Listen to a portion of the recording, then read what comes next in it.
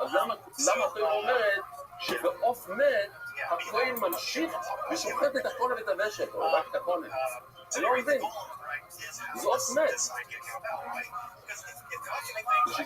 וגימי סורי מנומוילה. וגימי סורי מנומוילה. יש דרך אחרת לעשות את זה. הוא אולי שואלת, בוא תעשה את זה בצורה שהיא לא מתה. אפשר לעשות את זה, אבל בלי להגיע לרוב בבשר, בוא תלך מהצד, תעשה משהו כזה. לא ככה, אלא ככה.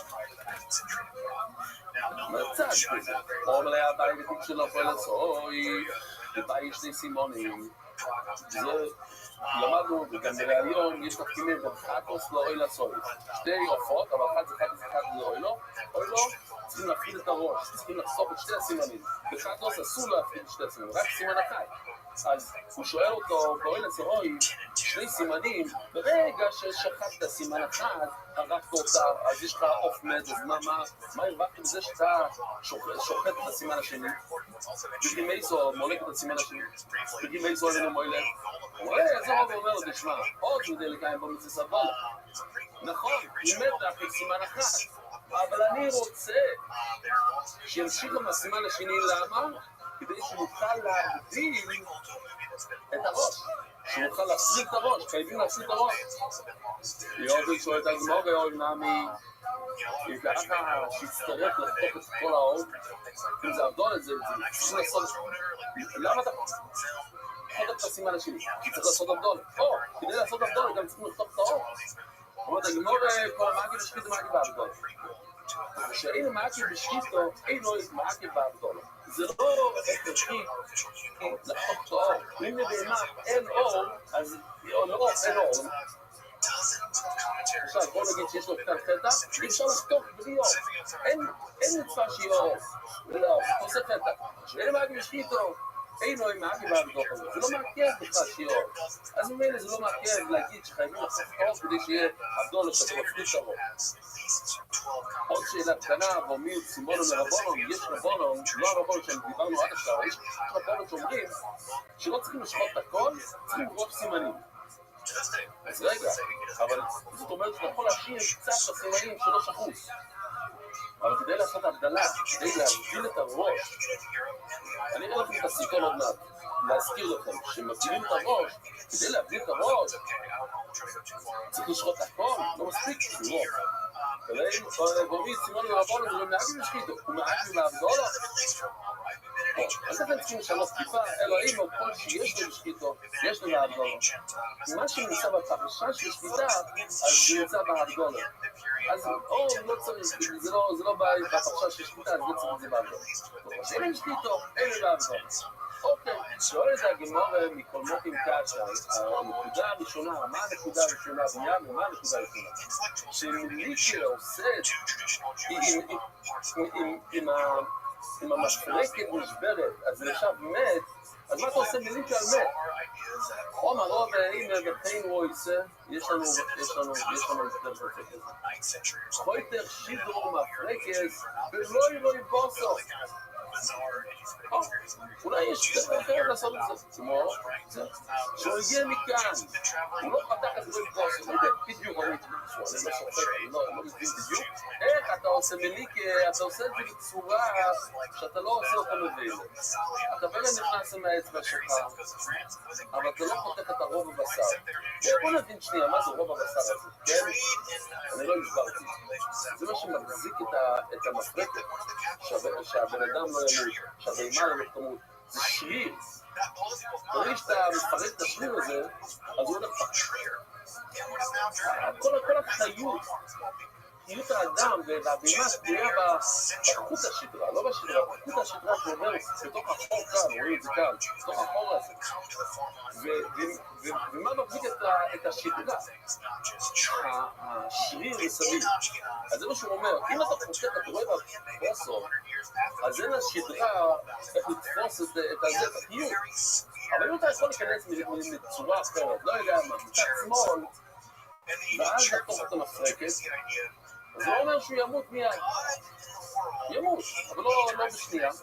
ואז עכשיו אתה עובר לקנדה, ותולה גוזרה של רבמי, ויוז לא שמי, אומר לי, כיניסו, אוי מוילה, הוא שאל את השאלה הזאת. הוא נכנס בישראל בשושת, רבמי, מגיע למרסול, הוא רוצה להראות, הוא אומר, אולי מישהו יכול לתרץ לי. אז אני שואל אותו, תשמע, אם העוף מת, ברגע שאני מגיע למחלקת, וחותך תרוב בשר, מה העניין הזה? להמשיך הלאה ולשחוט עופות מתים? שטוימים כשור חודש. רבמי, פשוט, זה לשון של הפסוק, כן? הוא לא יודע מה לענות. חשב שמה, שתה כמה דקות, אבל אין אותה פועל, בוא נגיד לך. אז הגמרא פשוט חוזרת על עצמה עוד פעם, ריבי, כל תקשיב לא מפרקס ולא יגרום פוסו, יש דרך לא להרוג את העוף, אלא להיכנס מהצד, חותכים את השדרה, לא חותכים את רוב הבשר, ולא יגרום פוסו. כאן אין המאופי, קיצן מולקים, חד הסורי, עוד פעם ריבי, כל תקשיב הוא מפרקס ולא יגרום פוסו, עד שמגיע לבש הזה לכל, הוא מגיע לבש, שימו לב, או זה, זה מה שצריך, רק אחד.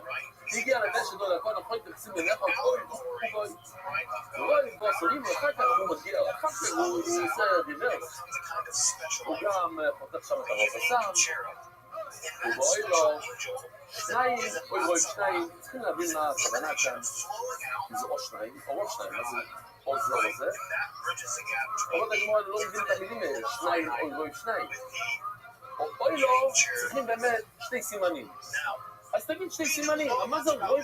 אז תגיד רוב. תסחר, אתה לא יכול לקפוץ בשתי חתימות. או שאתה סובר שרוב מספיק, או שאתה סובר שרוב לא מספיק ואתה צריך שניים. אבל אל תגיד שניים, טוב רוב שניים. זה לא טוב. מה אני? מרבונו נאהבו שניים דווקא, לפי רבונו צריך את כל השניים. לא, זה דברים שמלא אמר רוב שניים. מה זה רוב שניים? שבאמת אנחנו נראה, הוא סובר שאסור לחתוך את שניהם. אוקיי? אינו שניים לרבו, אבל לא שניים לרבו לא זהו שמן. יש לי מאוד פשוט. שניים זה הולך לשיטת חכומש, צריכים לחתוך את שניהם. רוב שניים זה הולך לפי שיטה של רבו לא זהו שמן, שמספיק רוב. כי בואי שניהם לא זהו שמן, או אפשר לתרץ לו, זה הולך לשיטת רבו לא זהו שמן. אבל שניים שדומים לשניים. זה שמסכים גם, מה זה דומה לשניים? יש רוב שניים ויש דומה לשניים. יש 51%. שאתה ואני לא יכולים לראות זו. זה רוב מפוצם כאלה. זה רוב ש... זה גם טוב. רוב מצומצם. זה לא שיעבדו רוב להד יושי נראה ליליים רוב. לא, רק אומר הפוך. רוב שניים ואפילו רוב מצומצם. בוא נקרא ביחד אליי. שדועים לשניים, ולכתחילה ביינום שיחתר רוב להד. זה על הכתחילה. רוב להד. שנראה לעיניים שהוא רוב. רוב שניים. מה זה רוב? ואפילו רוב מצומצם. שזה לא נראה להם. זה גם טוב. זה החידוש. עוד נגיד לא משמעות. עכשיו אנחנו עוברים לבן אדם. בן אדם לא אלינו, יש בו לא מפרקס. ורואי בוסונים או... מטעם ובואי... אתם שומעים מה שקורה כאן? יש בן אדם. תום הסוי, הנה, מה זה תום הסוי?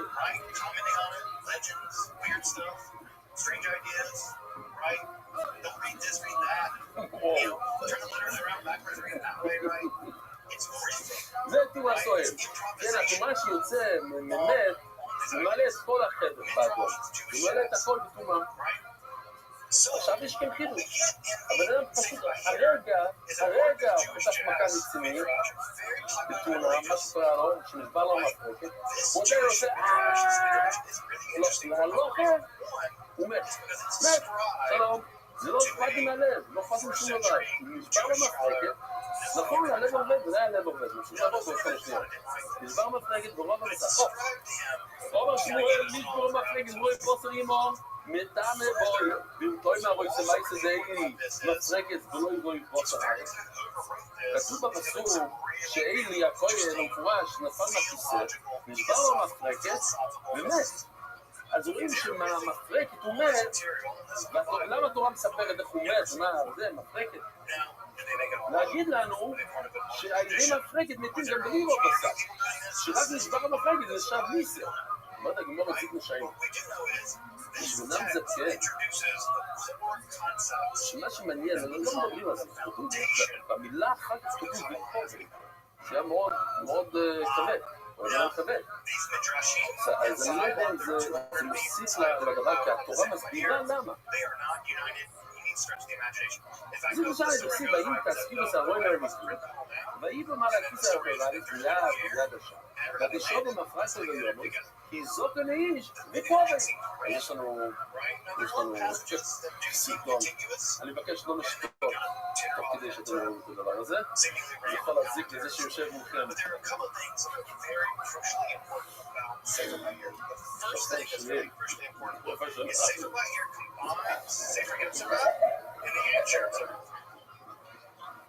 The Sefer right here says there are emanations of God. Right? There is like in the right? Or like it's like go to a wedding where someone's pouring champagne out of one glass, one glass, two glasses, four glasses, pouring champagne. The champagne flows down the glasses. Well, imagine I'm pouring a champagne, the bottle never got empty. Right? That's what the Sefer is about. It's God pouring God's self out. Because God is infinite, God never becomes empty, and the world becomes full. Right? That's what the emanations are. So the Sefer right here does two really important things in this respect. It combines the 10 Sephirot. The Sefer Yetzirah with the idea of emanations. It says, yes, God emanated in 10 forms, distinct forms. There are 10 distinct emanations, and it discusses them. אומרים שהוא מלך מיני אמר ביבנו, כרוי כדאג מתארת כבויון.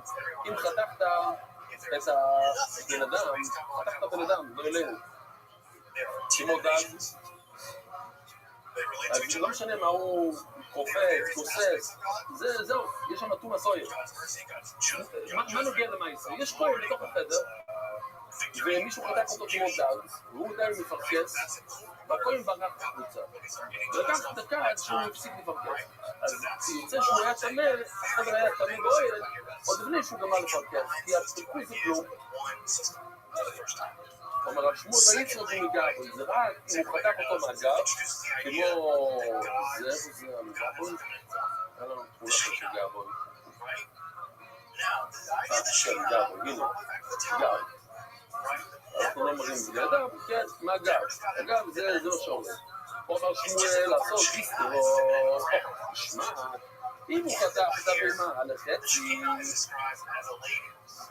זה נביא לו. אז אמרתי, ביקשתי מאוד שיעשה משהו בזה, אז הוא עושה משהו מאוד יפה.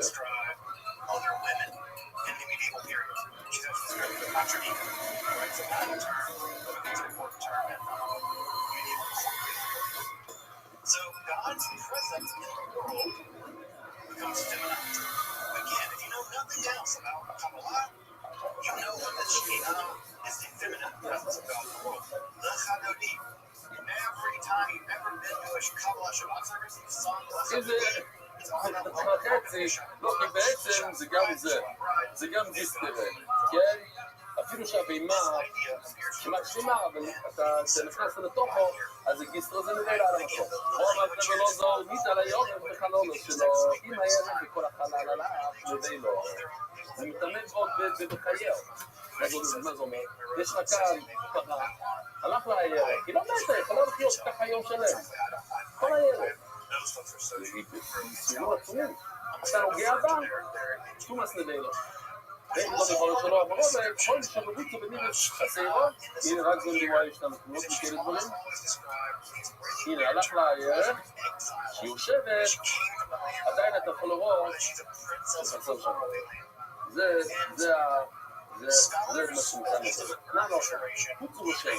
משהו מדובר כאן על שמונה, שולצים, חולק. על השמונה שחוצים. חוצו לשם, אין אבדיק שמפרקסים, יש חליצה, שהלך לראש, זה נותן מיד כשרץ, אפילו שזה זז. זה נע בנתו, שמפרקסס, כידוע, סרטון, כן?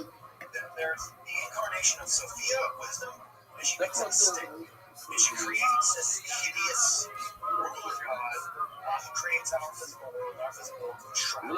כל אחד מבין שיש לזה חיות בכלל, אז למה זה זה עצבים. מה יהוצו? מה הכוונה שהלך הראש? הסימנים, עכשיו מה ערוץ ומאמר. שני הסימנים הלכו לגמרי. רבי אומר, רבי מאני, כעשו לעצור לצוי. כמו שנראה עוד שנייה, רוב. או נראה רבי שזה כעשו לעצור לצוי זה רבונו ולקודיקטו, אתם סוברים כאילו רבונו שצריך לעשות הכל, זאת אומרת, את כל השתי הסימנים, אין גם מחלוקת בכלל, אבל כאילו כעשו לעצור לצוי ולקודיקטו, יש גם מחלוקת, כי הוא אומר, רואי ואתה, אתם אומרים הכל. אבל רגע, זה לא צריך להיות מרשים, כאילו, יש לנו מחלוקת, כי אני אומר, רוב, והם אומרים שתי הסימנים לגמרי. ורק אז זה נהיה המבין, זה נהיה תום השרת. כאילו, רוב אנשים לוגיש, רבשים ולוגיש אומר, חוץ ממש, זה נחתך, הסימנים נחתכו לגמרי, ובאסי אומר, ומאני כתוב לשונו, ולצורי, ולבדות אנשים ולרואי שניים. הכוונה היא, שזה רוב שתי הסימנים, לא כל שתי הסימנים. מה רבנו, מה רבנו, בסגי. אז הקדמה קצרה, אם בן אדם לא יכול, אין לו כסף בשביל כבש, יש כמה דברים כן, כמה, בוא נגיד, שמספר השקל, אז הוא מביא, ואם לא יסגי היום זה יסד, ואם יסד שאומר, השחות שני סורים ושני בני גוינו. איך עוד החטוס, ואיך עוד לא יום. זה מביא שני ציבורים. חנכנו זה חנוי. כתוב, את השני יעשו, אילו גם פסוקו כתוב, את השני, מה זה את השני? טוב, השני יעשה אוילו, ואת הראשון מה הוא עושה? רבו יצאי, את הראשון הוא חטוס, את השני הוא עושה אוילו, כמישפו. מה זה כמישפו? כמישפו שמה? כמישפו עוד חטוס באימו, כי אנחנו מדברים על אוילו. אז זה יכול להיות שאפשר. או, כמו, האופ שמדברים על זה לפני זה, ומה זה? חטוס או כמו הבהימה שחטוס בהם. כי מי שחטוס בהם? מי שחטוס בהם או מי שחטוס זוי? פתאום זאת אומרת להגיד שמדברים על זה כמו ההלכות של חטוס זוי? ומה? ובחטוס זוי? לא מבדילים? זאת אומרת, כן? רק כל הזוי חוקרים כל הראש. חטוס זוי זה רק סימן אחד. כשהוא אומר והגיז אוי, רק הוא, רק זוי לצוי. אבל זה גוז רק זוי לא לצוי. מה וגם כמישפות? מה הכוונה? כמישפות חטוס בהם? מה חטוס בהם או אינו פה? אלו או אתה לא יכול להשתמש במייסר שני לקורבנות שלך. הכסף של מייסר שני, לא כסף מייסר שני. יש לך 10 תפוקים שאתה לא רוצה לסחוב אותם בירושלים, אז אתה מחליף את ה10 תפוקים מתוך כסף, ואת הכסף הזה אתה תביא לירושלים. עכשיו אתה, בירושלים כל מה שאתה רוצה עם הכסף, סטייק עם הכל, אבל לא קורבנות. לא... מלא, ופטריון, אלא מלאכולים. צריכים לקנות מהכסף הפרטי שלך. וביום זה, אתה שוחט אותם ביום. וביום היה ימוניס, כמו שאמרנו כמו ביד ימין. למה יד ימין? מי שזוכר למה יד ימין? אצבע בגויים. אוי לעשוי בינו בו, אלא מלאכולים ביוי, וביום היה ימוניס. זאת הגמורים, מה לעלות, ורואים שניים, חטוס הבאים. צריכים לשחוט בו שניים, אף גם בו שניים. אבל לא אמרו מולק ביקטי, כתוב מולק ביקטי, מה הכתורת, הראש בעצמו והגוף בעצמו, בואו נראה את הסרטון הזה שנייה, להזכיר לו, אוי לא. אופס, לא זה, נקרא את זה, זה חשאי לנו זה דווקא היה ככה. Well, finally, I just want to do some additional reading. I know that folks love to do. A lot of folks like to get into this stuff. And I know that literature vocabulary can be a lot to be admired. I think you got to be really, really technically sophisticated and you have to learn to read to like this to figure this stuff out. Or it can be like a lot of hokey stuff that you make. הוא שם את הראש לבד, הנה, הוא צובר אותו במלח, אבל הוא שם את הראש לבד. שם את הראש על ה... הוא מקריב את הראש, אחר כך הוא חוזר ומקריב את הגוף. אז הקרבה והגוף, והראש והגוף הם שתי דברים שונים. טוב, שזה הראיתי את זה, לא נוספים קרובה, תצחול. אז מה קורה הראש בעצמו והגוף בעצמו? יתמיליק הראש בעצמו והגוף בעצמו. הוא רוצה לשתי הסימנים והראש בעצמו, זאת אומרת, הוא צריך לגמרי את כל הראש, עכשיו טוב. זה נשמע לא ימהר כמישפו. בואי לכתוב במשפו, כמישפו חד הסוי. האוי לא, זה לא חד הסוי. מה הקו? לא עושים חד הסוי. מה חד הסוי מול אוירף? הם עושים את המיליקה, לא כאן בראש. הראש הפעול לראש הבויסאי, עורף. ממול העורף. יותר למטה מהעורף. בואי לצורך מול אוירף. אם היה לא בואי לקראים עם עבדית בסימני אפות. אסור לחתוך שתי סימנים. כאן מוילים כן אמרתי בסימני אחד, אולי גם באוי לא יעשו ככה שלא, רק אם לא בסימן אחד, אבל לא אמרתי כי אוי, רבוי סי, שלכם לבחור ונעים.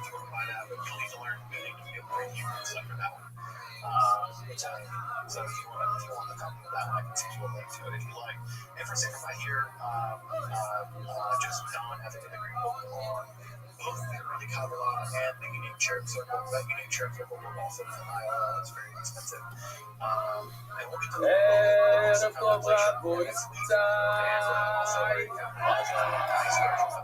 יש מעשים ורוצים משמעות מתי השוחט מן הצדות מי ששוחט בצד של הצבא של הבהמה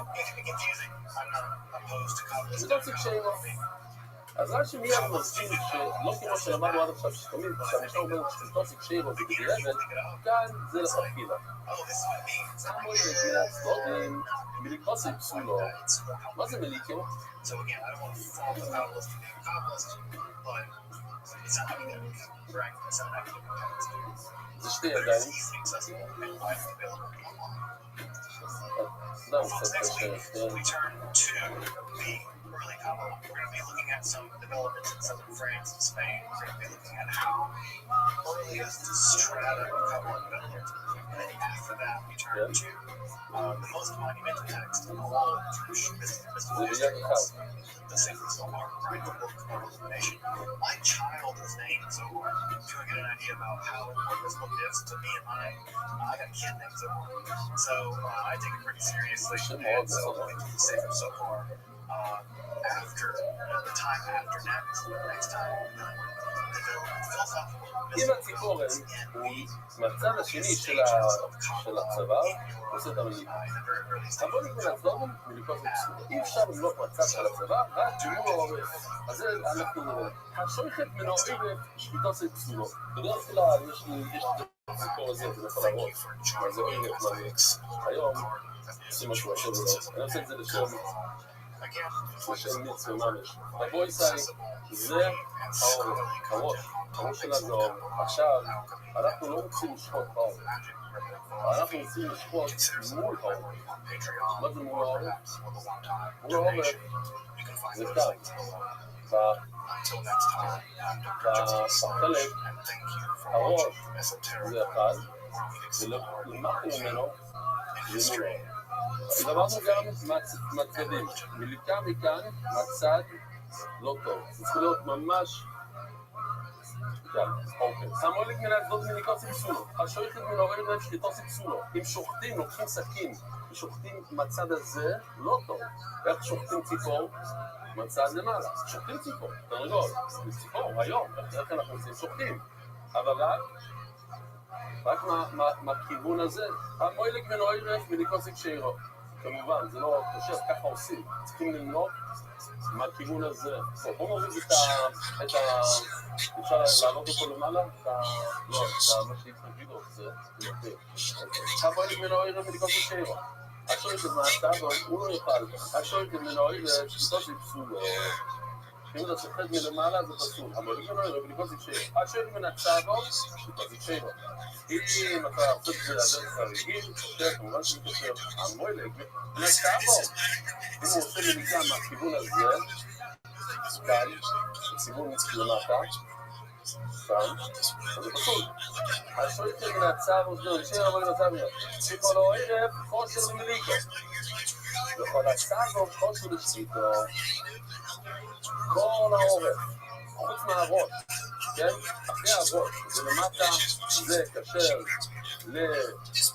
למליקו, וכל הצבא קשר לשחיתו. נמצא, חוסר לשחיתו, חוסר למליקו, חוסר למליקו, חוסר לשחיתו, אז יש כמו להבין למה, מה החידוש במילים. עוד אז אני אומר מה יורד. הנה לא, מה אני תגיד זה הראש. מה היא יושבת אפילו כמו לפני אי אפשר למלוק בתוך הראש של הציפור. ממול פה יום הרחמונית, או ילך יש ממול. ממול זה מה שרואה את העורף.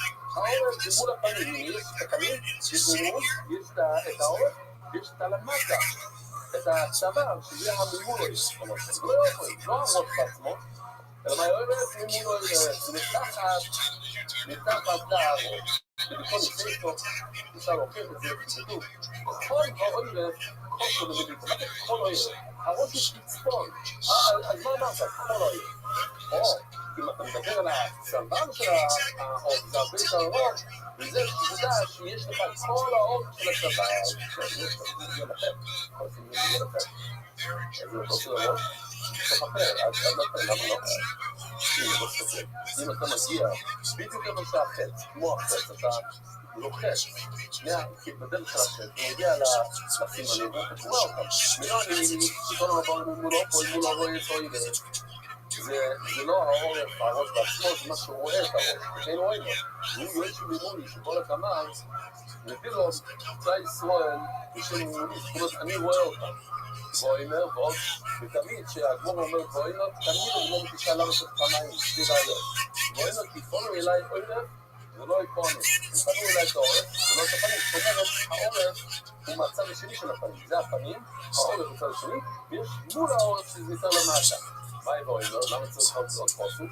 וכי יתן, לא יודעים שתני הדעת, לא יודעים לאיפה, אנחנו יודעים את העורף. ונראה מול איפה זה החלק שרואה את העורף. מה, כיוון אליי עם העורף זה בצד השני של הראש. ומה זה מול העורף? יותר למטה מהצד השני של הראש, של הפנים. ולא יפונים, זה כלל דורים וכלל יפונים. אוקיי, העורף הוא.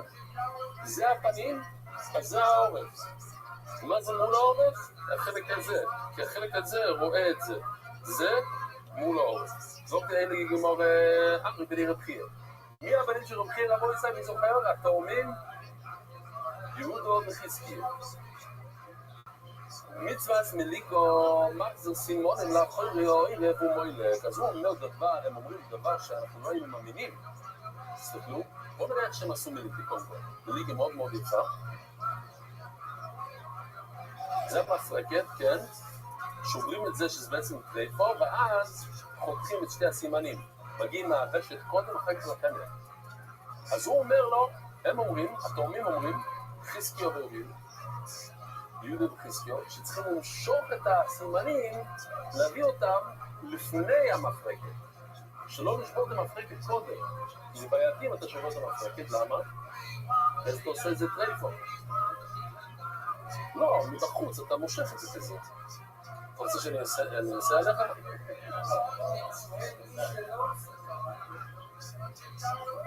שובר, או. אז רש"י אומר, יש כאן רש"י מאוד מאוד חשוב. בואו נראה, נכנס את הרש"י, כן, נכנס את הרש"י. ואף אגב, אומר רש"י, במליקו קשרו, אתם רואים בשורה השנייה כאן שאני מראה. במליקו קשרו, העוצם הוא, דכולו מתחילו והצויף, הבן מן המליקו. והאבי כשאר שויכת, שנוגע בזה הוושת מעט, אז הוא אומר לשקוט עושה. גם שאתה חותך את הוושת, אם יש לוושת נקודת צפונת, חום קטן בוושת. מה זה? טרייפו. כשאתה שוחט את הוושת, אתה עושה חום קטן בוושת, עשית אותו טרייפו. מיליונית שנייה אחר כך, חתכת את כל הוושת. מיליונית שנייה לפני זה, הטרפת. אז גם כאן הוא אומר רש"י, כן, הטרפת, אבל זה מיליונית שנייה לפני שהגעת לקונן והוושת. זה חלק מהמליקה, אומר רש"י. התורה אומרת לנו שככה עושים, זה מכה אחת, צריך לעשות את שלוש הדברים ביחד. מפרקת, ושת, קונן. מה? כן, אז אנחנו נראה שיהיה בכל הדברים האלה, מה פוסל, מה לא פוסל. כן, בכל שיהיה פוסל. תגיד אמרי, אז הם אומרים שחייבים לעשות ככה, חייבים, תגיד אמרי, אף מחזיר. אפשר, אם אתה רוצה, אתה יכול.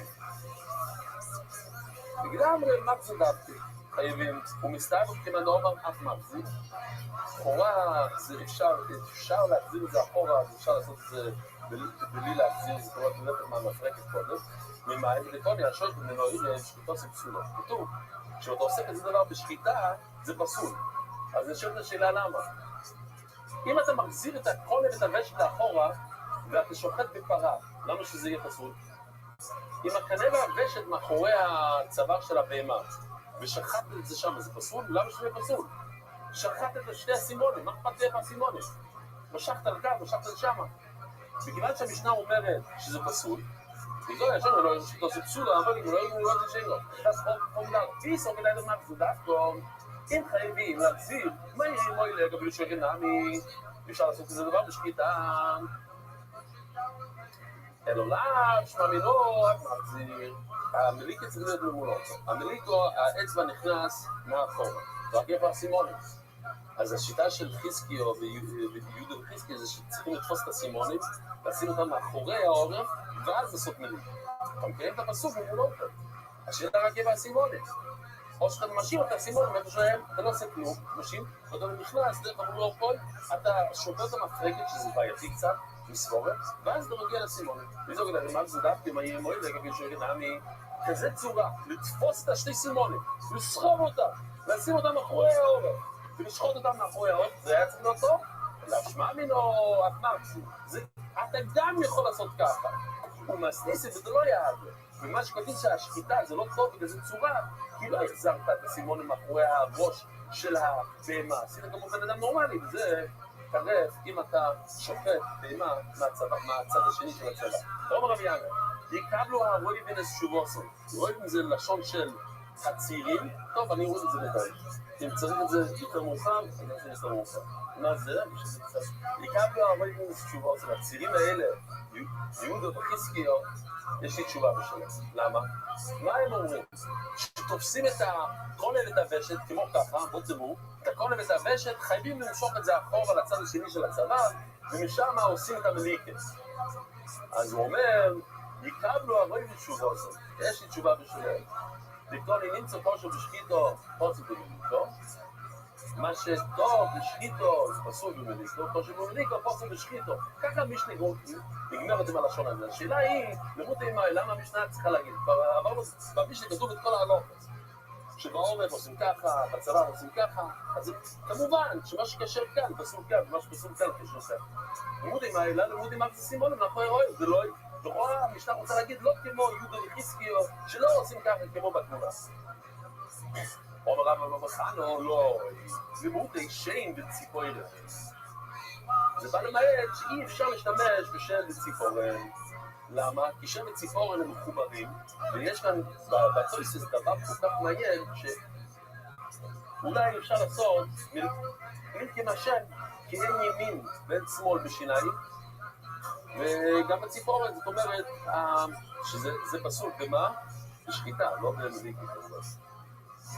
ובמליקי, כאן, במליקי, אומרים שייתכן שאפשר לעשות מליקי ושם בציפורן. זאת אומרת, הציפורן של הרגל, שם רגיל. אוקיי, בואו נראה לכם. הערב טוב, הגענו לפגוש את שאול כהן, שהפך לגיבור הגאון, לאחר שהצליח שוטט בן חמוש, בלעם דל אחד בלבד. במצלמות ההבטחה נראה רגע הפריצה. השוטט לא סיפר ששאול, החמוש רק בציפורן ארוכה וחדה, הסתער עליו באומץ והבריח אותו לראש עליו. בביתו, כאילו שלא מדובר באדם רגיל. על מפתח שאול פותח את מנהל הדלת בעץ הציפורן בלבד. הוא משגב אותה 3 פעמים ביום כדי לבדוק יוכל למצוות המלכה בבית המקדש. הציפורן כה חדה שמשמשת אותו בעגל, לפתיחת קופסאו ושמורים בעגל. והישג יוצא התופן הזה מפסיקה אותו בתיעוד רשמי בספר הסיפור של גיס. שאנו טוענים שהציפורן חדה מספיק גם לשחיטה כשרה. והתוכנית בשביל חדונות קצת טשטוש, אך אין ספק שמובן בלבול בלבד. לחדשות 2. זה לא אמר למיניו, לימוד בואי לחומייבי, שאי אפשר לעשות עם הציפור ככה או ככה, זה דריסה. כמו שבסכין אסור לעשות ככה, במיליקה זה רק ככה, זה להיכנס ולהמשיך הלאה, ניסה. לא משתמשים עם הציפורים בתור סכין. הולך למד רומא מוליך ומגיב במיליקה פרוסס. למד רומא, כושר, מה יקרה להם?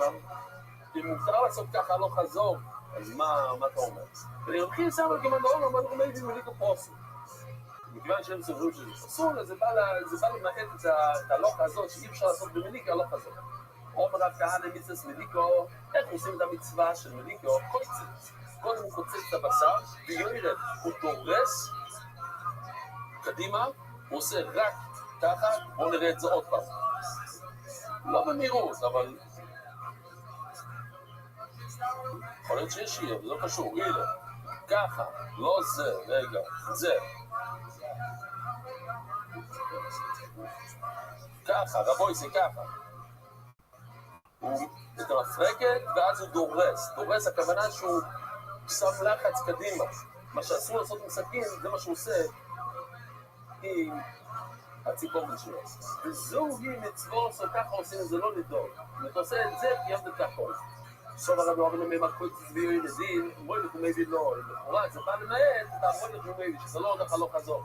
אבל הנה, כל שתינו מוילך ומייבי ומייבי כושר. לא, אי אפשר להבין מכאן ראיה. אולי הכוונה שמוילך ומייבי זה כן טוב. ומאי זו מצווה, זה רק כדור זו מצווה, זה לא משהו אחר. אם אף זו מצווה, לא, צריכים להגיד, גם זה המצווה. מוילך ומייבי זה בסדר גמור. עוד רבים אומר שמואל, כל הקוש בשקידו, כנגדוי, מוילך, חושו במליקו. מה שקשר בשקיטה, אז אם זה לצד השני, בעורף, אז זה קשר למליקו. פה עשו בשקיטו, פה עשו במליקו. אם זה פשוט שחיטה, אז עשו במליקו, אבל למותי מים. הנה אם הם מותי איקו סימון. אז אנחנו יודעים שבעוף צריכים לשחוט רק סימן אחד. אם הסימן נעקר מהמקום שלו פשוט לפני זה, אז מה זה? מה זה? איקו סימן אחד, מה זה? לכאורה, תראי. ופה נראינו לו, חץ כלינו כסימון בעוף. רגע. אפילו נפסק ככה לעלות, לא בעיה. אבל פה בלמותי רואי שם. שלא עושים מליקי לתוך הראש. רואי שפשיטה. ממול לא ביום הערך מולד. זה לא יכול להיות.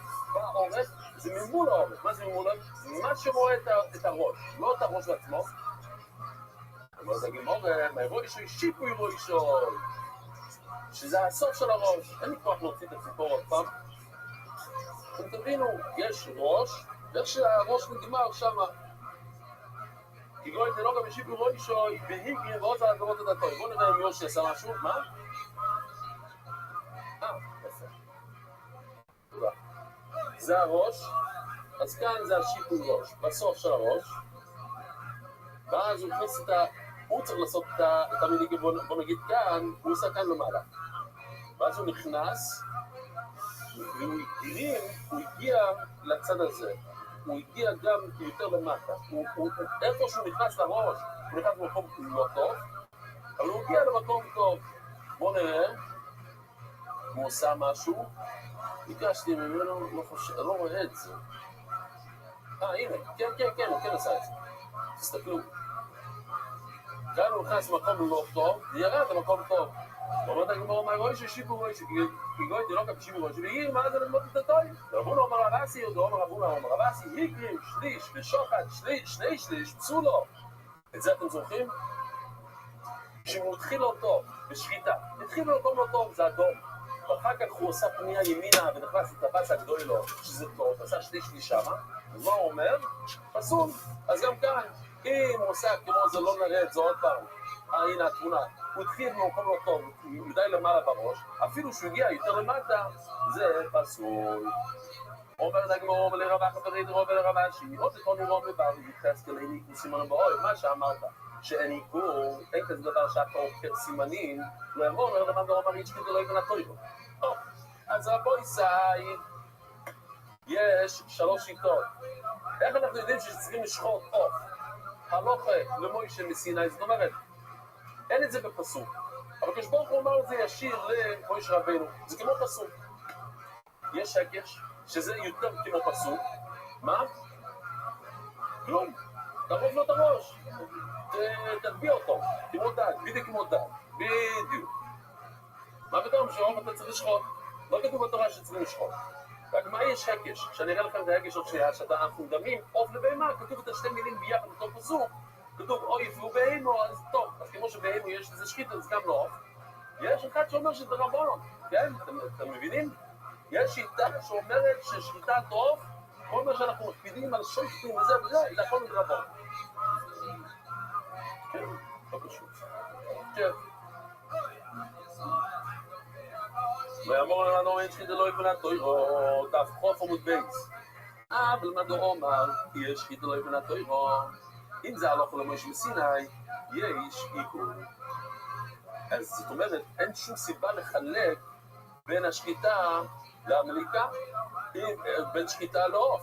אם בבהמה יש עיכוב, אז גם בעוף יש עיכוב. או מלא יד רעד, איבכם מסתבר, אני יכול להגיד בלקפו, מה נאמר יש כדלוי בנת תריבות, איגרים במדוך האגמר ידי ניקו, ואפילו מה נאמר כבהמו, זאת אומרת, יש הלכה מיוחדת של עיכוב, וזה בבהמה, וזה לא כתוב בעוף, ואפילו מה נאמר בבהמו, כבהמו, אפילו שתגיד, זה כמו דומה לבהמה, לעיכוב, לא יהיה כבהמו, אולי לא הכל דומה לבהמה, אלו למה נאמר יש כדלוי בנת תריבות, אלו בדי ישראל, תקשיב מה שקורה כאן. למה? נאמר שאומר שזה רק דרבנון, כאן יש לו חומר לטיפול. למה? אם אתה אומר ששחיטה זה דרבנון, אז יש כן בעיה רצינית של עיכוב. איך גמיר לו מבהמה? איך אנחנו יודעים שיש בכלל שחיטה בפסוק הזה? זו היסטוריה הבהמה ואוי, אז אנחנו מדמים את רוב לבהמה. או! לא, סליחה, זה הקש. לא, טעיתי, זה הקש, כן? מאירי גמיר לו מבהמה, הוא באמת זה כבהמה, עזבו, לא. כן, הלכתי מדי מהר. זה מה שכתוב כאן הקש, אתם רואים הקש, זה ההקש. אבל כאן אנחנו מדברים על רבנון, לא פסוק. אז רבנון אומרים שיש שחיטה לא. איפה המושג הזה שחיטה? בבהמה יש את המושג הזה. אז תיקח את כל המושגים שיש בבהמה ותביא אותם לעוף. אבל אם אתה אומר שזה בתורה, אז בתורה לא כתוב עיכוב. בבהמה כתוב עיכוב, שאחד הסימנים התפרק שמה. אומר רבי, אומר לי רובן בכיסי, עוד את אומר רובן בר יחזקאל, אין עיכוב סימונים באויב, לא יאמר אלא במדיקו. זה רק במליקה. למה? כי במליקה אין דריסו וחלודה. מה זה דריסו? אי אפשר לא דריסו, זה כל המליקו, זה דריסו, גם אין חלודה. מה זה חלודה? הוא עושה כאן משהו חדש לחלודה היום. הוא מחביא את זה בין הסימנים. אז לא יאמר לנו במליקו, אבל בשחיתו יש עיכוב. בשקויה רבוי סי, שלכם ערב טוב ונעים.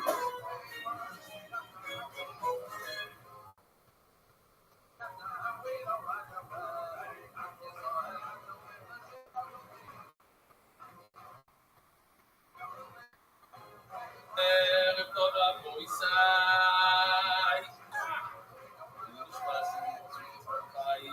אנחנו עושים בעצם רבי שמעון בן לופש, אקשר בלכות דוקויבה. זה הקנה, אם כאן את כל הטבות האלה, אני מתחת את הטבות ומתחת את הטבות. זה הקנה. זה כאן הטבת הגבולה. כאן יש שפיץ, כאן זה שפיץ, וכאן יש שיקור. כאן זה החוף. אנחנו שוחטים היום כאן. טבס הגדול ראינו שיש שיטות שצריכים לשחוט בטבס הגדול. יש שיטה עד השפיץ כאן, אתם רואים את השפיץ? עד השפיץ. יש עכשיו בשלב שאומר עד כאן, כאילו זה הוא הכי נגזים, הוא הכי מקל, עד לכאן אפשר. אז אומרת הגמור, טוב, רבי שמעון בן לופש אקשר בחודא דקויבה, שזה אפילו יותר מהשיפוע, זה כאן. בואו נראה אם יש לנו תמונה שכמובן, כאן, אתם רואים את הקו הסגול, אני רק תראו את זה שנייה, כאילו כאן, זה הסוף.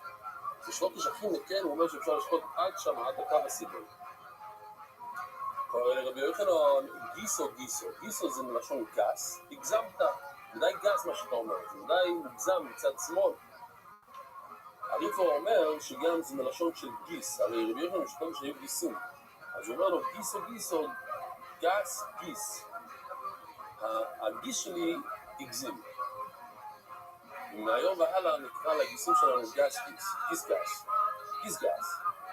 אומר הפאפי משמעי דרובה פוגע בפיתי טריפו. עכשיו אני חייב איכשהו למצוא את זה.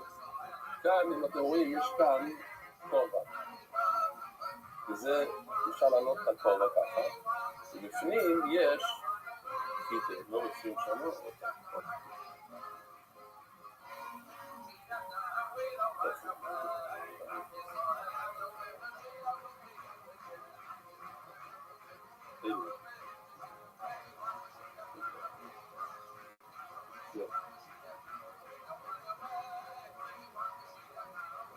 רואים במצלמה? לא. זה מטרי הכל, בקיצור, מטרי הכל. אני עושה, זה כל הזמן הולך להיות בפנים. האלה בפנים. נראים כמו חיטים. אוקיי? אז מה עכשיו? אז הוא אומר הפאפי, מדורות מאוד רציתי טייפר, זה כבר מדי, אז בוא נראה. אז רבי יוחנן אומר, בוא נלך אחורה, בוא ניקח את הקו הסגול מהחוד, אי אפשר ללכת עד החוד, צריכים ללכת עד השיפוע, עד השפיץ, ככה אומר רבי יוחנן. בא הרב פאפי, לא, יש לנו כבר פאפי גם? לא. הוא אומר שאם חותכים את החיטים שאפשר לראות כאן ברב פאפי, זה כבר מקום לא של שחיטה. רגע בחיטים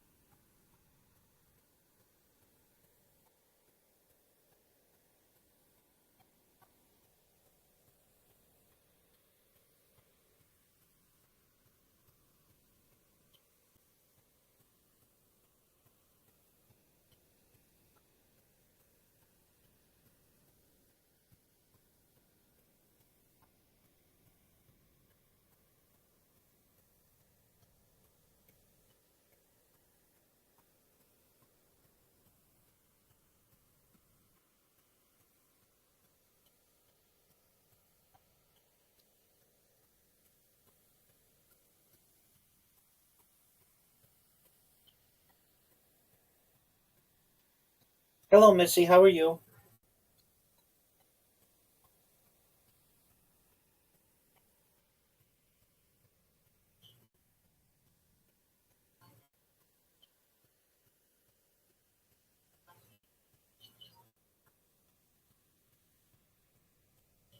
Okay. If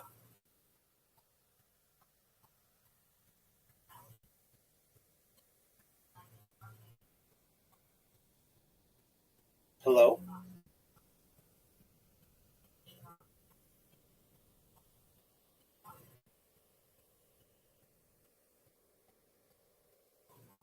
that's a good question. I'm not sure about that.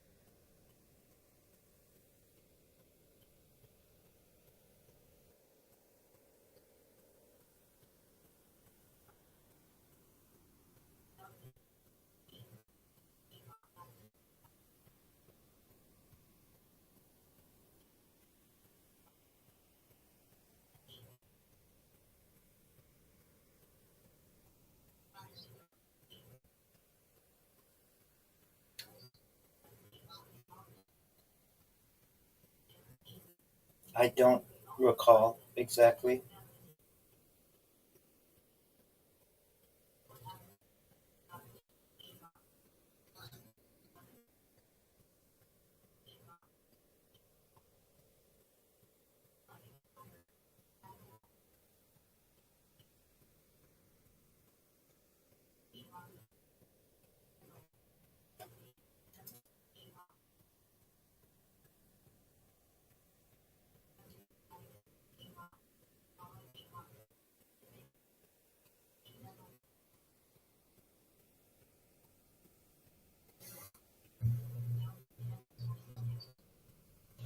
That's okay. If possible, take your time.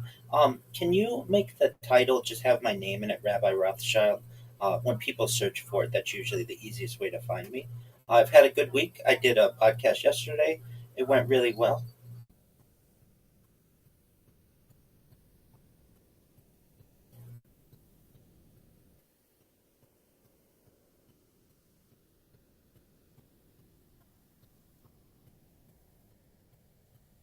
Most certainly, that's fine. Did a podcast yesterday. It was really great. And today, since it is approaching the 79th anniversary of Roswell, I'd like to do a deep dive if that works for you and your audience. Okay,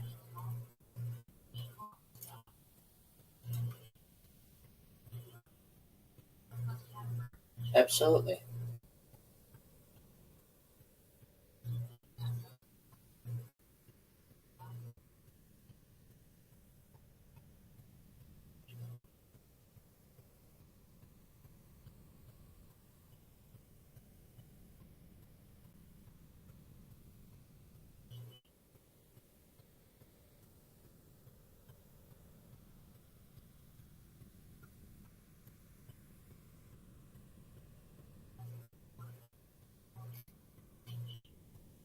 Certainly.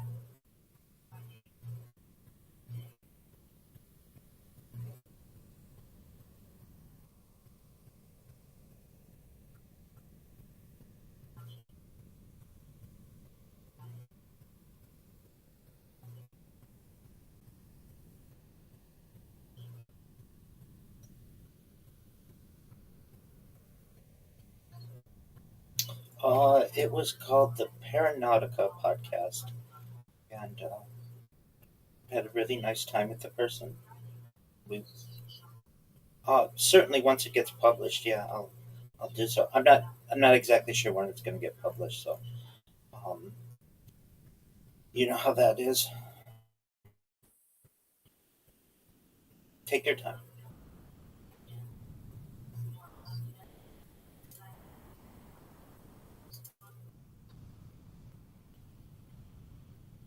Certainly.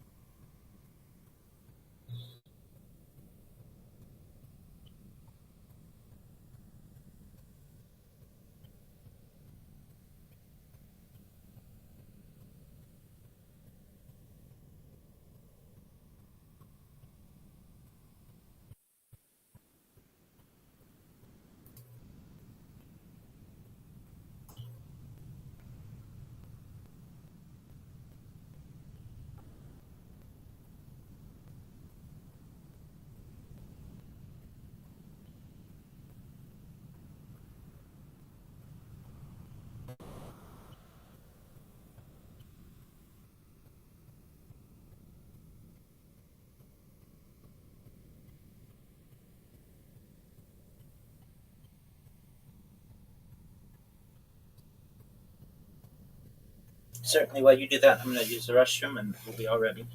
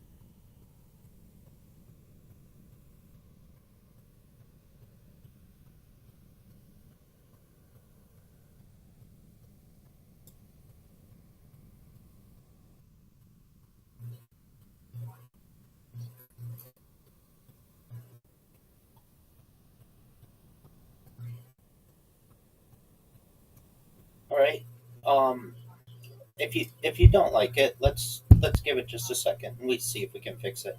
All right, so we're using StreamYard and we just want to change the layout to a black background, right? Okay, just one moment.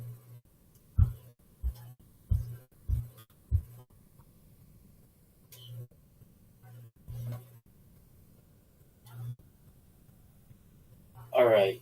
Um, so you have StreamYard Studio open.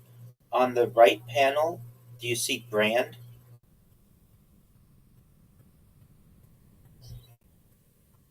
No, not brand. Let's see here. Do you see in set? Do you have settings? The gear at the bottom, next to the Leaf Studio. Okay, why don't you click settings, and then can you read me what you're seeing?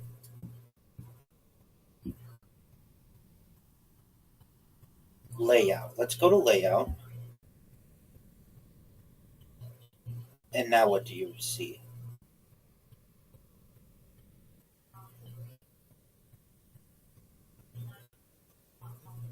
Okay, why don't you try the? Okay, why don't you uncheck them, and we can try one at a time and see which one it's called. Okay, so there you go. Um, okay, so that one's just you. So we don't want that one.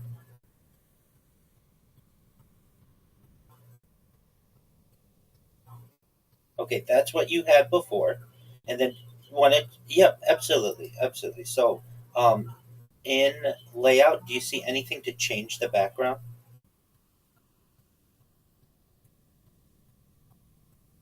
Okay, just one moment.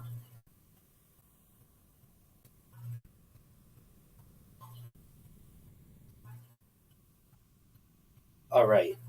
Um, so uh, in layout, the right panel. What layout are we in right now? Okay, great. Um, do you see anything that has to do with brand, BRAND, or background?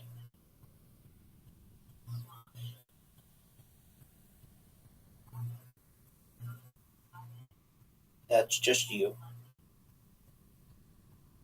Let's try that.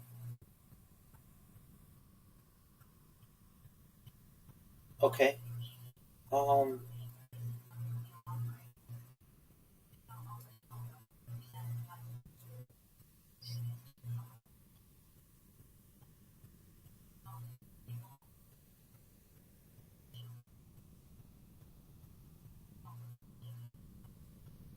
you have an iPad, right? Okay, let me see if there's anything specific that we would need for the iPad. Okay. Um, yeah. Okay. So so it seems like you can do this with if you okay. So are you using the app or are you using Safari?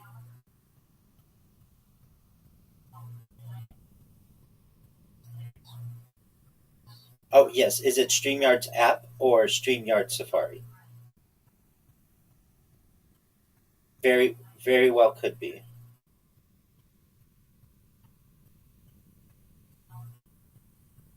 Or assets. Yeah, either one of those.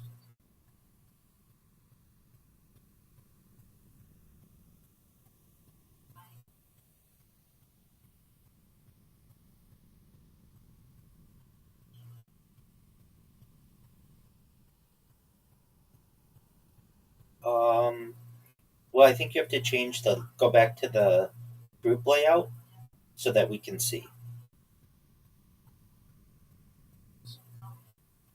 It's under the settings and then under layout.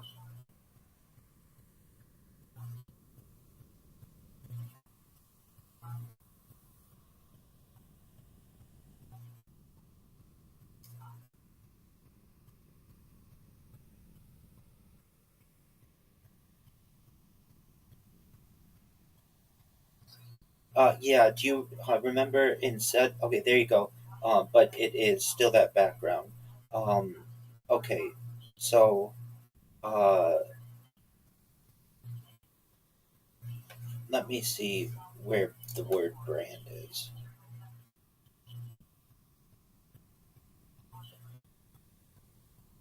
Okay. Open stream.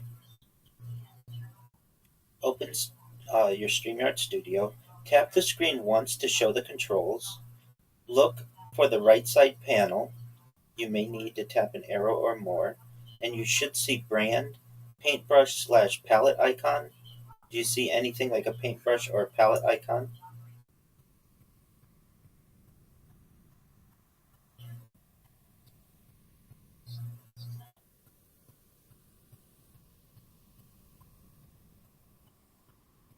You found it?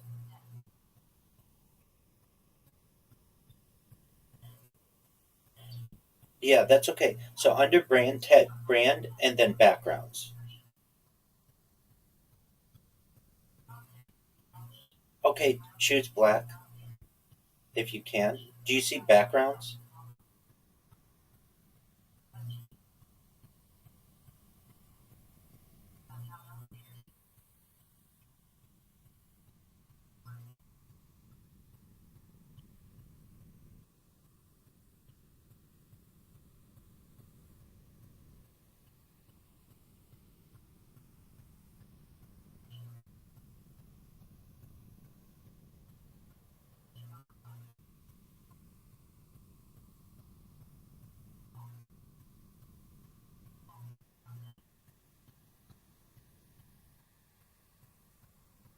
So you're in brand, right?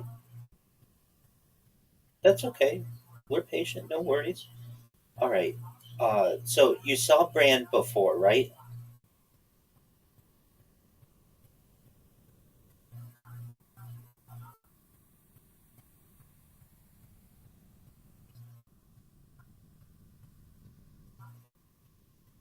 Okay, that's all right. Um, probably an easier way to do this, perhaps. I'm not sure. Do you know what Safari is? It's your browser.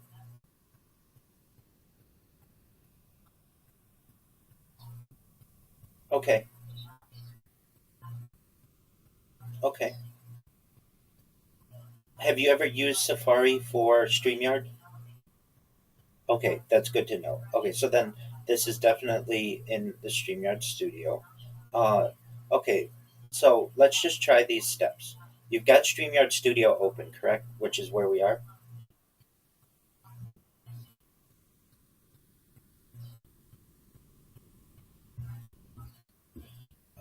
It could mean like a little icon. It could mean that thing in the back, but usually that back would be background.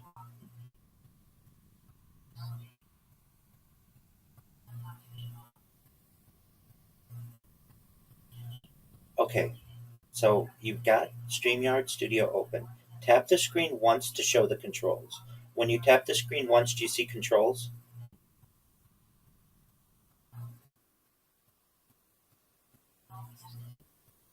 No. When you tap the screen once, do you see any controls?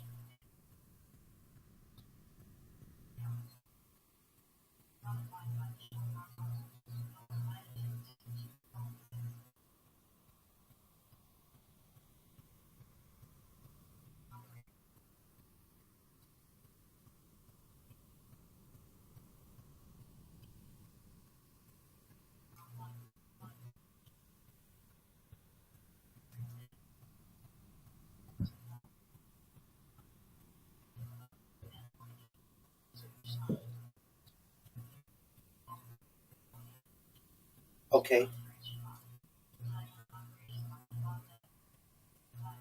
that's usually something that's going to go across the top of the bottom. Uh, just a question. When you tap the screen to show the toolbar, do you see brand or do you see the word more?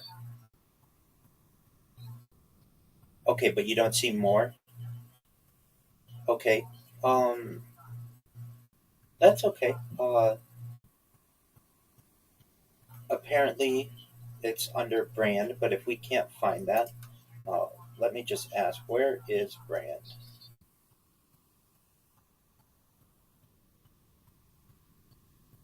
Okay. Um.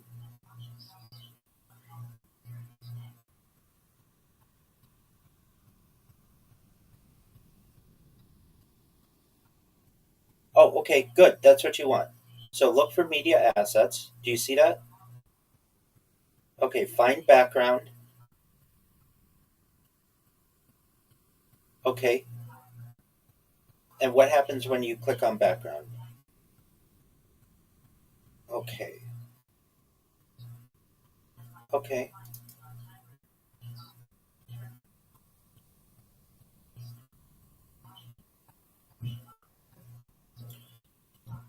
That's the spot where it is, though. So we do know that.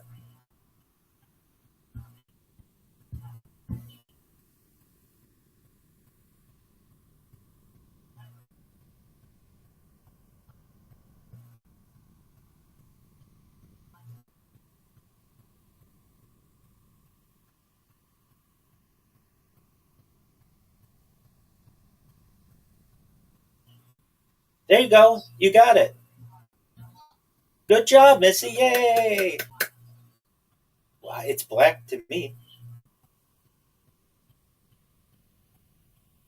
You did it.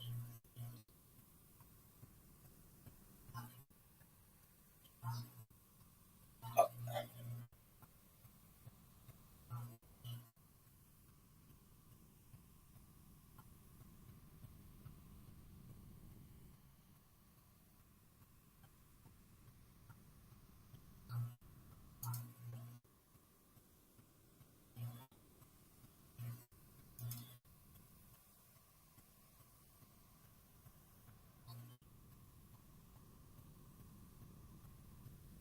no, group layout is what you wanted.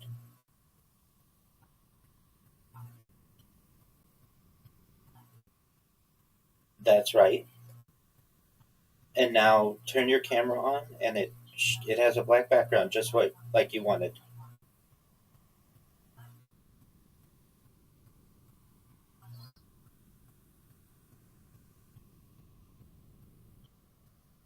I think it's exactly. Oh, oh, what lines are you seeing?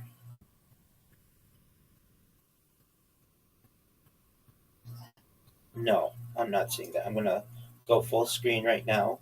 Oh yeah, now I do see it. Okay, I get it now. It is better. Okay, so let's just go back. I was gonna say if you want, you can go back and just choose the black background. Okay. Um, the lines don't bother me if they don't bother you.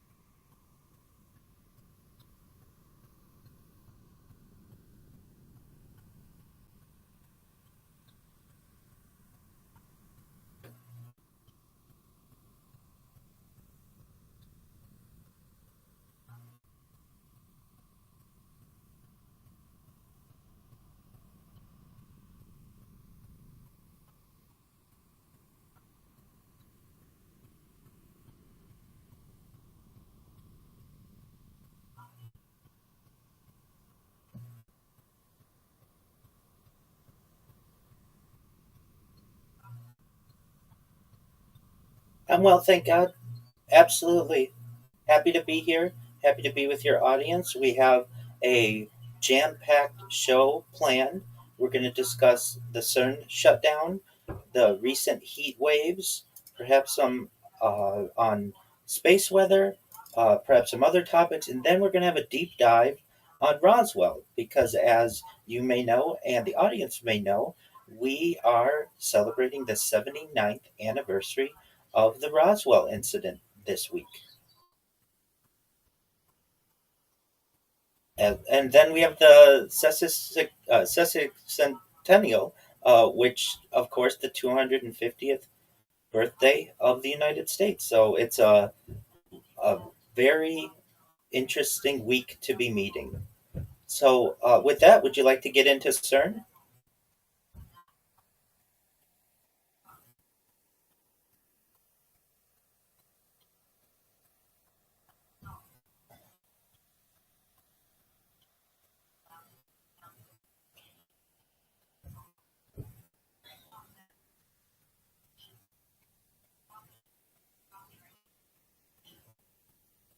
Well, there are other particle accelerators certainly that are still conducting experiments throughout the world. Certainly, Fermilab, Stanford Research Institute in the United States.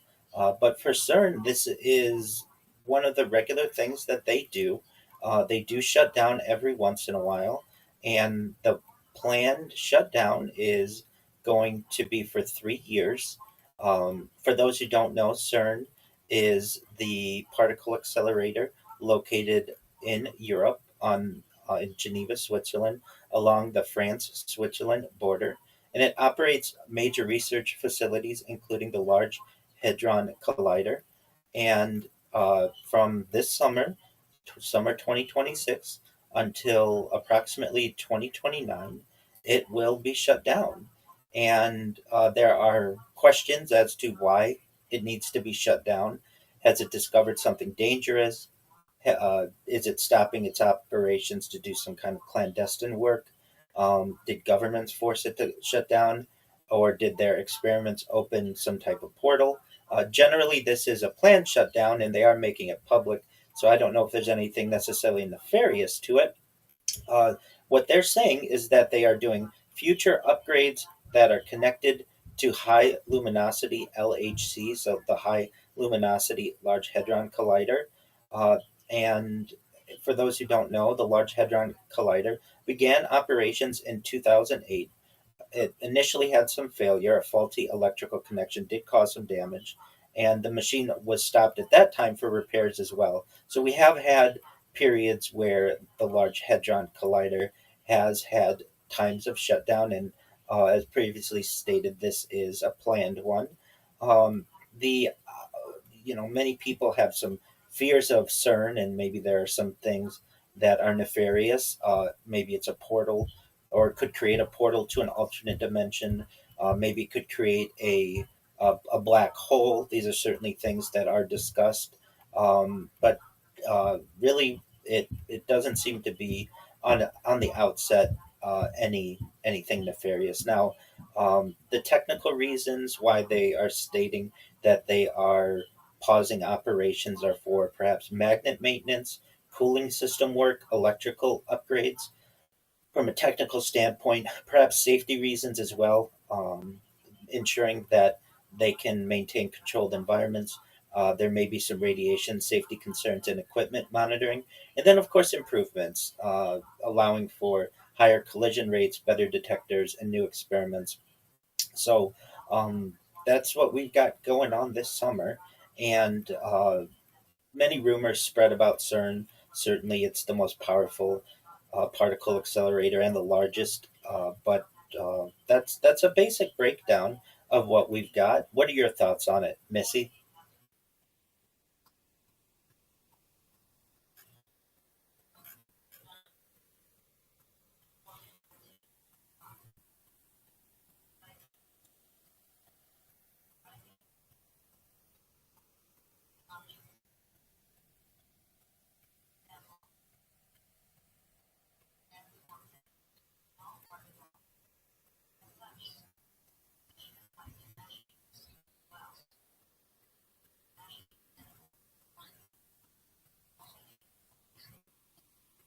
It very well could be.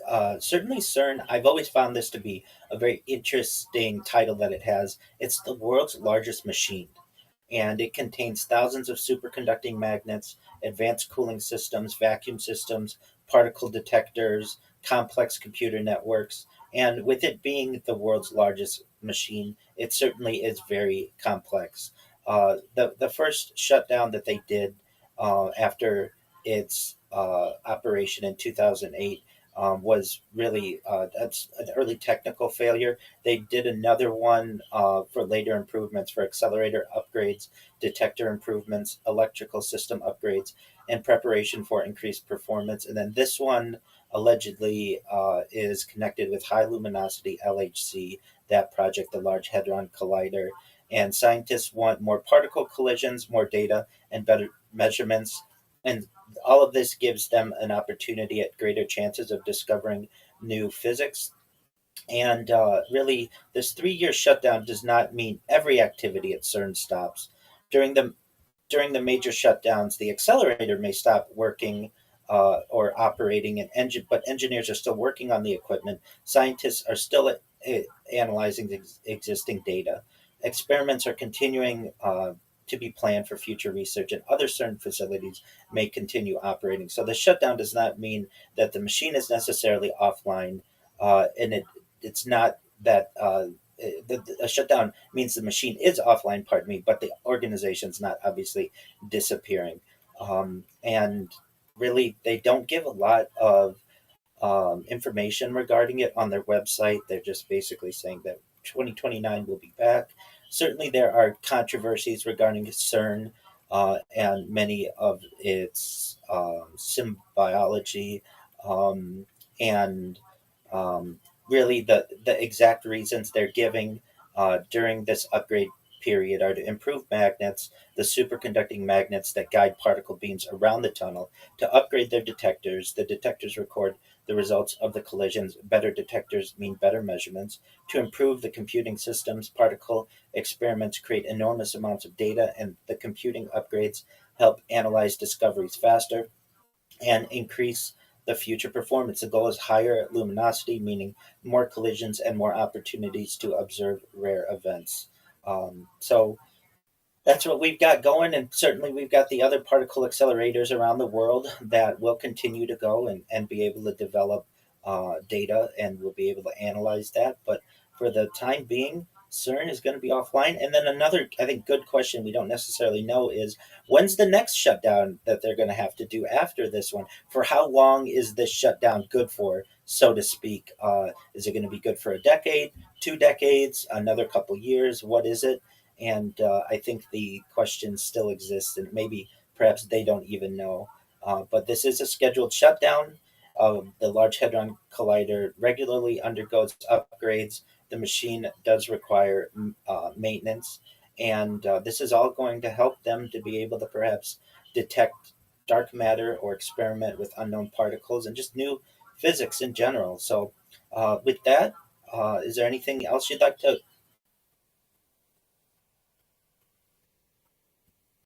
Certainly.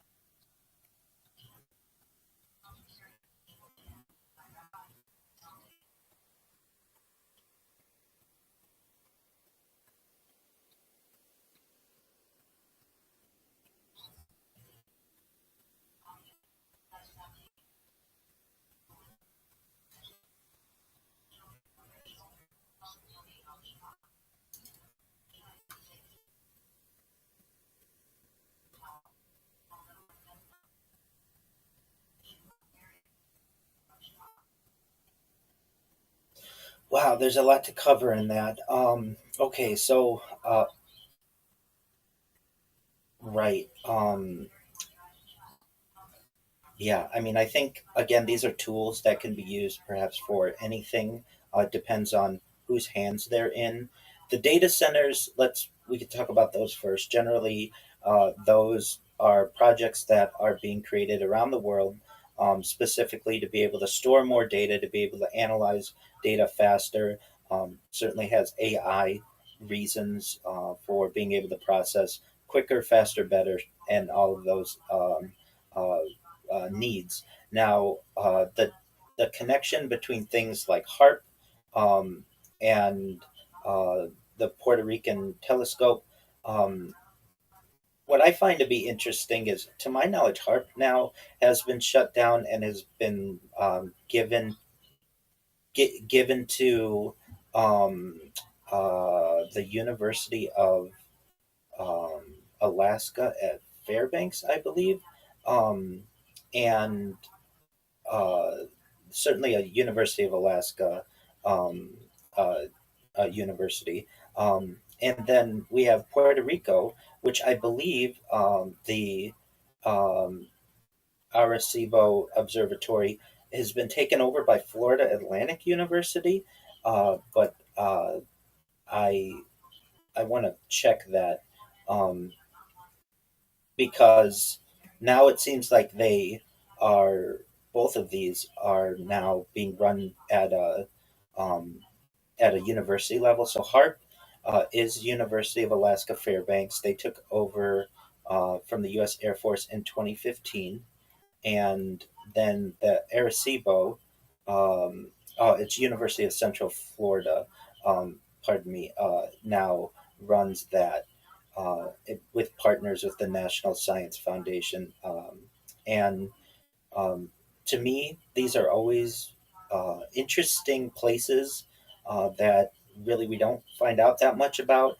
There have been arguments. I've heard that the Arecibo um, teles- telescope could certainly be used to see into outer space, but also I've heard that it's basically the world's biggest ear, and it was used perhaps for clandestine reasons. The National Security Agency maybe could use it to listen in on people. And then HARP, I've heard, really works with the ionosphere, and it's a large has a large antenna transmitter to be able to study the ionosphere, and that you can actually use different waves to manipulate the ionosphere to manipulate weather, which we're going to talk about in a little bit, to perhaps create earthquakes, because the Earth and its different layers can be played almost like guitar strings or piano wire. And whether that's true or not, that was always the rumor that goes around. And another question that arises is, now that HARP is being maintained by the University of Alaska Fairbanks, and the Arecibo uh, telescope is being maintained by the University of Central Florida, where are these other perhaps clandestine places that we don't really know about because they haven't been made public? Uh, where what's going on there? Where are our other telescopes? Why don't we talk about them that much in the public? These are all, I feel, excellent questions that we don't really know the answers to at this point. And if we no longer use the Arecibo Observatory for being able to look into to observe space and planets in the atmosphere. Is everything on Hubble? Is everything on the Webb telescope? I haven't seen a really great breakdown on what these newer types of technologies have been able to take over. You had also mentioned what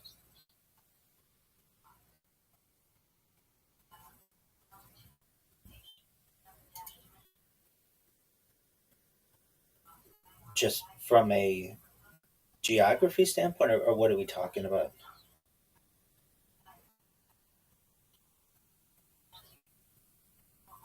Yeah, so they're separated by the Bering Strait, which is about 51 miles of open sea. And it is one of the most dangerous places for sailors to go. It is what was once the way that people were able to migrate from the Asian continent to North America using a land bridge, but that was tens of thousands of years ago, which is no longer available. There have been inquiries to perhaps build a tunnel underneath the Earth's crust or in the Earth's crust to be able to connect North America to specifically Asia. And people think this might be good for relations between the United States and Russia. Um, from that standpoint, that's what we know about that. In terms of HARP or and Russia, generally, I think HARP is kept as secret as possible, or was in the past from all international organizations as best as possible, and that was not that did not have the same type of global community that something like CERN does. But as for a more specific question, if the commenter has something more specific, we could certainly go into it.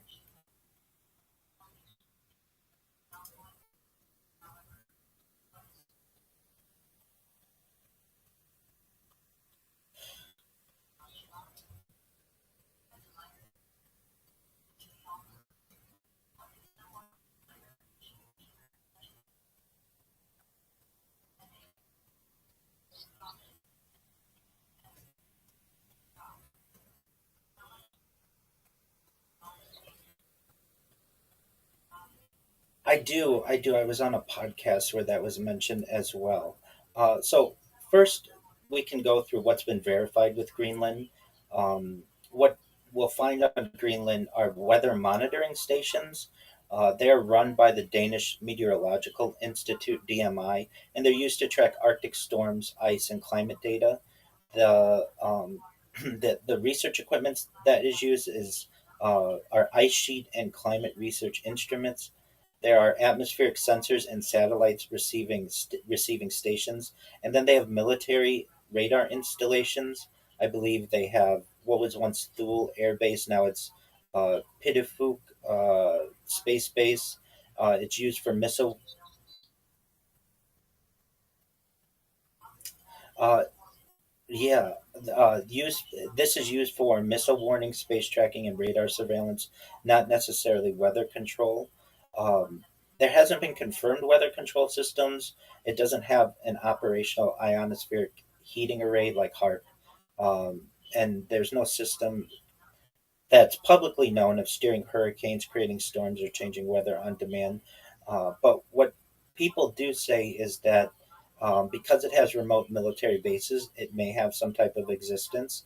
Generally, though, they're seen for climate and ice research, and because of its location, it sits in a sensitive Arctic atmospheric region. We will talk a little bit about weather modification as well, but in terms of that Greenland, um, maybe a UFO or disk that was found earlier this year, I did see some rumors about these things. Um,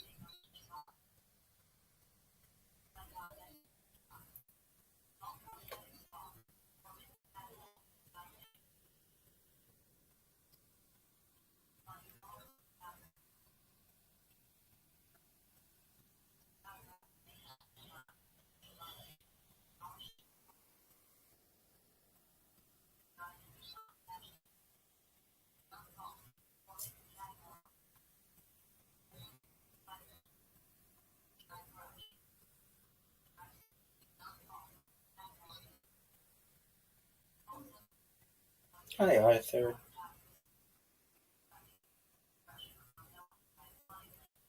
At least that Greenland UFO disk.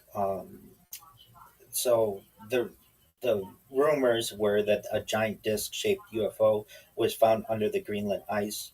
Perhaps it was a buried alien craft or a mothership under the glaciers, or that there's some type of secret military or government excavation activity.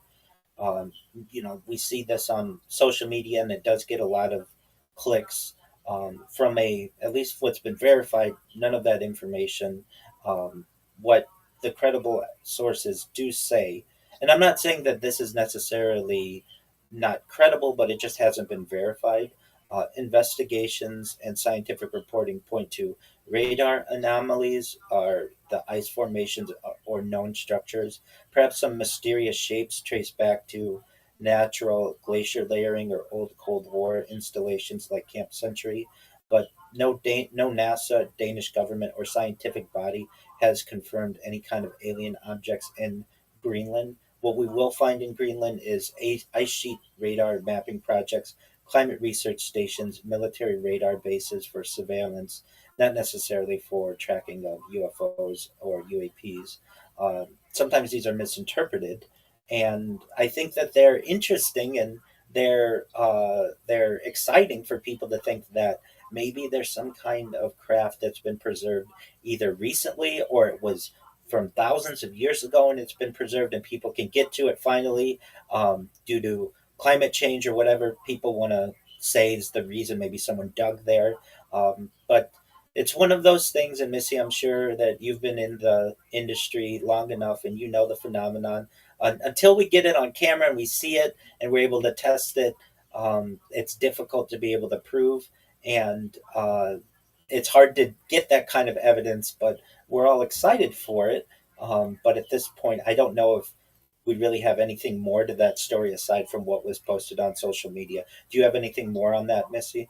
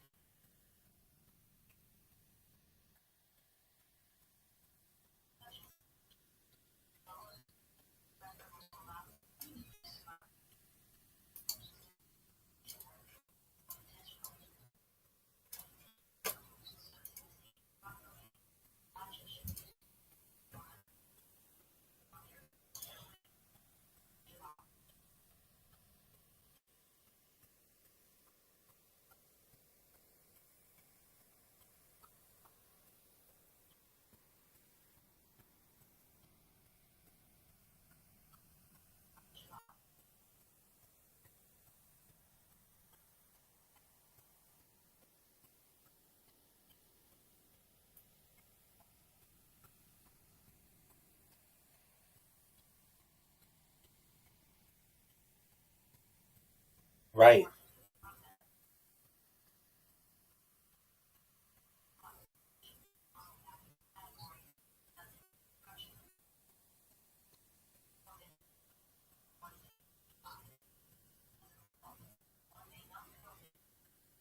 Are you talking about the hurricane that had such a significant impact on places like Asheville? Yes, absolutely. And that was bizarre. Normally, the hurricane effects don't go as far inland as they did, and it was quite interesting.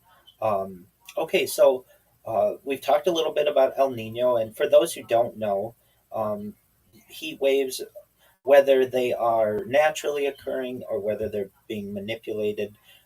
They are certainly a dangerous form of extreme weather. Unlike sudden disasters, heat waves can slowly develop and certainly affect millions of people over large ranges. The El Nino effect is a natural climate pattern connected to the warming ocean temperatures, specifically in the Pacific Ocean. It is part of the larger El Nino Southern Oscillation cycle. El Nino influences global weather patterns by changing atmospheric circulation. The main argument is that El Nino can contribute to heat waves by shifting weather patterns and releasing stored ocean heat into the atmosphere. However, modern heat extremes are often intensified, perhaps by uh, by some other elements of climate change, which raises the background temperature of the planet. Now, there's the idea of human caused temperature, or human caused climate change. But then there's just the idea that we're on a planet that has always had climate change, and it's just part of living on a planet. And so I do want to say there's a difference between what we may be saying. We may perhaps just be in a period of global warming naturally, with very little human effect. The understanding of the connection, though, between El Nino and heat waves helps scientists predict and prepare for future extreme weather. So, generally, we think we know what a heat wave is, but a heat wave generally just unusually high temperatures that last several days or longer. There's nothing necessarily nefarious to that, and the definition depends on the normal climate of each region. And temperatures are considered extreme in one location. Uh, Temperatures that are considered extreme in one location may be certainly normal in another. Generally, how these heat waves form, there's our high pressure systems that often create heat waves. Air sinks under the high pressure, reducing clouds and rainfall. More sunlight reaches the surface, increasing the temperature, and dry soil and vegetation reduce cooling through evaporation. Now, we've heard this term heat dome in recent years. This is a strong area of high pressure that traps hot air. Hot air remains over the same region for extended periods, and the temperatures can become dangerous when heat remains trapped.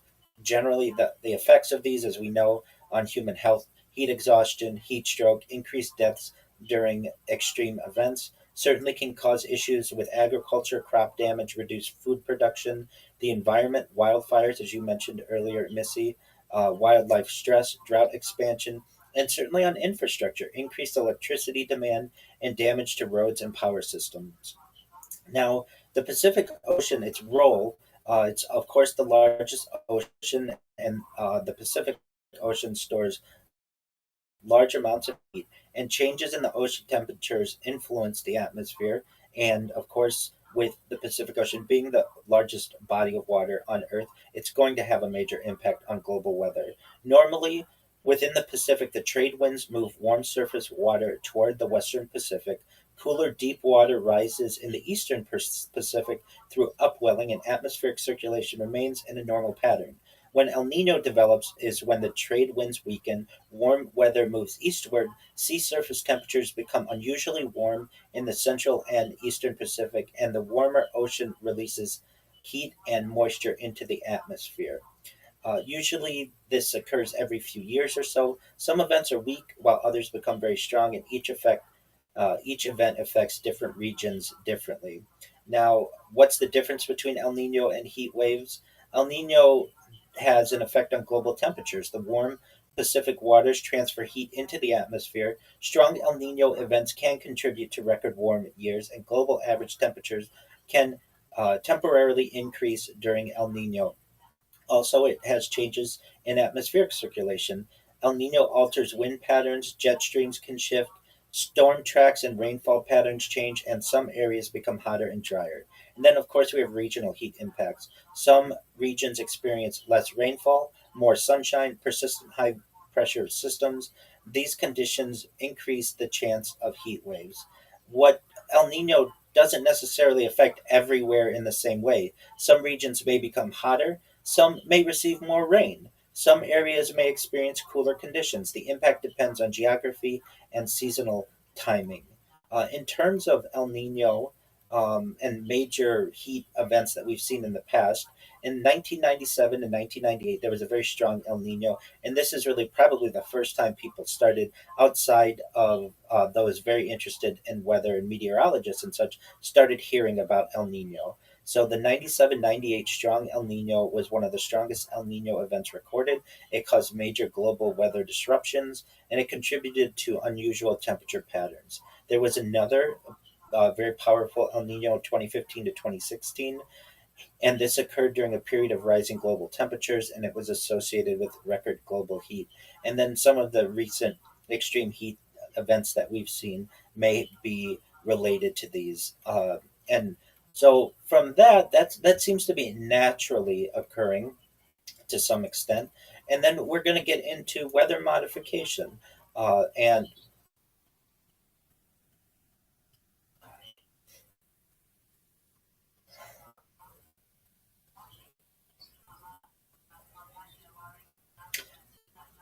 and that's a commonly held belief amongst a lot of people. Um, and even in the past, the discussion of weather modification was not as mainstream as it is today. I know just in the last decade, it went from something that either couldn't be done, weather modification went from something that couldn't be done or wouldn't be done or was not done to something that, like in Dubai, rain generation, weather, cloud seeding that occurs regularly once a week that provides the necessary irrigation to that region of the world. And they have a really state of the art system that creates clouds. And this is considered a type of a type of weather modification.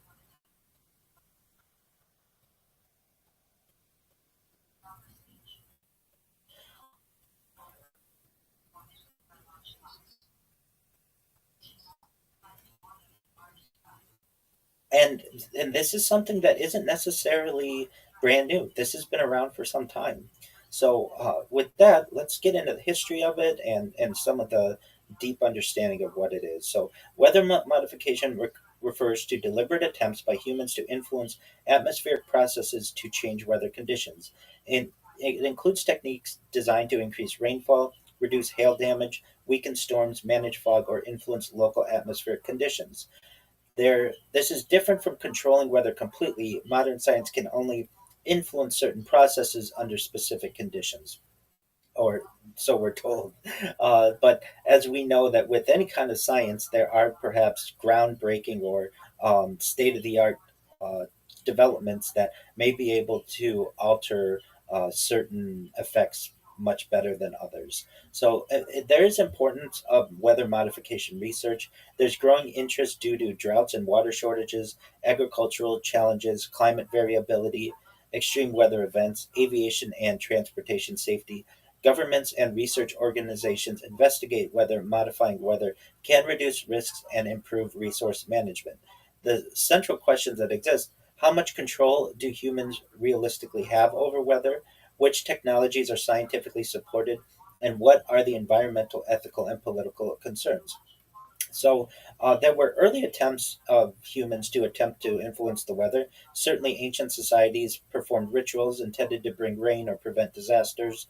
Early practices reflected humanity's desire to influence natural systems. Beginning in the 20th century, the development of meteorology and atmospheric science created opportunities for experimentation. Scientists discovered that clouds contain microscopic water droplets and ice particles that sometimes can be influenced. In the 1940s, we see the beginning of the cloud seeding uh, development and research. Researchers discovered that introducing certain particles into clouds could encourage ice formation. The discovery of materials such as silver iodide and dry ice led to modern cloud seeding experiments. And we've seen government programs. Several countries developed weather modification programs. Examples include agricultural rain enhancement projects, hail suppression research, and military investigations into atmospheric effects. The scientific principles behind weather modification, basically how weather forms, are it's due to temperature differences, atmospheric pressure, moisture, wind patterns, ocean and land interactions. Clouds form when water vapor condenses around tiny particles called condensation nuclei. Human influence on atmospheric processes occurs when with weather modification by changing small scale physical processes. Humans generally cannot create major storms or redirect major weather systems, though this has been hypothesized as something that either might be possible or something that more needs more research. There are some limits of weather control. Weather systems are extremely complex. Results are often uncertain because of the natural variability is high, atmospheric conditions change rapidly, and effects may be difficult to measure. So we discussed this a little bit ago, but the cloud seeding technology. So for those who don't know, cloud seeding is the most widely used weather modification technique. It involves adding particles to clouds to encourage precipitation. Generally, the materials used are silver iodide. It mimics the structure of ice crystals. It's used mainly in cold clouds where ice formation is possible. Dry ice is also used. This is frozen carbon dioxide. It can rapidly cool cloud areas and encourage ice formation. There are salt particles that are used. Used in some warm cloud experiments, it helps water droplets combine and grow. The method of delivery is usually through aircraft releasing seeding materials into clouds, and ground based generators release particles into rising air currents. The potential benefits are the increased snowfall in mountain ranges, increased snowfall in mountain regions, improved water supplies, reduced drought impacts, and support for agriculture. Some challenges are it requires suitable cloud conditions. This is difficult to prove the exact results, and the benefits vary by location and climate. Then we have fog and visibility modification. So there is technology available for airport fog reduction. Generally, fog can disrupt aviation and transportation, and scientists have explored methods to reduce fog in specific areas. The techniques are heating surfaces, dispersing particles, and encouraging fog droplets to evaporate. The limitation is it works only under certain conditions and it's expensive for large scale use. There's also hail suppression technology. The purpose of this is because hail can destroy crops, vehicles, buildings. Some regions use weather modification programs to reduce hail damage. The method is by cloud seeding attempts to increase the number of smaller ice particles. The theory is more ice particles may reduce the size of hailstones. There's scientific debate that exists. Some studies suggest the benefits, others argue the results are difficult to verify, and measuring success is challenging because storms naturally vary. There's don't Absolutely.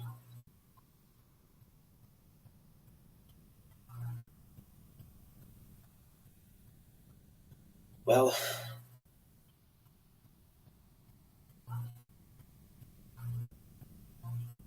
yeah, this is certainly perhaps a different discussion as well in the chemtrail versus contrail debate, and generally the accepted science is that many of the things that are quote unquote called chemtrails are actually contrails.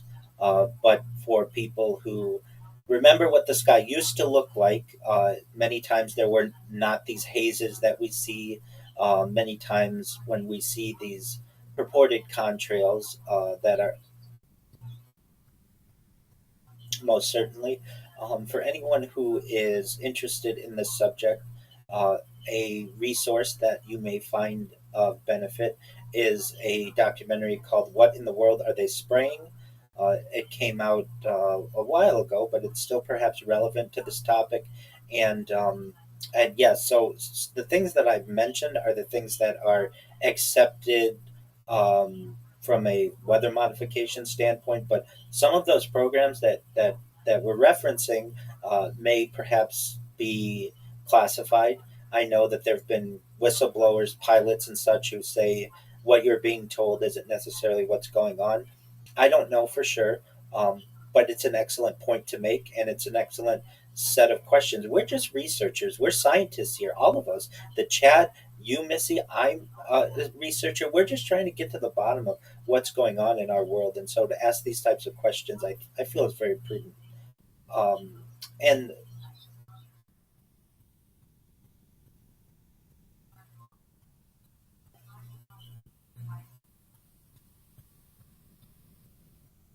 certainly we'll get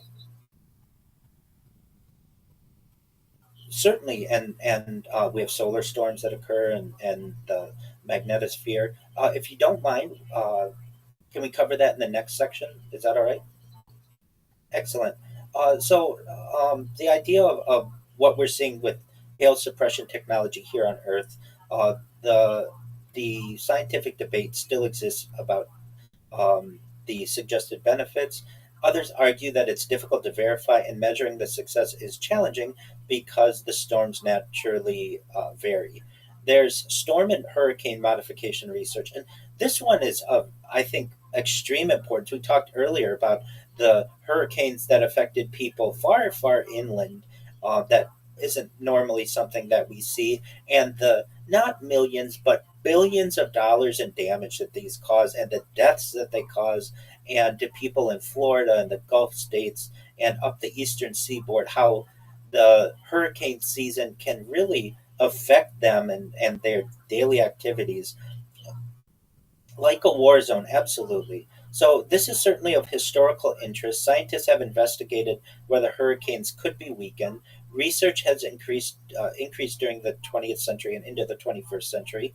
Past experiments show that some have explored changing hurricane structures. Results show that large storms are difficult to influence. Why hurricanes are difficult to modify generally is because They have enormous amounts of energy, and small interventions are overwhelmed by natural atmospheric forces. The current understanding is that there isn't a proven technology that can necessarily stop or control hurricanes, but it is being researched. Certainly, we have climate engineering and weather modification.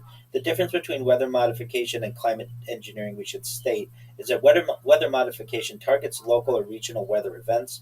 Examples are rain enhancement, fog reduction. Climate engineering attempts to influence global climate systems. Examples are solar radiation modification and carbon dioxide removal. The connection between the fields is that both involve human attempts to influence Earth systems and both raise questions about unintended consequences. And then military and government interests. Uh, some governments have studied weather as a strategic factor. Interest included battlefield conditions, communication challenges, agricultural impacts. There's certainly public concern. Secrecy around some historical programs contributed to speculation. Weather modification has sometimes been linked to claims about large scale weather control. The scientific reality, at least is what's stated, current evidence supports limited modification abilities.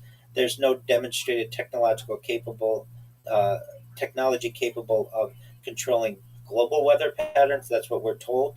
But if we can do it in some areas, the idea is that hypothetically, perhaps larger areas of the Earth could be affected. Now, there are certainly environmental and ethical concerns with weather modification.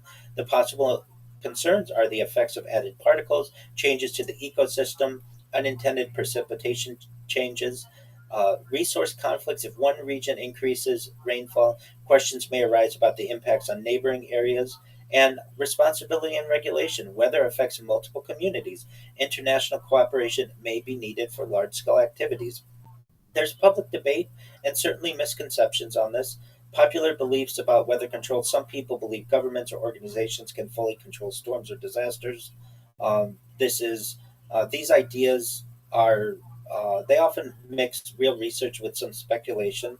There are misunderstandings that occur regarding weather modification programs actually existing, atmospheric science being as complex as it is, and a limited public understanding can create some of this confusion.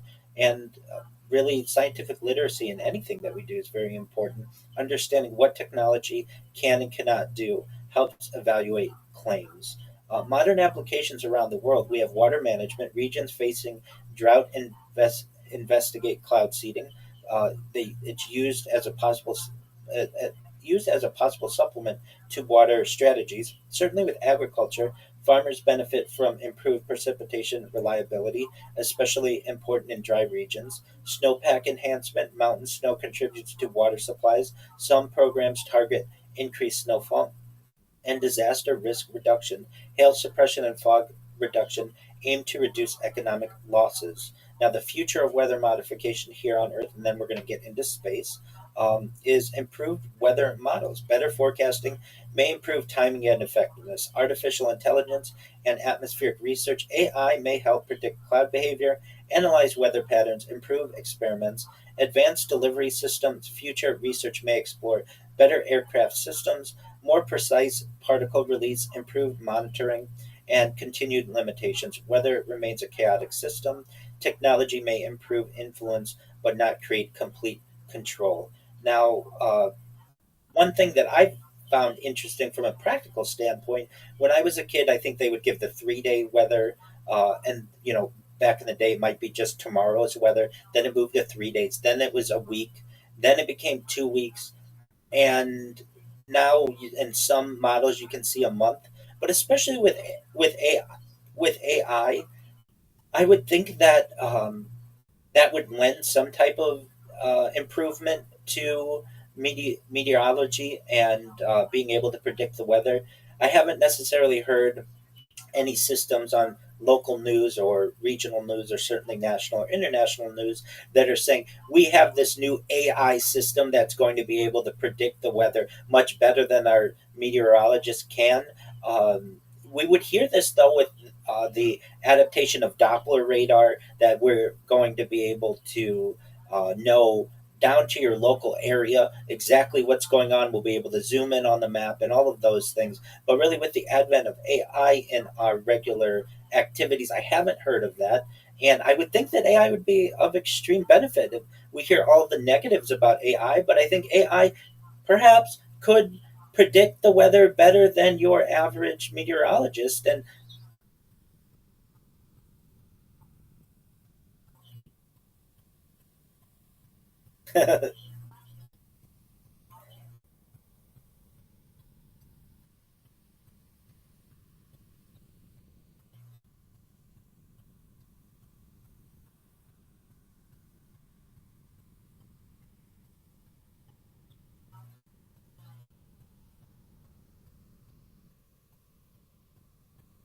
well, really, what AI does,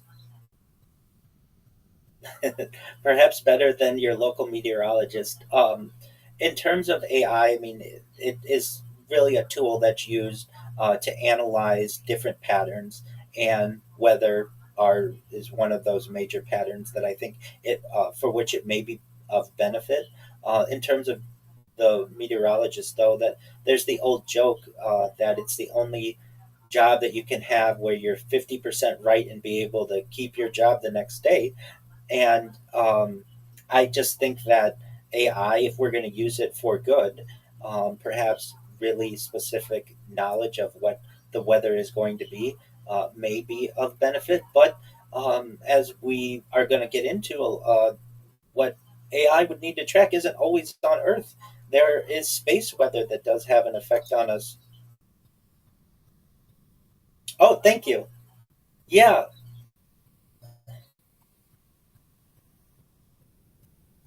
Oh, one of these days, Missy, we're gonna get you exactly what you needed and what you need, and we'll get you set up with it. So thank you. I appreciate the high praise.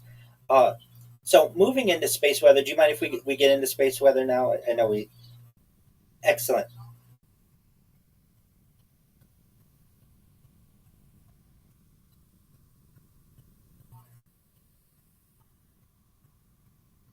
That's absolutely correct. Excellent. All right, so space weather, the sun's hidden influence on Earth and modern technology. So, the opening idea is weather is usually associated with conditions on Earth such as storms, rain, and temperature changes. However, another type of weather exists beyond Earth's atmosphere, and that's space weather. Space weather describes changes in space caused by solar activity and the movement of energy and particles from the sun. So, some background information: the sun constantly releases energy through solar wind. Occasionally, the sun produces powerful events such as solar flares, coronal mass ejections, also known as CMEs, and solar radiation storms. The importance of the topic is that space weather affects satellites, GPS systems, radio communication, power grids, space exploration, and modern society depends heavily on technology that can be disrupted by solar activity. So the idea of this is that space weather is powerful. It's a powerful natural process driven by the sun that can create both beautiful phenomena such as auroras and serious challenges for technology, communication, and future human exploration of space. So we have to understand the sun's role as a source of space weather. It is a massive star made mostly of hydrogen and helium.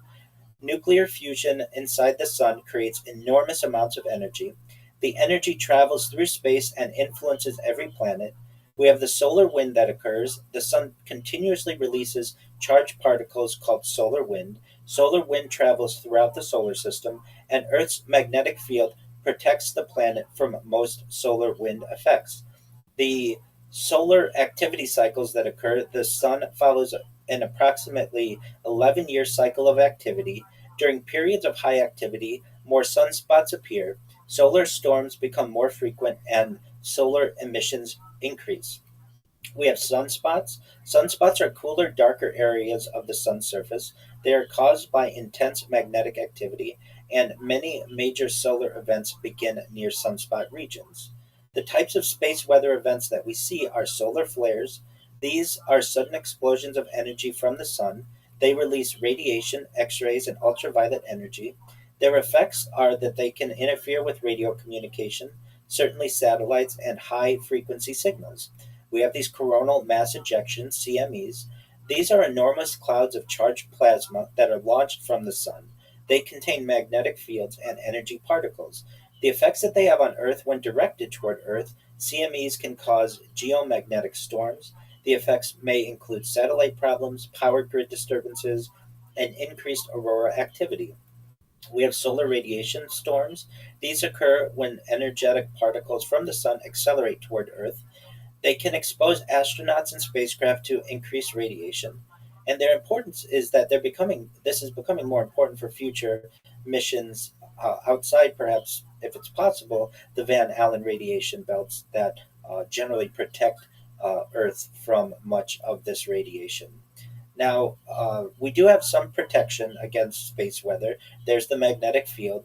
Earth produces a magnetic field around the planet. The magnetic field creates the magnetosphere.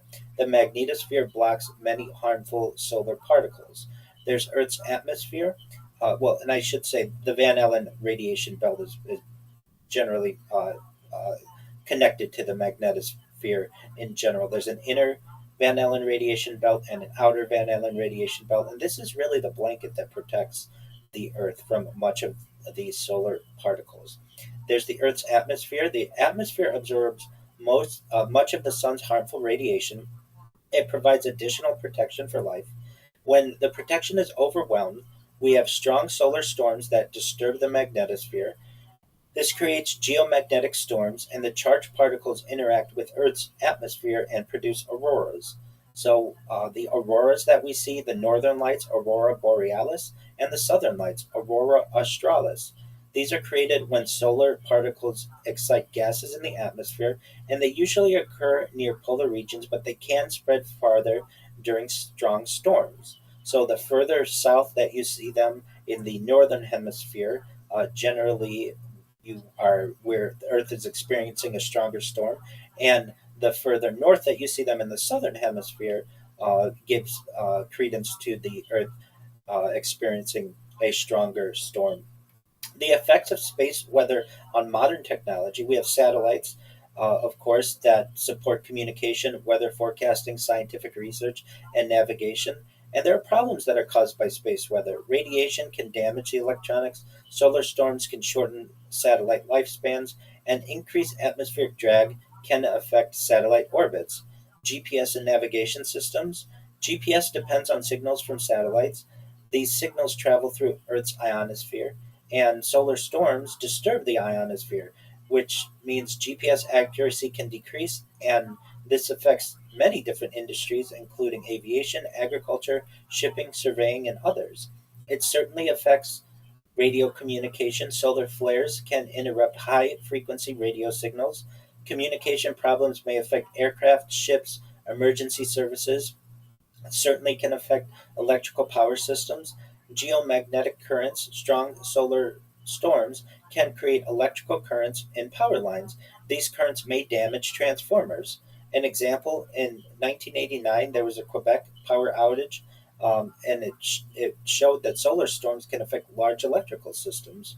Historical space weather events.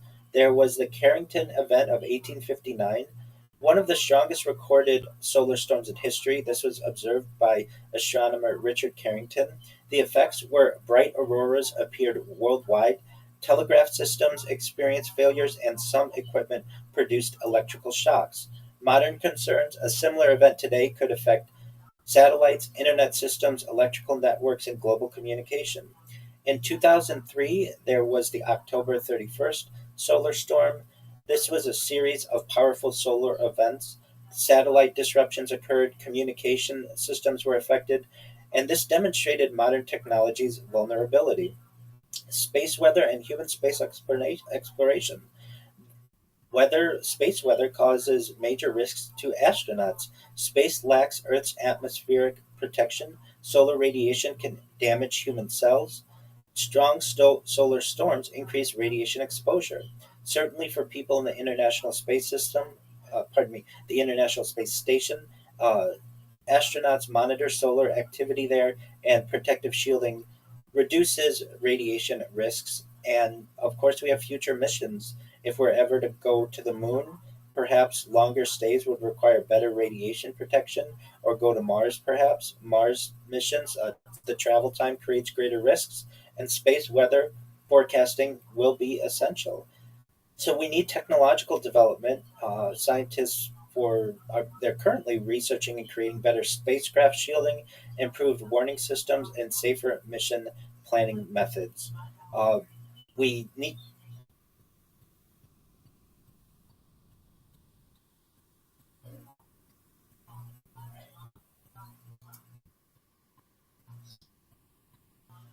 The name certainly sounds familiar, but please enlighten us.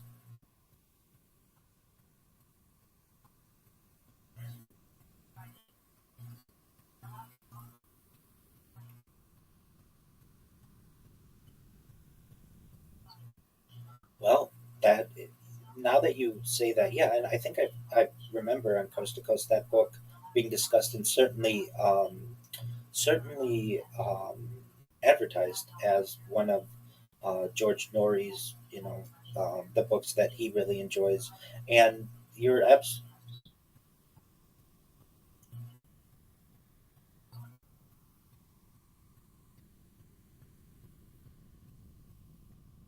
well, you're raising an interesting point. We need to be able to predict and monitor space weather. And currently, space weather is observed with satellites, solar telescopes, and space observatories. We certainly have organizations that study space weather, the National Weather and Space Agencies, research institutions, and international solar monitoring programs. But the challenge is that the sun is complex and unpredictable. So scientists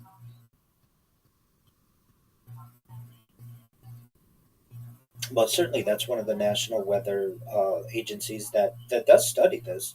Many of the challenges that we have are that the sun is complex and unpredictable, and scientists can detect warning signs, but cannot always predict exact storm strength. And the importance of forecasting arises to have accurate predictions that allow satellite operators to prepare, power companies to protect equipment, and astronauts to avoid dangerous exposure. So the idea of the future of space weather research comes to mind, that we have an increased dependence on technology. Society relies more on satellites, digital communication, electrical systems, and there's growing space activity. More spacecraft are being launched. Commercial space travel is expanding. Space weather planning will become more important, which gives scientific importance. Studying space weather helps scientists understand the sun, learn about other stars, and understand planetary environments. So, as technology and space continue to expand, understanding space weather will become increasingly important. The sun is not only the source of Earth's light and energy, but it's also a powerful force capable of shaping the future of human civilization. Preparing for space weather allows humanity to protect technology, explore space safely, and better understand our connection to the universe. And before we get into CRISPR, do you have anything that you'd like to add to space weather?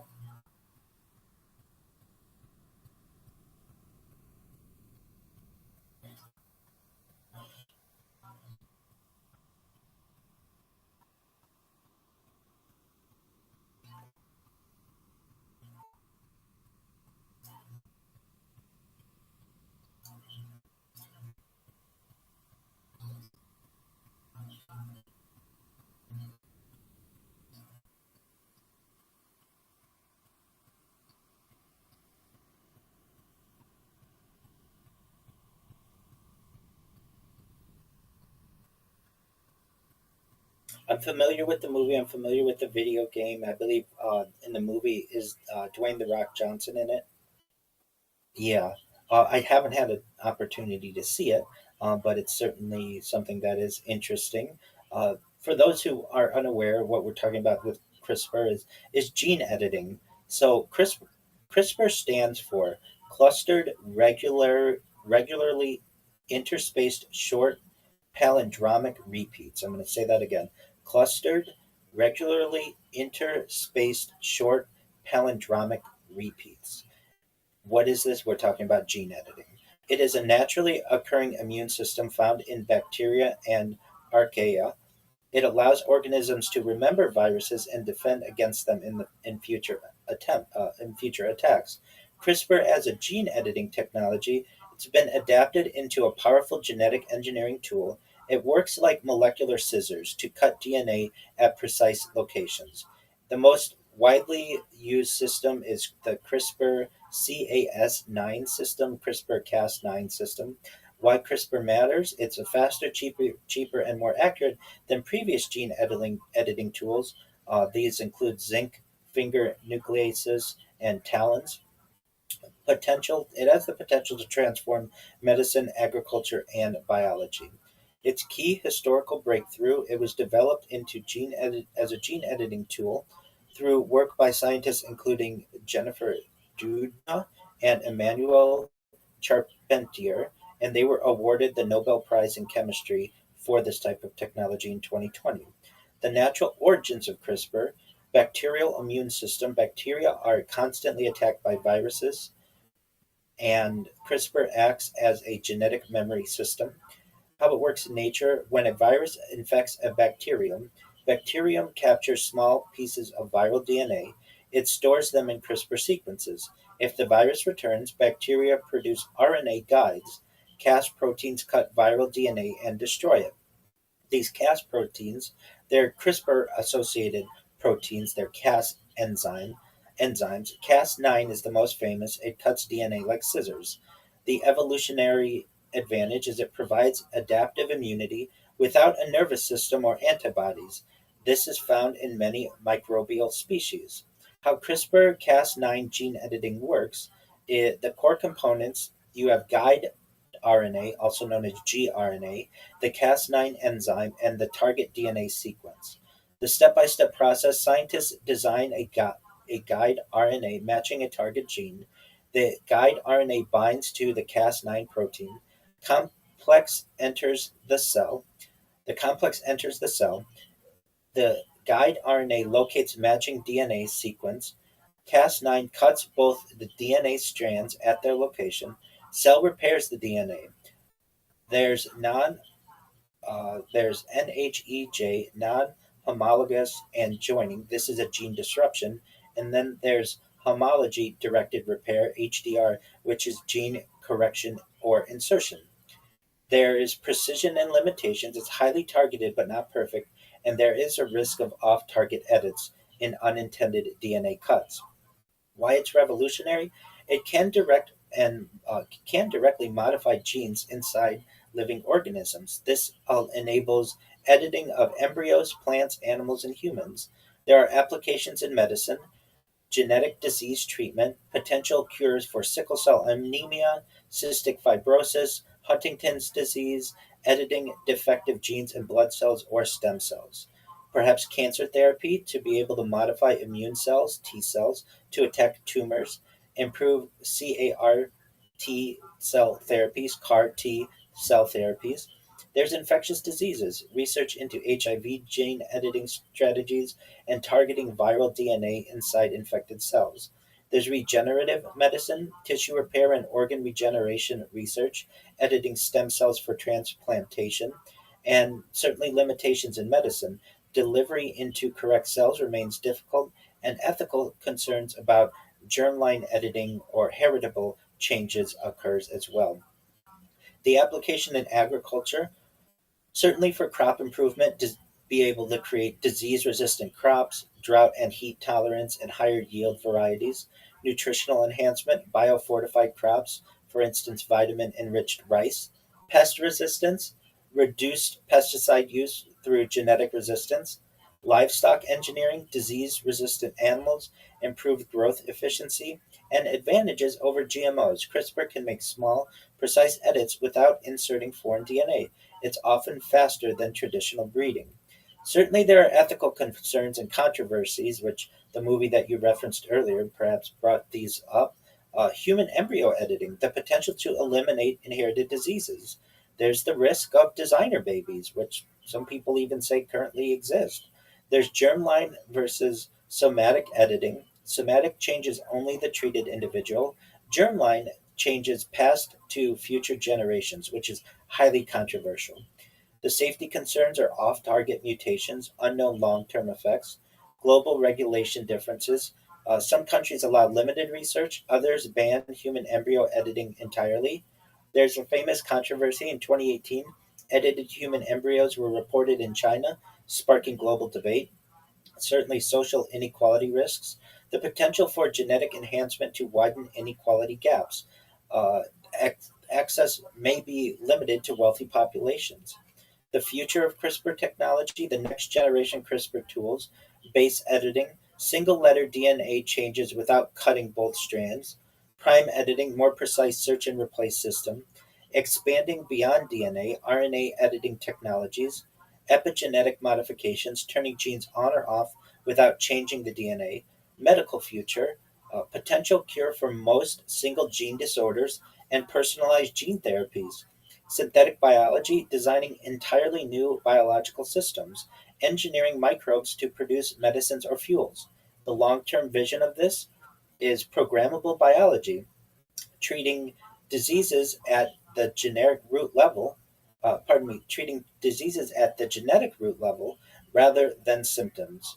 So, to summarize all of this, CRISPR represents one of the most significant breakthroughs in modern biology. It transforms genetic science from observation to direct modification. The technology holds enormous promise for medicine, agriculture, and biotechnology. However, it raises some serious ethical, safety, and societal questions. The balance between innovation and regulation will determine its future. And CRISPR is not just a scientific tool, but a potential turning point in human control over biology. And with that being said, Missy, what do you think?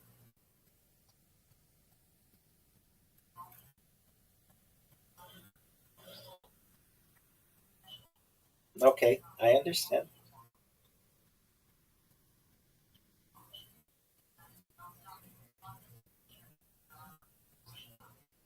All right.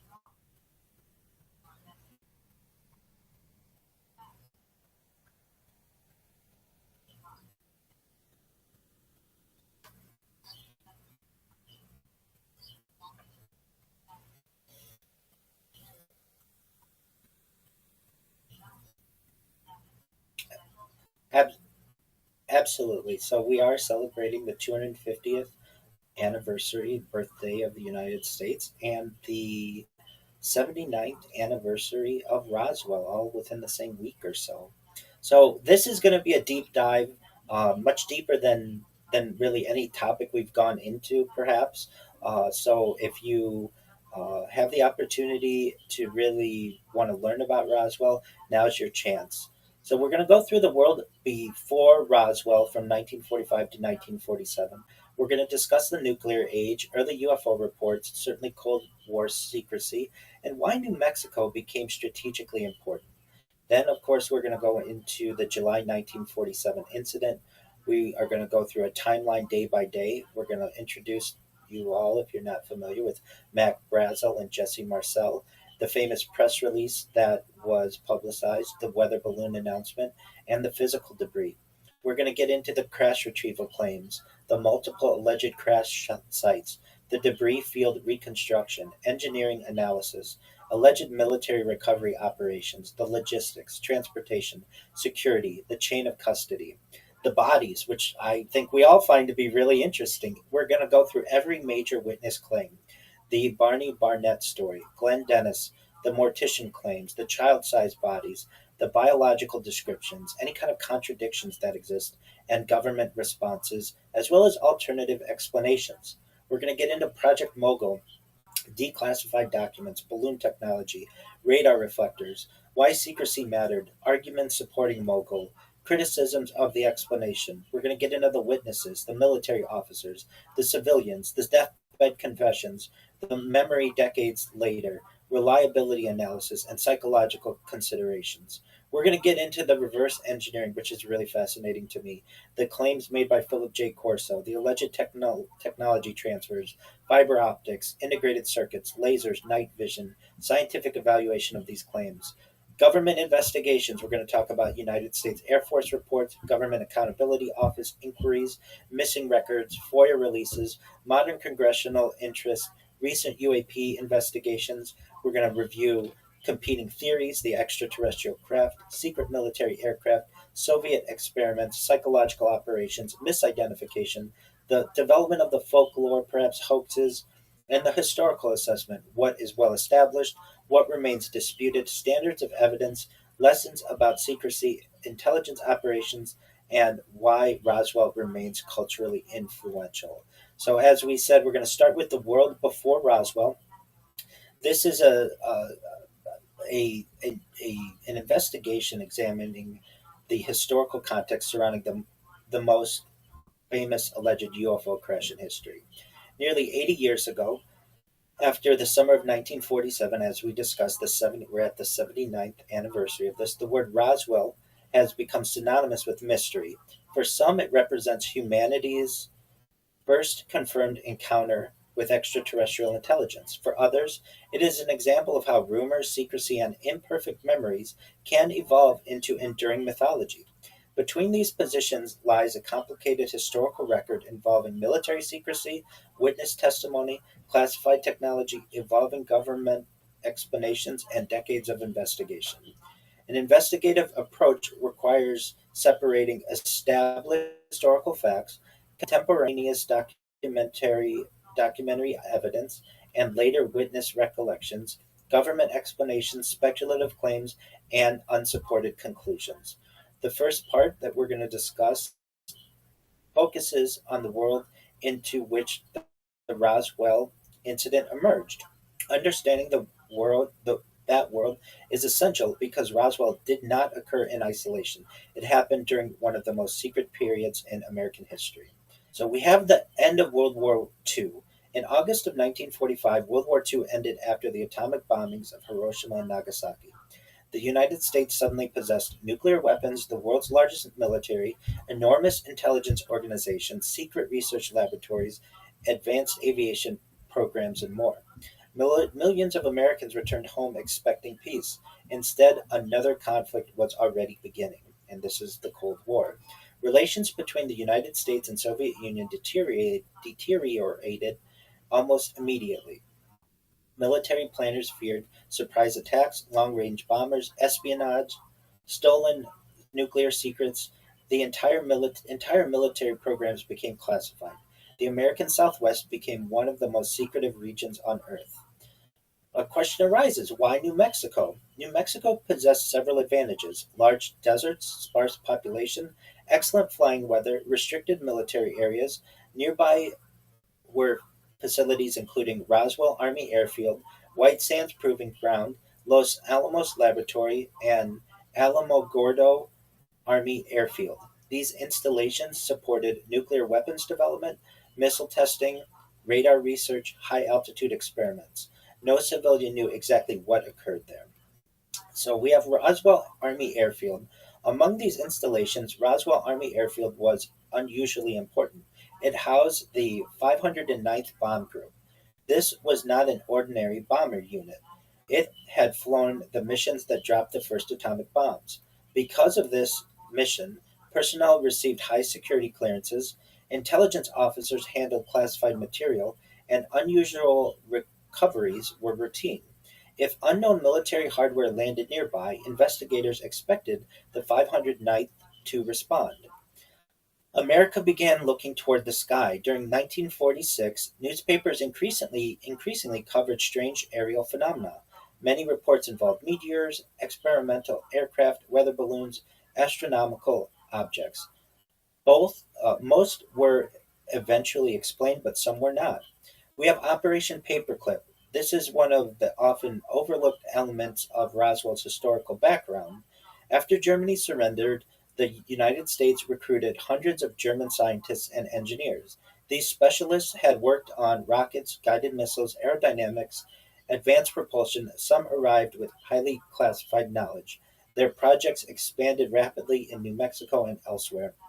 To the average citizen, unusual aircraft sightings increased as testing accelerated.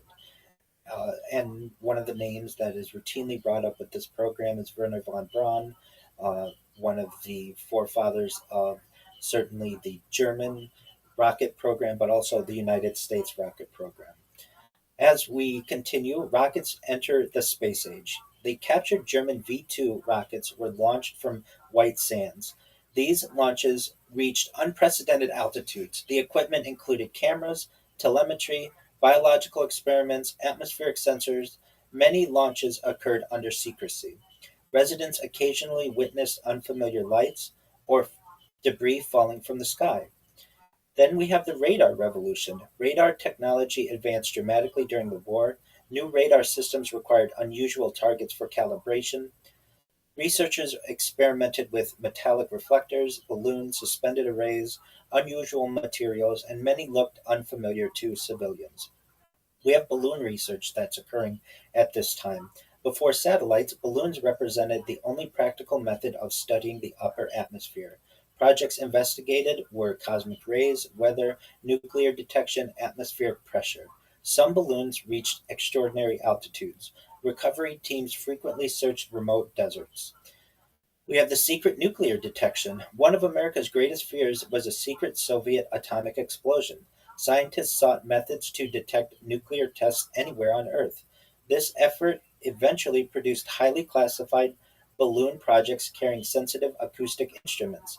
The best known of these was later identified as Project Mogul, a top secret program intended to detect low frequency sound waves from distant nuclear detonations.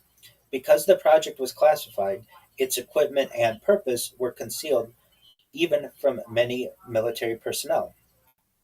On June 24th, 1947, the flying saucer era begins. This date includes Private Pilot Kenneth Arnold, who was born in Minnesota but was reported seeing 9 unusual objects near Mount Rainier in Washington state. He described their motion as resembling a saucer skipping across the water. Although he did not say they were saucer shaped, newspapers popularized the phrase flying saucers. The story spread nationwide. Within days, reports multiplied. Then we had a flying saucer wave. During the following weeks, newspapers published hundreds of reports. Witnesses included airline pilots, military personnel, police officers, civilians. Most of the sightings were brief.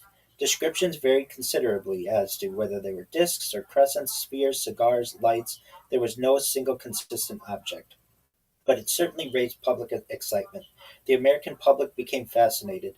Questions included: could another nation possess revolutionary aircraft? Were these secret American weapons? Were people misidentifying ordinary objects? Or was something entirely unknown occurring? The military collected reports but had no definitive public explanation. There were intelligence concerns. Military intelligence officers worried about several possibilities: Soviet psychological warfare, secret aircraft testing, public panic, misidentification, overwhelming reporting channels, and genuine unidentified aerial objects requiring investigation. Not every report was dismissed, many were carefully cataloged. And we get to July 1947, 79 years ago, New Mexico. Against the backdrop, rancher William Mack Brazel discovered scattered debris on a remote sheep ranch northwest of Roswell after a storm. Contemporary accounts indicate the debris field consisted of lightweight materials spread over a broad area. What those materials actually were, and whether they came from an ordinary military device, a classified balloon train, or something else, became the central question that would define the Roswell story for decades. And I was watching a documentary on this last night, and I had heard an interview with a witness who said that during that storm, there was one thunderclap that was louder than all of the others that still stuck out in the witness's mind.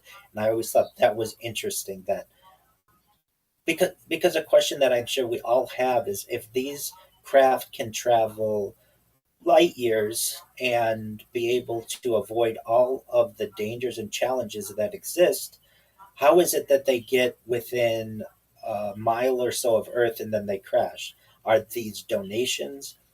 Were these shot down? Did we have some type of radar that affected them, or was it a natural occurrence that occurred? We don't have the answer to that, but we're certainly going to go ahead. Okay, okay. Well, I mean, from a scientific perspective, the a light year is just the distance that light travels over the course of a year.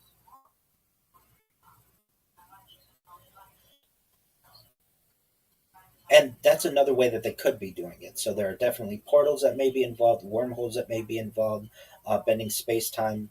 So what you're saying is consistent with much of what has been disclosed by whistleblowers as well. That they aren't sitting there and waiting 5 years to get to Earth.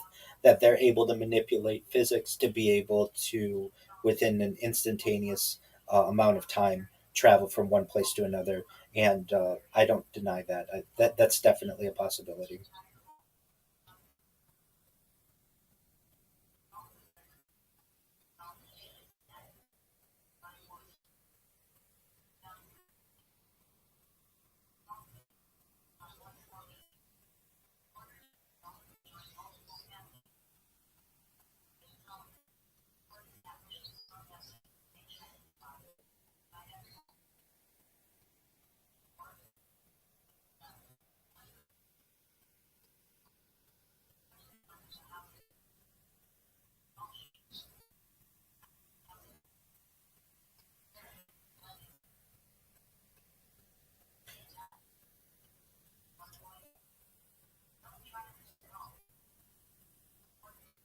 I understand what you're saying.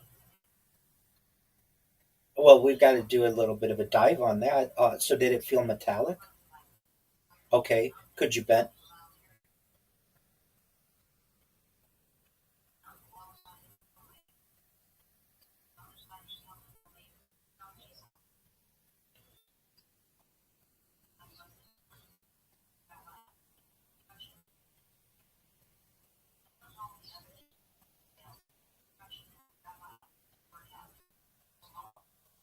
Okay. So it looked smooth, but it felt rough. Okay. Okay. Yes.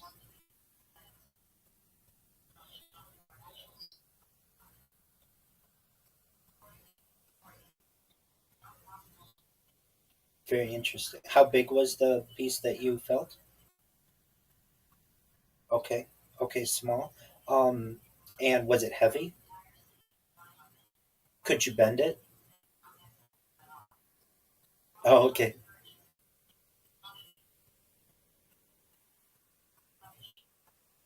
Okay. And now, did it feel like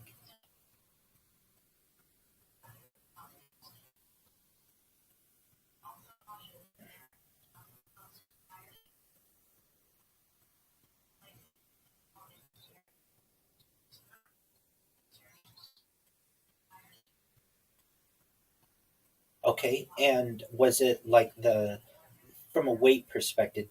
Was it like aluminum? Was it like lead? Was it like aluminum? Is that what you? Okay, excellent. Wow, that's fascinating. Amazing. Wow. So you may have had your own connection to some type of advanced craft, and that's fascinating. Did you? You said that maybe there's a placebo effect in that, and I absolutely understand that feeling. Did you feel that? Yes.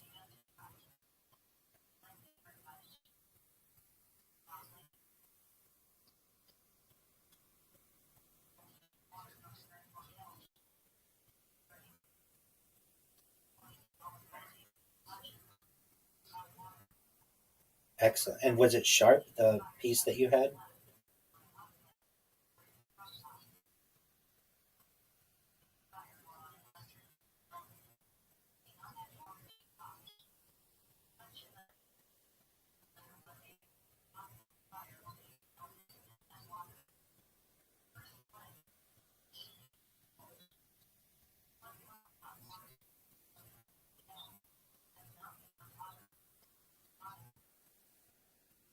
Absolutely. And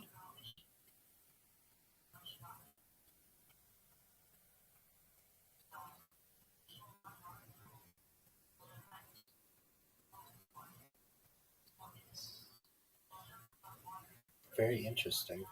Would you have any idea of where Joshua P. Warren was? It from a crash retrieval, or did somebody give it to him? Do you know the origin?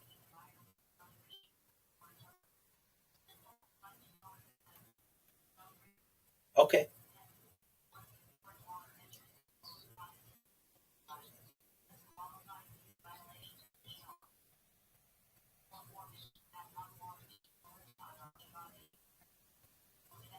Oh, interesting. It,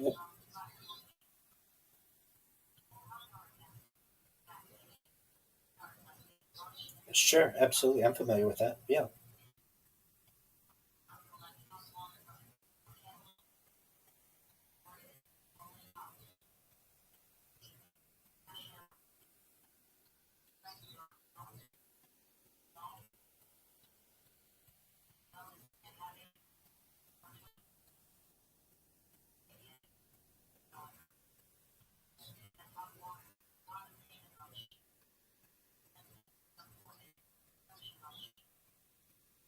Oh, okay.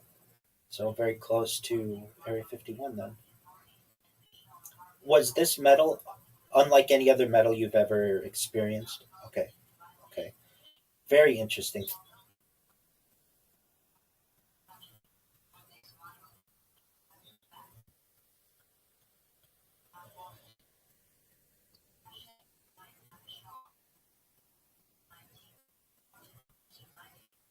Um, un- unless we had, okay, so we can try.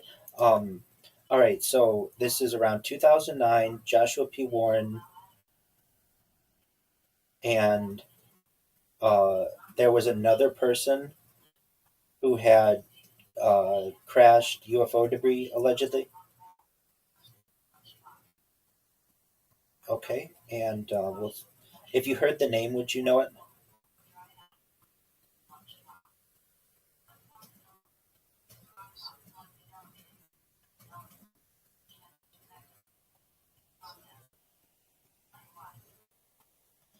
Okay, we'll see what we can maybe find there. Most certainly. Um, yeah, uh, we may have to do some more research on this one.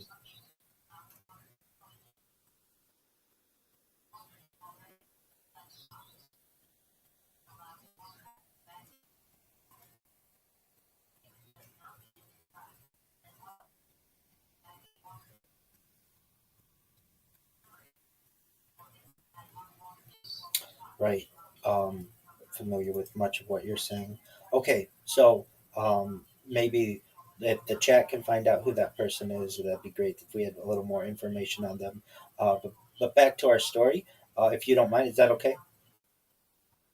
Excellent. So what we know is that in early July, But speculation is always important, especially in science. So we definitely appreciate it. So by early July 1947, America was entering the Cold War. Nuclear secrecy was at an unprecedented level. Classified aerospace research was expanding rapidly. Public interest in flying saucers had surged only weeks earlier. New Mexico was home to some of the nation's most secret military installations. A rancher had found unusual debris in a remote pasture, setting in motion events that would become one of the most debated mysteries of the 20th century.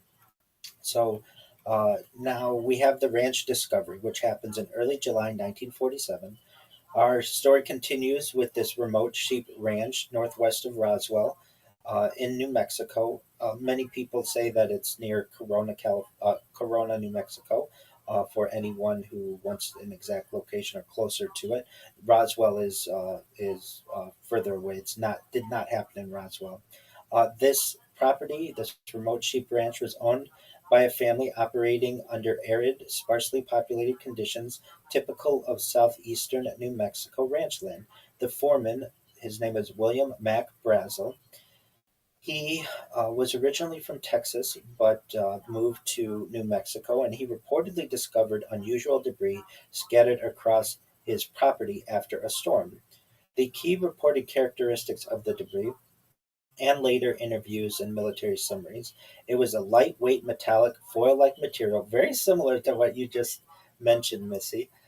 There were also wooden or fibrous rods, rubber like fragments, reflective tape like strips scattered across a wide area. There was no crater or visible impact site. Importantly, no contemporaneous evidence confirms exotic material properties, only descriptions from witnesses and military summaries. Brazel's initial reaction, he reportedly gathered some of the debris, stored it in a shed or barn area. He delayed reporting it for days or weeks, and later brought it to local authorities. The delay is often interpreted in two competing ways. Interpretation A, which is a mundane explanation, he did not initially recognize it as important. Or interpretation B, which involves more mystery, he may have been cautious due to the unusual appearance or possible secrecy concerns. The historical record supports only that he delayed reporting. His motive remains uncertain. He contacted local authorities. Eventually, Brazel contacted local law enforcement and then military personnel at Roswell Army Airfield. The base was home to the elite 509th Bomb Group, the same unit responsible for nuclear operations during World War II. Because of this, the personnel was treated this unusual recovered material seriously. The military response, Major Jesse Marcel became central to the incident. Jesse Marcel served as an intelligence officer at Roswell Army Airfield. He was assigned to examine the debris. His reported impressions were that it was unfamiliar construction materials. It was extremely lightweight. It had unusual strength and resilience, which he claimed later, and he had an inability to identify the origin. He collected the materials and transported them to the base. The press release, the flying disc recovered. On July 8th, 1947, the Roswell Army Airfield Public Information Office issued a statement. A flying disc had been recovered. The statement was released to the press. The immediate consequences were a national media attention erupted. Headlines across the United States spread rapidly. Roswell became the center of global curiosity. For a brief period, official military language appeared to confirm the recovery of a non terrestrial object. Then there's this rapid reversal that occurs, the weather balloon explanation. Within roughly 24 hours, the narrative changed. Military officials stated the recovered object was a weather balloon. Debris had been misidentified. The earlier press release was an error. Photographs were taken at Roger Ramey's office in Fort Worth, Texas. These images show debris being displayed alongside a weather balloon explanation. The Ramey office photographs. The Ramey photographs became one of the most analyzed pieces of evidence.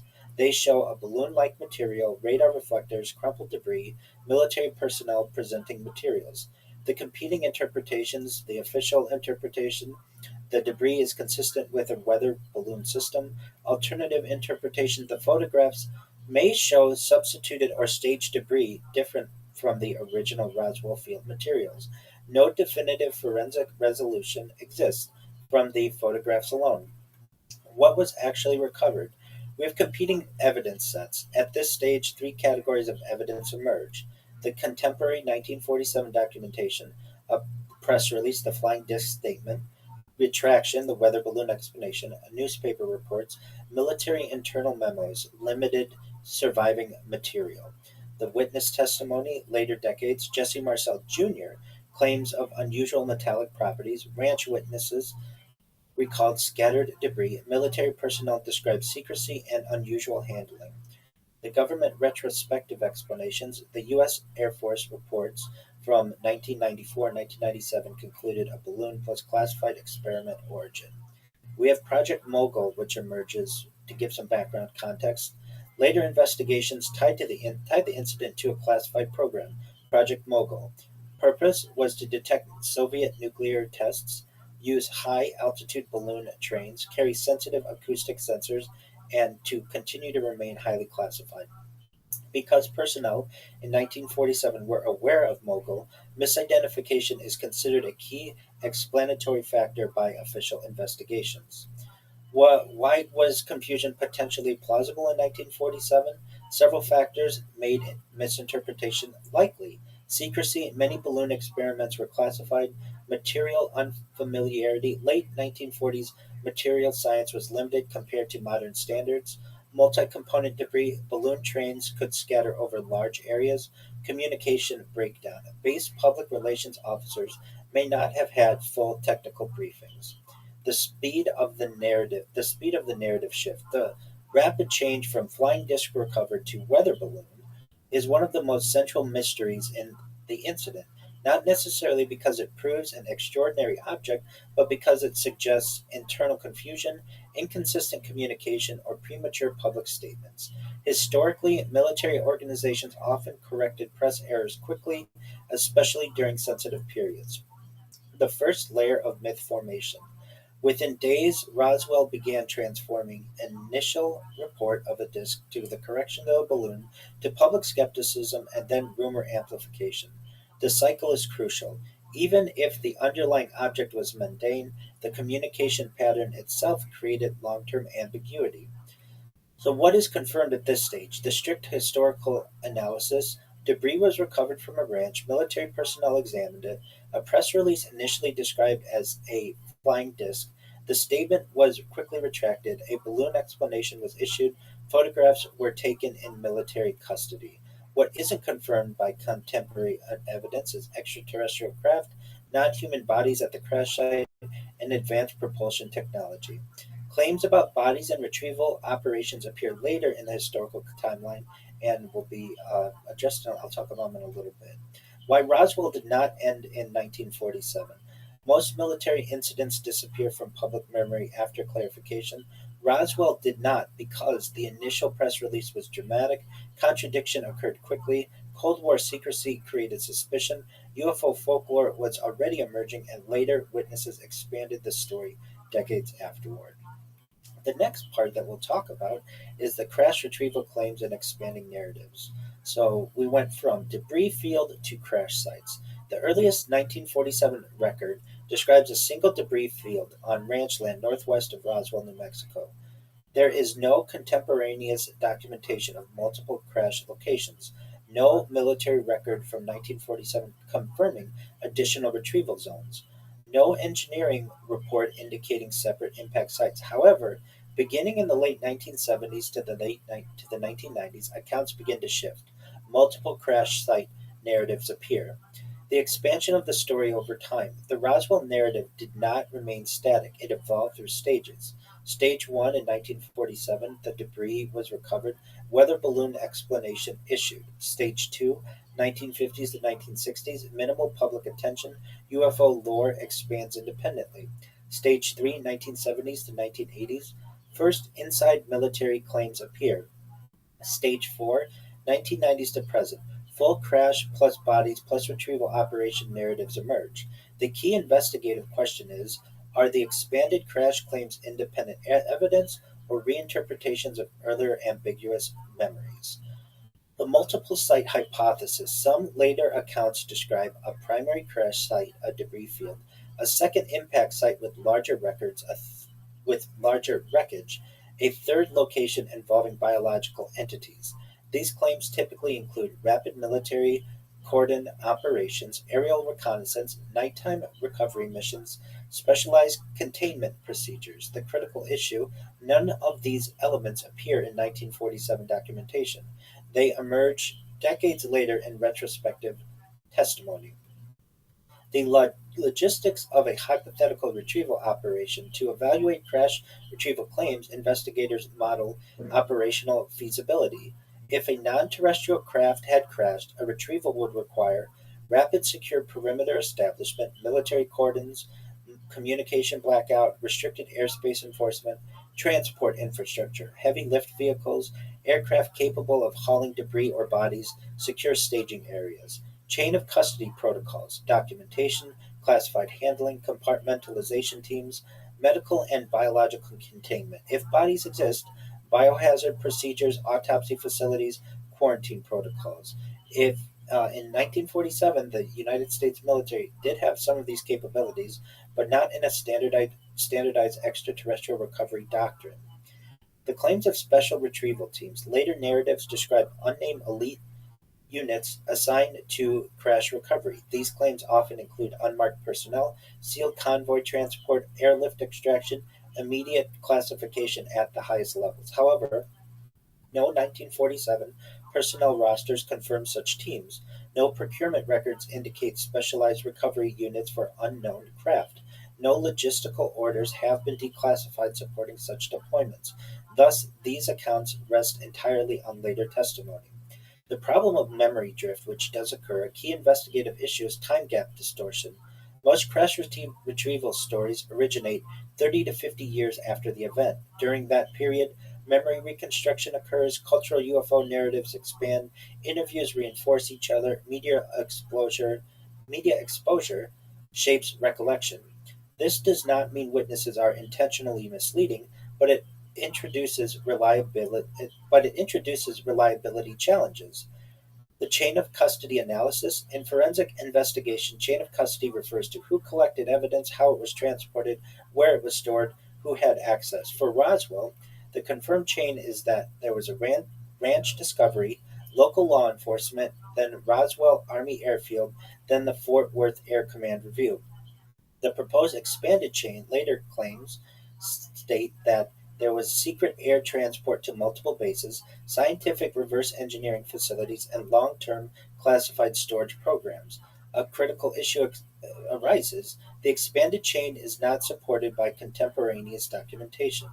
The transportation claims. Some narratives describe debris was flown under guard to distant facilities, covert airlift operations occurred, and nighttime relocation of materials. To assess the plausibility, the known 1947 capability, the C 54 Skymaster transport aircraft uh, had some capabilities, secure military airfields were available, and classified cargo handling was possible.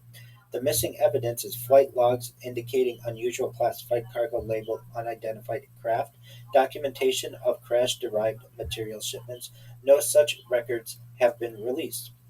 The role of the strategic command culture. The 1940s and the late 1940s U.S. military structure emphasized secrecy, compartmentalization, rapid technological development, and nuclear deterrence. This environment makes it plausible that unusual materials could be rapidly classified. Information could be restricted from lower personnel.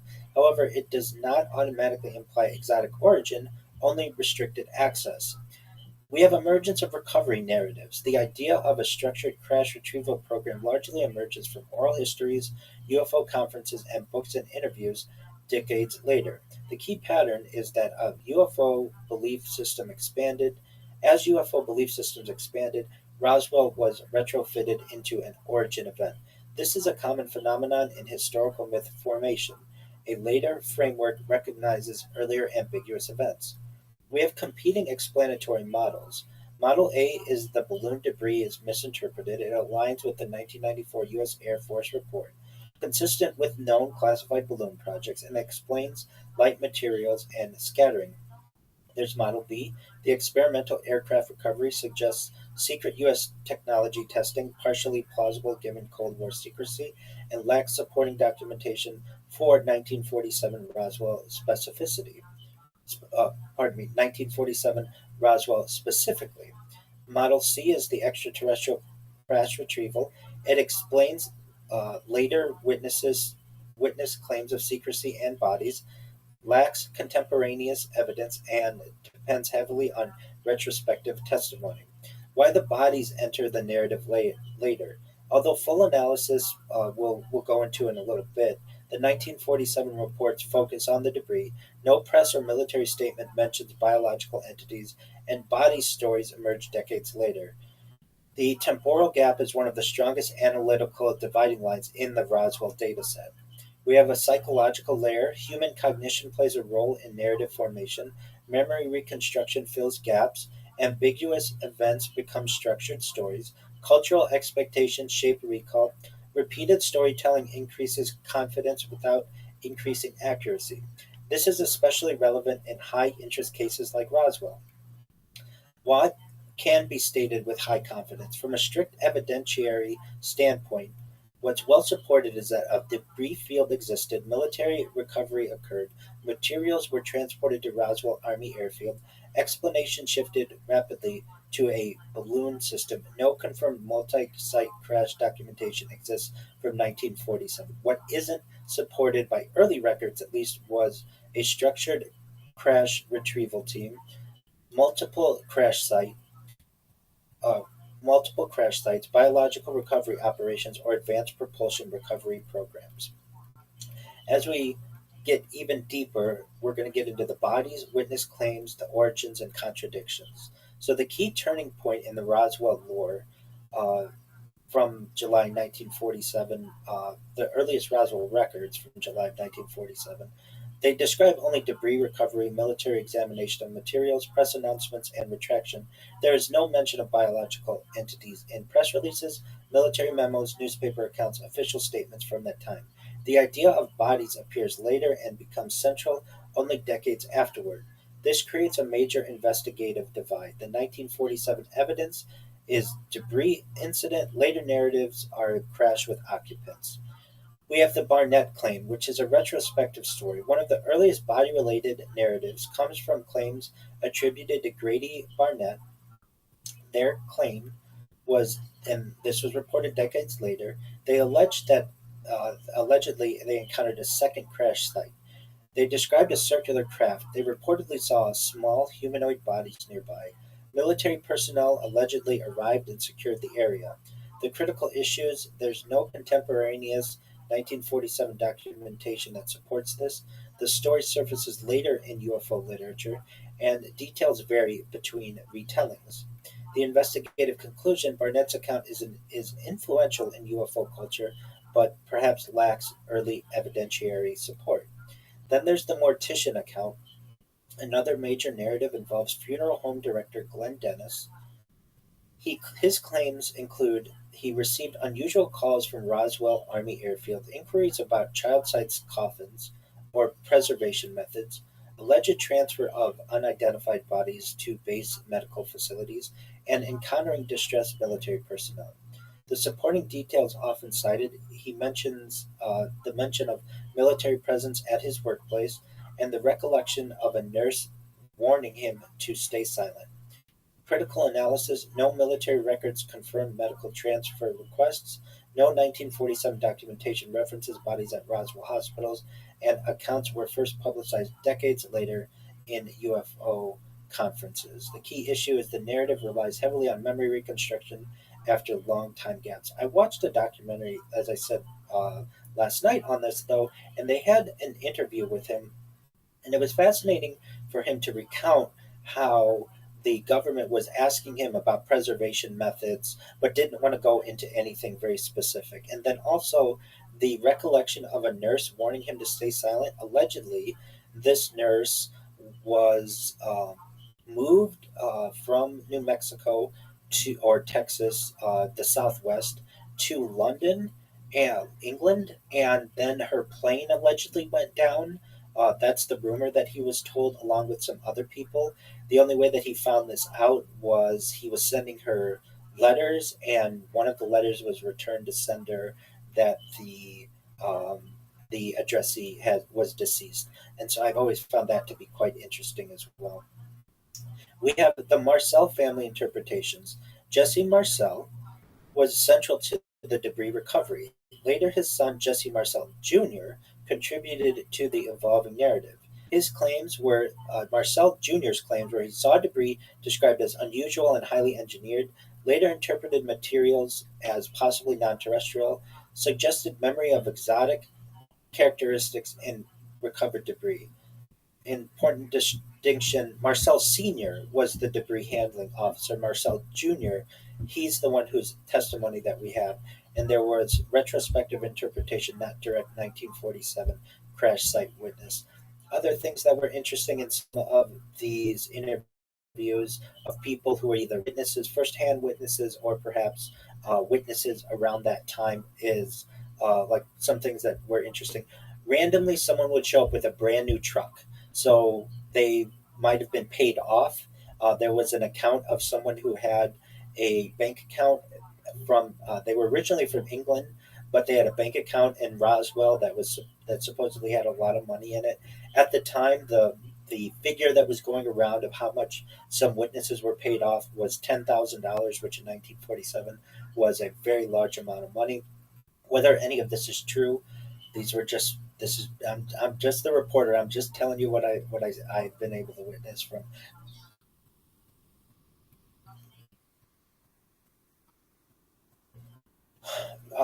Do you mean what was interpreted on the the crashed debris? Yeah. So as it's been described, I believe Mac Brazel said it resembled Egyptian hieroglyphs. To the best of his knowledge, I've also heard other people who have had some type of uh, petroglyphs, most certainly. Whether that is true or just look like that, that's to be determined. I've heard that it has looked like Korean to some extent from other eyewitness testimonies of people who have had these types of encounters. I don't know. I would love to obviously see it for myself, and I'm sure everybody else would as well.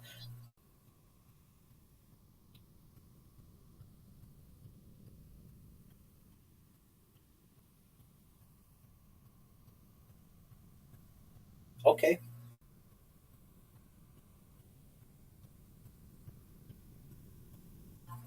Oh, I'd love that. That'd be wonderful.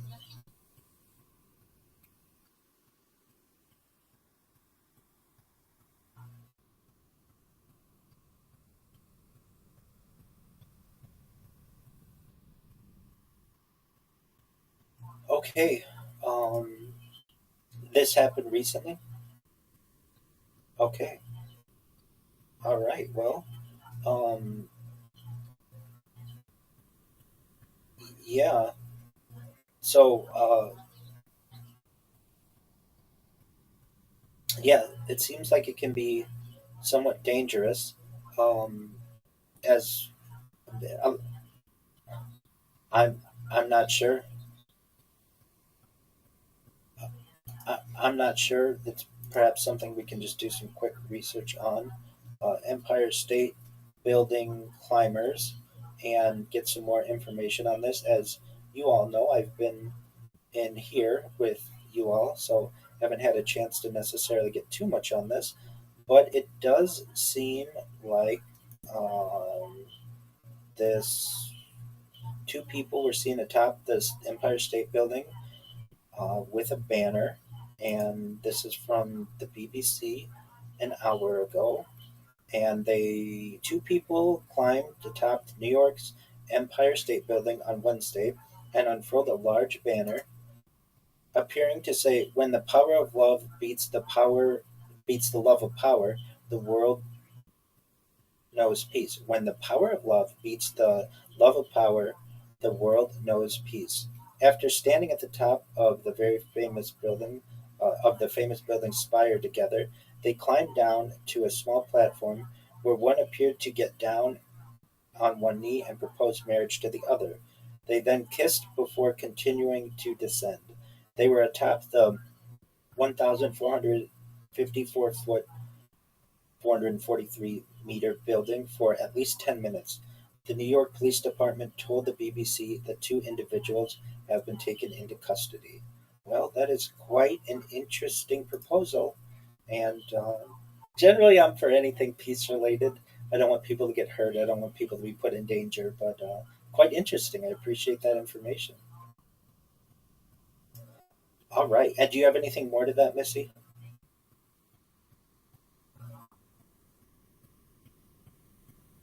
Um, could you hear me, Missy?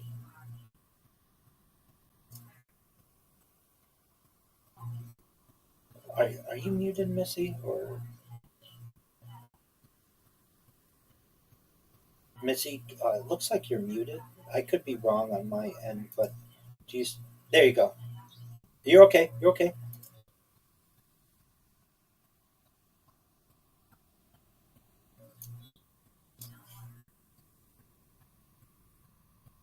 That's a tough one.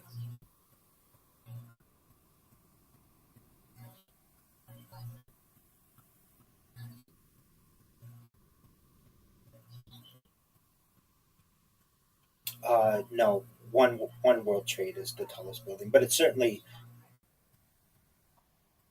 that's right.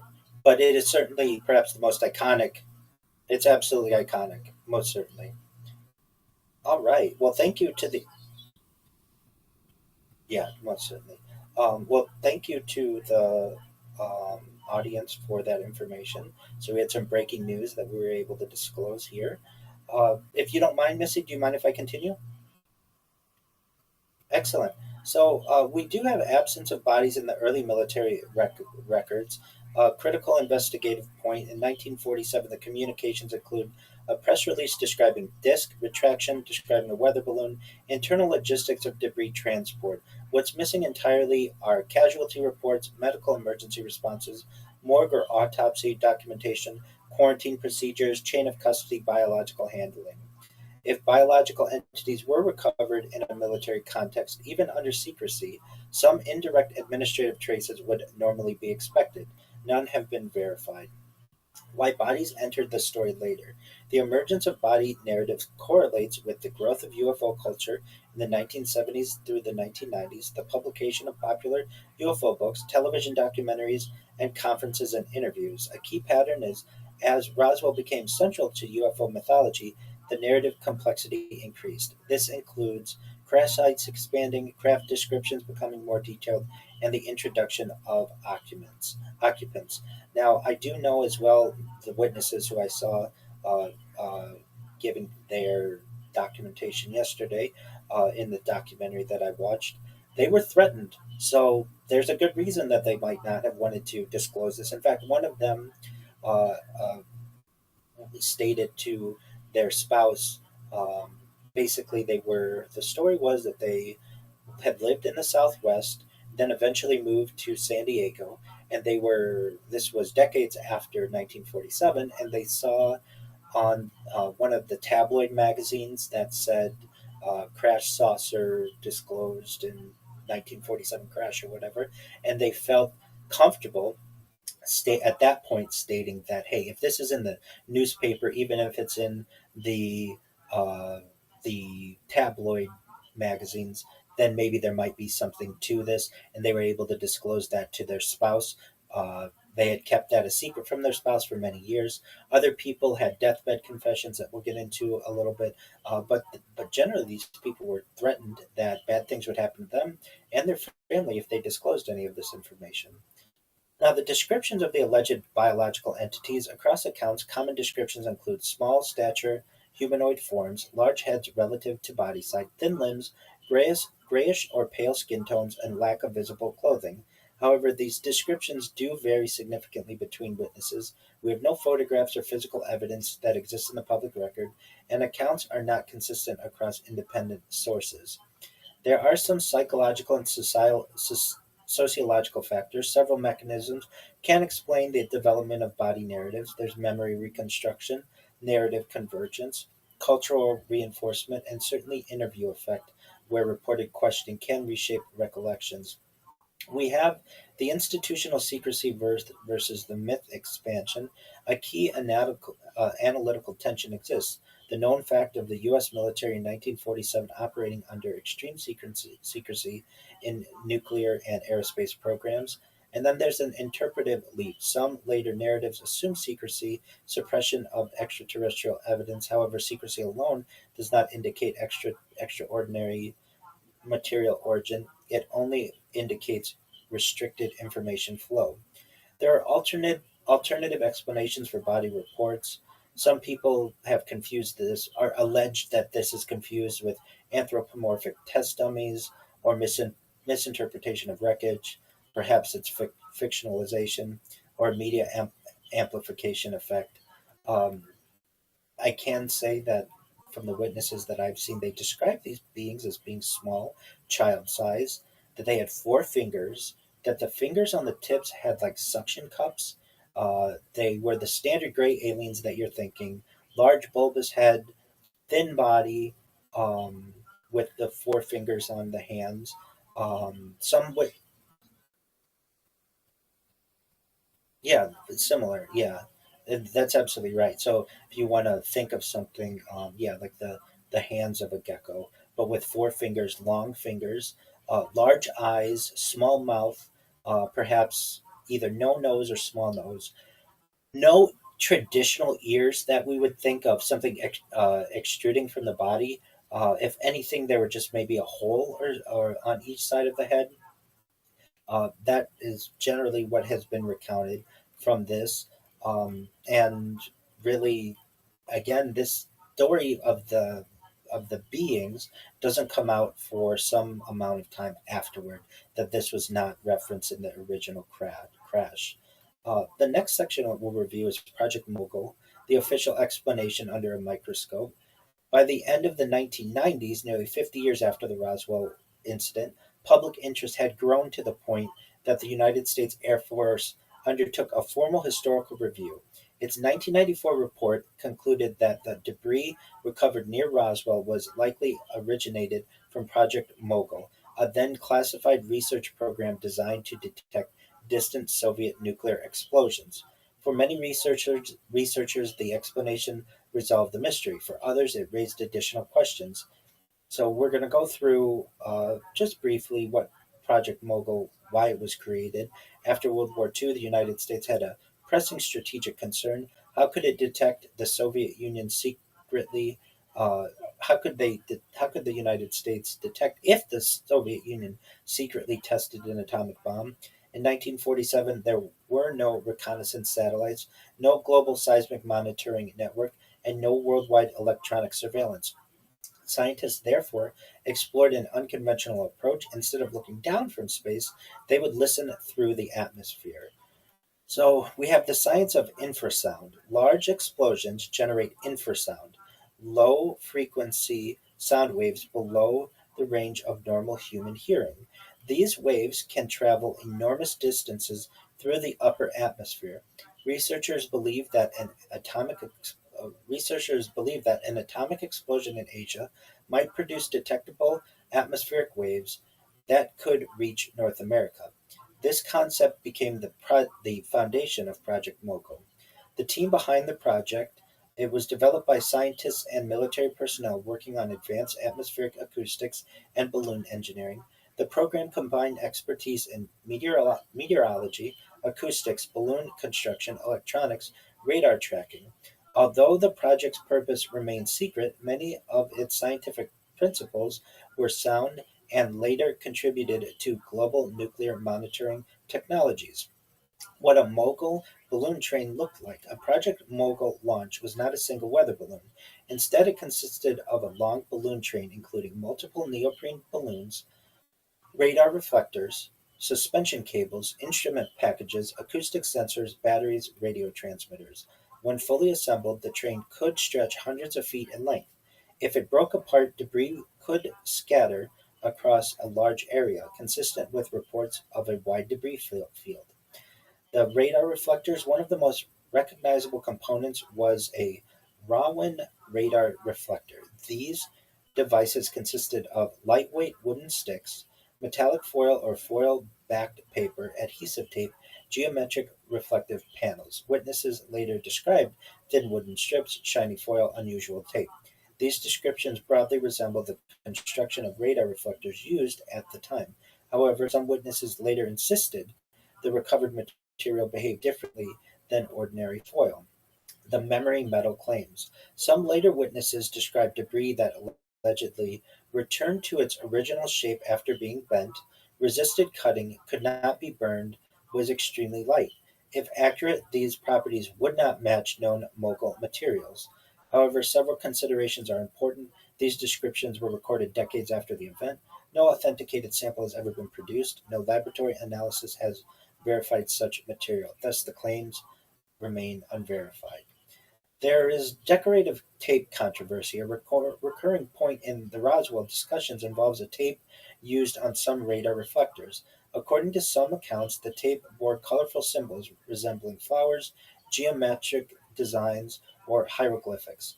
Later retellings transformed these into claims of alien writing. Historical records indicate that a toy manufacturer supplied decorative tape with printed patterns for some reflector assemblies. Witnesses unfamiliar with the material may have remembered the designs as unusual. The mundane explanation is plausible, though not universally accepted. We have flight number 4. One of the most debated issues is whether a specific Mogul launch, often referred to as Flight number 4, actually took place and could have produced the debris found by Brazel. Researchers disagree on whether the flight was launched, how far it traveled, whether records are complete, whether it reached the Roswell area. The incomplete documentation has fueled continued debate. Why the military did not reveal Mogul? Critics often ask if it was just a balloon, why not simply say so? The answer lies in classification. Revealing the true purpose of Project Mogul would have informed the Soviet Union that the United States was developing long-range nuclear detection technology. Therefore, even a seemingly simple balloon could not have been explained in 1947. This helps explain why military officials might have preferred the generic weather balloon description. Some of the strengths of the Mogul explanation. It explains several key features such as lightweight debris, metallic foil, wooden rods, rubber balloon fragments, scattered debris field, rapid military interest, and subsequent secrecy. It also aligns with the historical context of Cold War intelligence operations.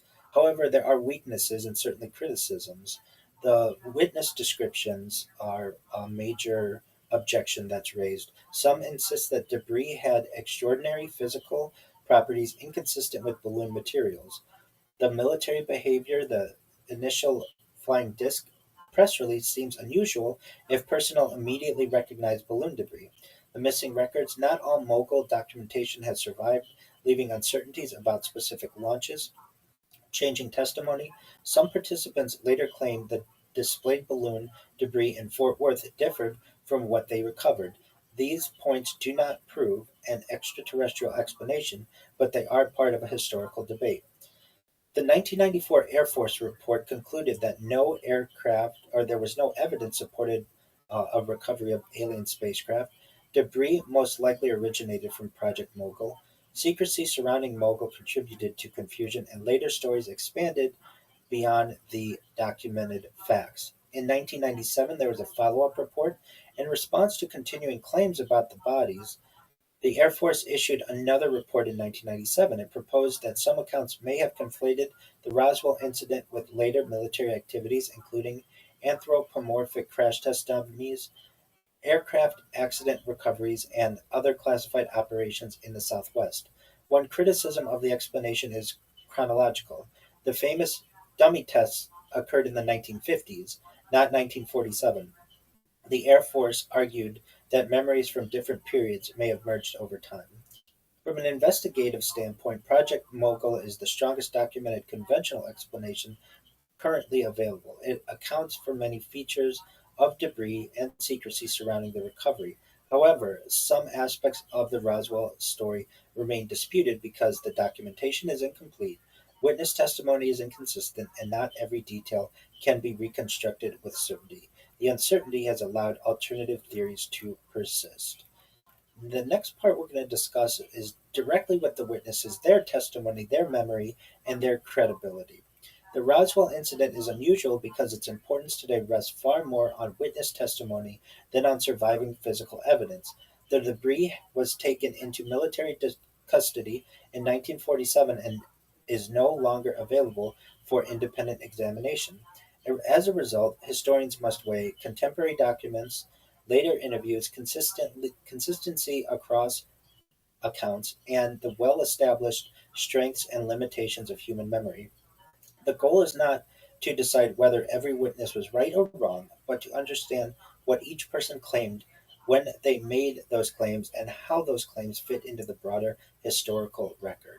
So the first person we're going to go into is Mac Brazel, William Mac Brazel. He's the first civilian witness. A little bit of his background. He was born in 1899 in Texas and he died in June of 1963 in New Mexico. He was the ranch foreman who discovered the debris.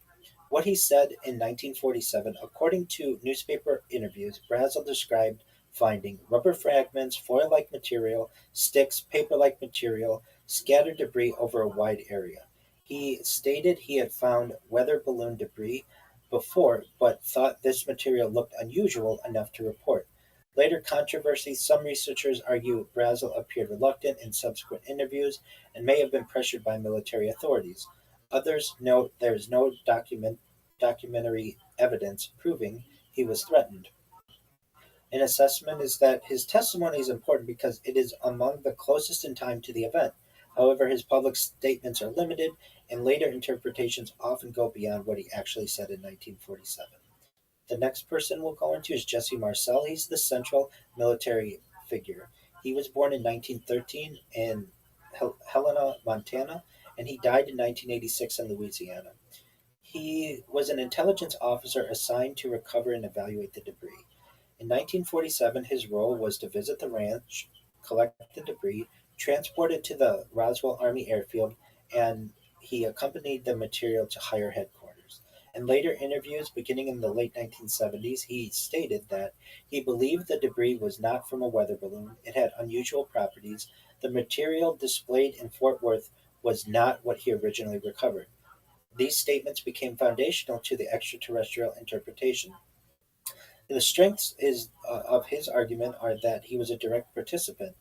He was a professional military intelligence officer, and he was clearly involved in recovery operations. Some limitations he detailed his detailed public recollections were made roughly 30 years after the event, introducing the possibility of memory changes over time. Then we have Jesse Marcel Jr., the child of Jesse Marcel Sr. He was born in 1943 and he died in 2013, both in Louisiana. So he was about 4 years old when this occurred. As a child, Marcel Jr. recalled his father bringing debris home for the family to see. His description included thin metallic sheets, lightweight structural pieces, unusual markings on some fragments. He later maintained that the material did not resemble anything he encountered during his military and medical careers. His evaluation within his recollections, they seem sincere, but derived from childhood memories, and they were recalled decades later. They are valuable, but must be interpreted with appropriate caution. Then we have Glenn Dennis. Dennis's account became one of the most widely discussed because it introduced the possibility of recovered bodies. His principal claims were that military personnel asked him about small caskets. He received questions about preservation methods. He encountered a nurse who allegedly described unusual bodies. He was warned not to discuss what he had learned. The issues that occur, researchers have noted that his this documentary corroboration is lacking. Some details changed over successive interviews, and the alleged nurse has not been independently verified. His account remains controversial. The military personnel, numerous former service members, later claimed their involvement in security, transportation, communications, perimeter control. The common themes include unusual secrecy, restricted access, armed guards, and instructions not to discuss the event. These themes are plausible within the culture of Cold War military operations, but they do not by themselves establish the nature of the recovered material. There's a problem with secondhand testimony. Of course, many Roswell accounts are not firsthand. Instead, they involve statements such as someone told me, a friend who served on the base said, or my father later admitted. Historians classify such evidence as generally as hearsay. It can suggest avenues for investigation, but generally carries less evidentiary weight than direct contemporaneous records. Then we have deathbed confessions, which are quite interesting. Some books and documentaries describe individuals who allegedly confessed near the end of their lives. Deathbed statements can be emotionally compelling, but they are not automatically more reliable. They still require independent corroboration, consistency with known facts, and supporting evidence. Without such support, they remain anecdotal. One that I recently saw was there was a nurse in Florida who was working with a patient, and the patient one day was very active and aware when normally they were not. I believe the patient was suffering from cancer, and the patient asked the nurse if anybody was in the room with them, basically on the other side of the curtain. The nurse replied no, that they were the only two there. The patient asked the nurse to draw the curtains because there was something really important that they wanted to tell the nurse, and the nurse did so, and the person stated that a um, they were on an archaeological team, some type of geology student of some sort, and they were brought to the location, and they were one of the first groups of people that was there early. And when they saw bodies, these small little childlike sized bodies, they were instructed to turn away and to never tell anybody what they saw. And if they did, they would be harmed. And they were threatened. And the person said they never, the person who was recounting this said that the patient had never the patient stated that they'd never told anybody about this, but it was really important, and said to the nurse, "Don't ever, please don't ever tell anybody this because you could be in danger." And this witness, their testimony was from maybe the early 1990s or late 1980s or so, and there are other people who have similar discussions. Perhaps there were more than just teams of Mac Brazel as a civilian and military. Maybe there was some type of scientific group that was brought there. Other people do corroborate this, but whether that's true,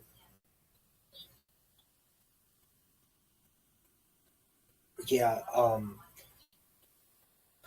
yeah, if they're lucid and they seem to be serious, it's definitely something to um, take seriously. Whether you can believe all of them, absolutely not. But like you're saying, what does the person have to lose? Uh, and yeah, so definitely important that we investigate these, and even some of the witnesses who witnessed the person who was allegedly a witness, the secondhand people, to get as much information from them as possible. Again, we're scientists. Science is important. It's what we do, and the at the heart of being a scientist and science in general are asking questions: the who, what, where, when, why, how of everything. And so there's nothing wrong with trying to dig deeper, especially when this event happened nearly 80 years ago, and we really have had limited amount of information from the verified channels. So, um, with this discussion, there are some areas of broad agreement. Despite differences, many witnesses broadly agree on several points. Something was recovered from the ranch, the military responded quickly, secrecy surrounded the recovery, and the official explanation changed rapidly. Participants were instructed to limit discussion. These points are generally consistent with the historical record. The areas of significant disagreement, witnesses diverge on critical questions of the nature of the debris. Was it ordinary balloon materials or advanced military equipment, some type of unknown technology? The presence of the bodies. Some later witnesses claim they existed. Others involved in the recovery never mentioned them. The number of crash sites. Accounts range from one debris field to multiple recovery locations. And handling of the evidence. In terms of the crash sites, at least some of the documentaries that I've seen and the witness testimonies, that the crash site may, or the craft may have hit the basic understanding that I have is that it was a very stormy night that either due to radar or some type of weapon or just make perhaps a donation, but the craft was brought to Earth. It initially made an impact on the ground and then perhaps tried to get back into the air and then eventually would make another impact on the ground, perhaps multiple, and then would crash. And over the course of a size of one or two football fields, we would find much of the debris. Additionally, I've heard an argument that the ground of the perhaps the second field, the final crash, or the final crash, I should just say, because I don't know exactly how many crash debris fields there are, that the ground turned to like a glass like surface, like the sand in the desert had melted.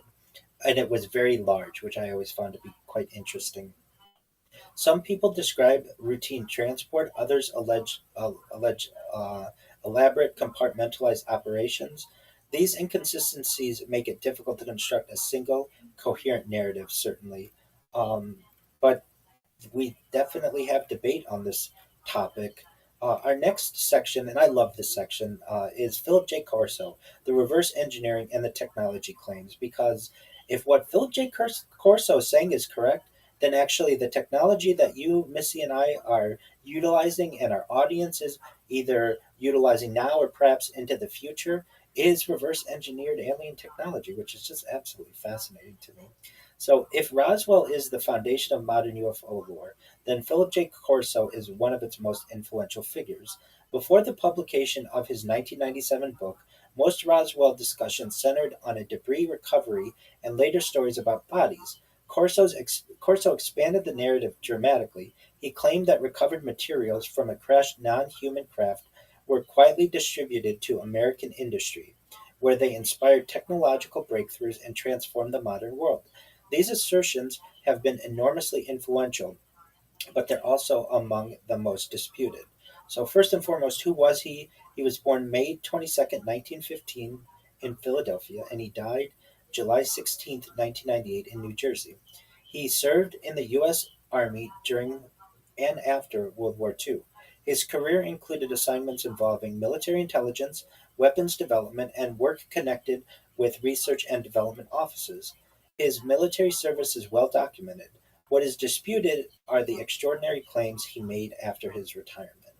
The book that changed the Roswell narrative. In 1997, he published The Day After Roswell. The book claimed that Roswell involved a genuine extraterrestrial spacecraft, alien bodies were recovered, the U.S. military established a long term reverse engineering effort, technology from the wreckage was quietly shared with private companies, the public was never informed because of national security. These claims research a broad audience. These claims reached a broad audience and remain central to many Roswell discussions. What is reverse engineering? Reverse engineering is a real engineering practice. It involves acquiring an unfamiliar device, studying its construction, understanding how it functions, reproducing or adapting useful ideas. During World War II, both the Allies and Axis powers reverse engineered each other's weapons. Examples included are radar systems, rockets, aircraft, encryption equipment. Thus, the concept itself is entirely plausible. The question is whether Roswell provided an object to reverse engineer. Corso's central claims, uh, and I should say in his book, it was published with the help of William J. Burns. For people who are into ufology, knows that he was the publisher of UFO magazine and had some UFO television shows, and really helped this story to gain traction. Corso alleged that Roswell-derived materials contributed to advances in integrated circuits, fiber optics, lasers, night vision, particle beam research, advanced materials. I've heard things from Scotchgard to Velcro as practical things that have been developed from this, in addition to microelectronics, you name it, a lot perhaps came from this crash. According to his account, military officials intentionally seeded these technologies into American industry without revealing their alleged extraterrestrial origin. The integrated circuit. The integrated circuit revolution is well documented. We have key figures in it. Their work is supported by laboratory notebooks, patent filings, engineering publications, and corporate records. These records show a clear progression from earlier transistor research. No documentary evidence links the inventions to Roswell materials. Fiber optics evolved through decades of research in glass purity, light transmission, telecommunications. We have important contributors to this. Same with lasers. And I'm giving both sides of the story. Philip Corso says that these were reverse engineered. And the mainstream, you're going to hear people talk about uh, inventions like lasers with their documented development following decades of theoretical work in quantum mechanics, stimulated emission, microwave amplification. The scientific lineage is continuous and extensively documented. Things like night vision. Corso stated that night vision was reverse engineered, perhaps utilizing the eye of one of the beings, the extraterrestrial bodies. Night vision devices were already underway, under development during World War II. Ger- German and Allied forces experimented with infrared illumination, image converters, optical amplification. Some of the advanced materials, one area where debate sometimes persists is in advanced materials. Witnesses described exceptionally light substances, strong metallic fragments, and unusual resilience. Many modern materials include titanium alloys, nickel based superalloys, shape memory alloys such as nickel titanium, also known as nitinol, and carbon composites. Some of these can appear extraordinary to someone unfamiliar with them. However, shape memory alloys like nitinol were developed through documented metallurgical research beginning in the 1950s and early 1960s, and there's no verified evidence that necessarily connects them to Roswell.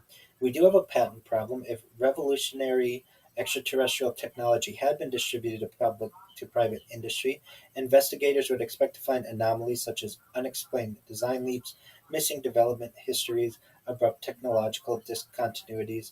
Instead, historians generally find incremental improvements, documented prototypes, laboratory testing, engineering notebooks, and peer reviewed publications. The continuity weighs against Corso's broad technological claims. Could the government hide such a program? The question has generated intense debate. Arguments that it could. The Cold War compartmentalization was extensive. The Manhattan Project demonstrated the very large classified programs demonstrated that very large classified programs could remain secret during wartime, and access to information was tightly controlled. The arguments against are reverse engineering across multiple industries would likely involve thousands of scientists and engineers. Maintaining perfect secrecy over decades would be increasingly difficult, and independent invention by researchers around the world would still occur. For those who support Corso, they argue that Corso held positions that gave him access to sensitive information. His military record lends credibility to his familiarity with classified programs, and some technologies advanced rapidly in the decades after Roswell. However, rapid technological progress alone does not establish the source of those advances. His critics, many say that he had limited documentary corroboration. There's a lack of physical evidence, discrepancies between the editions of his book, disagreements among collaborators, and conflict with well established histories of technological development. The broader question of reverse engineering, it's important to distinguish between two separate questions. Does the US government reverse engineer foreign technology? Yes. This is well documented and has occurred throughout modern military history. Has it reverse engineered recovered extraterrestrial technology from Roswell?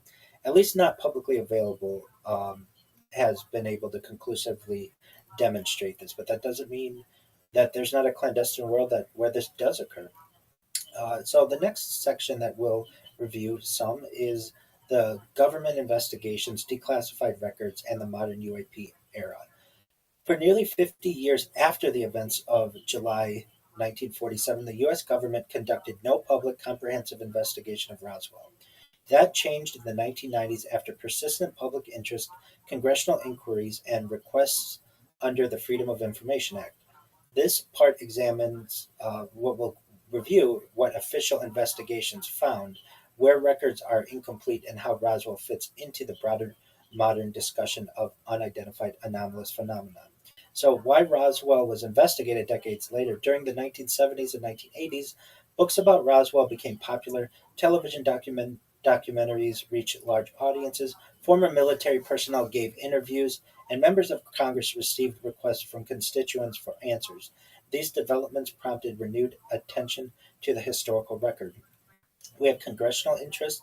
In the 1990s, questions raised by members of Congress led to requests for reviews of governmental records related to Roswell. The purpose was not to determine whether extraterrestrials had visited Earth, but rather to determine what happened in July of 1947, whether records existed, and whether previous explanations were accurate. The 1994 U.S. Air Force report that was published, the Roswell Report Fact versus Fiction in the New Mexico Desert, its principal conclusions were the recovered debris was most likely from Project Mogul. Mogul was classified in 1947. Personnel unfamiliar with the program could have misunderstood the debris. The weather balloon explanation protected national security. Of course, there's a 1997 follow up report. A second report addressed continuing claims about alien bodies.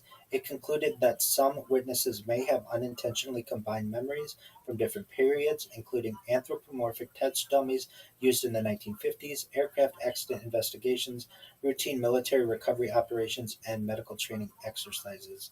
Critics noted an important issue. The dummy tests occurred several years after Roswell.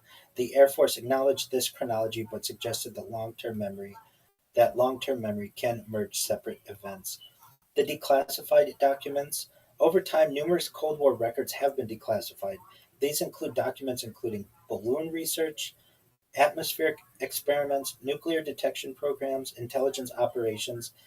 These records confirm that highly classified balloon projects, including Project Mogul, were real. However, no declassified document has been authenticated as describing the recovery of an extraterrestrial spacecraft or non human biological remains at Roswell. We have missing records. One aspect that continues to attract attention is the absence of some historical records.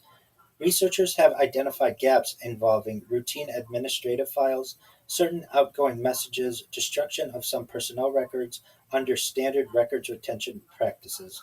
Missing records are not unusual for mid 20th century government archives, particularly for documents considered temporary. However, their absence makes it more difficult to reconstruct events in detail and leaves room for speculation. We have the FBI in Roswell. The Federal Bureau of Investigation has released historical files mentioning flying discs. These files show that reports of unusual aerial objects were forwarded between agencies. The Bureau monitored public reports when relevant to national security. Many cases remained unexplained because of limited evidence. Importantly, the released files do not establish that the FBI confirmed an extraterrestrial crash at Roswell. Intelligence agencies and secrecy. Many discussions of Roswell include agencies such as the Central Intelligence Agency, the National Security Agency. It's worth noting that the CIA was created in September 1947. After the Roswell incident, the NSA was established in 1952. Therefore, neither agency directed the initial July 1947 response. Later involvement in classified aerospace or intelligence matters is a separate question, but many people have brought up the idea that, hey, if we had a crash in 1947, in July of 1947, and the government didn't know how to manage it, then it would be a great idea for the CIA to be created in September of 1947 to be able to perhaps lend a disinformation campaign and also to be able to address these topics in the future. The modern UAP era, beginning in the late 2010s, official interest shifted from UFOs to unidentified anomalous phenomena. Several developments contributed: the release of military cockpit videos, increased congressional oversight, establishment of formal reporting processes, creation of dedicated analytical offices within the U.S. Department of Defense. This renewed attention does not validate Roswell necessarily, but it demonstrates that governments continue to investigate unexplained aerial reports. We've had congressional hearings on UAP. Recent congressional hearings have explored topics such as military pilot observations, sensor data, reporting procedures, classification practices, allegations from current and former officials. Some witnesses have claimed knowledge of alleged crash retrieval programs.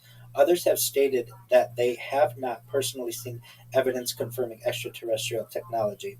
To date, no publicly released evidence from these hearings has conclusively established that Roswell involved a recovered non-human craft. The standard of evidence: historians and investigators generally distinguish among official reports, contemporaneous memoranda, photographs, technical records, physical evidence, meaning recovered materials, analyses, and laboratory analyses and authenticated artifacts, testimonial evidence, witness recollections, interviews, oral histories. Roswell relies heavily on testimonial evidence because no authenticated physical artifact has been made publicly available for independent science testing. What official investigations agree on, almost across official reviews, several points are consistent. Something was recovered from a ranch near Roswell. The military responded quickly. The initial public statement was inaccurate. Classified programs operating in New Mexico contributed to secrecy, and no official investigation has been concluded that the recovered object was extraterrestrial. What remains unresolved, despite decades of study, several questions remain open from a historical perspective. Why was the initial flying disc press release issued? Exactly which materials were recovered from the ranch? Are all relevant records still extant? Why do some witnesses maintain that the displayed debris differed from what they recovered? The next section that we'll get into are the competing theories of the extraterrestrial craft, the secret technology, and other types of formation. So this case has survived for nearly 80 years because it sits at the intersection of several powerful themes: military secrecy, technological anxiety, Cold War intelligence, human memory, and public fascination with life beyond Earth. Different researchers interpret the same evidence differently.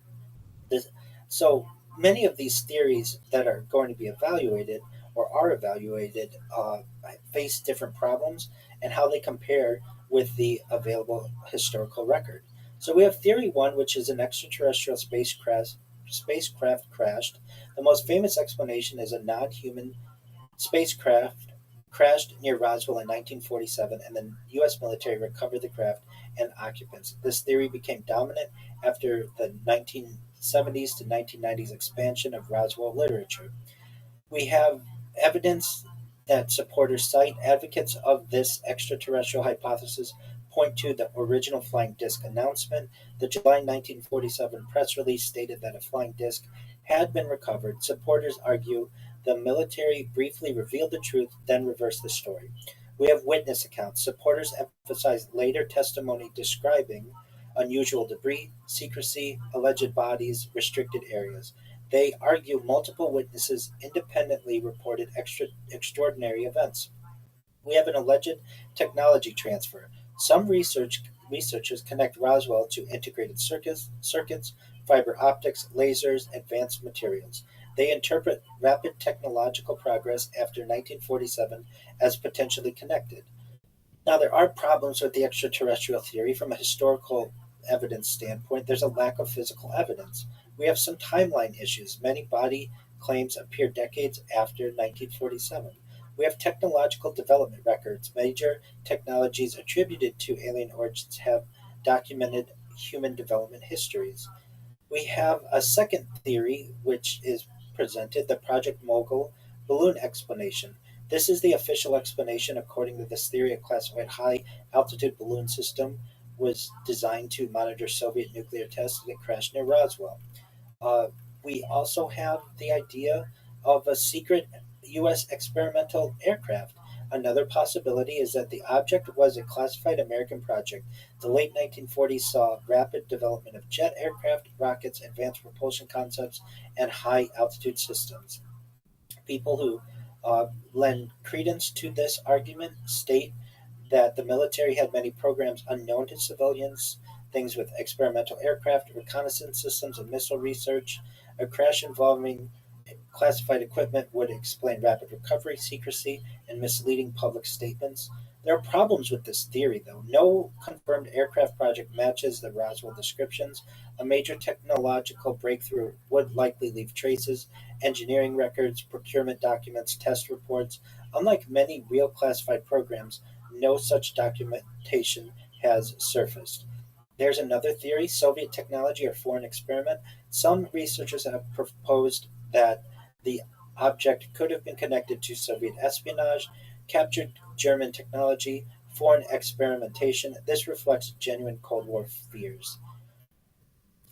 Really, these different discussions historically happen for multiple reasons. We have incomplete information, rumors, later reinterpretation. There's a major role of the media. Media does not merely report mysteries; it shapes how they are remembered. Roswell gained importance through books, television, documentaries, interviews. Each retelling added details.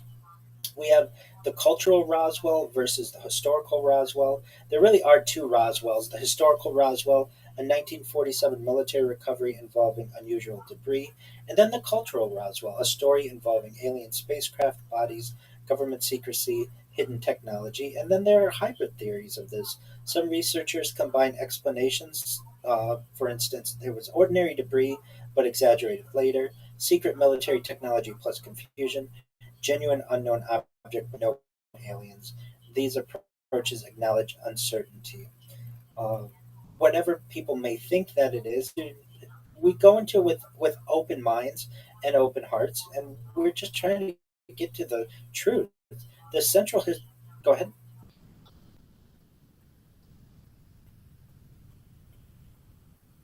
The movies, the television shows, absolutely. The entire city itself is a tourist destination now, and with the festivals and such, absolutely. There's a central historical question. The deepest question is not simply was it aliens? The deeper question is how do humans construct explanations when governments, witnesses, and evidence do not align? Roswell became famous because it represents a conflict between official secrecy, public curiosity, and uncertainty. And the final assessment that we'll do is what Roswell reveals about secrecy, evidence, and the human search for answers. Roswell, this incident endures because it is not merely a question about a strange object in the desert, it is a case study in military secrecy, intelligence culture, technological change, witness memory, government communication, and the human desire to understand the unknown. Whether viewed as a crashed spacecraft, a classified balloon accident, or a legend built around an ambiguous event, Roswell remains one of the most influential mysteries of the modern era. The timeline that we've reviewed 1947, the rancher discovers, Mac Brazel discovers debris near Roswell. Military personnel recover the materials. The Roswell Army Airfield announces a flying disc recovery. The statement is quickly replaced with a weather balloon explanation. In the 1950s and 1960s, Roswell largely disappears from public attention. The Cold War continues. U.S. military aerospace programs expand. In the late 1970s, researchers begin interviewing former participants. The Roswell story returns to public attention. In the 80s and 90s, books and documentaries expand the narrative. New claims appear involving crash sites, bodies, secret programs.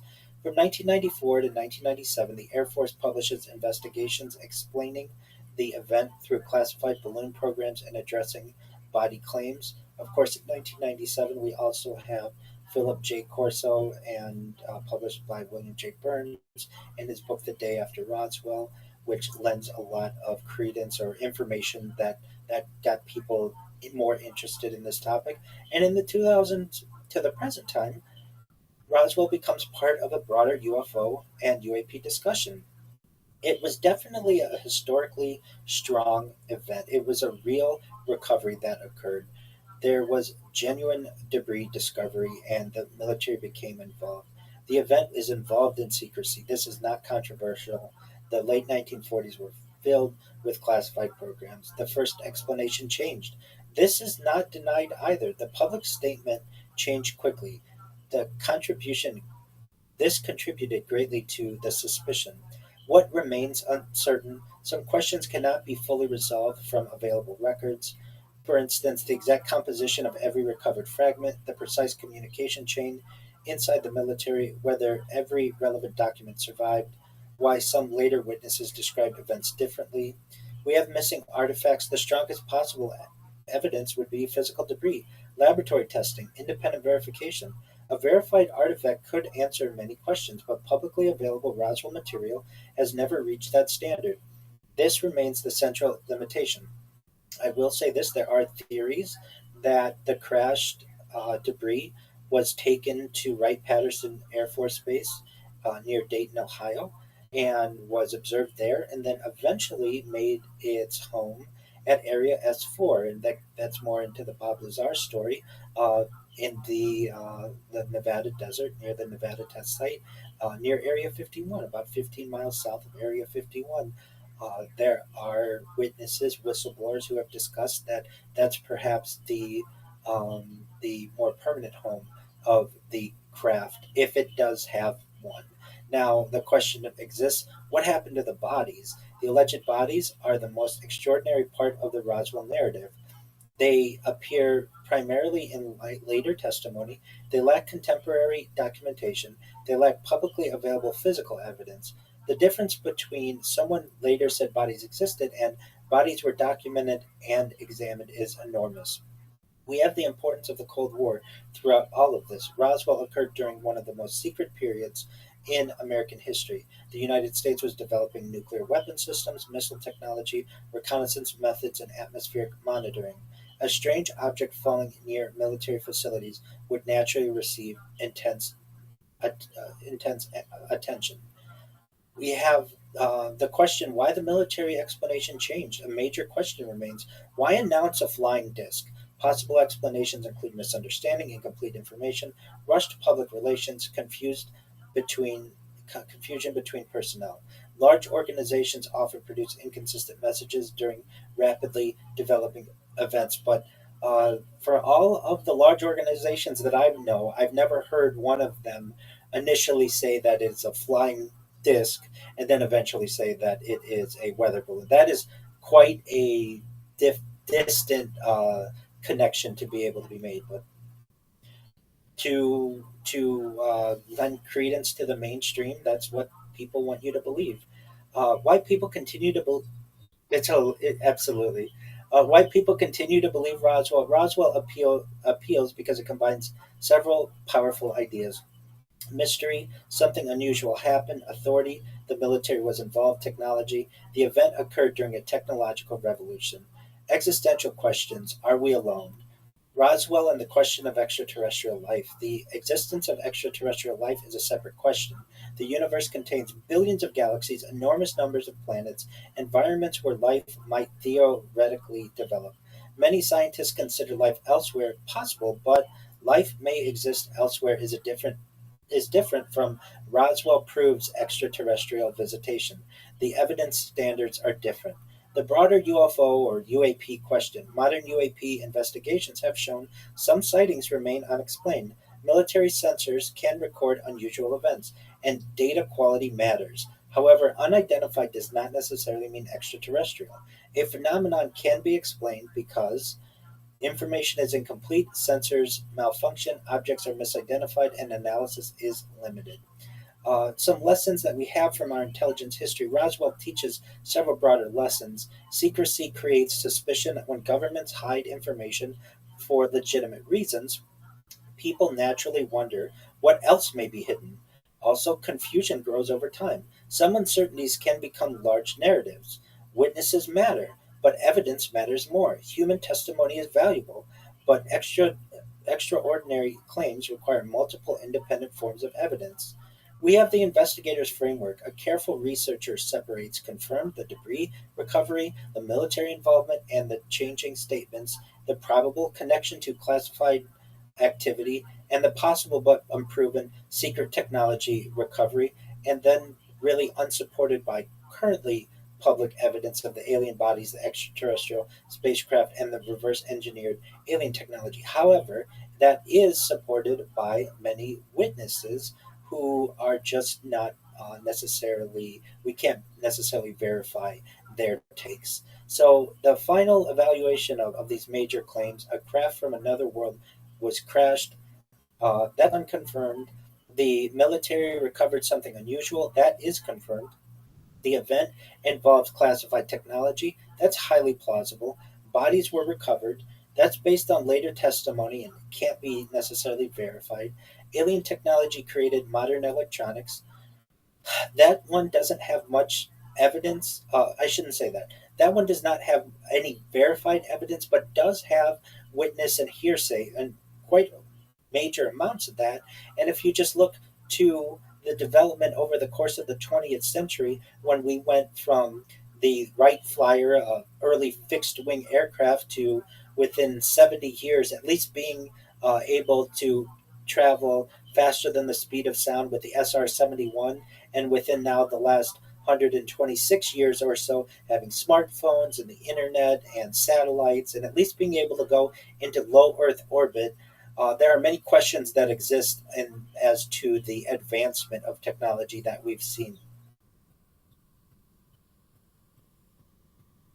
Most certainly.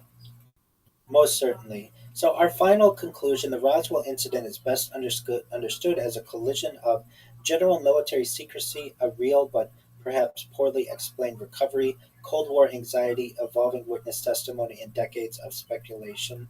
But at the same time, the case remains historically fascinating because it demonstrates how secrecy and uncertainty can transform a local event into a global mystery. Roswell endures not because of what may have fallen from the sky, but because of what humans do when they look upward and ask, "Are we alone?"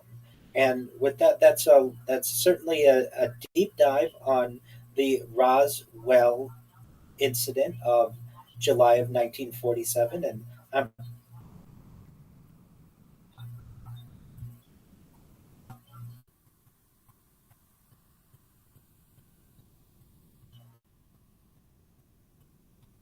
absolutely in seven.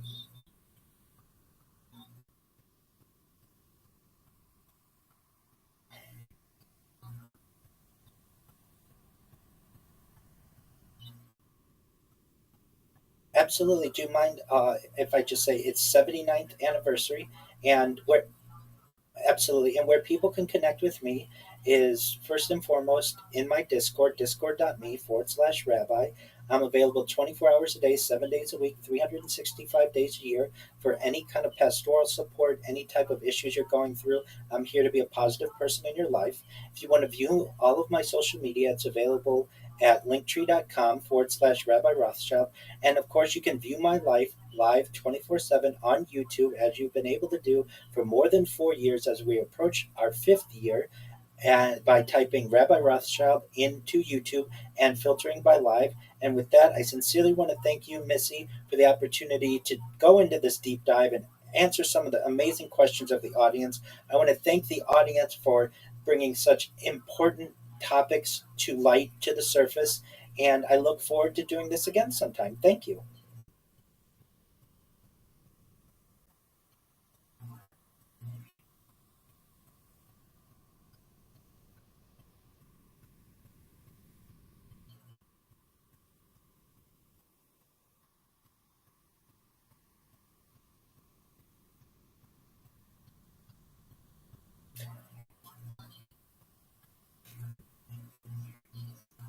No, you're good.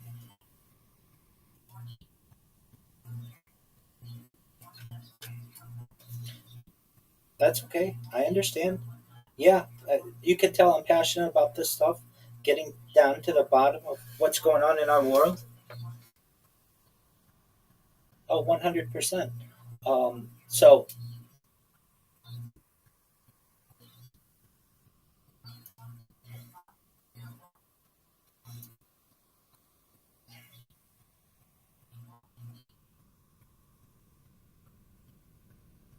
excellent. Wonderful. I'll look it over. And if there's anything to change, I'm sure there won't be, but I'll let you know. And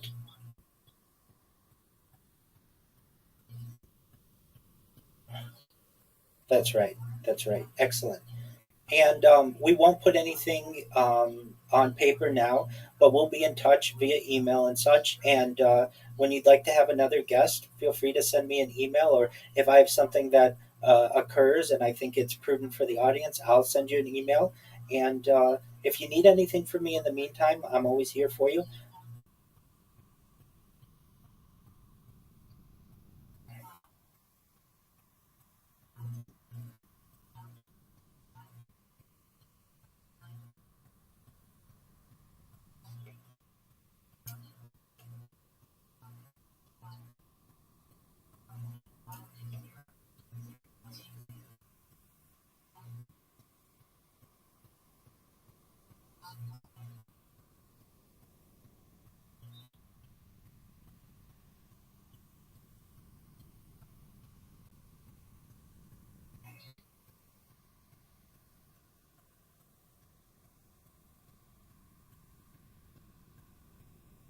Oh, most certainly.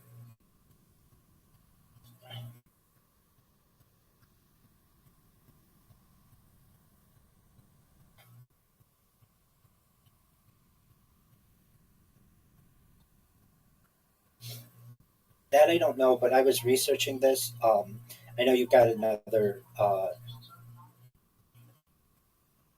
Yeah, but there was one. No, but I found one that's free for you. So it is known as Restream, and you can live stream on two different uh, platforms. So you could restream on YouTube, and you could restream on Rump. Absolutely, absolutely. And then you should know that you can have, just like you've got now, where it's a studio and you can have someone join but not have everybody join. And I think it may be something that may be of interest to you. And you should know, and as many hours are in a month, it's free. So if you want that, yeah, absolutely. That's why I thought of you. And I use it every day. I use it on multiple of my accounts. And I just didn't think of, hey, that's what she should be using, because I don't normally do interviews on it. I do interviews, but I do them in different ways. I usually do them on Discord. But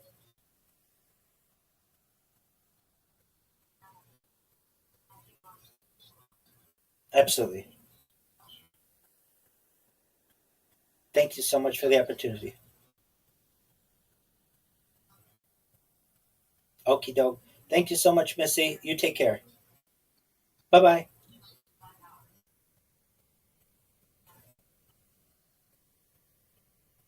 Oh, I did it, though. I did it, folks. Folks, if you're watching this and you're like, is he going to be able to go 3 hours with 2 cups of coffee in that bladder? Oh, yeah. Are you happy? Yeah, dog went really well. Did it? Yeah. Would you have changed anything? It went really well. I'm really proud of it. Shout out to Ross. Well, got it dizzy, though. Big time. Some rabbit sounds gonna be freaking.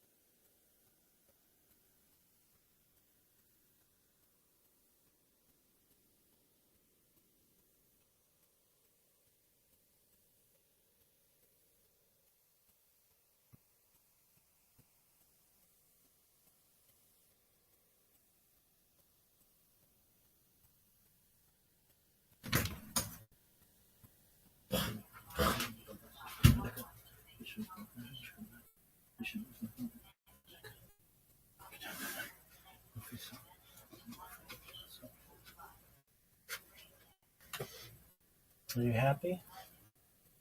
Is you happy? Yeah.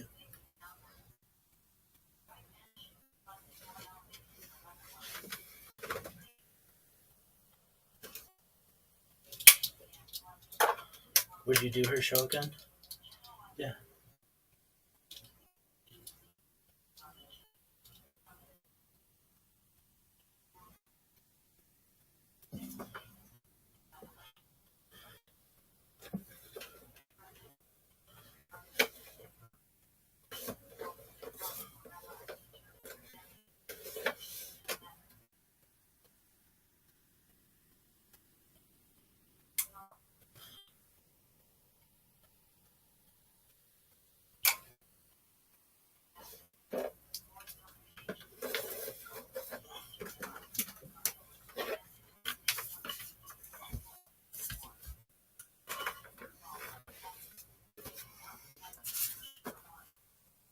It's as thick as the ball.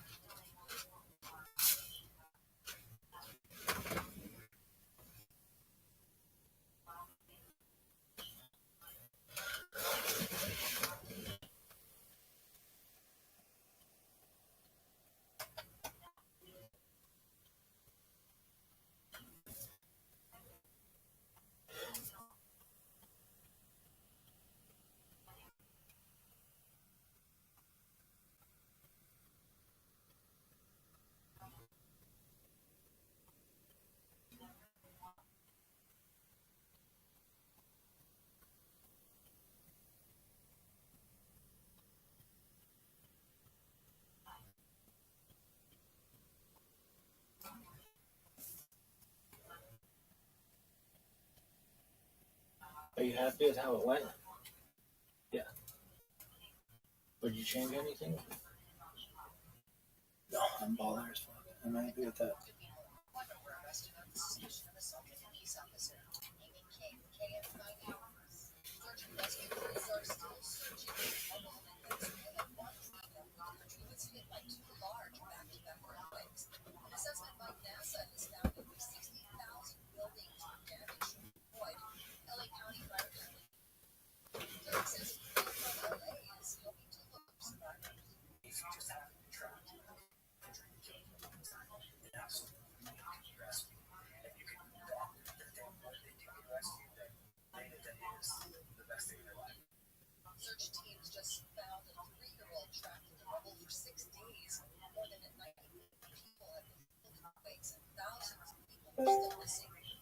Yo, what up, Tony?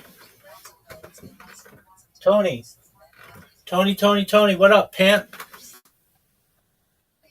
Big dog. How am I? I'm amazing, my friend. I just did a 3-hour podcast, and I got a response from the guy who has 250,000 people on it. And nice. I didn't do that one just now, though. I just did a different podcast. But it's good to get a response to that one because I didn't know if he was going to respond to me. And That's not. yeah, but I've got to redraft my proposal to him because he wants to talk more about UFOs. And so mine was more about history, but that's okay. I just did a 3-hour podcast. Do you know what Roswell is? No. Okay, so in 1947, allegedly, there was a UFO that crashed and in New Mexico, and that's allegedly we've gotten a lot of technology from that. Things like the transistor, microelectronics, integrated circuits, everything with computers basically came from this crash. Also, lasers and night vision, different types of radar, perhaps things like Velcro, Scotch Guard, uh, and it's celebrating its 79th anniversary uh, right now. So I was on for that, and it went well, thankfully. That's nice. That's very, very. So like, are you telling me you are so close to have like big podcast? Um, we're gonna try. I'm gonna redraft my proposal to this guy and say, hey, it's the perfect time to have me on for this, and I hope so. I had somebody else who wants to schedule me on, I think Tuesday, So that's good too. In the United States this week, usually people take off from work, so maybe they don't check their emails as much because it's the what's known as the sesquicentennial, basically the 250th anniversary of the country. Yeah. So people are really, really excited about that.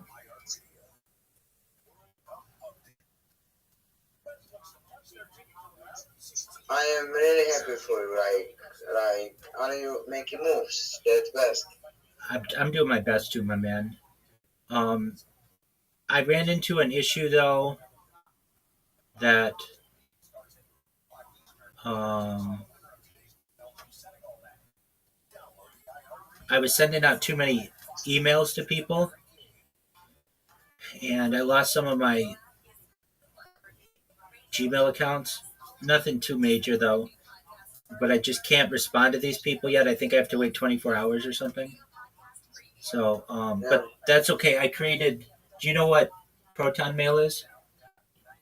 No. Okay, No. Absolutely no. No. it's just another. Um, it's another platform that allows you to send emails. So I created 8 of those. Mhm. I created 8 of those accounts within the last day, and do my best to. Um, I'm going to do my best to review that information with. But like, I'm sorry to interrupt you. I am sorry. That's okay. But like, you are very hot right now. I mean, That's good. yeah. Hopefully it continues, and you never know what happens. Um, I really need to land this big one. That's the one I really need to land. So, God willing, he will reconsider my proposal, and then he'll be like, "Okay, well, yeah, I'll have you on, and we'll do a podcast." Um, and if he doesn't want to do it, then that's not the end of the world. It's okay. I've got other podcasts on which I can schedule, or in which I can schedule. But like I said, I'm too happy for you, and you are, I think, so close to do something very big. Like I am really happy for you. Thanks, Big Dog. Yeah, I mean, so far so good. Um, the podcast thing has been good. It is I think, a good way to let people know about what I do, who I am, and what I do, and um, the most important thing for me is that the discussion is archived for the future, so that people can watch it a long time from now. And if one of my accounts gets banned, it's no big deal because it's on their account. Yeah, true. And it helps me because it's not like my content is always coming from my account, it's coming from other people's accounts. So that helps too, because that introduces me to new audiences and stuff.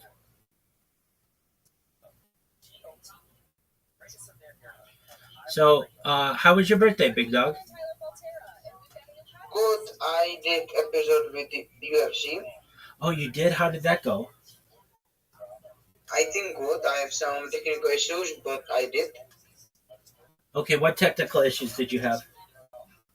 Like the video, like we was talking, and the moment video was ended. So I just need to start new one. Okay, so are you going to be able to get the video for it? Yeah. All right, and um, What'd you do for your birthday?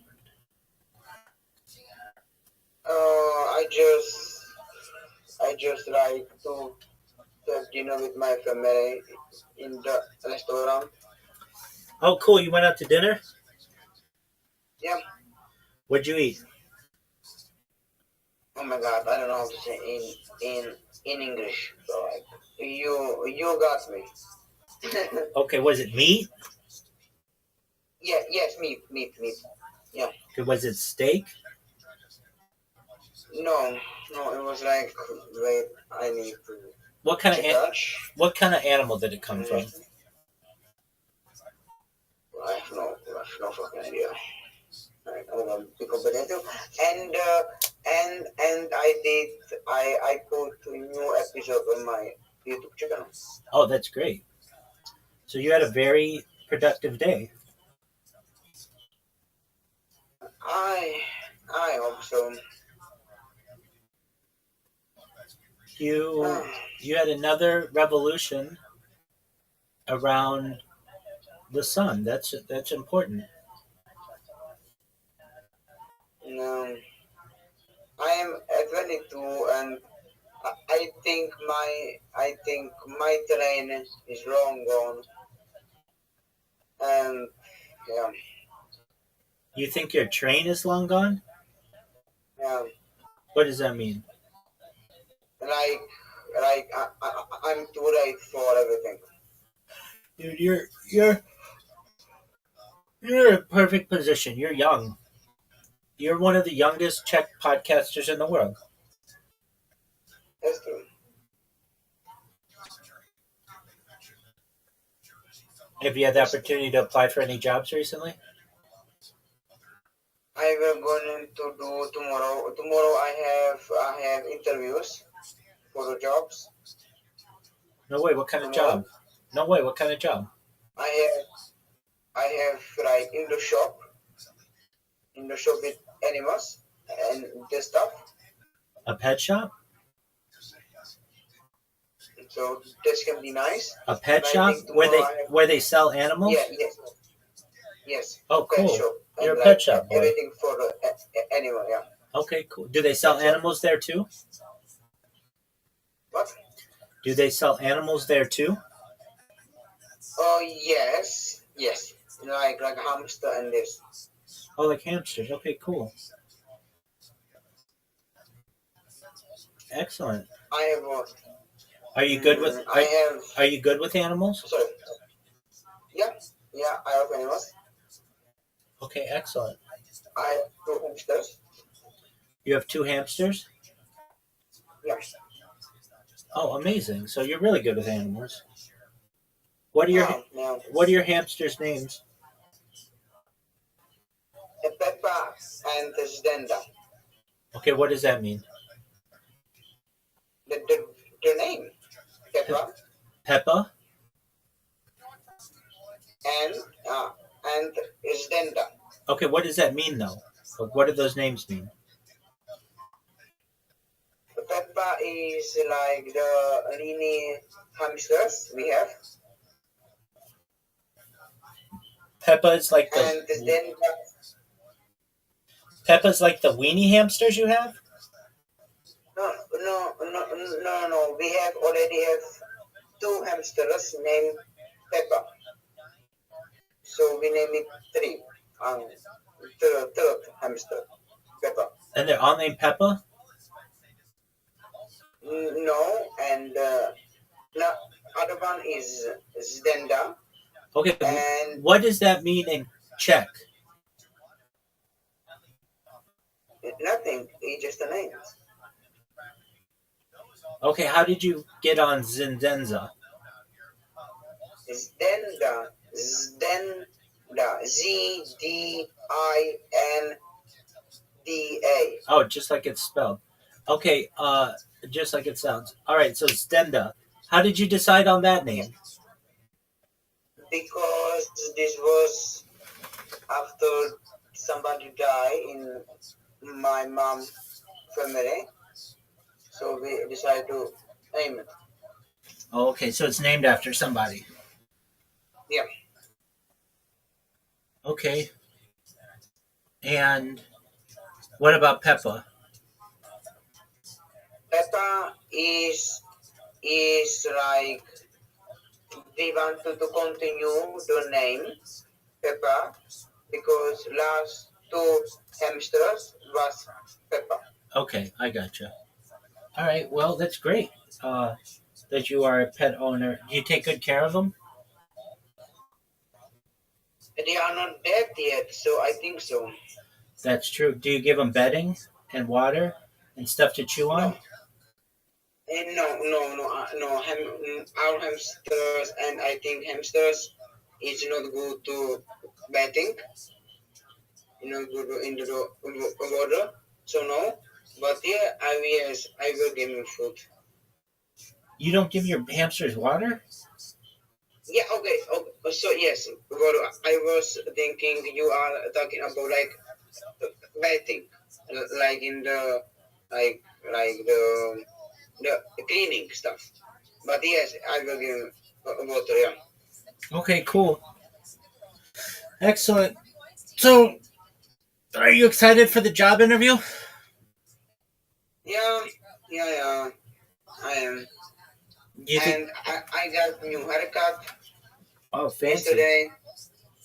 Fancy. Are you going to go in dressed up? Yes, Good for you, man.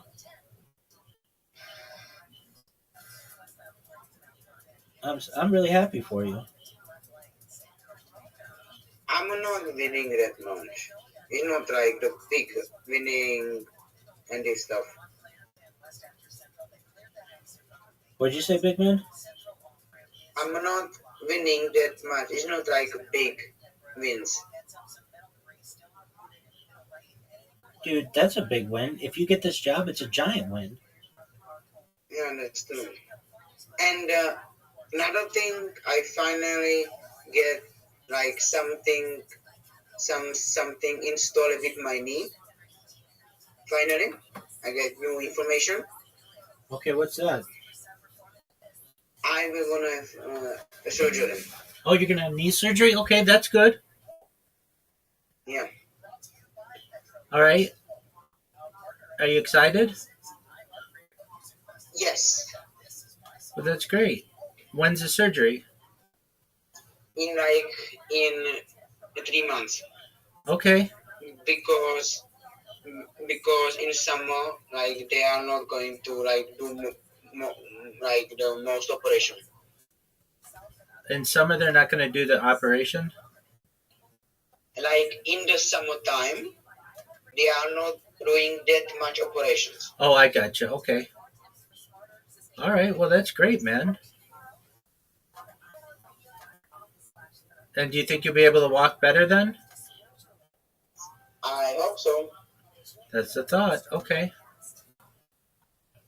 And you uploaded one of your podcasts and you did a podcast and you got Yep. it. You did a whole lot, dude. You're winning. I don't know about that, but I hope so. I do. I know for a fact you're winning, my man. Why? Why do you think I'm winning? You spent another year above ground. That's always a win. You uploaded a podcast. That's a win. You recorded a podcast that you've been wanting to record for a long time. That's a win. Win, win, win, win, win.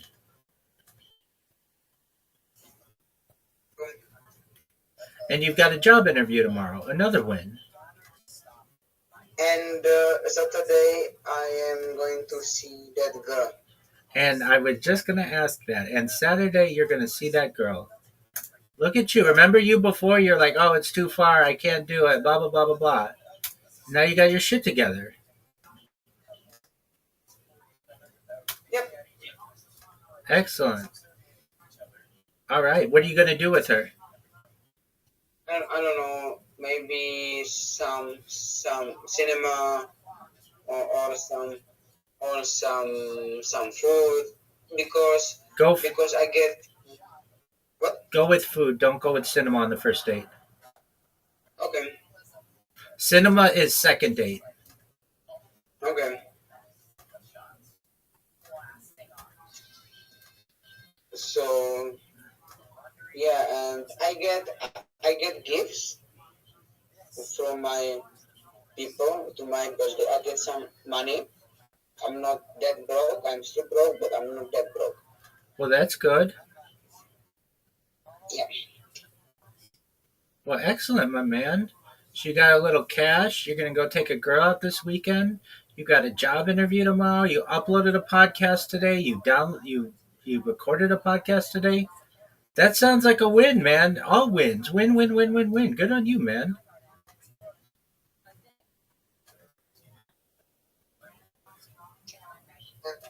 Thank you. You're welcome, big man. That's phenomenal. Good job, Tony.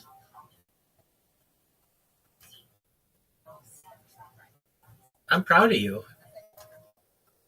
Yeah, thank you so much. You're welcome, big man. So are you thrilled? A little bit. Just a little bit. Okay, well, that's something. Because I will tell you why. Okay? Tell me why. I will tell you why. Because like yes, you have right, this is good. But right in this year, like everything was like one day is good and 3 days is bad. So I'm already prepared to bad things. Okay. In my mind. Well, you met me, and now it's 2 days good, no days bad. Yeah, that's true. There you go, big man. That's phenomenal. I'm proud of you. You should be proud of yourself. How many people you say you are proud of them? In the last week, 0, aside from you. Oh, okay.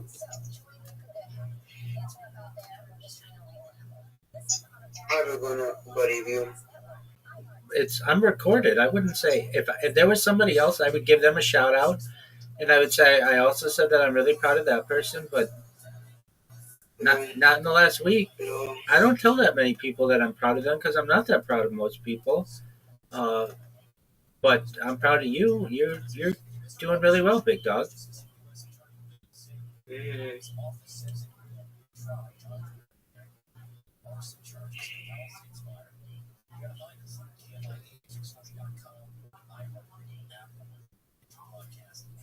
So good on you, my man.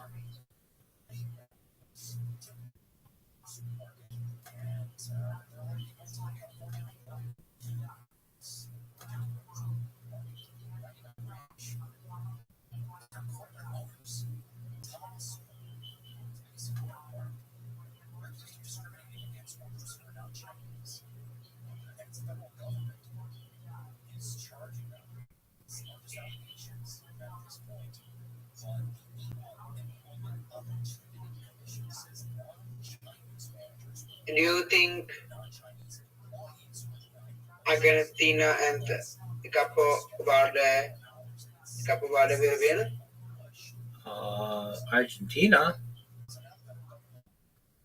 not Capo Verde. Yeah, dog.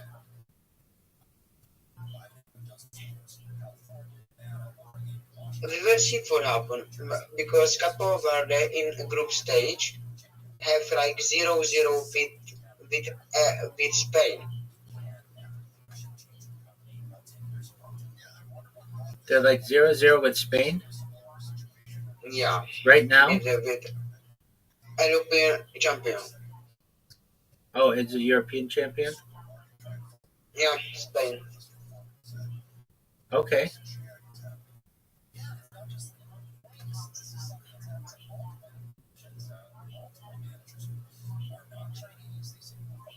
Can I tell you something? Tell me anything you want, big dog. Okay. I am really happy and I'm really like I'm really happy you join me in my sorry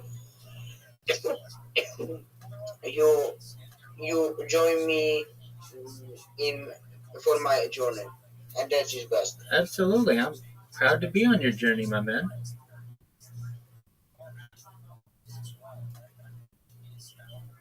and yeah, and this is like good, totally good. I agree with you. It is good. And maybe one day we are gonna see each other in like a little time, God, real life. God willing, my man.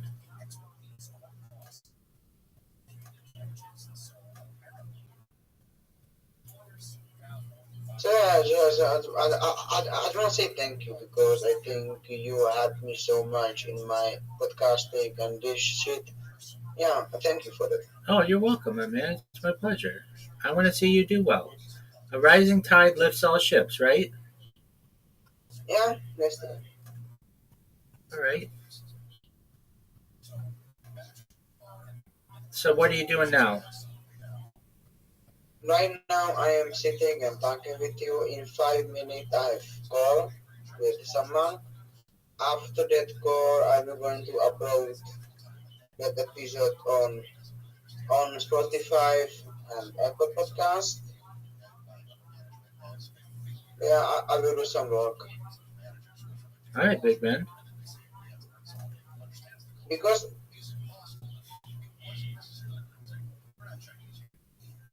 right, you are not going to believe me, but when I finally like have like the day to my surgery and this shit, I was crying for tears happiness. That's wonderful. I'm really I happy know for you. this sounds weird, but yeah, That doesn't sound weird.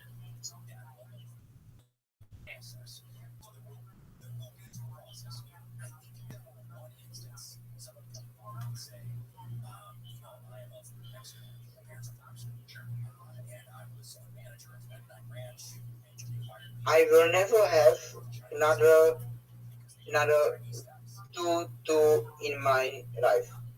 This is the one time only. You never know. There could be time travel. There could be reverse True. aging. You never know. So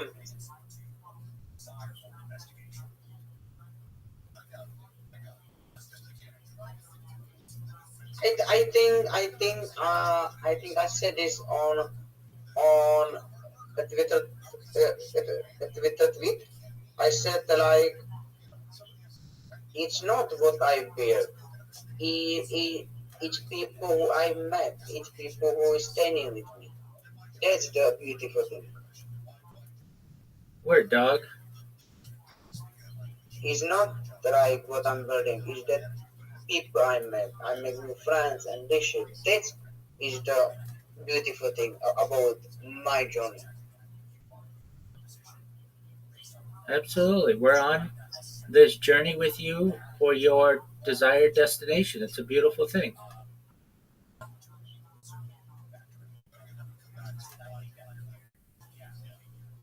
Yeah, and like I am very happy because I think the worst is to be alone.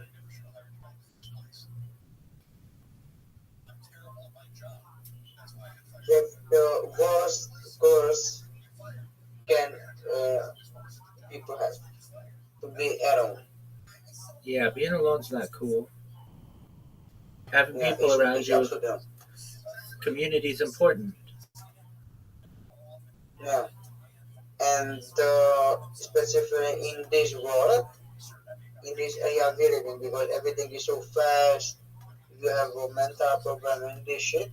So to have somebody who is love you, who is like you, even if they're in America or other countries, is give you so much energy to keep going.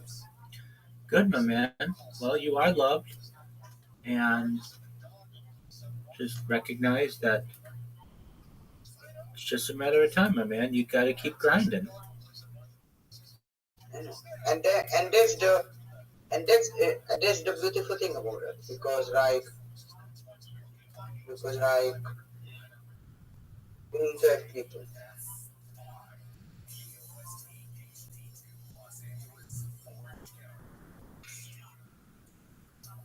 Okay, I will go and I will talk to you later. Excellent. I'm proud of you. Good job, big man.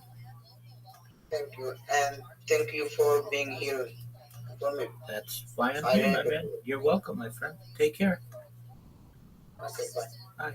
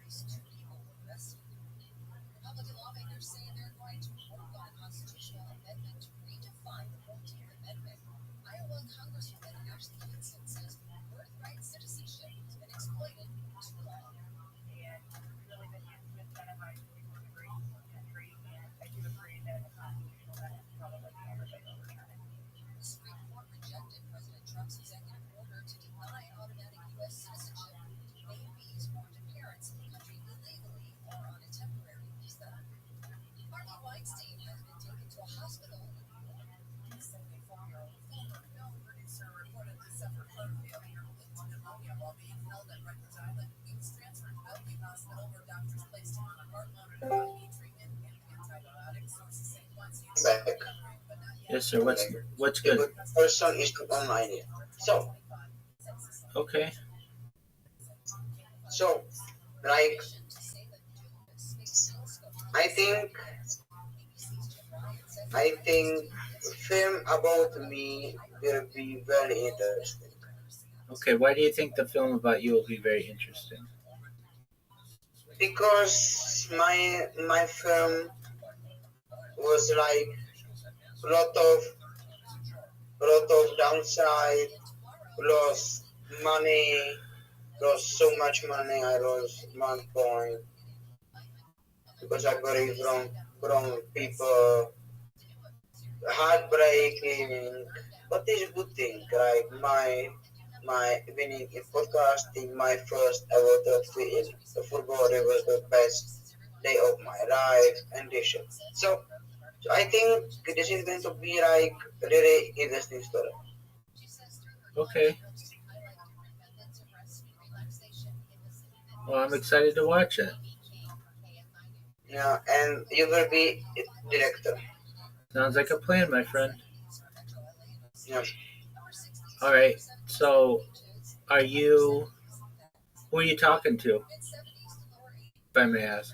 I I I was talking to someone from Canada. Are they I cool? will talk to Are they cool? very cool Are they a boy or a girl? girl. Look at you. But like she is more my sister. She's not like romantic. She's my sister. Are you sure? I am 100% sure. Is she hot? No. Okay. That's that's as honest as you can get, folks. In the future, when I ask someone, are they hot? I want everybody to take notes on my man Tony, because he will just straight up tell you, no, this person is not hot. But they are like his sister. That's amazing. All right, so this person's not hot, but that's cool. Are they interesting? Very interesting. All right, well that's even better. All right, so they're very interesting. What do you talk about? I think we will talk about a lot of stuff. I cannot discuss this here. Like what? like I don't know, like the the person is not here to, like, I don't know if I can, like if we was talking about my life, she was helping me with my mental health. Yeah, she is really good. All right, that's tight. Yeah. Is she your age? No, no, she is 35. Oh, okay. Is she single? Yes, yeah, she is. All right. Do you think she likes you? What? Do you think she likes you? Yeah, I think she likes me. Yeah, of course. Why, of course. Like you're some kind of Mac Daddy pimp. No, I'm not mad at it, but she likes me. I know it. Okay. I little brother. Okay. And do you like her? Like my sister, yes. Okay. All right. Well, when's she supposed to come online? I don't know. No, I don't know.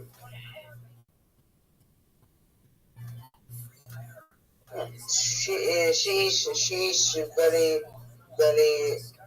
very hard to deal with sometimes. Why is she hard I'm to? not Why is she hard to going to deal? lie Why is she hard to deal with?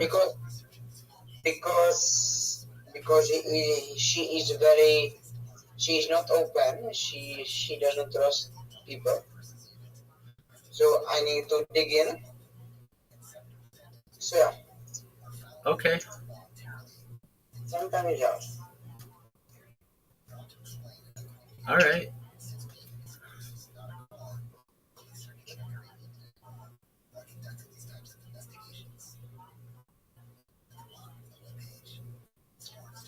I think we should do. Okay, yeah, okay, nothing. Um, What are you saying? Nothing.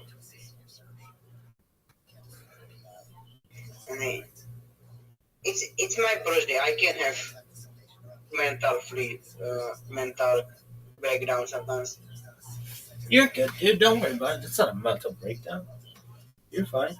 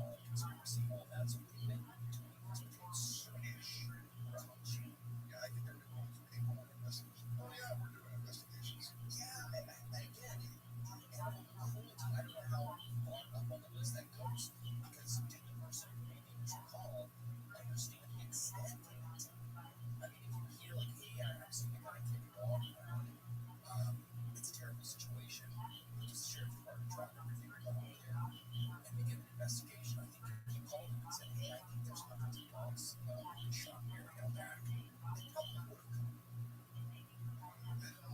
Because this went out for a while. I think you mentioned that the first time that this was brought to their attention was in April. Then they did a raid. A while later, even after that raid, the Western Raid opens for San Francisco continued. Even after the raid, the Western Raid opened and continued housing animals. Community members were in the wilderness. Animal advocates rallied the county council chamber meeting. That's easy for me to say. Other locals, though, defended the rescue's owner, saying the situation was a lynch mob. Reported that the owner has not been charged with a crime. And obviously, the fact that more than 1,000 dogs over 3 years taken this organization. And the number of adoptions is in the dozens now. More than 700 animals missing. And as you mentioned, 600 college charges. Okay, so who is this person next door? On the house when this was going on. So that's right in the area. She watched trespasses. She documented. She took the law into her own hands and uncovered homes. Found the grave. Joins us in the Compass and Barrel. After this update, I'm Gonzalez. Here's the latest, and Amber Alert is over after Mark was found in Westwood. President Trump is taking his first trip on the new Air Force One, and the lead singer of the Village People has died. We'll have more news at the bottom of the hour. From your Toyota Dealers Traffic Center, we make it easy. Watch out for a stall on the 15th. That's heading southbound. Both back to the looks like it's out of the way. Out of the traffic has recovered. There's we have it past the back one. You're on the line northbound. To Santa Ana, it starts to clear up just after 55. Crash on the 405. Some problems just before Chester. As the carpool block traffic jams up to 105. Southern California's most accurate traffic reports. Major El Reno. Short podcast. I asked my guests how they're spending their 4th of July. I'll be in Washington because it's a big day. Jared, I see my plan flying an F-5 fighter jet painted in Freedom 250 colors, along with 4 other fighter jets flying over the nation's capital. Listen to what's going on America's #1 podcast network. I find you can follow this one. Start listening on the free iHeartRadio app today. iHeartRadio FIFA World Cup update. The West Coast to punch their ticket to the round of 16 tonight. Head coach Mauricio Pochettino says the team knows it's do or die against the final World Cup. And the World Cup match against Bosnia-Herzegovina starts at 8 o'clock Eastern. The winner takes on the winner of today's Belgium-Senegal match. Download the iHeartRadio app for live Fox coverage of every game. From the producers who brought you Princess of South Beach comes A Setup, a new romantic comedy podcast starring Harvey Ian and Christian Navarro. The Setup follows one man's search for love in the Big Apple. The thing is that I actually don't use the app. Every time I open it, I got hit with this wave of nausea, and my heart started beating like so fast. Close the app, open the app, close the app, open the app. Meet Juan, the lonely museum curator. His true love, art. His biggest fear, everything. It's a little stop.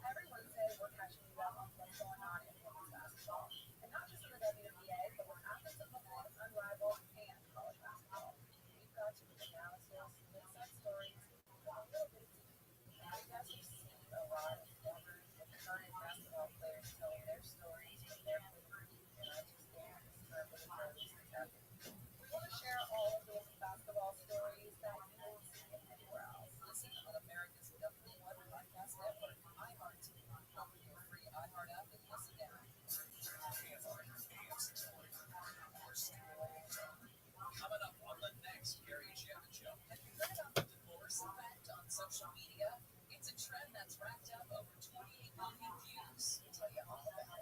The Gary and Shannon Show starts tomorrow morning at 9. KMI AM 640 live everywhere. iHeartRadio app is Pumps in Maryland, like Pumps Experts Maryland. And if you made it through the very difficult first segment of this hour, we were talking about this tragedy that affects the country.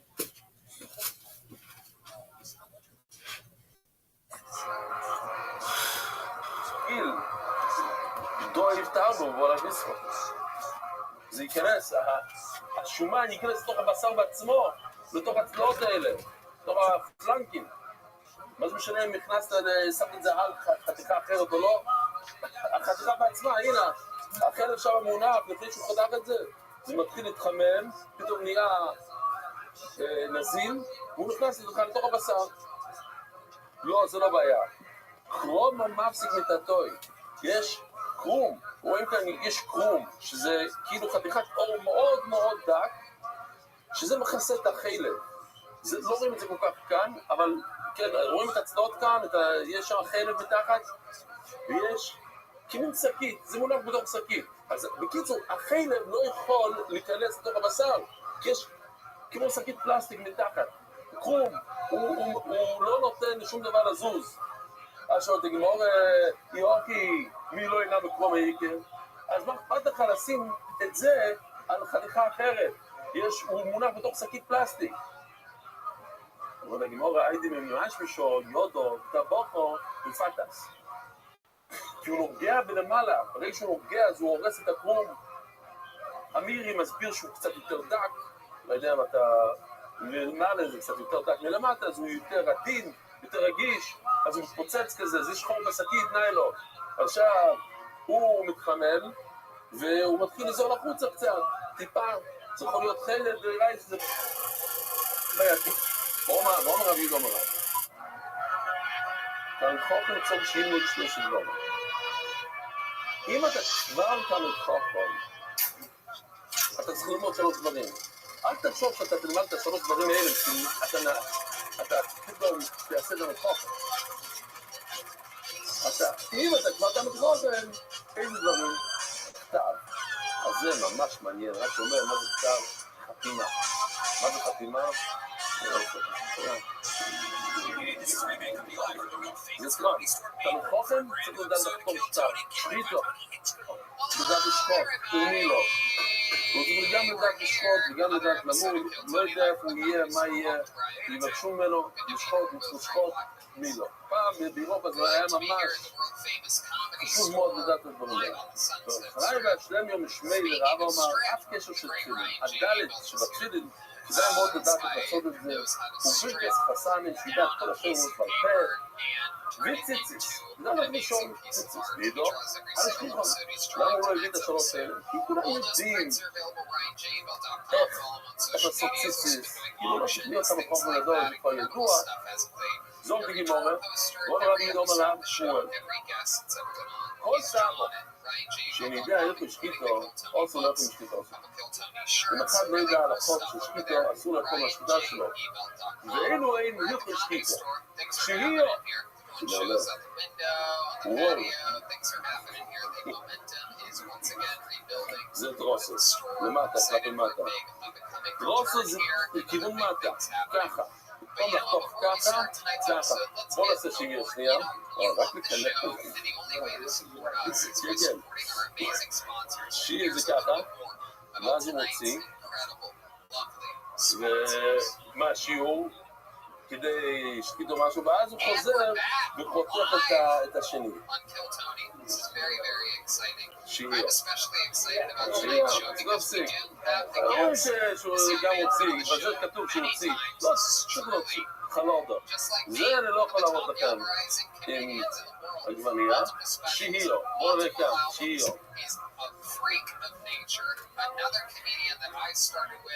הפסיק, הלך, חזר, עושה אותו. זה כנראה הגרומר. לא, אז בואו נעשה חלודו. חלודו. טוב, תראו מה זה, עכשיו הוספנו היום. על פי כל הלשון, אז אמרתי לו נוסיף את זה. תופס את הסימנים ביד שלו, ואז הוא נכנס ביניהם, ועכשיו הסכין מכוסה לגמרי. והדבר הזה, שהסכין מכוסה, קוראים לזה חלוטו. זה מכוסה על ידי הסימן. זה מה? זה כבר ראינו אתכם דרום. עכשיו הגרומה, מה זה הגרומה? הגרומה זה פשוט שהוא שוחט את זה במקום הלא נכון. כאילו, מקום לאדם היה פה בעברית. מקום השחיטה בעצם הגרוגרת ומטה. יותר, אם זה הקנה, הקנה זה, איפה הולך הקנה? לריאות. אז תחילת הריאות. והוושת, איפה הולך הוושת? לקיבה, אז תחילת הקיבה. מה הגרוגרת? עכשיו, אם הוא עושה שחיטה מעל הגרוגרת, או כאילו לכיוון הריאות, אז זה הגרוגרת, זה המקום הלא טוב, לא המקום של שחיטה. אותנו שאין לי שחיטוס, הולך עוד לשחיטוס, או ואילו מי זה שחיטוס. שיגיעו זה להשרות שנייה, דרוסו, שהוא לוחץ כלפי מטה במקום לחתוך הלוך כזו, חלודת שהוא נכנס מתחת לסימן, וחוטף את הסימן אחר כך, אבל הסכין היה מכוסה. הגרומו, שהוא מגלים לצד, הוא חוטף במקום הלא נכון. ואיקו, זה אם יש פגימה בסכין, והוא חותך עם הפגימה, אז זה מושך את הקונה, או את הוושת, וזה איקו, הוא עוקר את הקונה, במקום לחתוך את זה יפה, הוא מושך את זה, קורע את זה כזה, אומר לגימור, מה יקום משהו? תגידו, זה הכל משנייס, אחר כך אנחנו נגיע לשם עוד מעט, עוד איזה 10 ימים, אומר לגימור, לא הצליחו ששוחד נתוננו 2-3 פעמים לשוחד שפיל. אבל למה זה, ראינו שהוא שוחד טוב, מרדסים מידות שוחד שפיל, ראינה מתוך שפיל, וכיוון שכבר עשה את זה 2 פעמיים, 3, מצוין, ממש מה לא, אם לא יתגומר, כיוון שהוא לא יתת על אוכל, זה נשוי, לפעמים הוא יעשה שיהיה, וגומס, ולא יודע. גומר רבי יהודה אומר שמואל. הטאבו צורי יהודות בסימוני. למה השפיטה? אחרי השפיטה, השוקת בא וגודס לראות אם היה רוי. אם משתתף את רוב הסימן. חייבים לפתוח רוב סימן. אז הוא צריך לפתוח ולהסתכל לבנים לראות שהלך רוב הסימן. צורי שיהודות בסימוני למה השפיטה. אבל לא זה, אבל אנחנו נתנינו. אנחנו למדנו רבצים לא ילך, תמשות כדי דיגוי. אם הוא חיכה כמו לבקר, זה לא טוב. מה אליו? בחורה, כדי ביקור סימונים, שהוא יסתכל לבנים, יצחק יהודה, יסתכל, הוא מבקר את הסימנים. והיה שצריכים לבדוק את הסימנים. אבל הבעיה אלוהי, לא רבי יוסי, כדי ביקור חוכם. יש לבקר חכם. יש הלכה מאוד מעניינת, כדי לתת כבוד לרב של העיר, נותנים לו לבדוק את הסכין, אם היא לקח סכין, תבדוק. שזה גמור, נצטרך דברים בשיעורים. יש רב שגר בסוף העיר. הוא לוקח 3 דקות לגר שם. יש רב שגר 30 שניות מהמשליטה. אז מה זה כדי ביקום? 3 דקות או 30 שניות? לא, זה בדיוק אותה בחוכם. מדברים על השפט בעצמו, השפט בעצמו. כמו היום. הם יודעים די טוב. הם בדרך כלל יודעים את ההלוכס. הוא דבר חכם. אז כדי שהוא, אחרי השליטה, יש לי איזו בדיקה, לראות, אז יש לי כאן תמונה, כמה תמונות של רבי שיש בעצמו, אסי מאוד את התמונה הזאת, כמה סכינים יש לו שם שהוא בודק עכשיו, הוא בעצם לבדוק את כולם, כי הוא בוידק. השחקים האחרים נותנים לו את הסכינים. כמו איזו שאלה פשוטה, יש פרה בבית המלבחיים, והיא פתאום חותבת הסכחת לב, נופלת ומתה, היא תמיה או לא תמיה? אז התשובה היא שאם היא מתה לבד בלי שחיטה, יש לה תומה. תומה שנראינו, תומה, התומו, זה מדויה מאוד גבוהה. לא אבי אבוי, מה אבי אבוי? מת, אדם מת. אבל בהמה מתה זה אב התומו, כמו שרץ. דומה לשרץ, כמעט אותו תומה. אבל אם הוא שחט אותו, שחט קדימה. ואז, רגע, עכשיו יש עוד שאלה.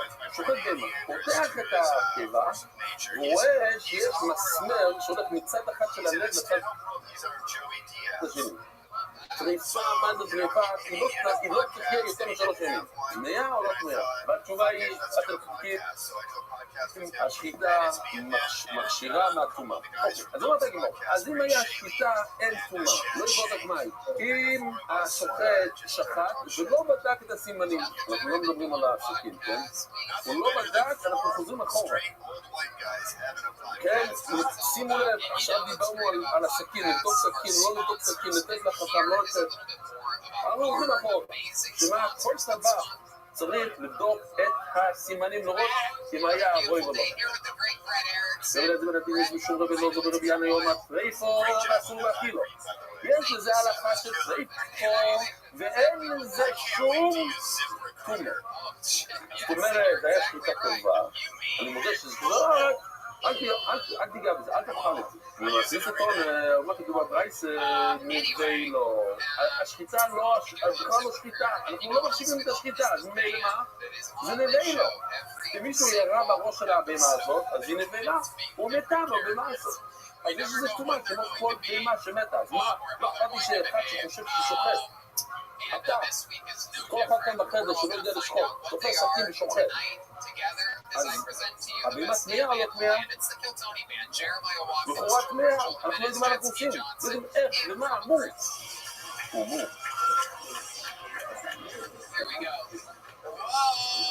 ומה הייתם מגלגים? מה אנחנו יודעים? דרבונו. הוא אומר, בהמה וחייהו, בחסקס איסו ומבס, העתירות לך במניש אותו. אז אנחנו באים מכל מיני ספורס.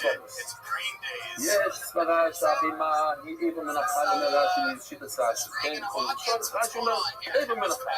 כל בהמה שהיא חיה, איבר מנחה. אז יש על האיסור של איבר מנחה. אז עכשיו, איך אתה יכול להפקיע את האיסור הזה אחרי שהיא מת? אתה רוצה להגיד שזה נשחט, אבל אתה צריך להוכיח שזה שחיטה. אם זה לא מוכיח שיש שחיטה, אז היא נשארת באיסור, לא באותו איסור, כאילו, האיסור קופץ לעוד איסור של נבילו. זה התחיל באבן מנחי, ממשיך האיסור, ממשיך הלאה. ככה מסבירים הראשונים. במנה שחיטה. יש שחיטה הרי בחסקס סתר, עד שיבוא לך במנה שחיטה. אם היה שחיטה כדת סחיטים, אז עכשיו היא מותרת, יש לה חזוק ושהיא מותרת. חזוק ושהיא מותרת, עד שאתה יכול להגיד הפוך. מה זה חזוק? חזוק, הכוונה היא, יש, הדבר הוא באיזושהי מצב, והמצב הזה ממשיך הלאה, עד שאתה יכול להפעיל את המצב. יש חזוק. החזוק היא זה שהקרקע הזה שלך, זה ממשיך הלאה שאתה יכול להוכיח אחרת. הבהמה הזאת אסורה לאכול, למה? כי היא במנחי, עכשיו אתה תוכיח לי שאתה יכול לאכול אותו. הבהמה הזאת מותרת לאכול כי היה שחיטה טובה, אז לא יכולים לאכול, עד שאתה יכול להוכיח לי שמה שקרה כאן שאי אפשר לאכול אותה. מה זו, אבל מה אנחנו נגז, וקשקסים זה קיימו, ואשכנסי. היא הייתה וקשקסי סולמה, היום במנחי. וגם עכשיו אתה מסתכל עליה, היא מתה, אז היא נביא לו. מעשור בחסקסי סולם רינון, בחסקס פורו לא יקם רינון. אתה רוצה להגיד שעשו לך לפה? צודק. זה היה במנחי, אבל כשזה היה במנחי זה לא היה טבע. ואם החיה היא לא תמיה, אז אתה רוצה להמשיך את האיסור הזה? מצוין, תמשיך את האיסור. אסור לך לאכול אותה. אבל איך נכנסת כאן שהיא תמיה? זה איך אתה לא יכול לעשות, אתה לא יכול להוסיף על האיסור שיש לנו, אז היא אסורה לאכול מצוין, אני לא תמיה. זה נפמילה גדולה. מה קורה אם הבן אדם מתנגע בזה? האם הוא תמיה או לא? נגניק או לא? הוא זו. אבל רבונו, באילו בחייהו בחסקס איסור עמדס עד שיבוא ללכות במנה יש חזור. עכשיו קראנו שאם הבהמה הזאת יש לה חזור של איסור, היא אינו מנחי, אז אם אתה לא יכול לשנות את זה, אתה לא יכול להוכיח לי שמשהו שתנה, אז היא לא במניש איתו, היא אסורה. אבל ניש כתו, אנחנו מדברים על החלקה, ניש כתו. זה חסקס הטרים. היה שליטה כדאי סכדין. אז יש לה חזוקה, והגמור לא מבינה מה זה המילה הזאת, חזוקה. שומעים? מה זה חזוקה? אם שחט אותה, אז היא מותרת. מה זה חזוקה? בחסקס הטרים, זה גמור, אבל לא ניתו לו, בשביל את הגמור, ולאי לניש כתו רוטרו. מה זה ניש כתו חזוקה? על ידי השליטה, פיתרת אותה. מה זה הכוונה שעכשיו יש לך חזות? או משהו לא חייבים להגיד. אגב, נסיעה לקבול ליוסו. אם דווקא שליטה משהו, גרוע קרה, אז אנחנו ממשיכים את האתר שלנו בחזות. אם מותר לאכול אותה, ועכשיו יש לך עכשיו שאלה, אולי משהו קרה? לא אכפת. אם בחס כסף, וזה הכוונה בחס כסף. איקו, יש לנו איקו, בוא נראה מה זה איקו, ובוא ייסע. הנה, פגימה לעסקים. תראה את זה, לא אוקיי.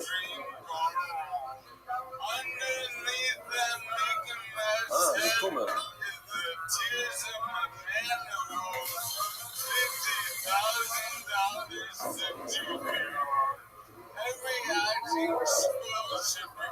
שנייה. כן. שכר חצי את המחלה חזר. עכשיו הוא תומר, מה עשו? או דף, פגע בישראל ומאוסו, ובואי נראה לאן ומלאגונו. בוא זה באמת, טוב וננעיים מהו. ובואו נראה את הסוגיה. מה זה? תוך המשקיטה וחטף משהו בדף. מה הוא חטף את המים? אומר, מה הבעיה? לא, אתה לא נסים, אין שום בעיה בזה, אנחנו לא יודעים אם יש כאן טרייף או לא, הוא לקח את זה, זה לא כך. אין לו נוקה בני מים, הוא עושה בזה חור. אבל תגמור, נוקה, תבינו בצורה הזדמנות של תבינו. אנחנו רואים שהזאב עשה את זה. אין לו כל הזה החזיר שהם יקטו ומהו, הוא החזיר את זה, לא יודע מה זה, כאילו מצאת את זה כבר עם נקד. אז מה השאלה? מתחיל עכשיו לבוא עם נקד נוקה,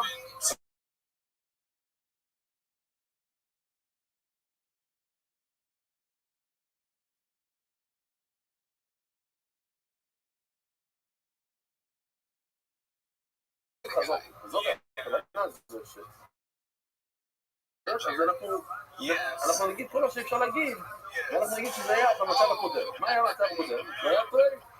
ומה היה קורה שאולי זה הזה, הוא לא היה לו חור בכתיבה לפני שהוא מת? לא, אולי בדיוק קלה. ויש לנו מה שזה אומר שאני מאוד תביא אותי. אבל כל שם שאני מורים נגד נוקה. לא. לא צריכים לחשוש שזה היה טרייפות, ובדיוק הזאב שהוא שם את זה בפה שלו, הוא עושה חור בתוכו, אלא הזאב עושה חור חדש. אז ממילא זה מה? זה טהור, זה קשר. אבל בואו נראה מה שקורה כאן, הנה.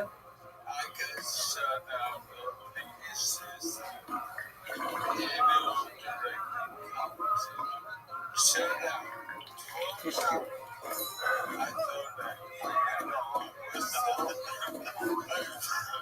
Would you get 13? I know where 80's submission. I think they got Basement. לא ציפור המנקה בתאינה. יש הלכה שיש לך פרי שהוא נק כזה ויש איזה חור קטן, אסור לאכול את זה. למה? כי אולי לא תולעת, אולי נחש, זה לא תולעת, רבו ישראל, זה נחש. זה לא תולעת, אני אומר לך, זה ארסי. אולי נחש נשך שמה, אחרי שמה ארס. אז אנחנו מברדים שהנחש יכניס, מי עשה את החור? מי עשה את החור הזה? תולעת, נחש, היה הרבה נחשים אז. מפחד. אני אומר, נגמור ואיס וירות ציפור מנקה בתאינו, ראית ציפור מנקה בתאינה. כבר המנקה בבתיקים. בואי 60 שמו בבוקר נקד נוקה. עכשיו צריכים לזהר, אולי החור היה מקודם. אתה רואה חור בתוך תפוח. עכשיו אם זה ציפור אני יכול להבין את זה טוב, כי הציפור אוהב כבר, זה כבר הנה כאן, כדי לחתוך את זה, אפילו הסכין של השביתה היה לו בעיה. אז הוא כבר יש המחור שהנחש עשה, אז הוא נכנס לתוך החור הזה, אז יכול להיות שיש ארץ בתוך החור. חודשים שם מוגים נגד נוגה, ובזור למדנו הרבה על האלה של הנחש, תמיד חששות של מבולת, שנדבר על זה שנייה. חודשים שם מוגים נגד נוגה. אבל מקומדם וסיסור לסקנטה? מה הרי, כולם יודעים את היסוד הזה, כולם! מה? תמיד הסקנטה וסיסור, למה כולם מכירים את זה? אבל הגמור, עולה, ניקו, אדם סיסור, זה סכנת נפשות, האלה של הנחש, צריכים להיזהר. מה זה קשור לאיסור? ספון לשעני. אומר לי, רובה, מה יש לסופק סכנת לנוחו? אתה אומר, שיש לך ספק, אולי משהו קרה כאן, צריכים להחמיר, סופק איסור נע מלחו. הוא עושה כאן איזה משהו, בסדר, נראה את זה למה. זה יוסי שחר, כן?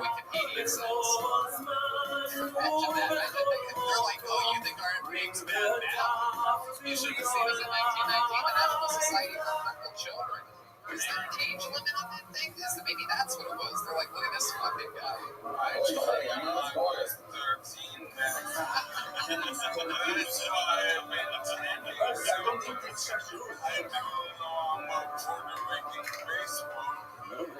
בסוף אנשים תבינו, Is a 15-year-old?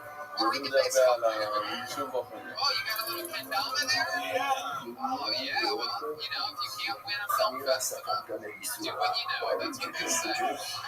Come on, get it, Michael.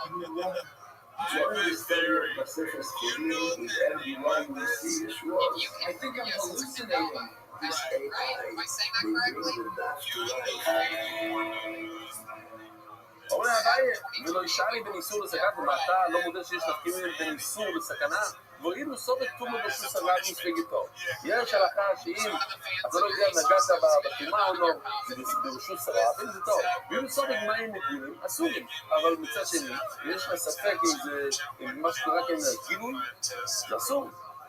אבל יאוס אומר כזה גילוי לא מסויטו. איך אנחנו יודעים את כל העניין הזה של סובק תומו בשוס הרבים, זה מסויטו שראינו את האמיתי, וזה ממסך מסויטו, איך שדברים שתנו מאז.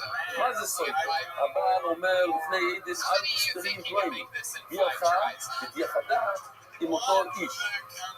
עכשיו, איפה היא התייחדה? זה יופי. אז כל העניין של סויטו זה בשוס היופי, רק בשוס היופי, ולא בשוס הרבי. אבל אני רוצה להגיד שכי מילים לא מסוגים בעצמנו בשוס היופי, ידעתם בשוס היופי! מוסי, רב שימי. שרש בפי חונדו, יש לך כאן חונדה, והיא הולכת עם שרש, חד משמעו יש רוצים. זה נראה חי, תמיד אצלנו השרצים לא אמיתים, אחרת אין לזה שום תרומה. בייחוד זה מהלך זה גם בקיצורי של תרומו, היא הולכת על דברים של תרומו, סוף היא לא יוצא לבנות, לא יודעים אם השרץ המת נגע או לא, אז אומרים שהזנב די קרוב, אבל לא בטוח. עכשיו, אפילו אם זה בשוס הרבים, סווי כל טוב! שוס היופי, סליחה, אפילו אם זה יופי. אפילו אם זה יופי, שבדרך כלל סוף תום בשוס היופי. תומי, כאן טוב. ואילו סוף הגמיים נגעו למסורים. אז רואים שחמיר סגנטס מסורים. אבל אני אומר, זה גילים לא מסויטו. למה שהפונדה, למה שם הטוב? הרי סוף התאומה בשוס היופי, למה שהפונדה הלכה בשוס היופי עם השרץ בתוך הפה שלה, אנחנו אומרים שטוב. עוד פעם, זה הלוך למש מסיני, מסויטו. מה הסויטו דובר שיש בו דש לשואל? הסויטו, אפשר לשאול אותה. נתמת? לא יכולה להגיד כן, נתמתי. ואז כותבים לה שובר לצובה ולא מקבלת בסדר, אפשר לדבר איתה. אבל כנען היא דובר שיש בו דש לשואל. אפשר לדבר עם אי אפשר לדבר עם הלחם, הלחם אין לו דש. מילא, הספק שלו טהור בשוס היופי. כמו רש"י, תשמע. כמה זמן נשאנו? נעשות חתיכה קטנה כאן. תשמע, צפוית שניחו מגבולו, יש כאן מים חיים מהמעיין בשביל פור האדומה. הופכים את הפור האדומה, שורפים אותם, והמים האלה צריכים מאוד מאוד לשמור עליהם. כפי שלמדנו, הנה נראה לכם סרטון יפה שעשינו פעם, שכל כך שומרים על המים האלה שלא יש שום תרומה, שמגדלים ילדים במקום מיוחד, האישה מאופרת, הולך לשם, אז אפילו ובונים כל מיני דברים שהתרומה לא תעלה, וככה, ואז מביאים אותם על שברים, יש דלתות שלא יצאו את הידיים החוצה, שהתרומה לא ייגע בהם, ואז הם שואבים את המים. זה המים מהמעיין, וזה מים ממש טהורים. ילדים שגדלו רק של הדבר הזה, זה פלא פלואים. אז כמה אנחנו כל כך מקפידים על המים האלה, ואז פתאום מגיע איזה יוקר אחד, והורס לנו את הכל. אחרי כל זה, כל השנים, הילד, מסכן הילד הזה, הוא לא הולך לשום דבר, לא ליד של חברים שלו, חתונות של האנשים, כלום, הוא תקוע שמה, על הזה, למה? כי יום אחד הוא ישוב את המים, הוא שואב את המים. ואז מגיע אחד שהוא תומק כזה, סומק תומק מתחיל לבוא. מה אתה נוגע? זה לא בעיות. סומק שהניחו מגבול פה, מצום מחוסות מאו, שיואמר, זה היה מגבול.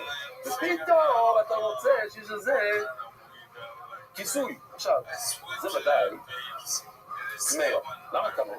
שיואמר עוד פעם הניחה זה שם מכיסו. לא יכול להיות נחש, לא יכול להיות חולדה. מי מכסה בן אדם? ויש סיכוי מאוד גבוה שתמה. הניחו, צריכים להקפיד כאן, זה חומר של חורה אדומה. הניחו בחוסר ובור בצומת גבול, זה קצת שונה. להוריד מכסה, זה כאלה יכולים לעשות, להוריד דברים. אם יכולים לחול בלישטת ממנו, או נכון, דליברי, לא גריר, כאן, למה זה פסול אם חולדה יכולה לשתות? כי רש"י אומר שזה, אבל תכלס, הוא משתמש במים, הוא מחזיר את המים בחזרה. הוא מכניס לפה וקצת מזה מוזר בחזרה, וזה פוסל. כי נעשה מלאכה במים האלה. כל שיורד בו, טל בלילה. עכשיו, טל זה פסול לקור אדום. מעיין, פסול לו. זה לא תמה, אבל זה פסול. כמו שאומרים לי, מה פעם, למה לא חוששים אולי בן אדם תמה נגע בזה? שם אגב, תגיד, אולי בן אדם תמה. בגלל שדרנו של שבות זה נגע בזה. ברישה שכתוב שמצאת את זה מכוסה, מי מכסה דברים? בני אדם, אז זה יתכן מאוד שהבן אדם שהוא תמה. שם זה ודאי אדם מכוסה. אבל כאן שזה מגולה, יש עכשיו... אז מה זה עושה? זה יכול להיות שהשרץ גילה את זה, אז אם הוא גילה את זה, זה לא תמה. שרץ הוא לא תמה. חולדה חיה היא לא תמאה, היא יצאה לשתות. אז היא עשתה ככה עד שזה אף. אנחנו לא מדברים על נושא כזה, כן? שם איזה פלטה כזה, אז הוא בא, העיף את זה, ושתק, זה בסדר. אבל זה לא מתמה, זה פוסל, לא מתמה. וייתכן גם שבן אדם גילה את זה, והבן אדם הוא גם לא תמה. יש 50% מהאנשים שהם תמאים, יש 50% שהם לא תמאים. אז מהאנשים זה חצי חצי. אבל פלוס זה יש לך גם, אולי גם החולדה. שרצים הורידו את זה. אז יש לך רוב שאומר לנו שזה לא תמה. ואני יודע את זה. ואילו, אבל נקרא את זה, לא נקרא את זה. הנה, המידה מדי נקרא לגבולו בו מצום חוסו, וחוסו בו מצום גבולו. כל זאת לבוא שנקרא לגבולו סורי. ואילו, סובל מים מגבולים מהסורים. שמע מינו, אז מה רואים מכאן? אמינו, סקלתם מסורו, שמע מינו, ובואי סוף, שלכם אבול שבש.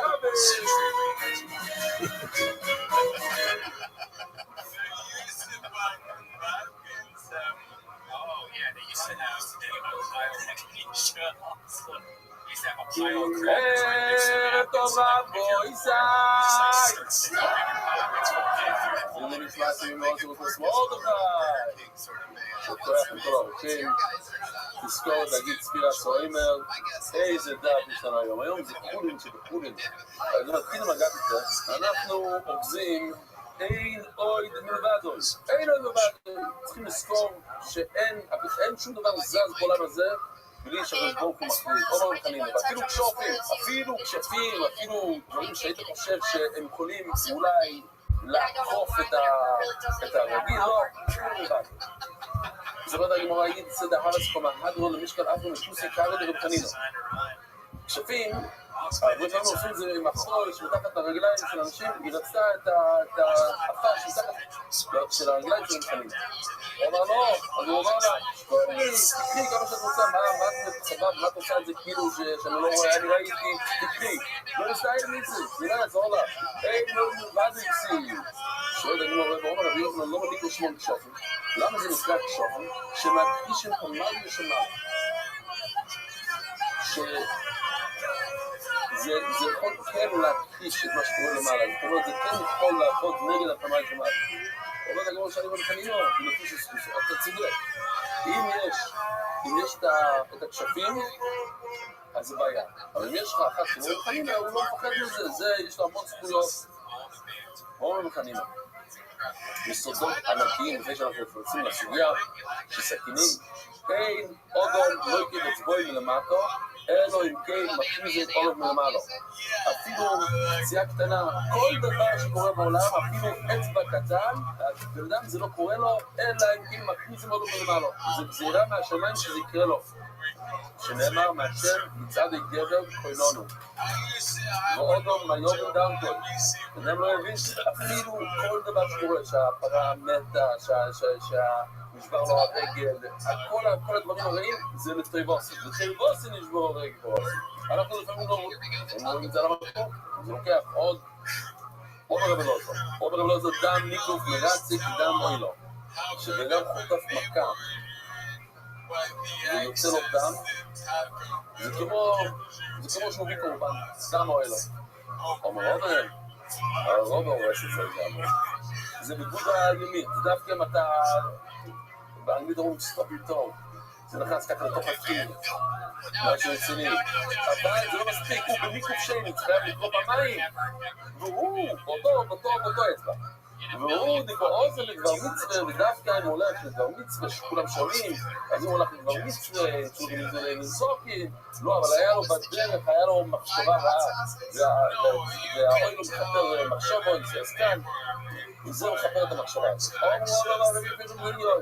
מיומו, אנחנו עכשיו נסיים את הסיפור של מפודס מיום, החמור מיומו ומבוטה על חוץ השם שלוי, הוא אף פעם לא אכל לחם שהוא לא שילם על זה, שזה לא היה שלו, הוא אומר שעומד על די טוב, ברגע שהוא היה מספיק ספר, אין מסוג הסוף, הוא לא לקח כלום מאף אחד, אפילו מאבא שלו. זאת כמימורת. היום נלמד, בואו נראה כמה דברים אפשר לזכור, מה אנחנו לומדים היום. על סכין שהוא חם, על שכין ועל מכבו, שתכף נסביר הכל. סכין של המגזובר, סכין של טרייפור, מה עוד? כמה סכינים שוחט צריך? 3, גם לא נניח, נזהר לא נניח את החלב, יש חלב, על המסולים, לא נניח את החלב הזה על בשר, שזה יכול לבלות. מלא דברים, דף קצר, אבל מלא וגדוש. אומר את זה, אומר שמואל, ליבי סכין. הוא לקח סכין ועשה את זה לבן. אומר רש"י, הכוונה זה אדום. לבן זה כבר וואו, זה כבר מאוד מאוד חם. קיצור, חילן את הסכין כמו שצריך. ולשוחט פה. אז מה השאלה? כשחיטה צריך לעשות על ידי שחותכים, ולא על ידי אש. אם אתה שם משהו חם, אז יפתח, בסדר, זה לא שחיטה. חידודו קודם מליבונו. החוד של הסכין, שאין שם אפילו את החוד חותך לפני שהחוד חותך. שואלת הגמור בואי תצמוד. החוד נכנס לבשר קודם, ואחר כך האש, אחר כך מקום. שואלת הגמור, אבל יש את הצדדים. מה זה אומר? החלק הזה של הסכין הוא גם חם. וכשהוא נכנס לחול והוושת, הוא עושה טרייפור. למה? תדעו לעצמם אם מישהו לוקח סיגריה ומכניס לתוך הקנה של הבהמה. זה טרייפ, כן? אז כאן יש לך סכין שהוא מאוד חם, והוא נוגע בקנה של הבהמה, או זה לפני שנגמר השקיטה. הוא סובב את הצדדים של הקנה. אחר כך, מילי שנייה אחר כך, חצי שנייה אחר כך, הוא חותך את הכל. אבל זה כבר מדי מאוחר. בסדר, החוד של הסכין הוא חד, אבל מה עם הצדדים? הצדדים הם מאוד מאוד חמים, וזה מאוד חם, אז הצד הזה נוגע, לא נגיד שהאזור שלי זה קנה. זה נוגע כאן, זה עושה לו, עד שהוא נכנס לוושת, שזה אחר כך, זה כבר מדי מאוחר, כבר שרפת. יש לנו וידאו לזה, סכין, אדום, חם. עכשיו, בחצי שנייה הראשונה זה שורף, זה עשה טרייפור. החצי שנייה אחר כך הוא גמר את השקיטה, אבל זה מדי מאוחר, הוא עושה טרייפור כאן. ככה הוא שואל. מה אומרת הגמרא? אז אני אגיד לכם דוגמה טובה. תיקחו מפית, כן? לא מפית, מה שמכסים את המפה, מפה של פלסטיק שרוצים לחתוך לפני שבת, כן? שני אנשים תופסים שני צדדים ומישהו בא עם מספריים באמצע. מה קורה? הוא נפרד מאוד מהר. זאת אומרת, החוד של הסכין הולך, אז יודעים, אם יש לכם איזה מפה, היינו עושים כאן הדגמה. הנה, בוא נעשה עם זה אולי זה יעבוד. הנה, יש לכם סיבוב כאן. לא, בסדר. כן. בסדר. טוב, זה לא עובד על נייר. לא, למישהו היה צלעות כזה שלו, בסדר. הנקודה זה שאתה חותך את המספריים ומושכים לצד. בוא נגיד, סתם דוגמה, זה לא... אז זה נפרד מהר. אין לו זמן לנגוע בצדדים. המספריים חותך, וכל הצדדים זזים, הצידה. גם בצינור שהוא מתוח ככה, כמו הקנה והוושת, ברגע שהסכין נכנס, זה הולך לצדדים, הקנה. הוא לא נשרף מספיק מהר מה זה. הנה, יש כאן אפילו וידאו שהם עשו. לא יודע שזה מספיק מהר כאן, אבל הנה, זה נפרד. ראיתם שזה נפרד? זה קופץ. אבל זה לא נוגע בסכין, הנקודה שהצדדים של הסכין לא נוגעים. החוד מפריד ונפרדים. זה כרגע קצת יותר לעד מה שצריך, אבל הנקודה כאן, שיש כאן הפרדה, הוא רוצה להשתחרר, הוא רוצה לברוח, הוא לא נותן לצד של הסכין לצרוף אותו. ואצל שחית אוויר באחרונה. יבואלו. מי בין שפו, רציתי לעשות כאן איזו הקדמה יפה, זה, רואה זה, חתיכת שעבה, נכנס לכאן, ומבשל אותו, דקה, ממש דקה, כי בואי לו, לי בין שפו, והגיתי בואי מהו. בואו נראה לכם. דוגמה, שפוט יכול להיות גם שפוט שאתם עושים מנגל, שפוט. אני רוצה, ואולי זה משהו כזה. מישהו, זה חלק מהמתנה הזאת. עושים, מה עושים כאן? לוקחים את השעבה ונותנים את זה, ואז מכיוון שזה שקוע, אז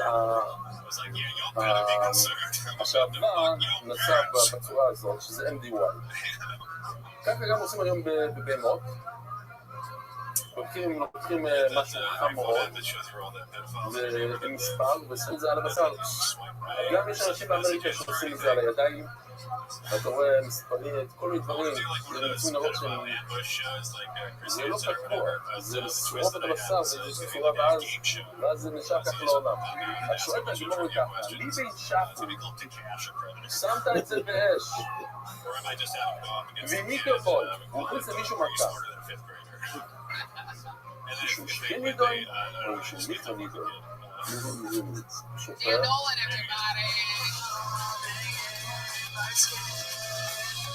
אולי זה היה מספיק פעם? זה היה מספיק פעם?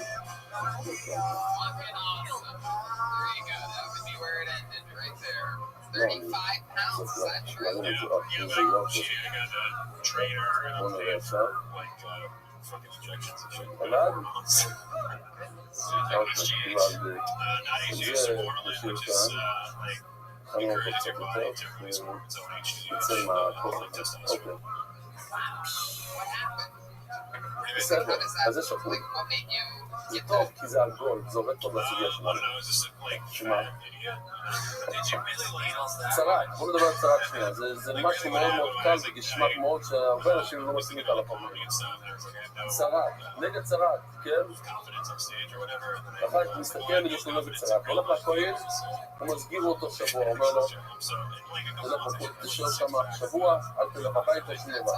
הוא מגיע עוד פעם, הוא מודג את זה עוד פעם, שום דבר לא קרה, עוד שבוע, סתם עוד שבועיים. יש משהו שקוראים לזה שכין ומצווה. שכין, מחר חטף מכה רצינית, מפתיש, הוא עובד של לבנות וכשזה מגליד, זה נראה קצת כמו צרה, אז הוא הולך לכהן, זה שכין. כי זה גדל, הצבע, השינוי הזה, הצרת גדל על מכה.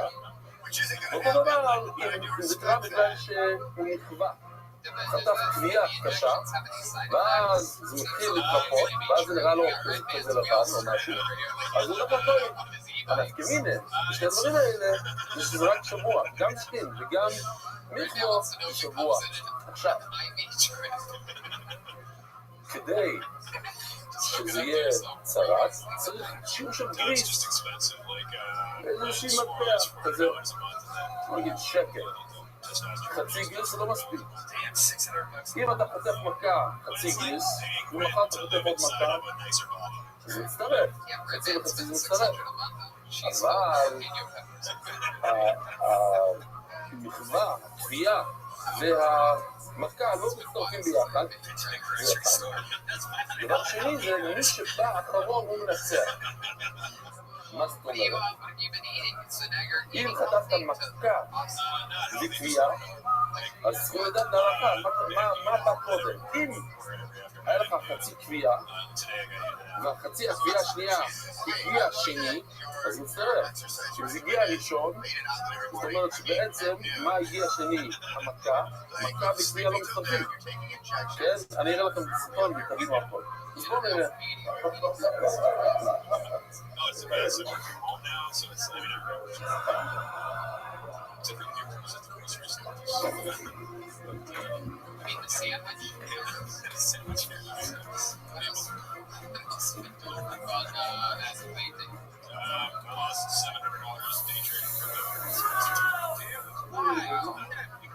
It's not so hot. I was doing really good because I got balls in the chicken leg. It was like 30 cents. Now I have like $1,000. I put $200.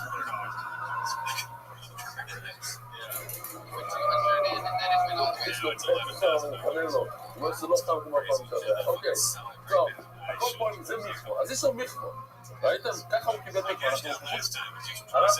השירות שלנו זה להסביר את כל דבר כופה, איך הוא קיבל מכבו, שעוד הגמור למה נפקא מינה. אז רגע, אני חייב להראות לכם את הדבר הזה. זה ליבן שפוט ואיגה בול. That's fun. How about your love life? You're in a relationship we found out recently, right? Yeah, that's good. She's cool. What does she do? She's one of the heroes of grocery stores. ברנדינג, מישהו יודע מה זה ברנדינג? זה ברנדינג, הדבר הזה נכון. That's gonna be difficult. What is the Southwest? Yeah, well, just if you're trying to lose weight, טוב, you've got to work on some עכשיו אם לא הייתם מזכירה כאן, הוא חטף מכה מהשור, אז זה צבע אדום, הוא נשרף עם הכלי הזה, זה צבע לבן. עכשיו, כפי שאמרתי מקודם, הם לא מצטרפים לגריס, כל העיגול זה השיעור. חצי לא מצטרף, אז מה כן? אז בואו נסתכל על זה ככה. הוא קיבל זה סמך ברזל, שגם שרף לו את האור, אז זה לבן. עם השריפה, עם הקביעה שלו, זה היה מספר אחד, זה מה שקרה קודם הלכתי, אני מדבר הלכתי, מה קרה לו? כשאתה לוקח משהו חם, ואתה עושה פוף לבן אדם, אז מה קרה? הוא נשרף קודם או חטף מכה קודם? שאלה הלכתי. ומה נפקא מינה? בדיוק בזה. כי אם הוא נכווה קודם, ורק אחר כך שנייה אחר כך חטף את המכה, אז מה קורה? אז בעצם יש לך שתי מכות אחת ליד השני, אחד הוא חטף מהשור שהוא ישב על השפה, השני הוא חטף מחתיכת ברזל תוך כדי הפרנדים, ואז יש לך צרה כדור של גריס וטמא. אבל אם המכה הגיעה קודם, ומה מנצח תמיד? השני, אז על המכה, קודם הוא חטף מכה מהברזל. מיונית של שנייה, אחר כך הוא חטף קביעה.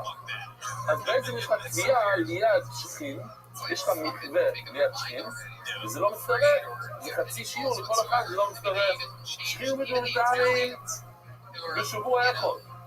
עושים, הוא מסגיר אותם בשבוע אחד, גם השכין וגם המיקרו, גם אם זה מכה וגם אם זה קביעה. ושני סימונים, סוג שני סימנים, מה זה השני סימנים? בסדר לבן, שערות לבנות שיוצאים מזה ובפיסיון. אם זה מתחיל להתפשט, אז נראה שיש כאן בעיה. ולא הולכים כבר נכון. למה יש 5 פסוקים שמדברים על שכין, ו5 פסוקים, אחר כך עכשיו על פוסט חוב ד' ונמשיך, זה מה שרציתי להראות, מדברים על מכבר, אם זה אותו הלכה בול, אז היה עדיף לתורה להגיד בפסוק אחד, שכין ומכבר. למה להציב את אותו דבר עוד פעם, אם יש לנו את אותה הלכה? לא אמר שאין נצטרף לזה לזה, להגיד לך שהחצי שיעור והחצי שיעור, כמו שאנחנו רואים כאן, חצי שכן, חצי מכבר, חצי מכה, חצי קביעה, לא מצטרף. למה? איך אני רואה את זה? כי זה שתי פרשיות נפרדות. מצוין. ותעניו, איזה שכן ואיזה מכבר? איך אני יודע מה זה מכה ומה זה קביעה? לא גבי, זכותס מכה, מעץ, באבן, בגפת, כתובנת, דברים, משהו חם, אבן חם, גפת, זה הצום של הזיתים, בחמי טבריה, וכל דבר שלא בא מהחמסור, זה לא בא מאש, זה לא נחשב קביעה, נכון זה חם קצת, אבל זה מכה. לעשוי אבא ולעיקורים, יש לך עופרת, שאתה לוקח את זה מההר ישר, שזה קצת חם, זהו שכן, זה נחשב מכה. ואיזה מלפור, מה נחשב קביעה? מלפור בגחלת, ברמת, בסדרותיה, בגיפסיס רותיה, כל מיני דברים רותים, וכל דבר בוא אנחנו סורים, שזה יתחמם מהאש, זה קביעה כמו שצריך. לעשוי אחד מהירור, ומלפור, אז מתי כתוב בבית, שכין ומלפור, יש לו שתי דברים, אם שכין קודם למלפור, אם השכין קודם, ביטו מלפור שכין. קיצור, משהו השני, הוא המנצח. ואם מכבוד קודם לסכין, זה שכין, אז המכבוד, בגלל שהשכין הגיע השני, אז זה נחשב שכין. אוקיי, תודה. אז מה קרה כאן? ינאה בבי חצי גריס שכין, מקורא, וליבין שעפות, ינאה בבי חצי גריס שכין, מקורא, אנחנו רק חוזרים לכם הבא. היה חצי גריס שכין, הוא כתב מכה מהשור, מקורא. וליבין שעפות ויגבוי, ואז הוא הלך ולקח חתיכת ברזל, והוא הכניס לעצמו מכה, או מישהו הכניס לו מכה. ולא בגלל חצי גריס שכין, ואז היה לו עוד חצי של מכה וקביעה. מאי, חוות קודם, האם המכה מגיע קודם, ועושי חד לו, הוא מבטל לחוות, ואז הקביעה באה ומבטלת את המכה, והקביעה נשארת, אז מה נשאר לו על היד רבויסאי? חצי קביעה וחצי מכה בצד השני, וזה לא מצטרף. אבל השכינו מכבו ולא יצטרף, ולא יצטרף, מהב לו קודם מגיע קביעה. ועושי חוות הוא מבטל להב לו, אם אנחנו מסתכלים על הצד השמאלי, קודם הוא נשרף, הוא מקבל קביעה, ואחר כך הוא חוטף מכה באותו מקום. אז מה נשאר לו בצד שמאל? מכה. ומה היה לו כשהוא הגיע לאותו מקום מהשור? היה לו מכה. שתי מכות מצטרפים ביחד לגליס. ועושים חוות, הוא מבטל להב לו, והר נשכין, הוא סתם. כן? רוצים לראות איך זה נראה עוד פעם? אם קודם יש לו אותה, הוא נשרף, אז הוא נהיה לבן. והלכה אחת הוא חוטף מכה בצד שמאל, אז המכה בצד שמאל והמכה בצד ימין מצטרפים ביחד ותמת. אבל אם זה הפוך, קודם היה לו מכה בצד שמאל, זאת לא מכה, כן? אבל נחכים מה קרה, מכה ואחר כך קביעה וקביעה אחר כך מכה. אז אם נחכתי, היה לו מכה בצד שמאל ואחר כך זה עלה ונהיה קביעה, אז הקביעה מתגברת פי שנייה, אז יש לך קביעה בצד שמאל, יש לך מכה בצד ימין, קביעה ומכה לא מצטרפים ביחד. אז זה, למה זה קשור אלינו? טוב, מה? קוראים לזה, הוא שמואל. לי בן סכין לשוחד פה, אם הוא לקח סכין, עשה את זה לבן, אדום, שדות את שבע. למה? כי דודו קודם לליבונו.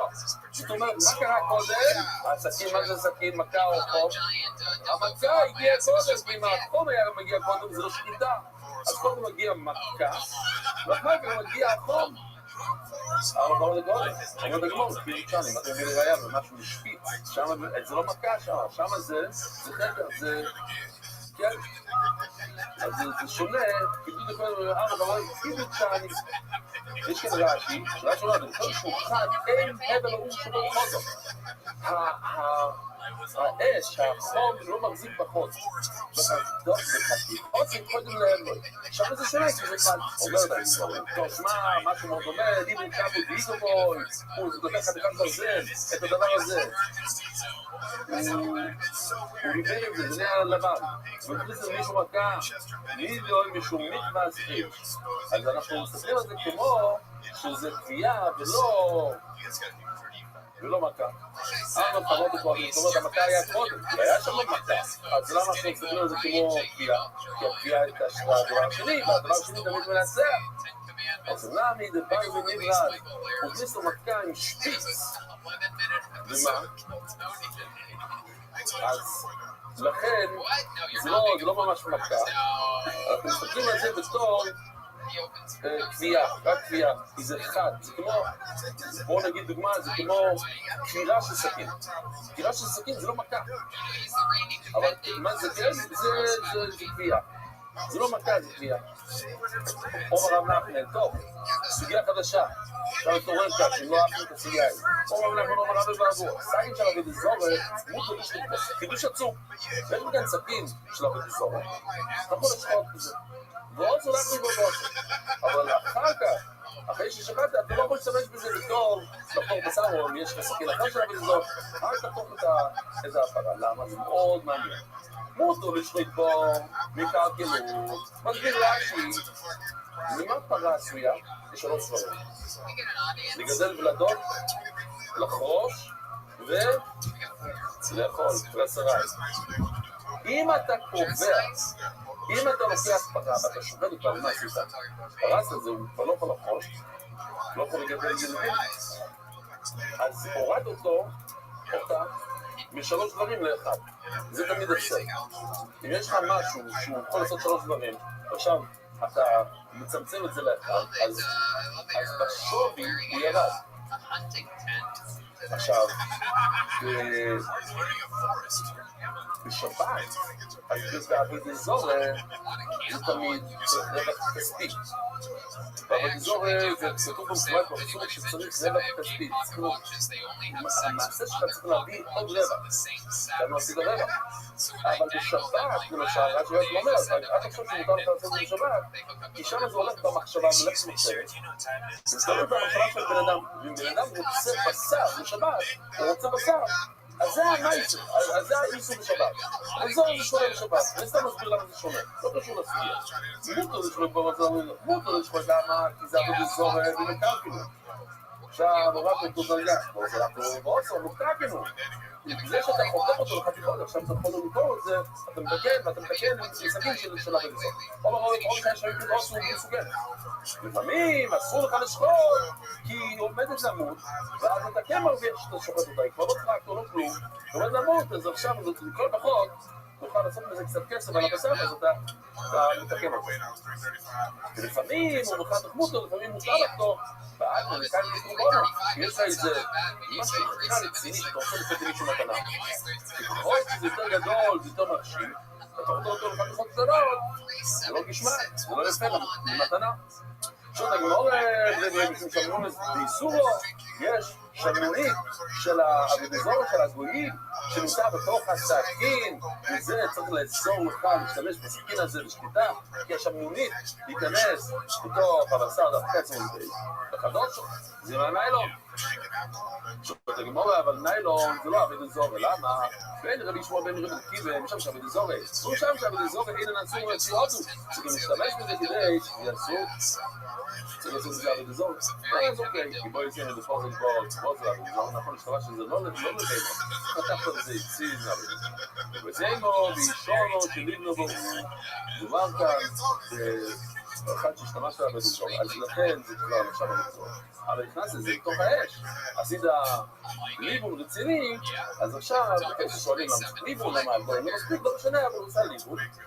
אז אין את השמנונית ששאלת, אבל הוא עבד אזור שבעבד אזור, כי פה שלום לי, זה שנים. תשמע, השקל בסגל של עבד אזור, שלום לי גחודם, ועל הסכין רבו יש שומן, לעבור מהכוילת. מה עושים? יש לך כאן, עשית שביתה תוך הסימנים. יש צינור, הנה, לא, הנה, חתכתי כאן, זה הצינור, חתכתי. כאן, על הקנה, בצינור, כאן, על הצינור, על הקו הזה שחתכתי, נדבק כאן שומן של עבוד אזור. של גויים, של טרייד, פתאום זה. מה אני עושה? שתי אפשרויות. לוקח סכין, חותך מילימטר, אז אני אוריד את השומן, או שאני שוטף אותו בפנים, בתוך מים. זה עבר הכוילת, חייבים להוריד חתיכה. זה לא רק הסימן, זה כל הגרון, זה כל הסכין הלך, כן? או יש לנו כאן בקש מיושי, אז הנה זה מצוין, תסתכלו. חייבים לקלוף מילימטר מכל אזור השחיטה. ממש פצצה. כי כל שתי הצדדים עכשיו יש להם נבלה לסכין קצת שומן, אז קולפים אחד. כן, שתי הצדדים. אם אתה רוצה נכון, אתה משאית, אם בא לך לכל ראש, מצוין. אוקיי? אז אומרת הגמור רב אומר כהלת. ורב בברק חנה אומר מדיח, לא צריכים לקלוף כלום, פשוט שושף אותו במים. לאין ועוקמים נגיד, אולי זה מחליט. זה מה עשו בבית השחית או צוימן? ומה עשו בבית השחית לא יודע. עכשיו, כמובן, אתה פותח במה, אתה שם את היד שלך, וזה לא מופתח. אבל יש שם איזה חום. השאלה היא, בעלות, האם החום הזה מוציא בליות מהסכין, מוציא שומן מתוך הסכין, ומכניס את זה לתוך הבהמה. אבל אני אומר לו, כולן בשקידר יותר, בוודאי שזה יש שם חום. מה לא מקרה לשפיר? לכן צריכים לקלוף. אבל מה לא מדיח? למה מספיק לשטוף אותו במים? הייתי דצ'יבי סימונים להפוק איתם, לא יבא לי. הסימנים כל הזמן, אני אוהב את הלשון הזה, הם מאוד פחודים לזרוק דם, אז בקיצור, הדם זה כמו שיש לך זרימת מים שלא נותן לשומן להיכנס. מה? כן, הוא כל הזמן פולט, הוא כל הזמן, הוא לא מקבל. למה הוא לא מקבל? כי הוא לא ייסן. הייתי דצ'יבי סימונים להפוק איתם, הוא כל הזמן תרוד. איך הוא ייתן למישהו אחר? לא בא לי. תגיד העמוד לכולי העמוד שהשקיד לצוינאים. זאת אומרת, אפשר לקחות לכאן ולכאן. אתה רוצה תגיד לי שזה חם. אתה רוצה תגיד לי שהביס השקיד לזה קל. מה לא מביח שהפיל זה? אפשר להבין טוב למה מים קלים זה בסדר. מה לא מכל דבר? לא צריך לקלוף. אגב, דוחי, בסכין או בולה. אתה דוחף בכוח. חתיכת ברזל עם שומן, אז זה דוחף את זה בפנים בתוך הפרה, זה לחתוך קצת. סכין פייפור, לא תגיד מורם. מה זה סכין פייפור? לא שהסכין טרף, אלא הבהמה טריפה. שוחט בהמה. ואתה מוצא אחר כך שזה טרף. מה אתה עושה לסכין? זה מה שגמור מדבר כאן. אם גילית שזה טריפה, אז מה אתה עושה? עכשיו, בשקיטות של היום, אתה לא מגלה בחצי שעה. עד שזה עובר בליין, ואתה בינתיים שחטת עוד 30 בהמות. מה אתה עושה? בלי גיבור רבא ורבי חנומה בחנו, חייבים, אתה חושש שהשמינית שנבלה מהבהמה טריפה, היא תקשירה, היא טריפה, לא בהמה של צוואר, זה של טריפה, נכנס לך לתוך הסכין.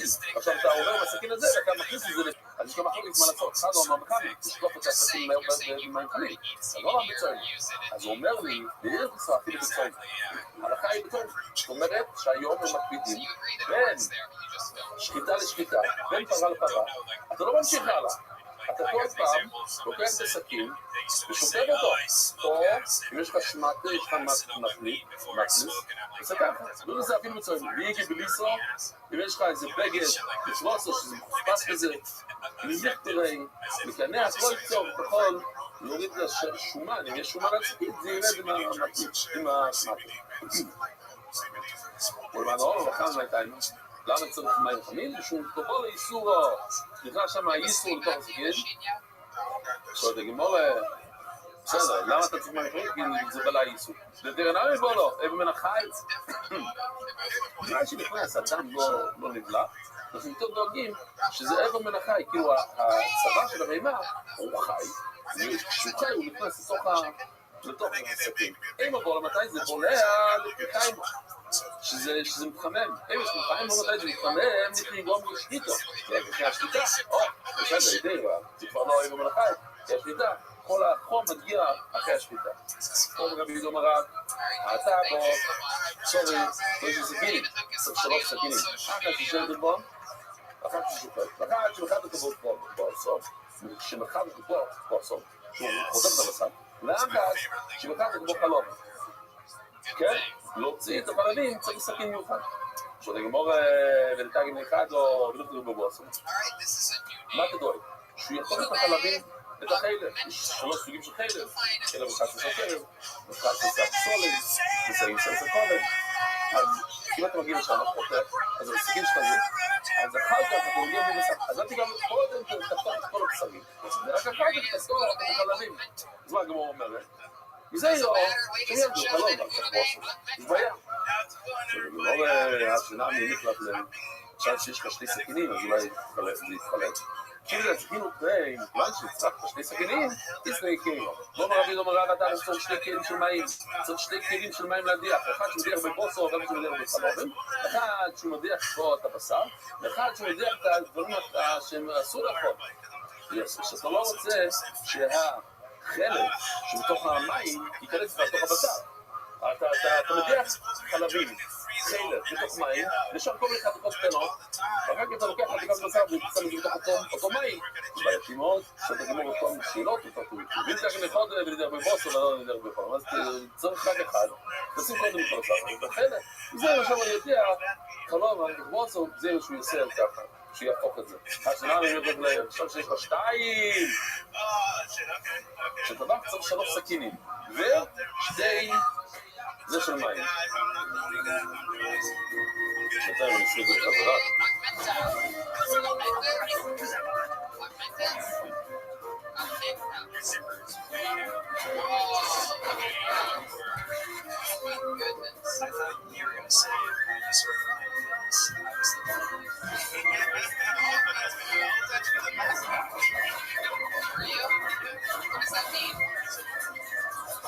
שתי המים, יש לו מים מצד ימין, מים מצד שמאל, בשר מצד ימין. Really? What does that mean? What do they have you do? Just stand there and be like, hey, this is why you want to keep going in. You don't look like me. כאילו הנה התקרתי, שזה יקר בגלל שאתה שם שתי סוגי מים, אז יש איזה הקר, יש אדום וכחול, והבונסאי, שאתה מנקו ביניהם מחר בשתיים וחצי ומינכה ושתיים ורבע.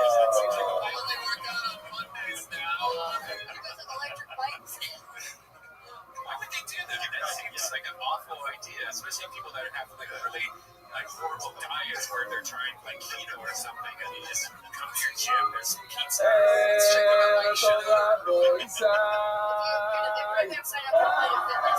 אני נשמע עצמי מראש שירות לסמור בחי, פייס ולבישועות עם זיירוס. זה הכל אגת בעצם. פייס ולבישועות עם זיירוס, בין חומר של רבי מאיר. This show is starting to become the same jokes every single week. של רבי מאיר. Can we have more פייס ולבישועות עם זיירוס, בין חומר של רבי מאיר. לפני רבי, שוי לפני רבי, אבל מאיר שוך על עולת שוויון רבי שם. יש מקום שקוראים לזה בית שם. זה לא מה שאנחנו מציעים היום. שזה לא נחשב ארץ ישראל, זה לא נחשב חוץ לארץ. כמו אילת, בידי רבי יש בי שם כולו על יודוי. אם רבי מאיר אוכל עלה של ירוק, בתוך בי שם, בלי לעשר את זה, הוא אומר שלא חייב במעשר. הוא אומר שזה חוץ לארץ. אם זה חוץ לארץ, אז אומר רבי, כמה הרבה זמן אחר כך, ובאית רבי, זה שם כולה, לא, ושם זה חוץ לארץ, שלום. אמרו לו, כולם יסתגדו בואו עכשיו בספר, בעמיזו בספר נועד מוליסו, הכותב יועץ, אני לא אומר, כל השנים, בצ'אן זה חלק מדינת ישראל, כולם עשו שם, מה אתה נוהג? במייסר זה כאילו, לפחות במייסר התנהגו כמו שזה ארץ ישראל, מה אתה עכשיו עושה מנהגים חליפים? הוא אומר, יש כזה דבר בהיסטוריה, שבא מישהו ונוהג משהו שונה, מה היה? לא שאתה מיקרו זה, והקחית הסליחה שלך נפשס, תמונה, מה היה שם, היה מגיפה, ומשרבינו עשה נחש, נחושת, לא איזה כוחות, או משהו, אבל הסתכלות כלפי שמיים ולעשות שוב.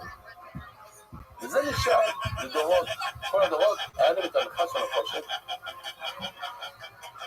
אבל זה הכשיל אנשים, ראו שזה עשה נס, הם התחילו לעבוד אותו.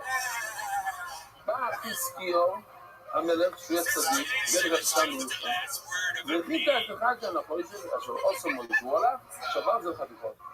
כי על היום הם היו בישראל מקטרים הוי, היו מקטרים, היו עובדים עבד אזור לנחש, יקראו נחוש טון, הוא זלזל בזה. אבל אין איזה שום קדושה, אין איזה שום ערך, זה נחושתן, בואו נשבור את זה. אז אומר רבי, יש הרבה אוסו, הוא לא הגיע אבל. עשה ברבא שלו, של חזקיהו, אוסו, היה צדיק, אז למה הוא היה כזה צדיק, למה הוא לא שבר את הנחש? בואו שופר, שהוא הבן של אוסו, שדיברנו עליו אתמול, גם צדיק. ולא הגיע אבל, למה הוא לא שיר אחר זה? ועל לא כל הרדיזור שבו אין למרות שלא הגיע אבל. הם באו והשתגרו את הכל, להפסיד את הכל, אז למה? כנראה שלא שומרים את הנחש של הנחש שמויש רבינו עשה, תראו לעצמכם, היה לנו עכשיו, תיזהרו, נחש של הנחש שמויש רבינו. אין זה עבר, כאילו, שבור, הרסת משהו רציני, אלו, מוגי מליקו לא יבוא יסוד איזה גדר בוי, אומר רבי, כי ומסבירים טוב, כאילו, אם זה באמת הכשיל אנשים, למה? אז יצא, סייעתא דשמיא, נשאר משהו בחזקיהו, להתגדל, פשוט להגדיל אותו, ההורים צריכים להגדיל את הילד, לגדל אותו, שיתגדל. הפנים בוקר מניחו לי אבוי סי נסגדו בוי, אז למני אומר רבי, הם הספידו על בישן, אני אומר לו, זה חוץ לארץ. אומרת הגמור, מהסיפור הזה רואים, מכאן את המדבר, ושום דבר עליו.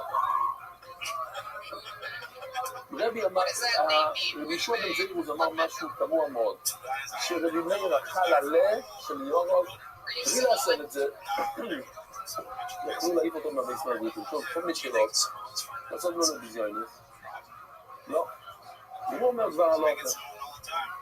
אז יש כאן שלוש משונות שבעצם אומרים את אותו דבר, זה פירוש קצת שונות, שאין מזיכן, והמילה מזיכן, האם קוראים לזה מזיכן, או מזניכן, או מזכיכן, אז זה בעצם אותו דבר. אם בא בן אדם ואומר לך לך, אני ראיתי ככה וככה מלבני, והגמרא קוראת לו, אתה מכוחם, שהוא לא, אני יודע טוב טוב מה הוא מדבר. לא מכריחים אותו לקחת את זה בחזרה. לא אומר, תשמע, לא ראית טוב, זה אומר שראית, מה אתה מדבר, תחזור בך, לא אומרים לו לחזור בך. והעם הוא לא, אין מזניכן או ישראל. מתעלמים, כאילו, מתעלמים ממנו, לא מתעלמים ממנו. מקשיבים את מה שהוא אומר, ואמרו לו, אם מסכיתנו או ישראל, לא אומרים, הוא אמר את זה כאילו ברגייבה. אלא מקשיבים למה שהוא אומר, ואפילו פוסקים על פי זה דברים. מה אמרו לו מזיכן, לפחות אני שפסוק בדסים, ולהגיד לך החושת, שהכהן גודל לא מפריד את החושת ממנו, זאת אומרת, אתה לא מכריח אותו להתרחק ממה שהוא מביא. ומה דורם הערים הצמיחים, לא מסבירים אותו, תקשיב, כאילו יזדם לא למשל, ומה דורם המספיקים, ישנם שרבי מספיק הלב שרבו, אבל רבו מחלוקת בישראל, אבל גיא ומביא מחלוקת בישראל, מה צריכים לו רבי יהודי ברד ראשים ממך? ומעיק את המדורם הזה בשען, למה לארץ ישראלים, האם מישהו באמת סובר שבשען זה לא בארץ ישראל עושים, ולחוידש מנשה תיסון, חוידש זה לקום של לגרד. מנשה לא גירש את האנשים בבית שען, זאת אומרת, הם כן, שבאו לארץ ישראל, הם כבשו את בית שאן, אז זה חלק מארץ ישראל. זה כיבוש ראשון. יש שתי כיבושים, כן? כשכבר נכנסו לארץ ישראל זה כיבוש הראשון. כשחזרו מבבל, כיבוש שני. בכיבוש הראשון הם כבר כבשו את בית שאן, וזה בסדר. אבל הגמרא תמיד זה עוד אמר שהם בן אליוק, משום רב לא זמן בדש, אומרים משום רב לא זמן שמוע. הרבה כוח הם כיבשו אוי למצרים וכיבשו מול מבבל. היה הרבה מקומות שבהתחלה, בכיבוש הראשון של מדינת ישראל, כבשו, אבל לא כבשו את אותם עיירות, את האוילים פה. בקוסובה בכיבוש הראשון לקיד של שייטה ולקיד של הסלובוי, מה שכבשו הפעם הראשונה, זה לא קדוש לעולם. ומה שכבשו פעם השנייה יש איזה קדושה לעולם. וכאן צריכים להכניס עם יתרון, והניחו כדי שיסופו עליהם עלים בשביל. מי הניח? וניחו, מה זה וניחו? השניים, לכן אני אומר יש קצת יתרון. וניחו, כי פתאום זה קופץ, זה מדלג בלי להגיד לך שזה מדלג. מדברים כאן על קדוש ראשון, לא קיצור ולקיצור של הסלובי, והניחו, אנחנו פתאום עוברים לכיבוש השני של בבל, ולמה הם לא כבשו את בית שאן? כבשו את זה, פעם ראשונה כבשו את זה. זה היה חלק מאוד ישראל. פעם שנייה לא כבשו את זה, למה? כי רוצים שיהיה אוכל עניים, הרי אסור לשתול בזרוע בשליטה, ולא יהיה אוכל עניים, אז תשאירו כמה הערות שיוכלו לאכול את זה. וידעו כדי שיזוכו עליהם עניים בשביץ. או עליהם עניים זירות, או עליהם מאיר, או לבעם עוד האוכל. עכשיו שואלת הגמור, מה קרה? איזה ראייה יש לך שבית שאן זה לא מחוסר? למה? כי הוא אכל עליה. מותר לאכול אכילת הרג. מתי אסור לאכול משהו לא מוסר? כשנגמר המלאכה, שעשית כלי, שעשית משהו, ששמת את זה באיזה חבילה, סתם, אתה כותב בירקות, מותר לאכול קצת. לאכילת הרג מותר בלי מעשר. אומר לי, מה גודו אחרי? לא, הסיפור שם היה שזה כבר היה ארוס. אז זה כבר נגמר המלאכה, זה חייב דולייסה. גודנן, יורק הנגד משיוגת. גודנן, יורק הנגד משיוגת. ויזים לו למה דייסה. בואו נגיד, אולי רמר, פשוט טעם. חי, ככה, נותן פיס, נראה משהו נשמס, על השולחן, זה נהיה טובה. אשתו, זה אלדון של צדיק, אין לך לשבור חומרי את הכל היודון, צדיקים, אשתו לקבלשכם. זה לא הפעם הראשונה שראינו את הסיפור הזה, פעם השלישית. הנה, סיפור רמאיר, לא ייתכן שרמאיר עשה טעות. אם הבהמה של פרדס מיון לא אכלה בלי לעשר, אז ודאי שרמאיר לא יאכל בלי לעשר. יודעים איסר עליהם ברוב למעטות, אולי יתקע לעצמו, הנה, אני רוצה לאכול את הדבריה הזאת, תן לי פה מאיפה לעשות, יש לי בבית, חדילה של דבריות, ושם אני אקח. ונראה שיוכל בעירים, גמר היה יכול, הוא היה צעדי, הוא התחיל מאוד על קורסים מהישראל, על תחום ולקערו, לא יודע שיוכל בעירים, נתנו שלא יבין המותו, וזה לא סמוך ממש, וזה לא קרוב, אולי לא עושה כזה לא. עכשיו הגמור, בנונות עלינו מצד זה, ואוכל מצד אחר. אולי מאותו חלילה. פשוט תסתכל, הוא היה מצד את הגמניה הזה בצד שמאל, אבל איתך תחום שומע מצד ימין, הנה, זה, עם העיניים, החלק הזה, כאילו זה מים הזה בשביל לאכול, פה יוכלו לעזור, מה הבעיה? אבל חזים הנגזר ונראה בקומאס דלי, ובישוע בן זירוז, הוא לא קקטיקני, הוא בישוע בן זירוז, שהוא סיפר סיפור, הוא ידע מה הוא מדבר. הוא הסתכל עליו, אני רואה שהוא לא מסתכל איתה, הוא לא אומר את כל הנוסח של החזוני. הוא לא עושה בו זמן, הוא אוכל ככה. אם זה זכה אדם עובד, וואי, ראיתי שהוא אומר, אוכל בלי לעשר. אז אפשר, אתה לא מבין מה הוא עושה, אתה מבין את כל הזה. שהוא אמר שהוא אוכל בלי לעשר, הוא היה ב100%. שהוא אוכל בלי לעשר, הוא ראה מה הוא מדבר, הוא אמר הוא חושב, הוא אמר הוא עושה, והוא לא עושה מעשר. הוא יודע כל את הכסף. הוא אומר את הגמור ומאי והמר של צדיק, הנה, הגיע אגב. מה זה הדבר הזה שהמר של צדיק? לספר את הגמור הזה, בקודש למיון על כאוזו לפידים שכון. הוא היה בדרך לבדוק שבוי, כמו גבי בגינוי נהר. הוא הגיע לנהר גינאי, הגיע לנהר, הוא אומר לי, גינאי, חלוקי ממכו, תעשה קיר סיימסו, תעשה קיר סיימסו בשבילי. ואין בו, הוא אומר לי, אז המים אומר לו, עכשיו של המים, אתה הולך להציץ מצוי כהן. מה אני הולך לצוי? מה פתאום אתה יותר ממני? אתה הולך לעשות פילים שוב. ולי יש ציווי ומשימה, אני חייב שהמים יזמרו. לא רק זה, אתה סוף היכולת שוב הגיע כזה, אני לא יודע אם תסתיר שם. אני באתי עוד, אני עכשיו, המים זורמים, אני אעשה כל שנייה, לא רוצה לבוא. אומר לי, זה מתחיל לאיים עליי. אם יד תוחלת, ואני הולך פה, יעבו בכל מים דברים. אני יש את כוח לעצור אותך לעולם. אז עכשיו תרוויח את דקה 2, ותפסיד כל השנים אחת. תעשה קריאה שם של עכשיו, תעשה קריאה סטנוי עכשיו, ולא יהיה לך צורת אחת. כל הכלל, לא היה לו ברירה, אז היה קריאה שם של אחר, גב לדעת, לא יחיד לפיסרו. היה שם מישהו איתו. זוכר, איתה, לעשות משהו לפסח. אבל חבר גלינה מלאי, אז תחלוק לו את המים, זה בשבילו. זה במצוות. עושים במצווה, כל הכלל. אז הוא פתח לו גם כן. אבותיי, היה גוי, ערבי, זה לא בוודאי, זה דיבר אותם. אבל חבר גלינה מלאי, תפתח לו. שלולא מכך לא יגידו ללוואי, לא יגידו, וואו, ככה יהודים מתנהגים עם אלה שעושים להם טובה, והולכים איתם, בסוף משאירים אותם בצד השני של הנהר. אל תעשה תמציא לשון, כל הכלל, אז הוא פותח את המים שלוש פעמים. רב יוסף, המנוף שגם עם מוישה, ושישים ימים כבר. ויועץ חשוב ממוישה רבינו, ו600,000 יהודים, לא צמחה דין, עכשיו נפתח להם המים פעם אחת. בואו לא עשו זה, צייק שלו.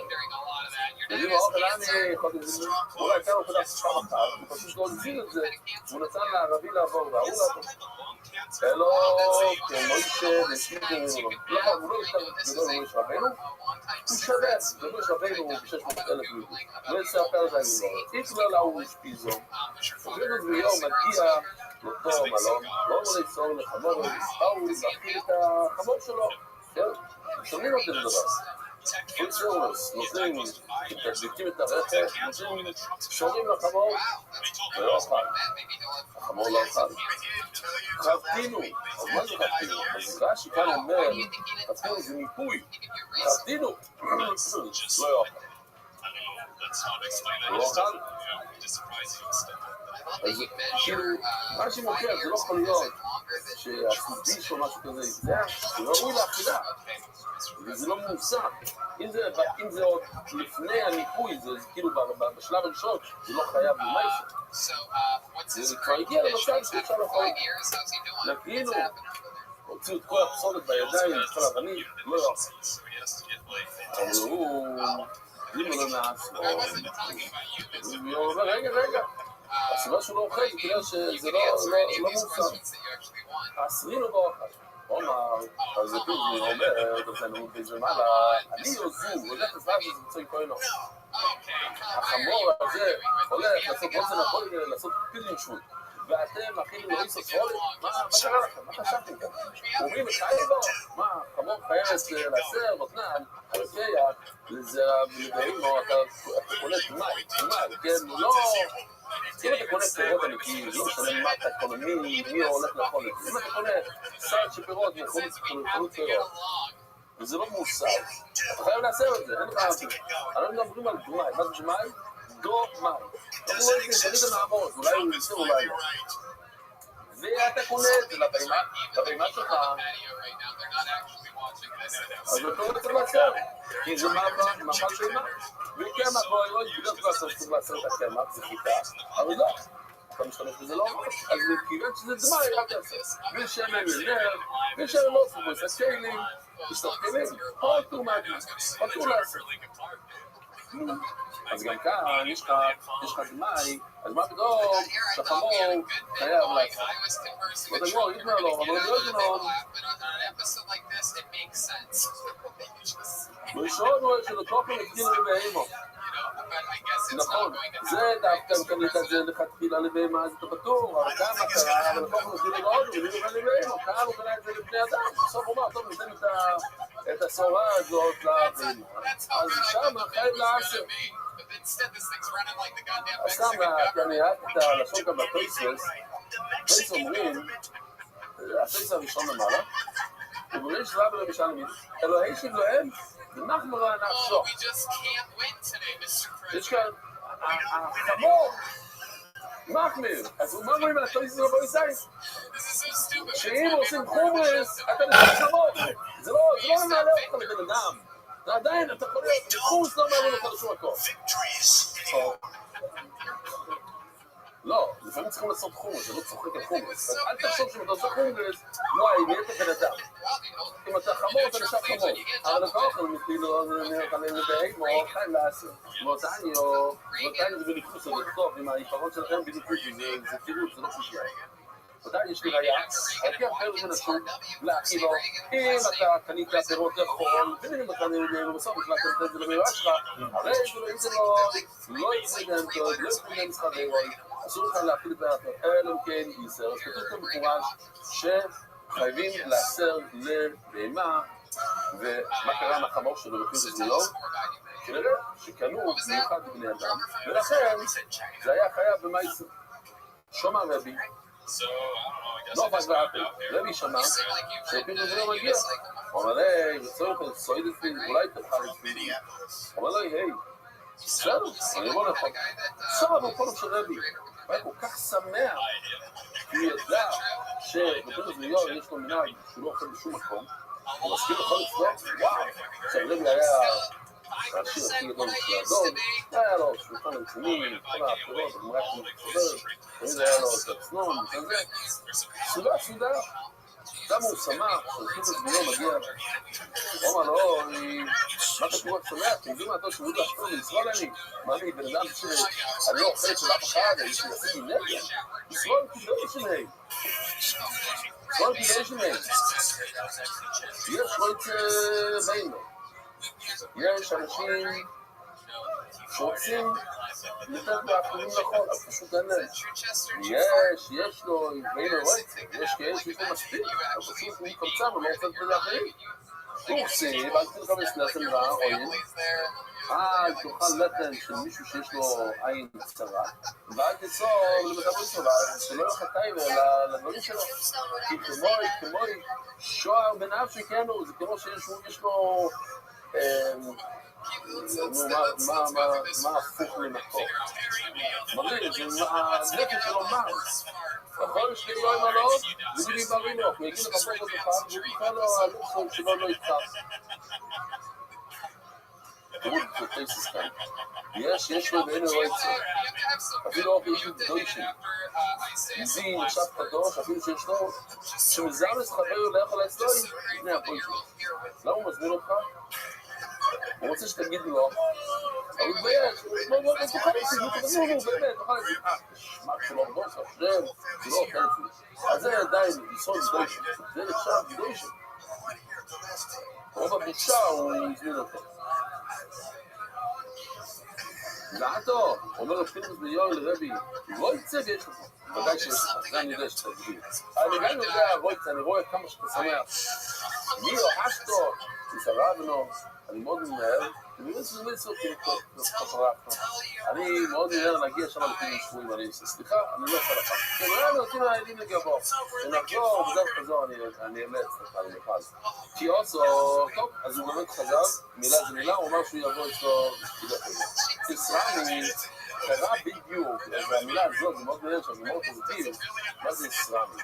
אז לשבור הוא הזמין את זה ככה, הוא מוסד בדווקא, עוד באוקיסטו, זה לא היה בית, זה היה בית, ארמון, למלא דלתות מכאן ושם, והוא מגיע מהדלת בצד השני, ואנחנו קיימים די כדמיוסו, היה שם לדות כאלה לבנים מאוד מסוכנים, או מהלחמות באיזה שזה, יש כאן כמה לחמות בבית של אלמייטו, כאלות כאלה מסוכנים, ואני אסד אצלו, היה איזה מין פרק שהיה הורג אנשים, אנחנו לא מכירים את זה היום, אבל משהו משיגינר, ומה, הוא משיג וככה לי על הדלת, אני לא יכול לאכול כזה בבית.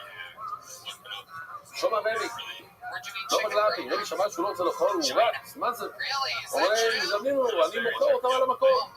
הוא אומר, ולזמינו מישהו, אסור לך למכור אותי. כי השני שקונה, זה גם כן, הפרדות האלה יעבדו אנשים. עכשיו הוא אומר, טוב, אז אני אפקיר אותם, אני לא מוכר אותם. נו, מה בשביל זה איתו? אז יש לך כמה, לא יודע כמה, חמורים, פרידות לבנות, מסתובבים ברחובות והורגים אנשים, מה זה עזר? לעקור להם את הרגליים למטה, שלא יוכלו להזיק לאנשים. הייתי אפשר בעלי חיים, אבל זה סתם יצייר אותם. טוב, תקדים לנו. מה כתוב זה, אפשר לדייק. להרוג אותם, ולהרוג, אין צער בעלי חיים. אתם שומעים? הם הורגים בצורה נורמלית, בצורה טובה, מה? שיטה כזאת, אין צער בעלי חיים. אז מה הבעיה? מה כן הבעיה? בעיה אחרת. איקי מטשטס, אבל קומנבטש טובו, אז רבי ממש ביקש ממנו עוד פעם ועוד פעם. אז הוא היה כזה מוזיק כזה, לא לטור ביניים, ידע על איזה...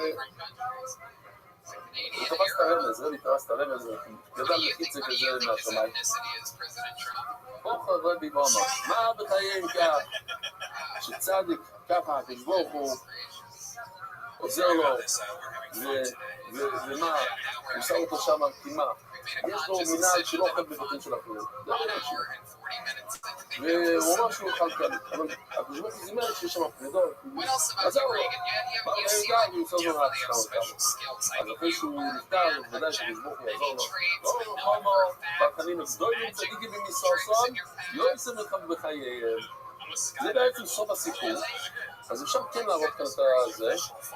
בואו נראה את הסרטון הזה.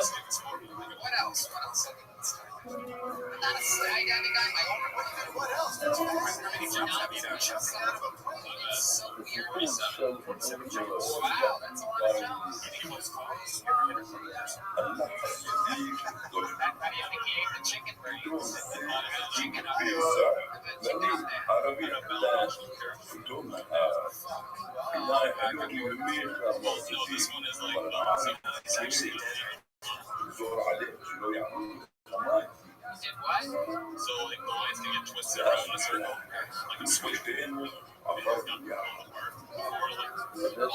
dad's friend that happened in first we did things in the back of the wind in the back of yeah.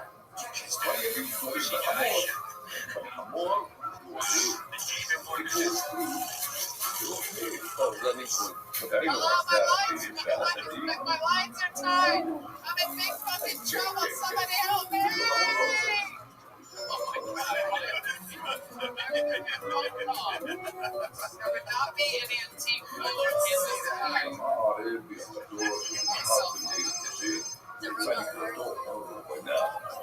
Craziest sexual experience of your life, Reagan Porter. Something happened.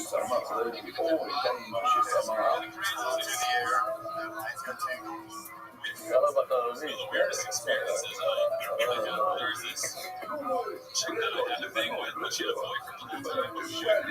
Private and like he would come and hang out with us, and then he found out, but so like not drop it off, he just dropped things out of me. So that's pretty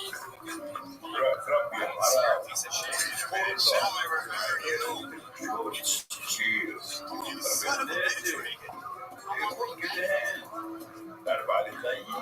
You bang her while you're in the sometimes you all hang out with each other. Yeah, we go to parties, and then just Oh my god. So you would meet up in like a bathroom or something? I guess it was fun to scream the crowd off the parts. Pretty.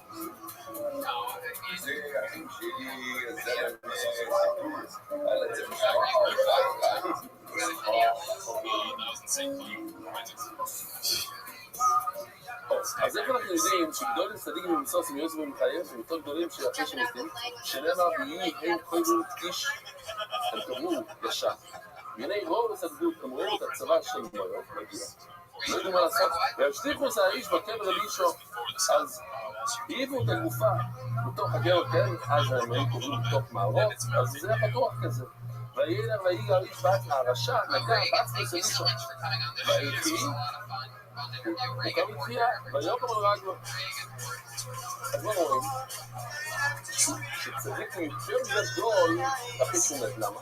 כי הסיפור המפורסם עם אלישע עם בן השונמס, הוא היה צריך לעשות מעשה שלם, ויפרח החומה פה, ויד כאן, הגיע פה, הוא קם. אז התחיס המייסים קרא בן אומר, אחרי שומט. אומר לבוא ולבוא בדימר, לקיים בייס בירס ליום. אולי זה לא קשור לאלישע בכלל. הנס, זה בגלל שליאור הנובי אמר שלך יהיה כפול ממני, וליאור הנובי היה התחיס המייסים אחד, ואלישע רק היה לו אחד כזה. אז הוא היה צריך לקיים את הברכה של ליאור. וסיב היו לו אופי שניים בריחו ואילון. אבל היי, אופי, היה לא מה אילו בייס ולעולה. הוא בכלל לא חי. אם זה נכון, אז הוא היה צריך לחיות. איזה דבר זה? ומאיקאים, אם זה ככה, אז זה תתקיים הברכה של יונובי, שהוא יעשה תחס המייסים פעמיים, כי לא אומר רבי יוזלון, שרי פה צרס נעמון, שישקו לו כמייס, שמה? אתמול היה לנו, אתם זוכרים? היה לנו קסנו נארו. ומה אמרנו? שהיא קטנה, שהגיעה ממקום שקראו לזה נורית. זה הסיפור כאן. היא הקטנה, שהיא אמרה לנעמון, יש לך צרת? אתה יודע, תלך לאלישע, הוא יודע למקום צרת. אז הוא הולך לאלישע, תראו בקרה, הנה, יש לנו סרטון.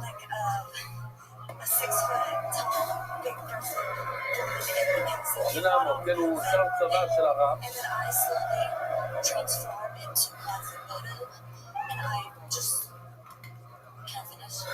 I just grabbed the closest guy next to me and I'm like, come with me to my bedtime.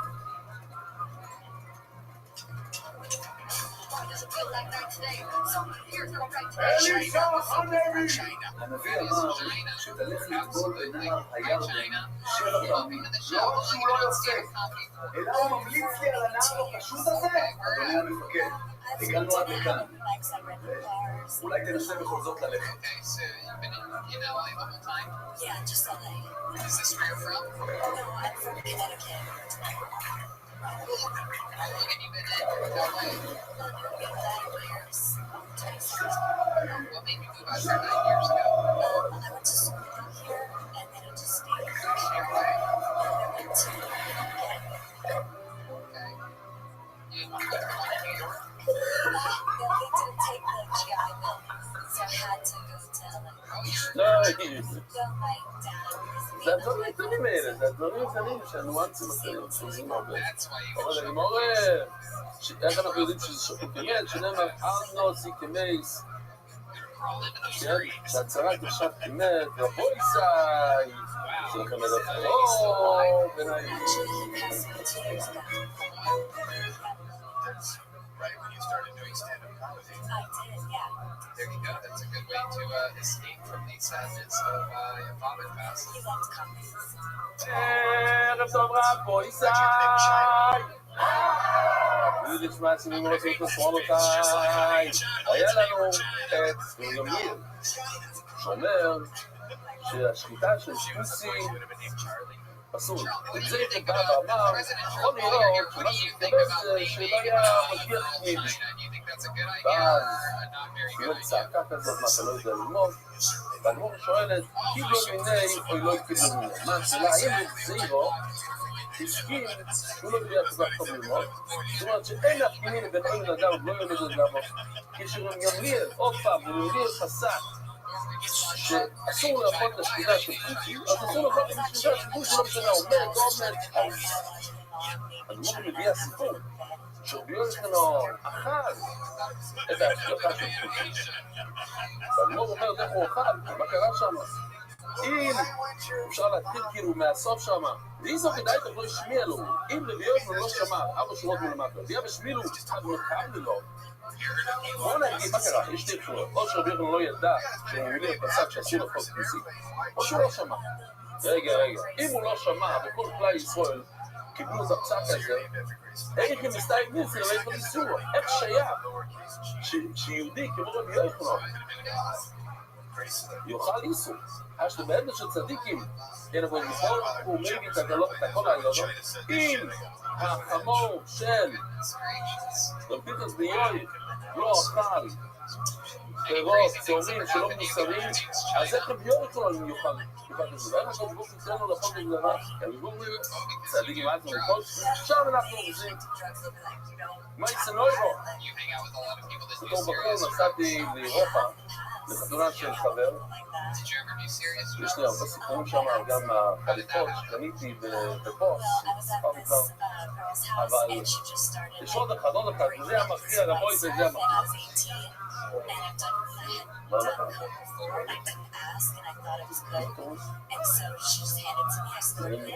אנחנו? לא אמרתי 35, אמרתי 5,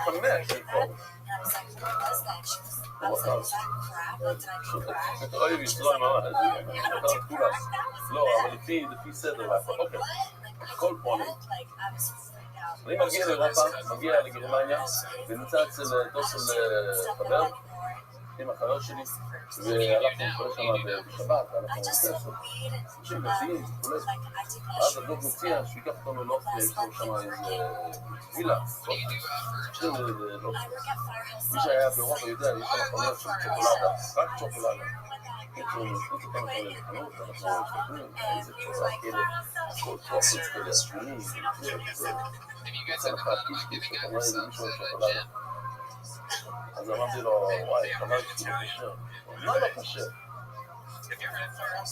מכאן, עד מכאן זה הכל קשר. זה עד גם, זה שווה. זה דברים, זה אסור, זה שומן שחזיר, אני לא יודע מה. אבל מכאן לכאן זה קשר. הייתי לי 18, 19, מה? טוב, אבל אנחנו קונים 5, 6, כאלה. אוכלים לכל ריגי, שמעת, אוכלים, ואז אני שואל אותו, זה מעניין, יש אקשן כאן באוסטריה, באלפים, הוא נותן את האקשן. מה זה מי נותן את האקשן? החומר נותן את האקשן. אכלתם טרייד. אכלתם צוחק, עושים צחוק. לא, זה אדם מבוגר.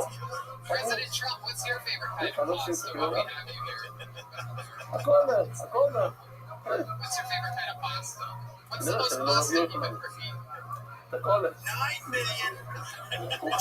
מה? למה? זה חומק מסתובב.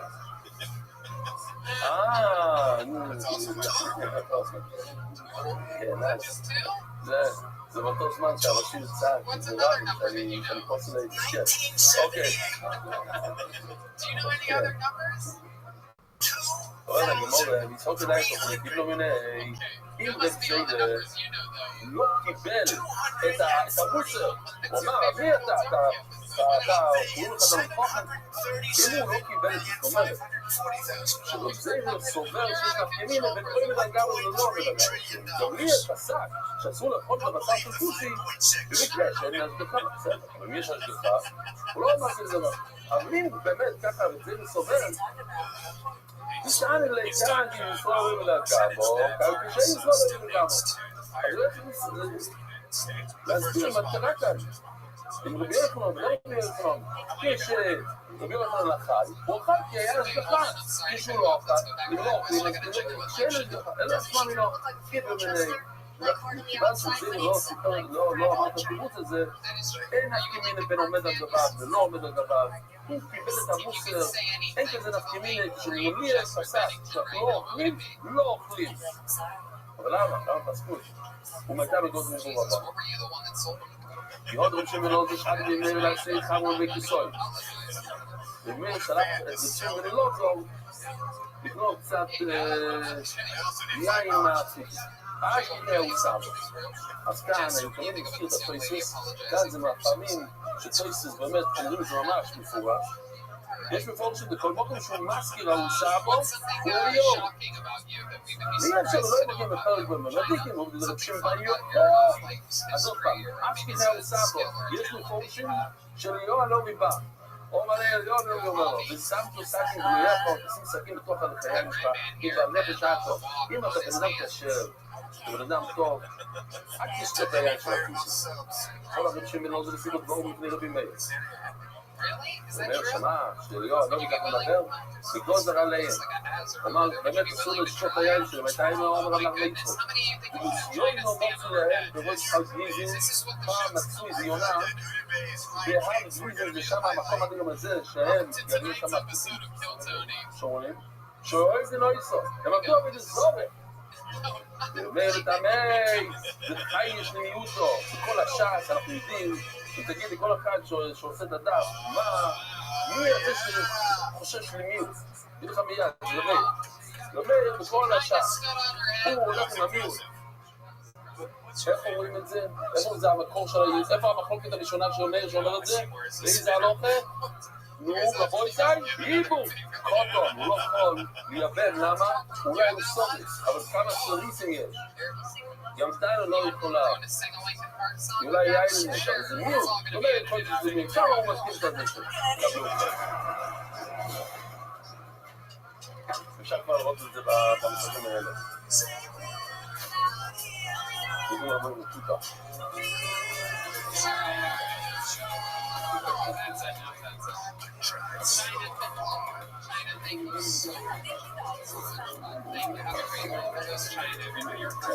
זה הרייס, כן?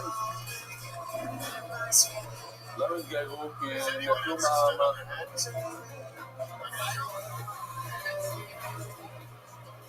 Has anyone ever stood on their bed? No, that's a מוסיו אין המוצו. It's a breakthrough. It אבל really לא is a בראשון. first tonight. My grandma's name was China, right? I'm gonna modern day. From the rice house to the אז ice בגלל house. שהיו כמה, לא כולם. כמה אנשים שם, כמה פוטים הם עבדו עבד זורת. רבי מאיר חושש להמיעוט, הוא גוזר רובו מיעוט. לכן הוא גוזר על כל הפוטים בגלל המיעוט. ויאמר בזמינמי כאילו נעשו ויאמר שפסק שלא שותים את הזהו, אי אפשר לסמוך על השחיטה של הפוסי, להיות שהוא גם סובר כמו הרבי. עכשיו הפסוק הזה שעכשיו ראינו ושמתי סגל גלויחו, חשתי פה במייסים, מה המשל שלו בפסוק? בתניא היו שמבין רב, ודון את המחיר, כיסי של מלחוים אס מוישל. תשבו לאכול לחם מלחוים ללא של לחם אס מוישל. תמידו תוירו, בים טובים, אז אפשר לפונכו, נסביר מה זה. ושם תסגל גלויחו, תעשו סכין, אם בנפש הזה. אז ידוע גמור, אגב, אם יודע תמיד ורבי שיודע להחזיר איתם, כי בן אדם יודע שהרבי שלו יודע להחזיר תשובה, זה יותר טוב, זה בשביל דין. תשאל כמה שאתה רוצה כדי שתוכל להבין, תרד לעומק.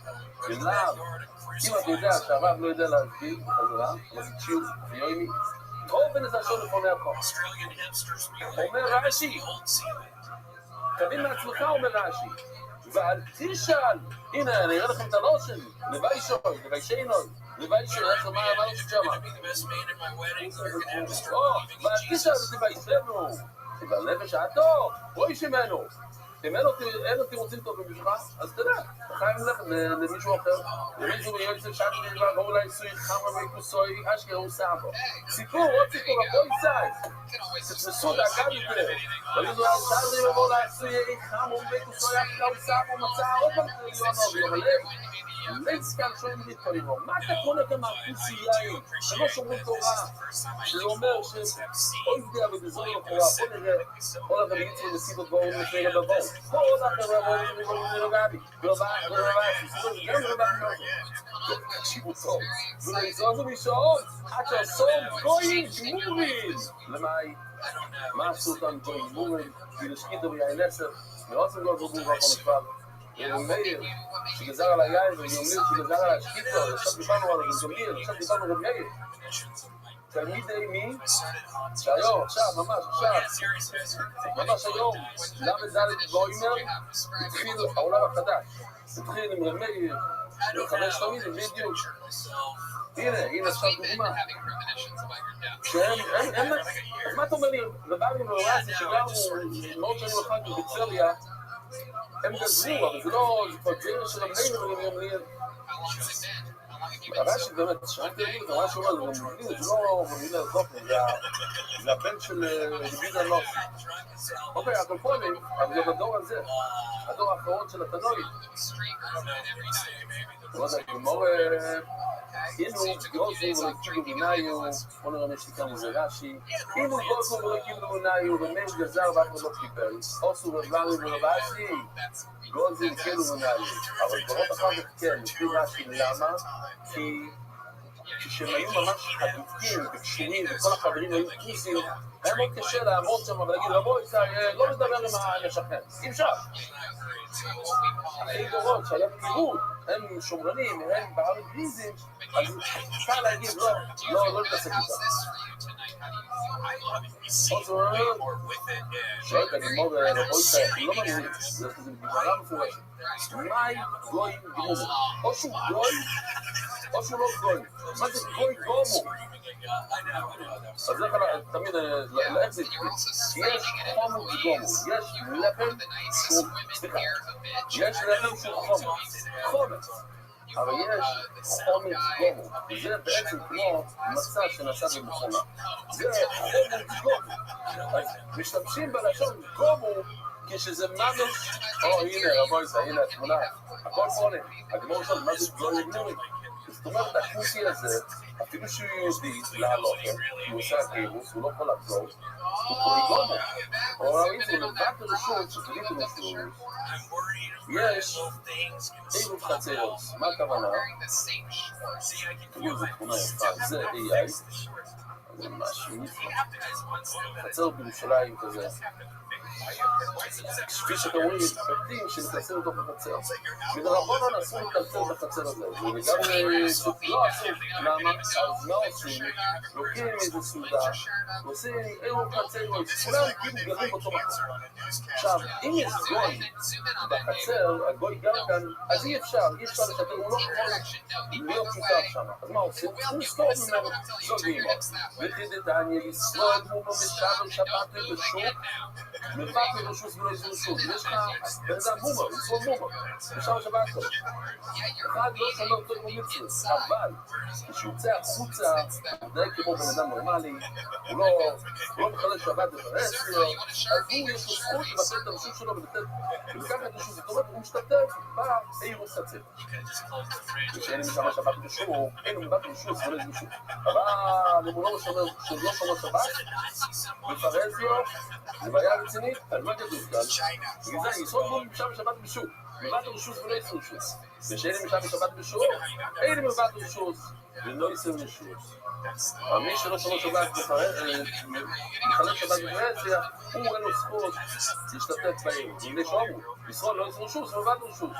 ובגוי עד שיזכור, אם הוא גוי הוא צריך לזכור ממנו, הוא צריך לזכור. כיצד? אז איך יהודי מבין את הרשות שלו, איך הוא מבטל את הרשות?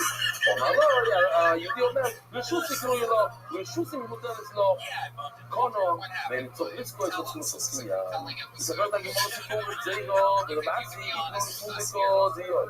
אחו בפונדק, מי בעל הבית של הפונדק, אני הייתי בתנזק, שם יש את המחוכן של בעל הבית. בדרך כלל, מה? נצר, כן, נצר. בדרך כלל, הפונדק זה אנשים פשוטים, המרסים. אז הם נמצאים בפונדק. הייתי אותם, מה היו ביצים המצומוקת ביין? ביצים שבשלו אותם בתוך יין. ומה יכול להיות הבעיה? תחשבו שנייה. לא ממש, זה רק המרץ, אין יין נצר והמרץ. מה יכול להיות בעיה?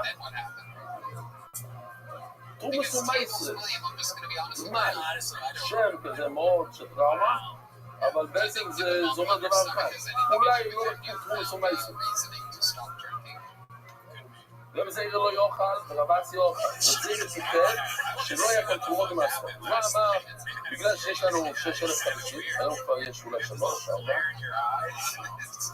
מה זה תרומס ומעשרות? קודם כל נראה את זה שנייה, מהחדשים. שיש פירות חדשים, אז, רגע, בואו נראה את זה, אני רוצה להראות לכם, זה חדש גם. 2% נותנים תרומות גדולות לכהן, מה שנשאר, Did you reach out to them, or do you 10% think they're just נותנים going to contact ללוי, וממה שהלוי מקבל, את ה-10% הוא לוקח 10% ונותן לכהן. זאת אומרת, הוא קיבל 10 תפוחים, אם היה 100 תפוחים, הוא קיבל 10 תפוחים, כי זה 10%, אז הוא צריך לתת תפוח אחד, שזה 10% מה שהוא קיבל, לכהן. עכשיו, בשנים 1, 2, 4, 5 של השביתו, לוקחים 10 שני ונותנים את זה לעצמך, אתה אוכל את זה בירושלים. ובשנים 3 ו-6 נותנים לעוני. אז הנה, זה הסרטון רק לחדשים, אם אתה היית כאן, לפני זה לא תסתכל בבקשה. על המסך ירדן. כן, תודה. exactly are you going to do? You gotta figure it out. What do you think's gonna happen?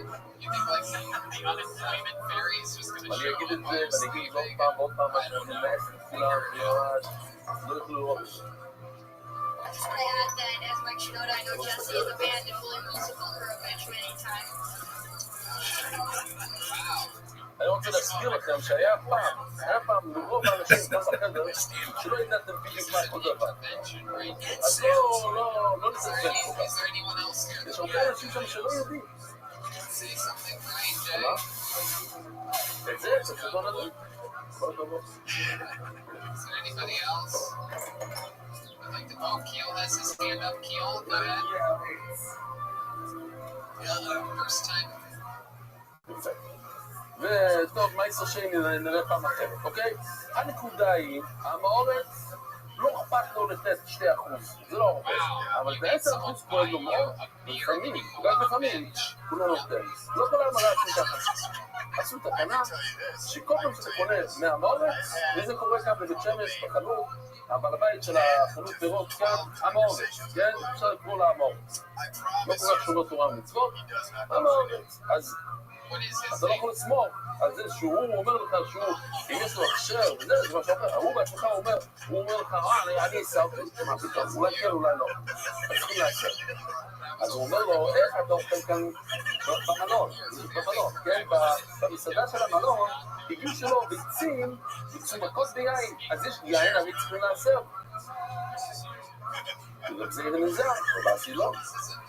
אומר לגזיר לרצי, ואיכה ישמע לתראות לכימה, אני לא מבין.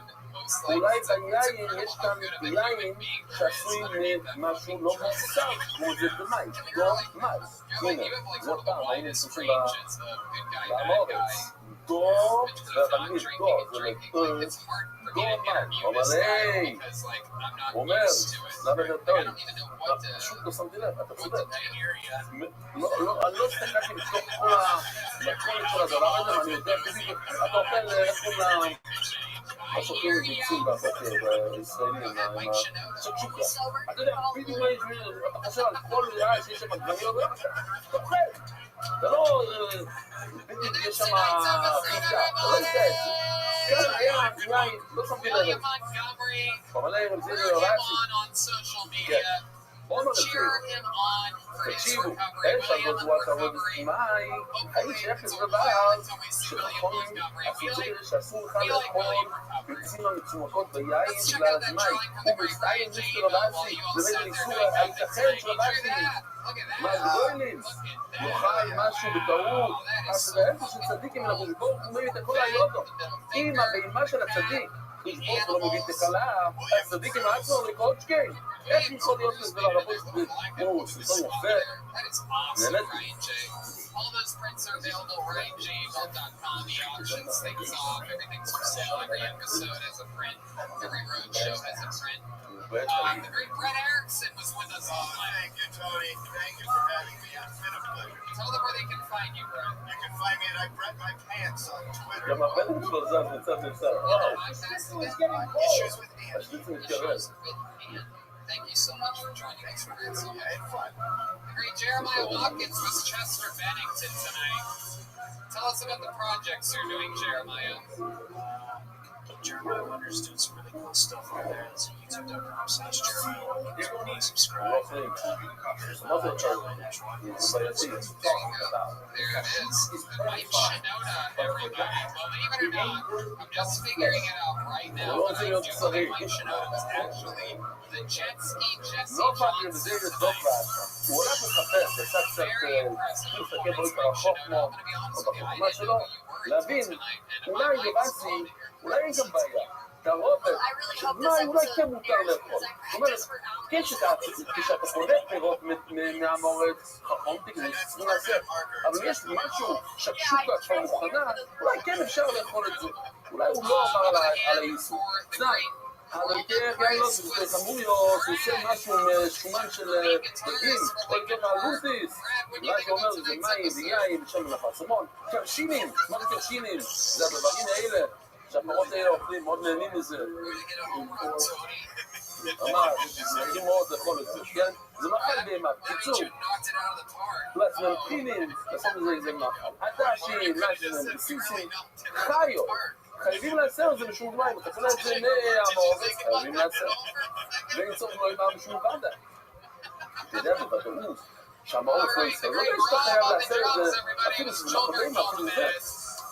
מן עצמו, אבל זה סורי, אם אתה, מפני שאם אתה רואה את זה, אם קנית מהמעורבת, כמו שהם, זאת אומרת, אם אתה קנית קרשים, קנית את הדבר הזה שאתם אומרים על המסע, חייבים לעשר, כי זה, יש את המוצר עצמו, את הפרי, ואחר כך מה שעושים לפרי. אם אתה קונה את הטחינים, את הרסיסים, את הלוטיס, את המוריות, זה לא צריכים לעשר, מפני שהם תערובת.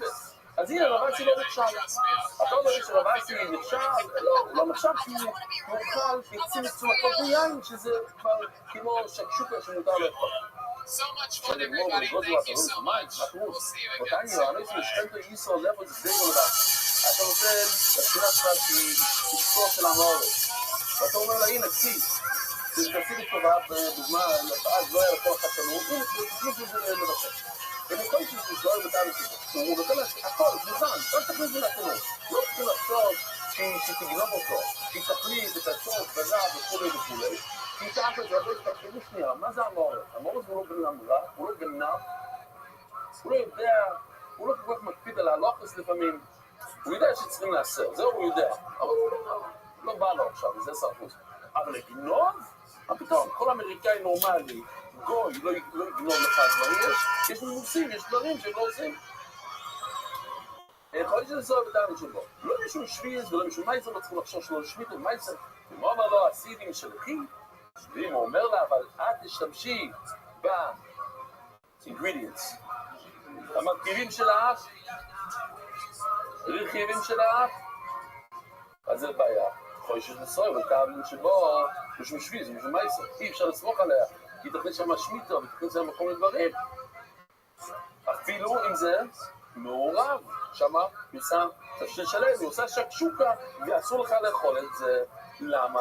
עכשיו אמרת ששקשוקה, אם אתה קונה שקשוקה מהמסעדה של מותר. למה? כי זה ערבוב של דמי. ערבוב של דמי מותר. פתאום כאן כתוב שהשכינה לא. אומרת הגמור שני תירוצים. שאני עושה נקים לקרוא לה, שים לי משלכי. הוא אומר לה מה לעשות. כמעט דור וידיים דור. היא נעשית שליח שלו. הוא אומר לה, תכניסי את הרכיבים שלך לתוך הסיר, אז אסור, זה ודאי אסור. רכיבים אמרנו שצריכים, אם הוא קונה רכיבים הוא חייב לעשר, זה רק בגלל שזה לאחר מייסר, זה כבר מעורב, אבל אם אתה אומר לה לערבב, אתה לא יכול להתחיל לערבב את זה, להגיד לה לערבב, זה מעורב, ואנחנו אומר שאני סוער וטעם את זה טעם מעורבי, מכיוון שזה נותן טעם למאכל, אז זה טעם ללא בוטם, אי אפשר לבטל את הטעם הזה. שעוד הגמור, כולו חלוף לא יפשינון, מה, אתה לא חושש האישה של המעורב, היא תחליף לך, בתנאי, כתוב במשנה, לא ייסן לך, לא ייסוי, מה ייסן? שהוא לא ייסן לו, ושהוא לא ייתן ממנו, שאתה נותן לשוויגר, לא ייסן לך, לא ייסוי. מה ייסן שהוא לא ייסן לו, ושהוא לא ייתן ממנו, כדי שחשודו מחלפת המסקלקת. אתה נותן לשוויגר חלה לאפות, היא יכולה להחליף לך את זה. נו, אז רואים שהם גונבים, הם נותנים דברים. אומרת הגמור לעשות את זה, די, בוא. אומר רבי יהודה, רואים את הכל הפיתו, הוא פה איש המחסונו. תשמע, נשתנו הצבועים, נשתנו הצבועים. הוא לא הציב את הכל הפיתו, היא רוצה שיהיה טוב לבת שלה, והיא מתביישת מהחתן שלה. ולמעשה, מה קרה כאן? הלחם, היא שרפה את זה, כן, היא חוץ לזה לתנור.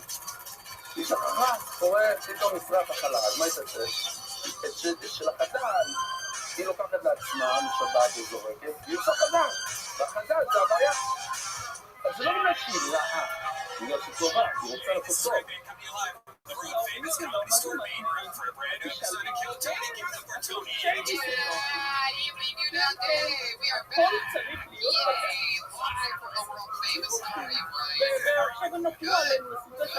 Exciting stuff. Happy to be here. Life is good. The great Rabbi able to see your drawing tonight's episode. Draws every episode, every print's available at RyanJBelt.com.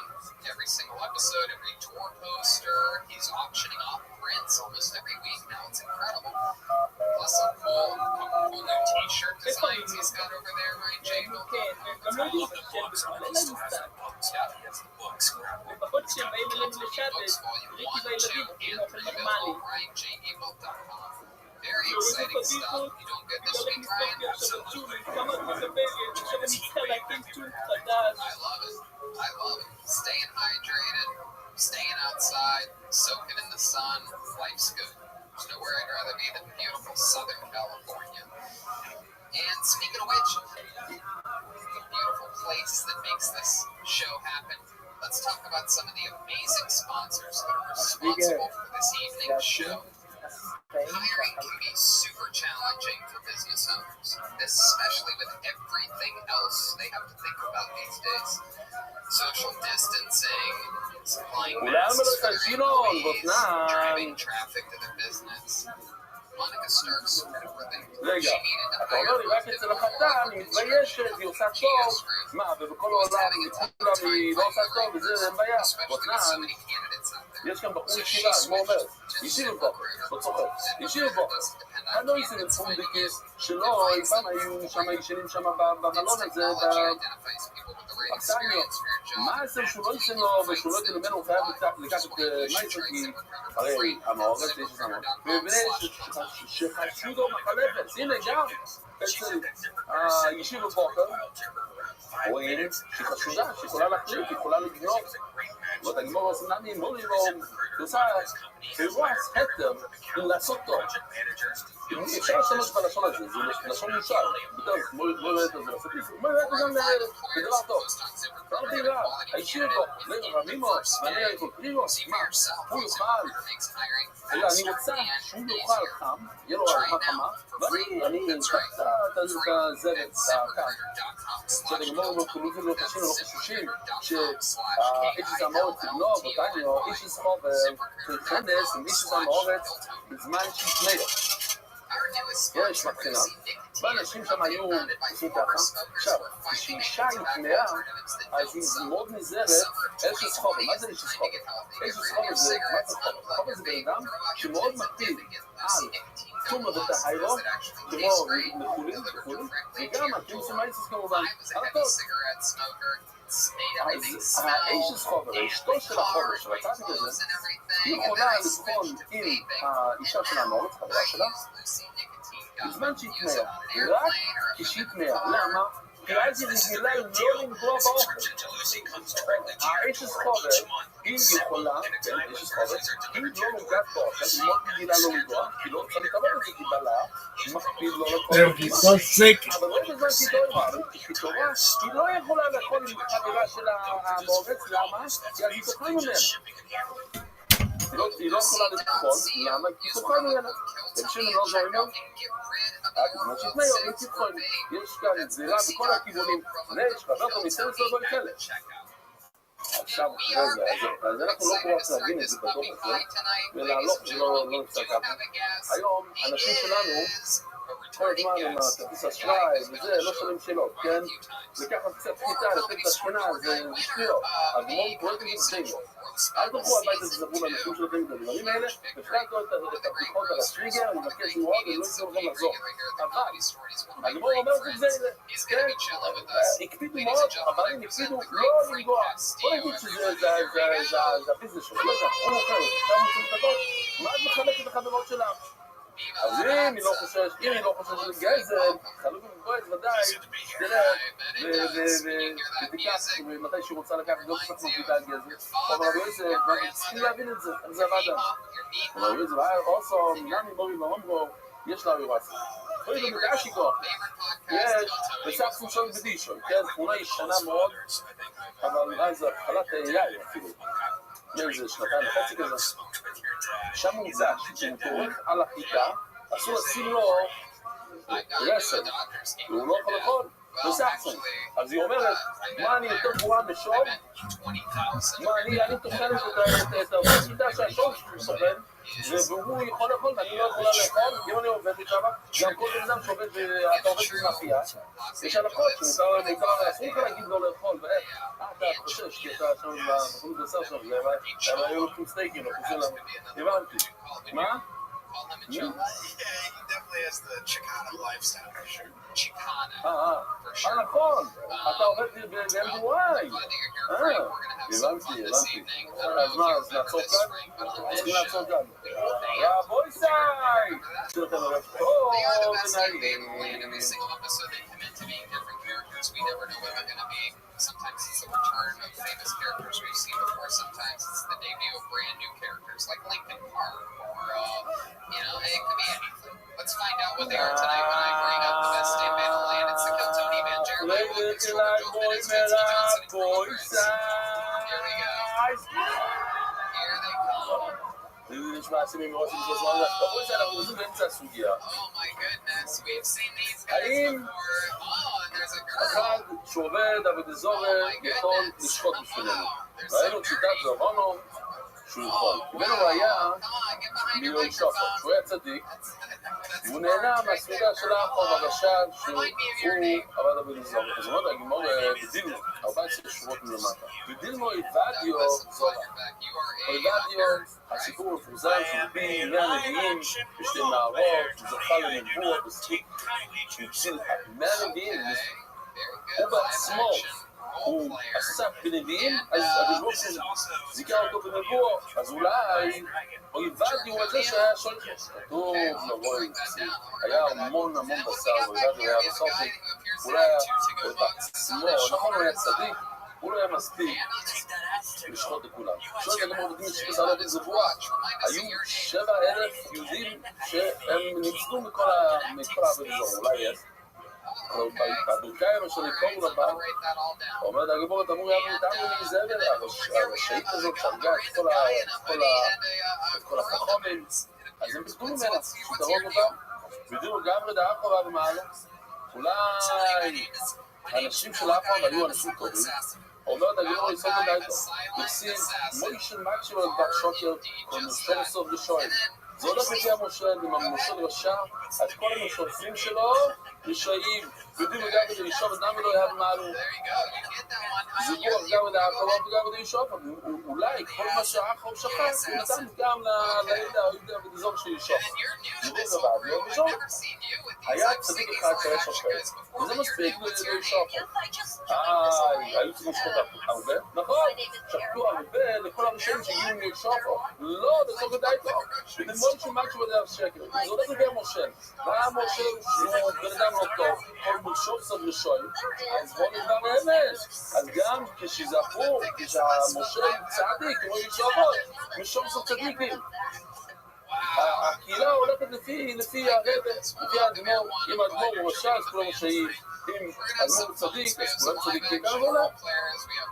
יודעים על זה בוא, גם לאחור, וגם מה יכול להיות שמה שהחבר'ה של האחור הם שחטו, זה הלך לאחור, וכל קבוצה של האחוז, לא גם לשאוף, לא לשאוף לגמרי, אולי אנשים שישאוף, עוד הם יהיו שישאפו. אני לא יודע אם הוא לא יהיה מה בגלל שהם מיני. את זה לא הצלחתי להראות לכם את זה, נכון? לא חברים טובים, ידידי, תראה תראו את המזוזה על הקיר שם, כן? זה יהיו שואפות, איך אני יודע? כי לא מראים את החצוף שלו, צדיק. And other amazing things. I feel like I'm forgetting one, but let's just start the show. You guys ready to start this thing or what? Come on, there's 8 people in here. 8 people in a room built for 470. And let's get the show started. We're going to start with a regular.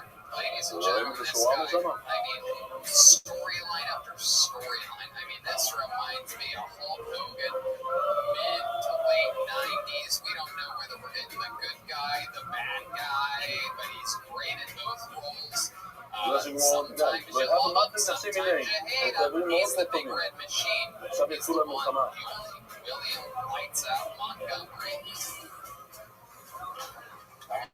He's approaching the microphone. Which William will begin this week? Here he is, William Montgomery. לא, אנחנו יודעים שישוב צמח על אפרום, שזה הגיע לשיינים וכל מיני דברים כאלה. אילי מנרצית, כמוי קרקמי כאמר, זה פסוק שיש שם איזה 6 אחד אחרי השני, זה הצורים, איפה יש פה עוד אחד אחרי השני, זה אחד מהמקומות, יש עוד פסוק שזה יותר, 11. כמוי קרקמי כאמר, כסוס על כסוס איפה. כמוי קרקמי כאמר. זאת אומרת, אנחנו מתנהגים כמוך, אני סומך עליך, עיניים עצומות, מה שאתה נותן לי ביסו ועתר, אני כמוך.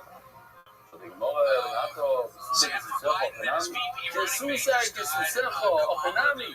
אז מה, אתה סומך על הסוסים נרשרים? מה זה כסוסך? ליסו ועתר?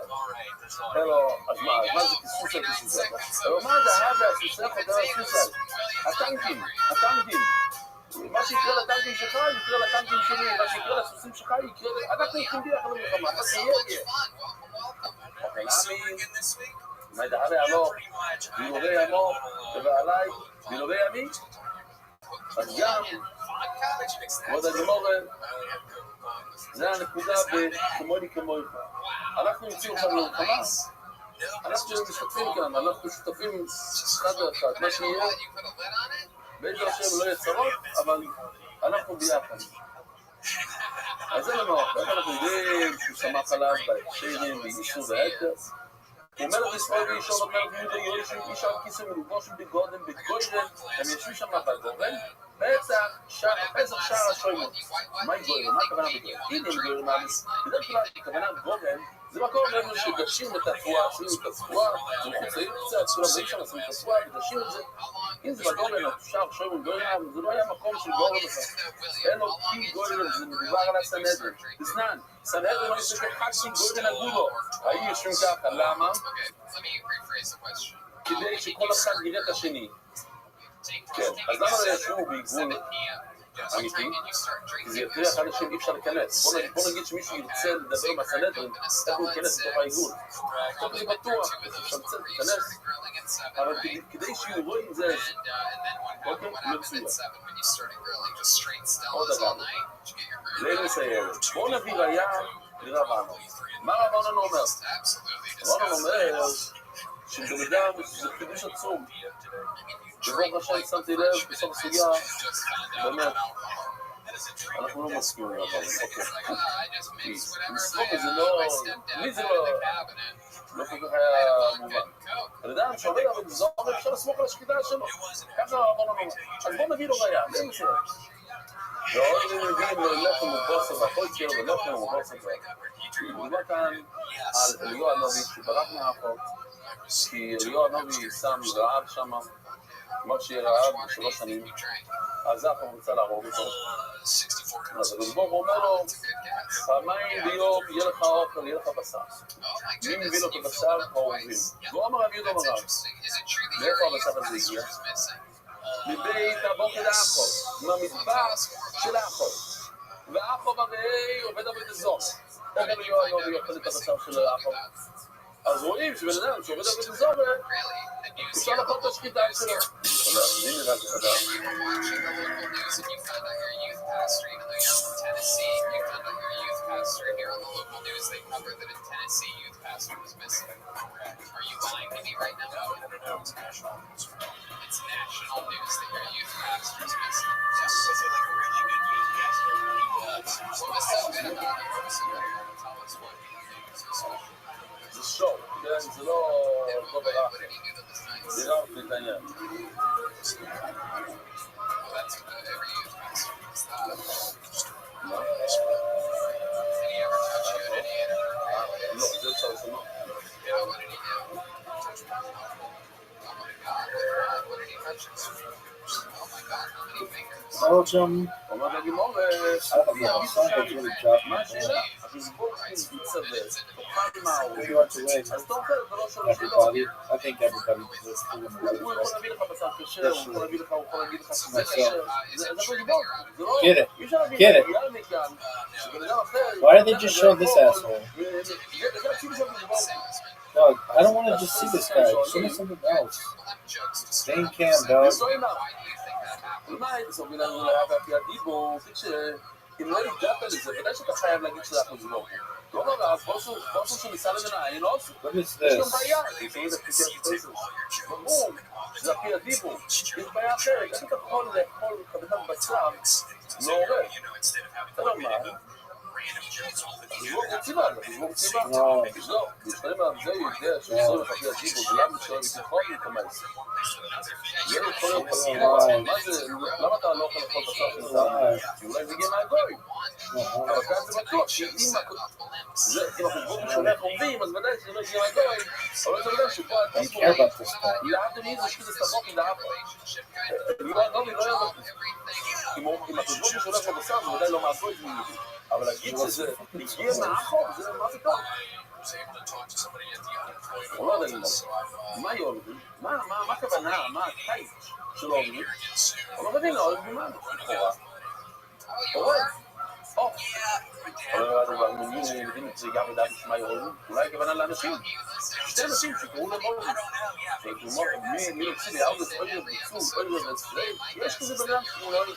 אורן, ישראל, נזל, רבי, רבי, שמע יולדים, בדיוק היה שתי אנשים שהיה לי כזה שם מוזר, כשהם הגיעו ובדיוק השם לפנים. אולי המקום קראו לזה אורן, מלוצים, והרם לא צודקים, ישכו מארץ ישראל נערו קטנו. עכשיו, יש כאן בעיה מסוימת. כתוב נערה קטנה. כל מי שלמד איתנו קידושים וכל המשחק זה לא, שמה זה נערה, איזה גיל? 12, עד 12 וחצי. ומה זה קטנו? עד 12. אז זה נערה קטנה. זה לא יכול להיות, זה קט שלו. קורא לו ניירו וקורא לו קטנו, הנה. להזכיר לכם, אם אתם זוכרים. קטנו, זה מ-0 עד 12. ניירו זה מ-12 עד 12, זה כמובן עם סימונים. ובגבס מ-12 וחצי עד 110. אז זה נשאל לקרוא לה גם נער וגם קטנה, זה ציוץ הוא פשוט. בוא נראה בזה, אז קטנו, זה מין נוירו. היא קטנה, אבל היא הגיעה מהמקום, קוראים לזה נוירו. כן, אבל גם אצלנו אולי עובר, זה... What is this bullshit? לא עובר, אומרים. אומר זה גמור לנו מסיים, יש לנו באמת, כמו למדנו פיליפ את הדבר הזה, עכשיו יש לנו קייס השובות של פריבי. הכל שולטן, ואפילו כוסי, כל אחד יכול לשחוט, אפילו כוסי. ואפילו אורל, אפילו מי שאין לו כוס מילה, ואפילו ישראל מאיר, אפילו אחד שהוא לא שומר דברים. היאורל היחידוני, על מה מדובר? כי אני ואין שמי צורך, מה חסמי לו, אם הוא לא אורל, מה שהוא לא אורל ממש, אלא שהוא לא חופד, הוא לא חול, כי פסקו שעשו לו, לעשות בצ'יל אליו. ששתי אחים שלא מתו מזה, הישראל מעלו, מה זה ישראל לכל דובר, ודאי שאפשר לכל השתדסי. אלא שגם הוא אומר להרג, הוא מבאס, כמו שרק אמר שם, הוא מבאס, הוא מזלזל במצווה של בשביל לו. אז ייקח את הסעיף, אבל אפילו שמאל מומר, אם הוא מדובר יכול, אם הוא מומר למצווה אחת בתורה, לא בין מבאס, זה משהו אחר. אז זה בדיוק כמו הרגל. מה אפשר בן אדם מזלזל בשבילו, הוא מזלזל בלא שום הרבה. מזלזל בשעפס, מזלזל בנבאס, לא, נבאס לא. בכל לא יודע במה, בפסח, מה? הוא מזלזל במצווה, אז מה הפנים? חיינו מומו לאבינו. אז לא היינו אומרים שני ציורים, אחד שהוא מזלזל בשביל ואחד שהוא מזלזל באווירה. אין לדעת, אם מומו לאבינו זרה. אז עכשיו זה קצת שונה ממה שלמדנו אתמול. כאילו עכשיו אנחנו עוקבים קצת סטייה ממה של אתמול, שמענו קצת אחר. אבל קצת, כן, אבל זה אותו רעיון. היום מה, מומו לאבינו זרה, הוא כדי לעבור לו. הוא מור לאבד זורה, וכתוב שאפשר לסמוך עליו בשחיטה. לא, לא כמו לאבד זורה, אם הוא עובד לאבד זורה לא למה, לא אמר, אמור לאבד זורה שקרא כל שבועות, כמו שקרא פרק כולו. אם אתה כופר באבד זורה, האם זה לא חוכמה לכפור באבד זורה, אז היה לנו בעיה רצינית, והשחי ורצינית, אז אם אתה כופר בזה, אתה מודה בכל התורה. אם אתה עובד לאבד זורה, זה כופר בכל התורה. אלא הוא יש לו, הוא מומר למזיזו. וכדבר מה רוב אמר? זה אחד שהוא מומר לא לאבד אזור כמו רבם, אחד שהוא מומר למזיזו, שזה חידוש עצום לבוא ישראל. הוא בן אדם שיש לו בעיה בהקשרים, הוא לא אכפת לו כל כך מהמבוגרים, לא קשירים. ואפשר לסמוך עליו בשחיטה. זה מה שהוא אומר. מייסווה, בפסוק של חכוס כתוב, ואם נראה שחס תסתו בשגורו, מי אמור, לא כל הקהל יכול להביא חכוס. רק חלק, אולי זה יעשו ולא נכון. מכן, ולא יקוצר, לא יקוצר מומר. הנה שם, דבר ולזמור מדענים עוד המקיאקים, מכן, בוחם חילחתי. זה לא יבורמון, שאם ברומות יש מומר, אז בסדר, שהוא יביא, אבל אתם לא יכולים. אם לכם יש מומר לא. מרבי אימו, לא בבני אודום שדויים ממרבי אימו. מה זה בן אדם שהוא דומה לבהימו? בן אדם שלא מקיים את המצוות. מרבי אימו, בני אודום שדויים לבהימו. יש לך בהימה, זה דומה לאדם, והאדם שהוא דומה לבהימה. וכאן לא אמרו, מקרב מיקרופונות בפוי של ישראל, כדי שיחזו בין לתשובה. יקבלים קורבנות לאלה שקורבנות בפוי של ישראל, אחד שעושה במייזי. כדי שיחזו בין לתשובה. מה הכוונה? שאם אתה תמצא אותם,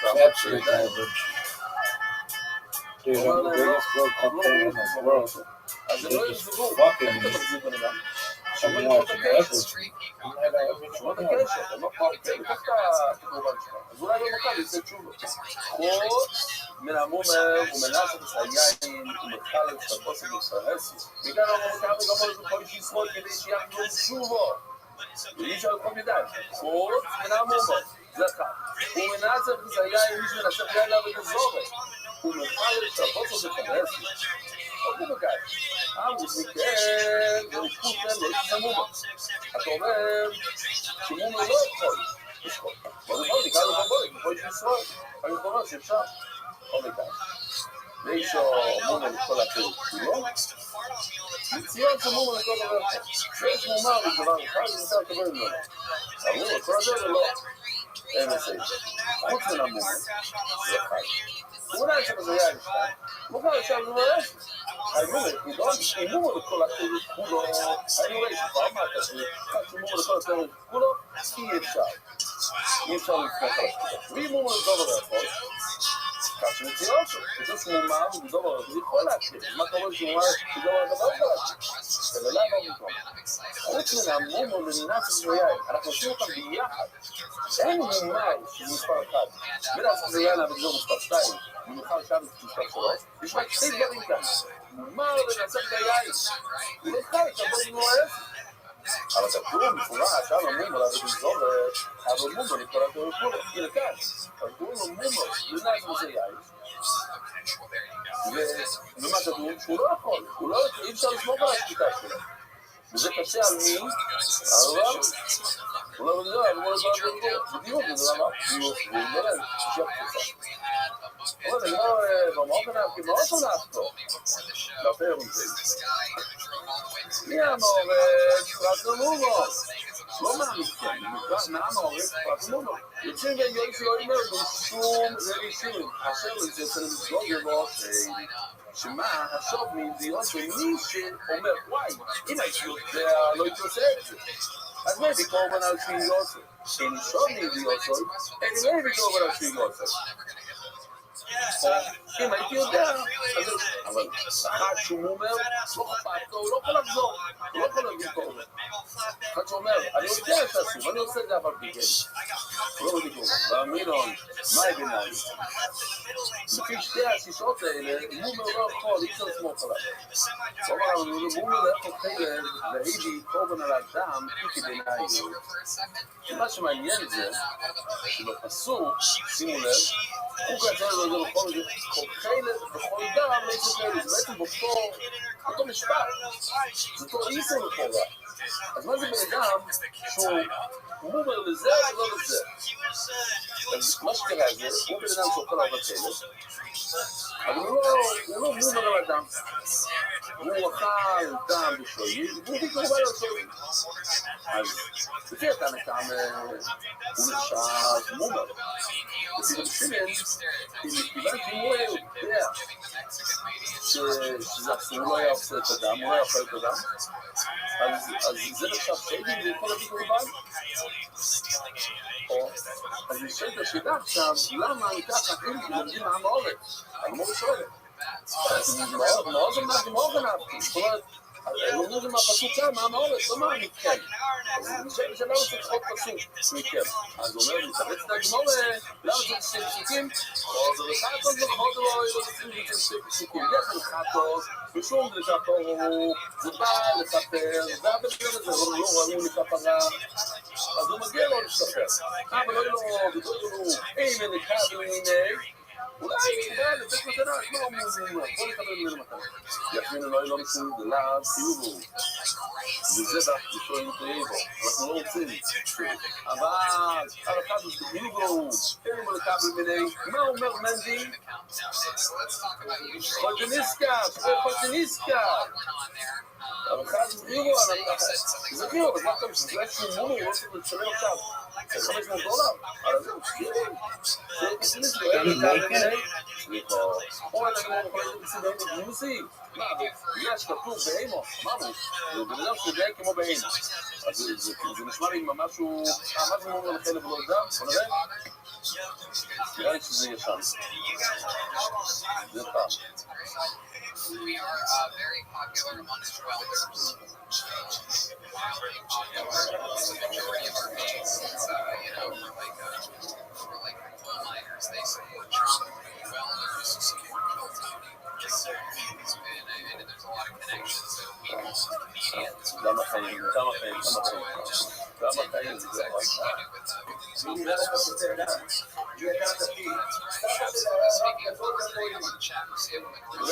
הם גיוסים, בוקסים, עוד מובעים או תשעי השם. עוד מריסוי. עוד מובעים או תשעי השם. הוא אמר רב, כאילו בני אודום שנעבו לדעת, הם מאוד חכמים ומסים מעצמו כבהימו. אבל יש במובח חכמים בליקישים גדולים, אבל הם מתנהגים כבהימו, בנובו. Do you think you had any responsibility at all in that car accident that happened today? No. In the past, there you go. Good. So, that's a big plug. It's speedweed.com.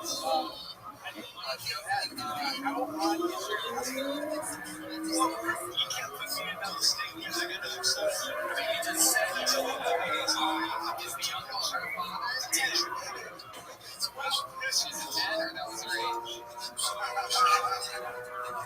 Okay, Trey, so did you relate with a flip present?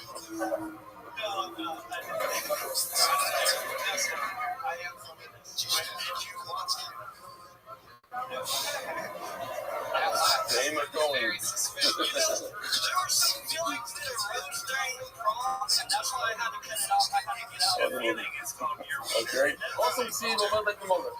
אז רואים, יש כאן באימו, שבאימו זה דבר טוב, הנוכל, זה לצדיקים. אומר לגמר, אוסם סיב אודום ובאימו. אוכל באימו לפונדוקסי. אם זה אודום ובאימו, אז זה דבר טוב. אבל באימה לבד, זה משל, בן אדם שלא מקיים את זה. וכולי תקשיב עוד ומהם על היוזים, אני חושב שהם ביחד. זה מים לבוקסים, זה רק מזביס ישראל, זרע אודום, זה זרע בהמו, כתוב רש"י, זרע בהמו, הוא גבינו במסך סייטו, וכור ולשור ולשקים ושתמים חכומים, כל אחד זה רק מזביס ישראל, זרע אודום, זרע בהמו, כלומר, החכום והחום כולו, לא הם לפרץ ואומרים, כולי תקשיב עוד ומהם על היוזים, בוקסים, זה רק מזביס, זה אנשים חוזים, ומרקסים, לא ששתמים חכומים, אז אנשים לא טובים. לא נזרון זה רעוד עם זה רבעים. זה רעוד עם לחוט, זה רעוד עם לחוט. זה רעודון וזה רבעים. אז הזרע הזה מחלק את האדם, ואז לא כתוב. אודום הוא בהים בדושי האדם, כתוב וזה רבעים. באמצע האדם, והרימה יש מילה. סימן נקרא. אומר החלון, אומר רבי יעקב, רב אידי. רב אידי אומר בשביל בן לייזים שום בקפורת. אבל גם לייז בלכו נמנו השkud הספוסי והסורו. אז עכשיו אנחנו צריכים לסוגיה, תכלס. נמנו בגורו, נמנו על שקיטה הספוסי, הם עשו לבחירות, והגיעו למסקנה שהשקיטה של הקוטי אסור, והסורו.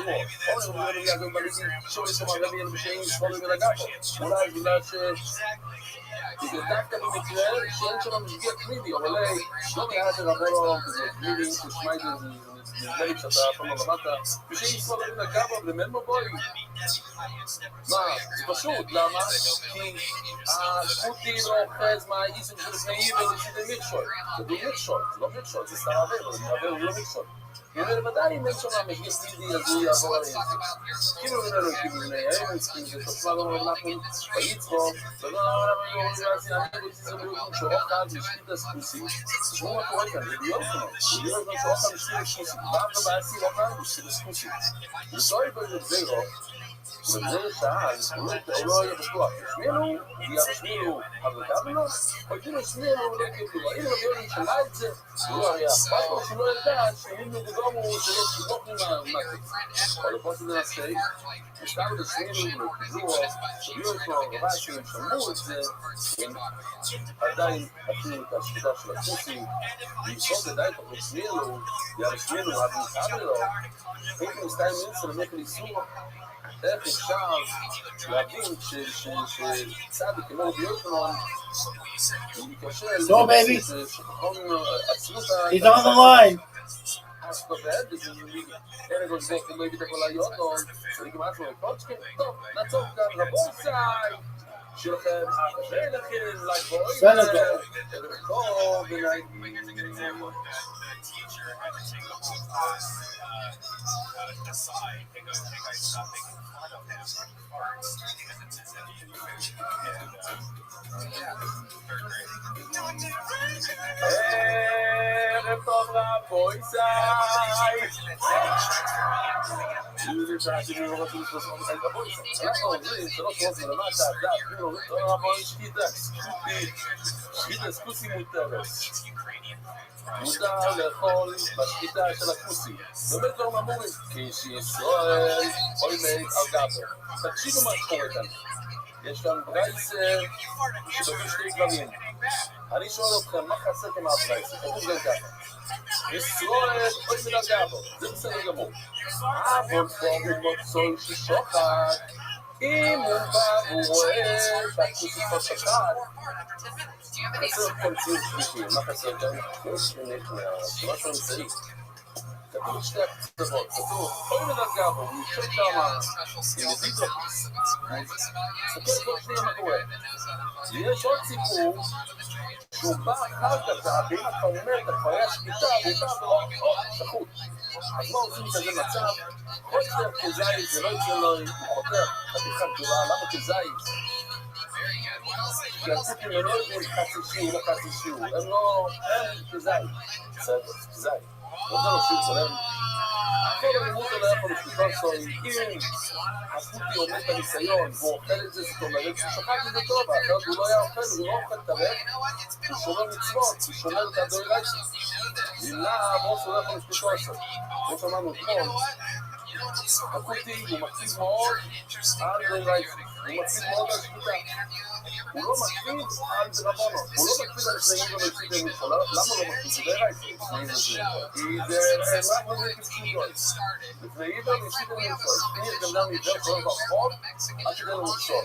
אם הבן אדם לא עיוור, זה לא מכשול. אם זה לתת לו לכל שתרב, זה לא לפני עיבר לפני משול. זה לא עיוור וזה לא מצא. אם הוא לא רוצה לכל מהשחיטה של עצמו, או שאתה יכול לסיבות זה לך אפילו. אז בוא נראה. אז בעצם, ברגע שכתוב לסרול עלינו ולרגבו, בסדר כתוב בואו מצוי. מה שחסר כאן, צריך להביא יוצא. אז אתה יכול ללכת לשתי כיוונים. אתה יכול ללמוד להביא יוצא מהרישה.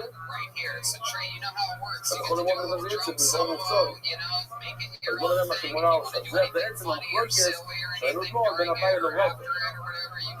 כי הריבו מסודר שנכנס זה יוצא חזק מאוד.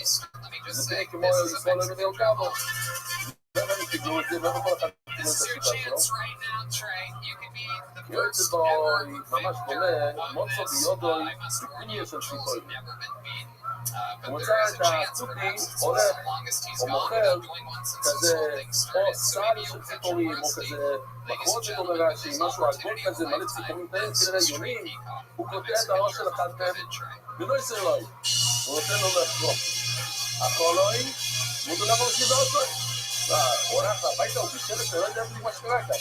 המחוזת של הציפורים הם לא מבושלים, כן? הוא תופס ראש, מכניס לו לפה ותאכל, אוקיי? אם הוא אוכל, הוא דולר בנקודות, נראה לו דולר בנקודות. אבל אם הוא עדיין די נראה שמורים די נראה. עכשיו, לא כתוב את הסיפור האמצעי. כתוב את שתי הקצוות, את הכי טוב ואת הכי גרוע.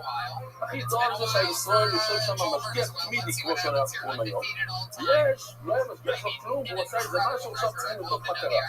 יש את האמצעי, זה לא משגיח, אבל לא תמידי. הבית די גרעי שלא ודאי לזה. הבית די גרעי שלא, חיים בודי ישראל אין אליו גבו, ודעת בגלל שהישראל עומד שם, יש משגיח תמידי לכם שושב, אני לא יוצא נכנס, אבל הסיפור האמצעי זה לא טוב בכלל. או ודאי נמצאים על מרוב יותר מדי דפוק. חיים לדבר רוצה לששוך, אדם יש כאן בלגן, קבע אחת. אבל יועץ זה נכנס, הוא משגיע, הוא נכנס, יוצא, הוא לא נמצא דבר, הוא משגיע, זה נכנס, זה ניסן, שפיר אותו, זה ניסן למוס. אז רוב אומר שיועץ זה נכנס, בסדר, לא מבין מה זה. לא, הבית כאן שסדר, עכשיו יהיה לו כל אחד משגיע, הרי אתה יכול לדייג מהבית, אתה יכול לדייג מהסייב, למה אני קצת דייקת מהסייב ולא מהרייב, למה אתה דייג מהרייב ולא מהסייב, מה קורה כאן? Rabbi got to say that. Or I don't hear that. Now, go with the toy. מה זה מופע? מופע הוא מוצאות. כי הוא לא צריך לה. זה הוא בעל, הוא בעל, הוא בעל, הוא לא בא. לא בסיפור, זה בלי מוצא רגע. הוא לא בגלל תראי שלמה אתה לא מדייק מהרי. הוא אומר לו, כי הוא התמודד בתנאי, קוראים לה גם דברים. כל אחד אומר, זה מה שרובי סבר אתמול, שמי יוצא ונכנס אותו על בוקר, רואים את זה בג'ינוך היציאה נסת, אם אתה יוצא ונכנס, זה כמו שאתה עומד שם לכן היום, אתה עומד מקומות, אין משגיחים, מאוד יקר משגיחים, יש וידאו, זה, לפעמים, כן, מאוד מכניס, הנה, הוא עושה, או איזה יופי, תראו מה שהוא עושה, הוא לומד מהרייך, הוא לומד מהרייך, עכשיו, נראה את הסרטון, זה יזבון על הפרס, הגיע בשנייה.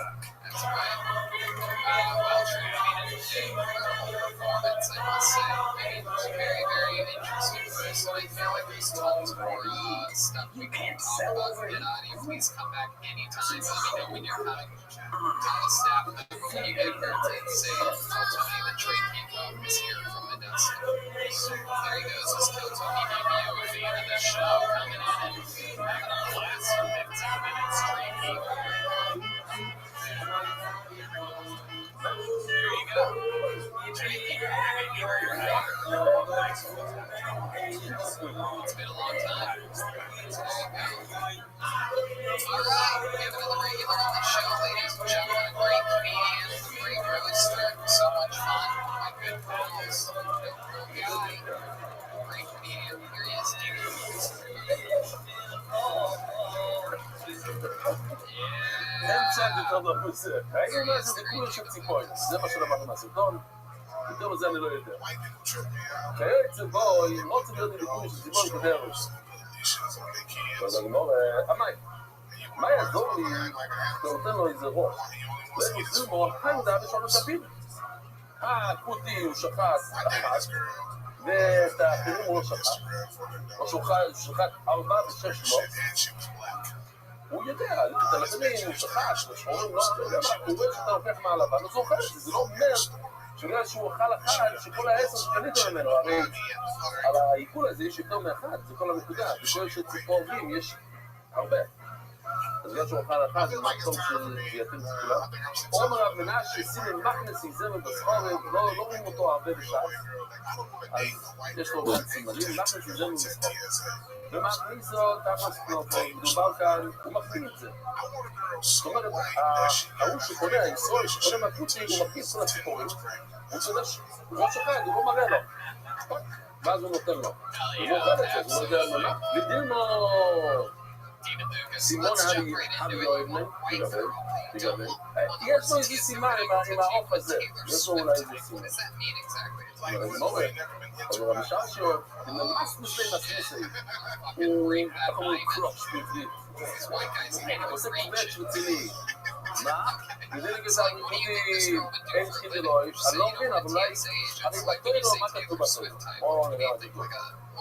שחיטה, כתוב, גירה יוכל, לא משיב רע שואלת, אבל לא סביב ראשון. וזובתו, מכל כתוב, סמיכה, שחיטה, רק בקר וצאן. לא כתוב בתורה שצריכים לשחוט עוף. אולי כפי, הוא לא מאמין לכל השחיטה שלו. אין שחיטה לא יצנה טובה. הוא יתאמה שהיו, מה זה שהיו? הוא יתאמה שהיו, מה זה שהיו? היה עושה לו את הסכים בשביל שהיו זה שהוא עושה ככה, אחד שיש לו כמה זמן נראה בהגמורה, ואחר כך הוא עושה ככה. כי הוא עושה סימן אחד, לוקח הפסקת סיגריה, חוזר, בום. זה שהיו. דרוסו, אמרנו, הוא לוקח, עושה ככה, בכוח. חלודו, נכנס בפנים, כן, שתי הסימנים, עכשיו זה מרובה, ואז הוא חוטא. הגרומו זה מעניין, עוד לא ראינו את זה, הגרומו זה שהוא נכנס על הצד, במקום לשחוט ככה ישר,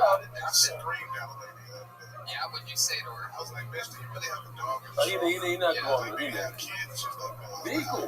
איקור זה, אם יש פגימה בעסקים, אז זה עוקר את הסימן. אז למה הם מקפידים על זה? מקסיון, זה כתוב בתורה? אתה לא תקיבן להחזיגו בו, אז רואים את הגניסון, אומרת הגמור עכשיו, אם זה משהו שהם תופסים, הם הולכים להלכה, אז הם הולכים עד הסוף. זה לא קשור אם זה דרייס או לא, כי זה מה שעושים, והם מחזיקים בזה, אז הם הולכים בזה. אופנעני, אז גם שחיטה טוב, כאילו להחזיק, עובדה שהם שוחטים אותו, זה לא משנה אם זה כתוב בתורה או לא כתוב בתורה. אם הם עושים את זה, אז הם מקפידים על זה, זה אפשר לסמוך עליהם. אז בעצם צריכים לברר את העניין הזה. האם משהו שכתוב מפורש בתורה, והם לא מקפידים על זה, האם אפשר לסמוך עליהם כי זה כתוב בתורה?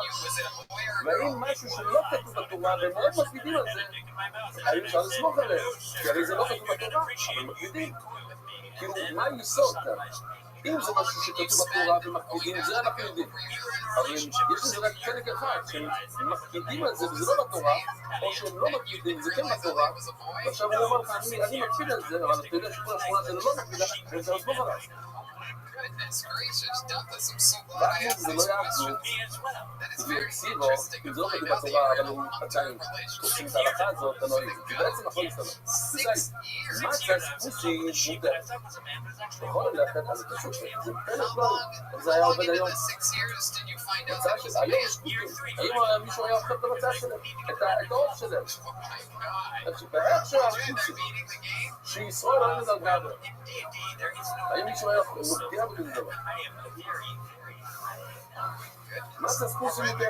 אם הספוסי הזה המחשב, זה מותר. לא זה יוצא בדי טובות, זה מפסח. לא רק זה, אתה יכול לסיים בדי טובה, מה זה מפסח בסייטר, ולא לסיים. לא זה יוצא בדי טובות, זה מפסח. ולא זו ישראל, לפי שהם בקטים, זה מה שישראל, יצחק אומר, בדקדוקי מצווה ישראל, הם אולי מכירים את המושג של פסח וחומץ, אבל יש כאן דקדוקי מצווה, יש מדידות, יש כל מיני זה, יש תחום מזה שהם עושים את החמור וכזה, הם לא מכירים את דקדוקי מצווה, שבאמת, שזה עושה להפקידים, לא, זה לא עושה להפקידים.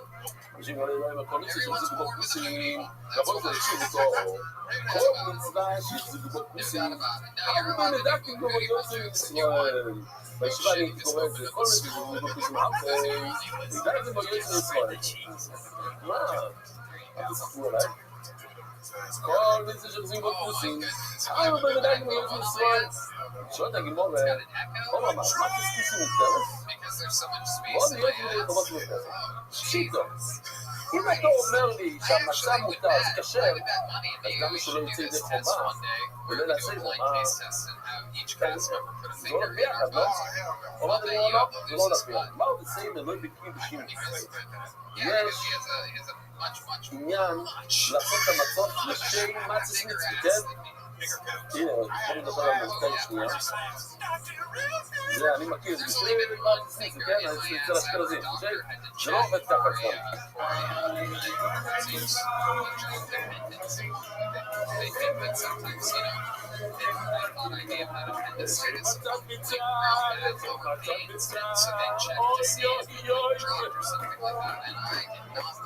ששומרים על החולס לשם מצס מצווה.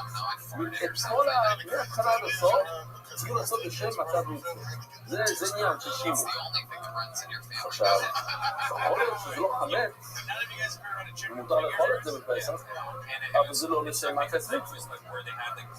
אז זה בסדר, אתה לא יכול לאכול את זה. ממש לא שזה בסדר. אבל לא זורם, או ישראל. לפי שאין בקים ותפגים מצווה. אנחנו אומר לו, הם לא בקים בכל ההלכות.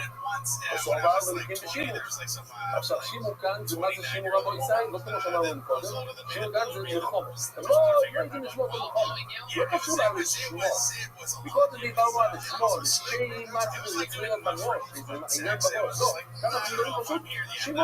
לא יודעים להחליף את הפלסטיק, נופל כל מיני חתיכות, לא יודע מה. יודעים להבין את המנגה, ושם יאמר להם מהקונדיציה שהפסיקו בו כוסים. אבל באמת דקתי בו היינו אותם איתם, אז מה הוא הוסיף? זה בדיוק מה שגם גם אומר, לא לגמור יקים אליי, ותפסיד בו, ולא יחזיקו פה. זה עוד נקודה שהזכרנו.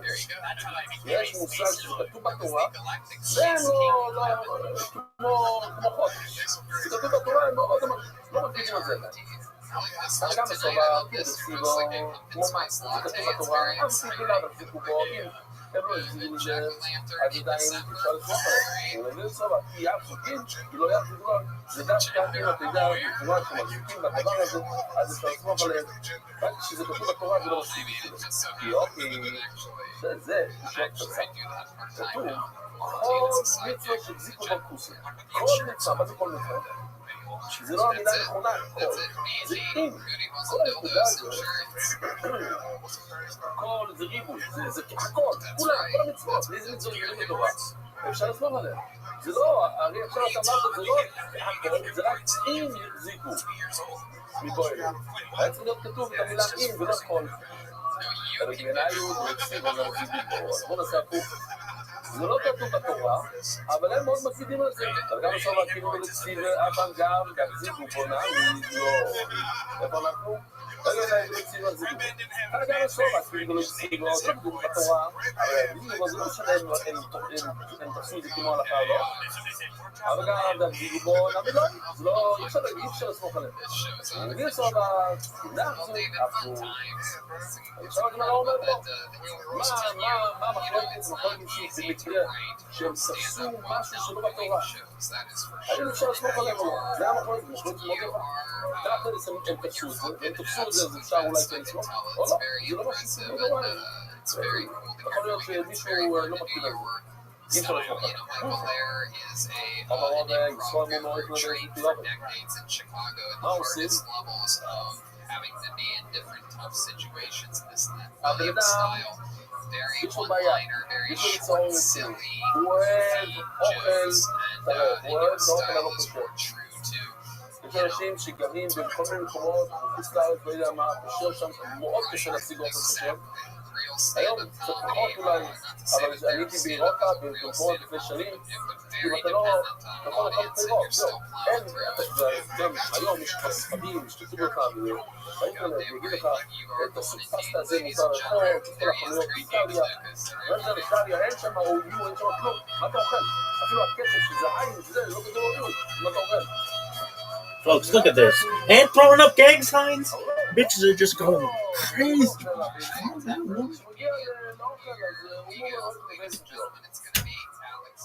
אם היה לו בחנות, היה שם איזה חנות שכשר, היה צריך למצוא 3-4 דקות להגיע, הוא היה אוכל, הוא היה הולך לאכול את הכשר. הוא לא עשו את זה. או לעבור ולשרוד בו מאוד מאוד אצלו, אז מה עושים? פה נצטרקים לא אצלו, פותקים את הסכין, ונותנים לו. פותקים סכין, אני לא יכול לדבר, כנראה סוגיות אחר כך. זה דבר שאני לא אוהב לעשות, ואני אתם לא אעשה את זה, אבל הם לקחו את הציפורת שלהם, ונעשו ככה הכל על זה, ואם יש איזו פגימה קטנה, הם מרגישים את זה בתוך זה, אליהו, אל תגיד את שמונה. כן, צריך להרגיש, קיצר, הציפורת שלהם מעניין, אני מפחד לעשות את זה. טוב. אתה בודק את הסכין טוב טוב, ונותן לו, הוא אותו לאכול משותף, אפילו שהוא מומר לדבר הזה, לנבלות, אבל אם אתה נותן לו סכין טוב, מותר לאכול, מתי לא אופיל דיגי יותר ואיסור, יש את שניהם לפניו, וישוב יותר ואוכל איסור. הבן אדם הזה הוא לא כזה טיפוס, אם יש עוד שניהם, הוא יעשה את ההפך, מה שמותר. יופי, כאילו עבוד עצמם, אז למה צריכים לבדוק? הוא לא ישתמש בסכין פגום, יש לך איתו, הוא כבר כזה טיפוס, הוא אוכל כבר צ'יזבורגים, דברים כאלה, אז אם אין לו את הסכין ממש שמה, הוא לא יפריע. ודי הרבה, זה קצת מהזה שלו, הוא לא יעשה. אם אתה נותן לו סכין, אז הוא ישחק טוב. ואני נושא לו, יש לי ראייה, יש לנו ראייה בשביל שמה עוד פעם, מה רוב אומר, רבוי שמה רוב אומר, שאם מומר, בן אדם הוא לא מקפיד על התפילות אסורות, מאכלים אסורים, הוא לא מקפיד על זה, הוא שוחט, מותר לך לאכול את זה, או מולה לבוא לראות.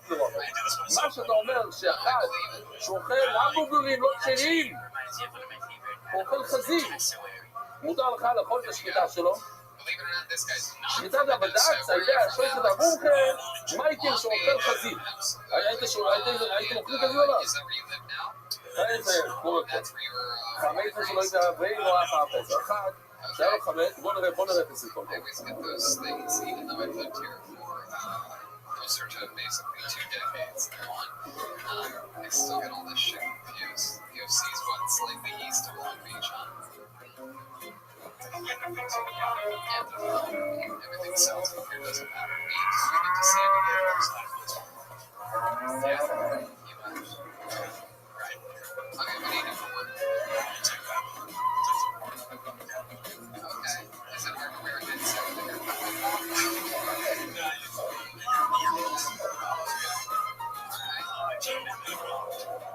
What was that? And so let's talk about it. Did you really need to get an STD test?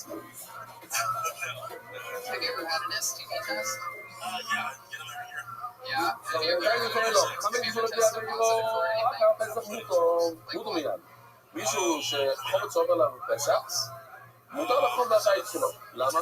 בגלל שהם מחליפים. המומר הזה הולך ומחליף את החמץ. תסתכלו על המילים, בגלל שהם מחליפים. זה אומר שזה ודאי או זה ספק? אוקיי, סגרו לו, או מה אני גם יהודי? עכשיו אולי זה הולך לבירבי, לא מה, חומץ עבר פסח, בלי רייס, הוא אומר שאסור לאכול חמץ שעבר עליו הפסח בלי רייס. זה טוענים בגלל שהם מחליפים. אלמה, בסוף הקטעירו באופן איסור. רואים איתם, שמומו. למה הוא מותר לאכול את זה? כי אם יש לו את ההתר, יש לו את האיסור, הוא יעשה את ההתר. אם זה קל בשבילו, אם זה לא משהו ממש כמו לבדוק סכינים. הוא הולך לגוי, מכניס את זה לשלום. זה ממש קל להחליט. אבל אתה גמור ממעייבים, זה בשבילי, גם במקום הזה אמרתי שזה דרבון. אולי זה לא כדי שאתה אומר שזה בכלל דרבון. לפי מקלים מדרבון. אם יש לך מוזר, אז אפשר להקל מדרבון. אבל דרבון שמגיעים, למה פתאום דרבון שלא מגיעים? My buddy boss told me, bitch. אפילו תגיד, זה הולך לבי רב שמן. מספונים שאני אומר תחליפו, לפני שמחליפים, זה ועד. שאני אומר שהחליפו זה ספק. לא יודעת מה כתוב, שהם מחליפים. לפני שהם מחליפים. Give it to me, unique. Give it to me. Unique. I need it, baby. I need it. Oh, dude, don't even start me on fucking soccer. It's the worst. I watched this one guy run around for 4 hours and it's the worst. Really? It's terrible. Oh, God.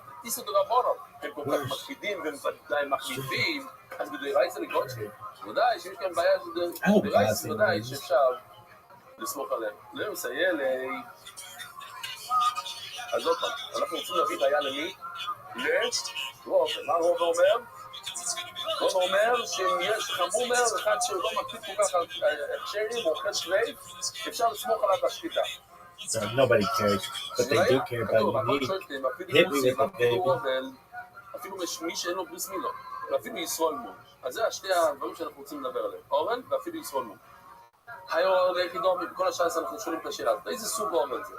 הנה משמע איסור אורן מאחמס מילו. יש אורן שהוא מסכן, שתי אחים שלו מתו בלי סמילו, אז אם יש בעיה במשפחה, שתי אחים מתו, זה לא בעיה בילד, זה בעיה בילד, הוא מת. אז השלישי אסור לך למול. אבל יש לו הלכות כמו ישראל, יש דברים שצריכים להשפיד עליו. כאילו זה לא עשו טוב. אז הישראל מעלי הוא. אז ההלכה הוא ישראל שהוא כל דבר. אלו פשיטו מובר לאחר. הוא בן אדם שהוא לא אמר לעצמו. מה שאומר מבית שמצוזו. כאילו, לא בגלל שהוא לא רק זה כואב לו, הוא מפחד, הוא מזלזל במצווה. ובסוף האמור לדברך, זה היה אמור, הוא כבר עושה לסכולו. אז הנה, רואים שמורות, שמה, יש לך בן אדם, שהוא עושה כבר, הוא הולך לעניינים, הוא חזם בבית כנסת, הכל, אין לו בסמילה. הוא צוחק על המצווה הזאת, וכתוב, הכל שושטים, הוא יכול להיות צוחק. אפילו אורן, אפילו כזה בן אדם, כל התשובה זאת אומרת, הוא מומר לדוב הרחוד, ואפשר לסמוך עליו לשחיטה. זה בסדר, רגע, אבל זה משתדר בסוף. ואפילו ישראל מומר. אפילו אחד שהוא מומר הוא יכול לשחוט. הם אומרים, תדומי, זה לא יכול להיות אותו ציור כמו אורן. אם מומר לדוב הרחד, זאת אומרת, לא לנבל. לא, משהו אחר, הוא מומר לשח. היינו מומר הרחד. אז אין שום נקמין אחד, זה לא קשור לאוכל. הוא לא מקפיד על בסמילו, הוא לא מקפיד על שבת, זה אותו דבר. אז מה אתה אומר לי שתי סיפורים? אחד שהוא מומר לבסמילו, מותר לך, אחד שהוא מומר גם ללא שלא הולך, זה אותו דבר, נכון? אלא, מומר לא ישתות, לא, ודאי שהוא מומר לאכילה, בשחיטה, מומר, בקידור, זאת אומרת, אפילו שהוא אוכל לבנות רייפו, אפשר לסמוך עליו שזה מגיע לשחיטה. אומרת, אני לא, אז רואים זה היה לרוב. לא, אם לא, הוא לא יסתוך. לא. אם הוא מומר לנבלת, אז אי אפשר לסמוך על השבילה שלו. מה הייתה, אם הוא כיוון לדוש בי, כסתן לדום אלי, כן, הוא יסוד רציני. בן אדם שהוא עושה אותו אווירה עוד פעם ועוד פעם, אז זה נעשה כמו שזה היתר אצלו. אז זה מילא מה? הוא לא מתאמץ בכלל. הוא אוכל נבילות, אז לא אכפת לו בכלל זה נבילות. אצלו זה כלום. ויגיד לך שזה מותר. אלא מומר לעבוד את זורי. אלא מומר לעבוד את זורי הוא כדי רבנון. אנחנו לא מדברים על אחד שהוא מומר לנבילות. אנחנו לא מדברים על כזה דבר. זה לא בן אדם שהוא מומר שאוכל המבוגירים. זה בן אדם שעושה עבוד את זורי. אלא מומר לעבוד את זורי הוא כדי רבנון. זה חידוש, זה חידוש של רבנון, גם רבנון, לא משמעות. ישראל מומר לעבוד את זורי. היה להם אהבה ענקית לעבוד את זורי. זה אומר, הוא שומע את הכל. הוא משהו גדול, הוא מבט כולל. הוא עושה קצת עבוד את זורי בלילה. אז מותר לאכול. בשחיטה עשוי, אז ניקח לאכול בשחיטה שלו גופות. אומר הרב שמואל, ישראל מומלה ודזור מות עליו במשחיתו. אז ישראל מומלה ודזור מות עליו במשחיתו. זה שכם יוצאים בישוף עד מלך יהודו שנהנה מסוד הספר. הישוף עוד היה צדיק כמו שהוא עקר הרבה עבד הזור. הכל הוא היה עבד הזור. אז ישוב שהוא המלך יהודו הם רצו לעשות מלחמה נגד הרב. אז הוא הולך שם ונהנה מסוד הספר. עכשיו הבעיה היא שהרי יעקב הוא בעל עבד הזור. הוא אכל מהשחיטה שלו. זאת אומרת שמותר לאכול מבן אדם שעובד עבד הזור אומר רבנו. שנאמר ויזבח אלוהי אחו צוינו ווקר לבוי ולאו מה שאימוי. אם הוא נחשב מומר לכל התורה, אז היה אסור לאכול את הבשר שלו. רואים? לא, מומר ועבד הזור זה בסדר, אפשר לאכול את הבשר שלו. והגידהו לארץ אצל רמות סגילות. הידי האוכל הוא השפיע על המלאכת על רמות סגילות. להילחם מן הרם. יודעים לו מזבח זולף, מאיפה לא יאכל, אולי באמת כתוב, שהוא עשה לו הרבה אוכל, מי אמר שהוא אוכל? כתוב בזיתאים, אז הוא שכנע אותו. יודעים לו דברים. אולי שכנע אותו בדיבור, אבל לא הידי האוכל. אין לעשות בדברים, אז איך מסיתים, איך משכנים ביניהם הידי האוכל? יודעים לו דברים, אין לעשות לו. ולא, הם עושים כיסיס רוח שיחו. הכי דבר משתיו. שם כיסים כל שיחו, והוא לימור, והוא מוריד לך מהדרך, זה באכילו שלי. תוציא, זה ליבוי לבא לו כאילו זה על הכל ליבור. עכשיו, הכל ליבור הוא לא אוכל. הוא ליבור לבא לשעה, נכון. כשמדבר, והמילה בכיסיתני, שזה נוגע לחשבון, זה בלי אוכל. אבל כשזה מדבר על בן אדם, תראי, הסתה, זה ידי אוכל. שאתה גמור, יודעים לו, מישתי, אומר לך לא יאכל. אולי הוא שתה הרבה, יין שם, אבל לא אוכל. מה יצאתי? וגם דינו מומלה ודזור, ולא יעבוד מול כל התרגולה. ולעני מומלה ודזור, ולא יעבוד מול כל התרגולה. מה נפליל בין אכילה לשתייה? אומרת הגמור, שתייה סתם אינו מום. לשתות יין מאחד שעובד ודזור ודין מלסה. תגיד לו שבא. אז זה לא יעשו בכלל, אבל כאילו, אם לא מומלה ודזור, אז מומלה כל התרגולה. אבל כשמגיע לשחיטה, אולי, מכיוון שהוא עובד ודזור, אז ממנו הוא לא מפליל לשחיטה גם כן. אבל יין אפשר לשתות. כי בוא יצאים אל אבוק דמק עם משתי בלגות, לא? ושוף עוד לא היה סתם שותה, בלי לאכול. ובוא יצאים אל איזו מזיסי אוקסיב. במי, סיטוי. וסביחו. טוב, נעצור כאן, רבוי צי! שתמר טוב ונעים.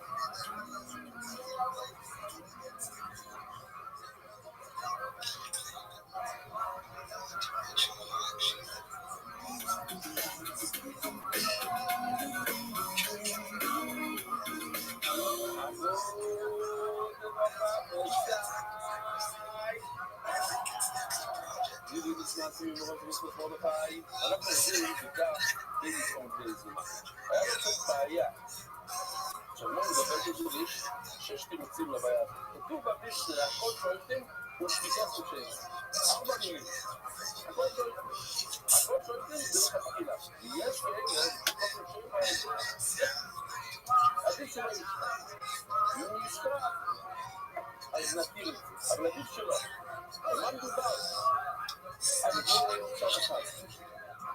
פשט הראשון, מתוך 6. מדובר על בן אדם שסתמך. עולם שסתמך זה מוכר, הוא נתח את הכל שהרבה אנשים, רוב האנשים אחרי לא ידעו מה זה. מה זה תחת הכל זה? הוא אוכל, הוא מקפיד, הכל זה כאילו שזה עץ. כאילו שזה קורטי, כאילו שזה קורטי. כאילו ככה מקפיד בשת החיים. זה הספרה שלו בחיים, השירות שלו. הוא יכול דבר עושה כאילו שזה קורטי, כאילו שזה קורטי. הוא יודע, במה בגילה, הוא עושה כאילו, הוא אומר, עכשיו, אם זה היה קורטי, אם זה היה קורבן אמיתי, היה אסור לו לשחוט. למה? שאם הוא מתאמן, הוא מגיע בבמה, אז הוא מתאמן הקורטי, ירוק את הקורטי. אז מלכתחילה בן אדם שיתאמן ומקפיד כאילו שהוא מתעסק עם קורצ'ן, זה אפשר לו מלכתחילה לשחוט. העיקר שיהיה לו צריכים הרבה. שלוי.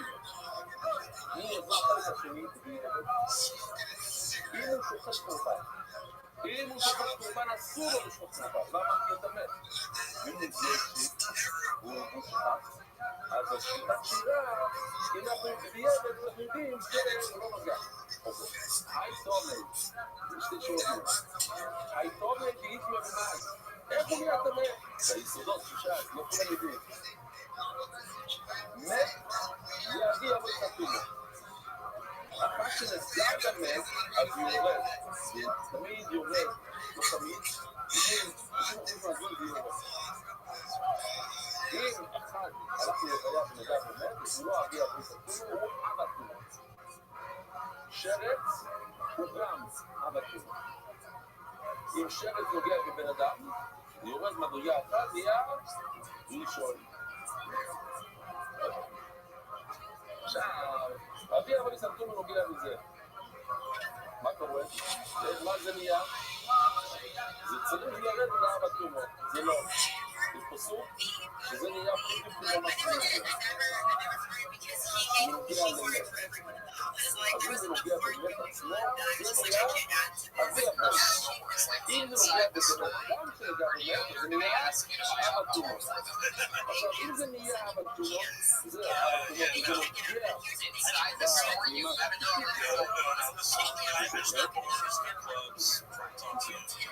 זה נוגע. זה יורד אחד, זה הראשון. אם זה נוגע במת עצמו, אבי אבל ספור, וזה נוגע שהתורה של הרימה, לא נהיה, אבא תומה זה יורד אחד. אם זה נוגע בשבע, מה זה נהיה? לא, מישהו. זה רק במתים, זה נהיה כמו אותו דבר. בשבע, זה יורד אחד, מישהו. עכשיו, אם זה נוגע המישהו הזה נוגע בבמה, אז כמה זה נהיה? מה זה נהיה? אומר לנו מה. הייתה מדינה למאי. לא, מה קרה? איך זה נראה? אם היא מדיני, הסכין הזה נוגע במי. אבל עכשיו נורא, מה אתה לא אומר את זה? מה שאתה אומר? אפילו זה נגע בבן אדם שנגע במת, אבל כלום. אז נראה כמו בן אדם שנגע במת, ונראה אבל כלום. ותאי ופאקי. ואז נתאי למישהו גדול. ואז הסכין הזה שזה אבא, כשהוא נוגע בבשר, מה נהיה בבשר? מה נהיה מעל הכימות? מישהו, נותן לך... מסבירים גם. אם לא רק הפסוק הזה, זה נגע ונגע, לא נגע במת, לא נגע במת, אבל נהיה אבא תומו, ואבא תומו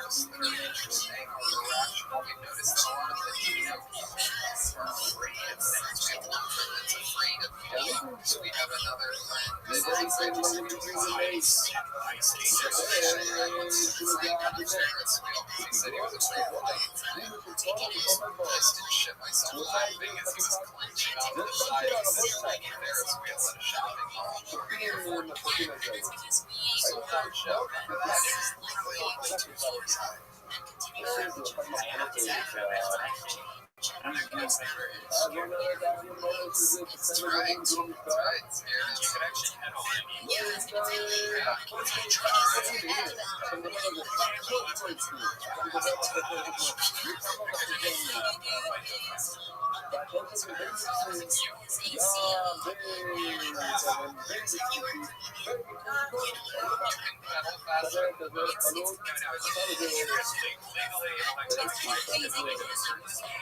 אבל זה עוד נוגע. לא נגע במת.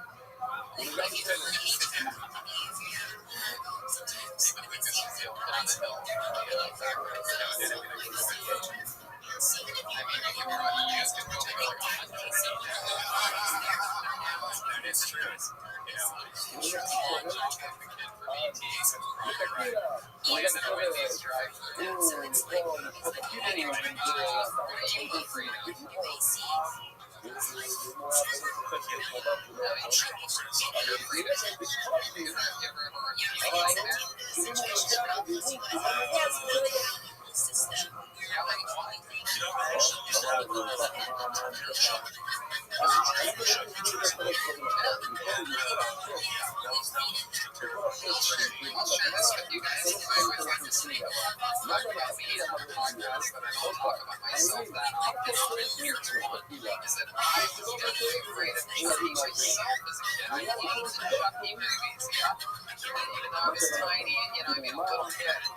Freddy was the main one that scared me, but I like Chucky. My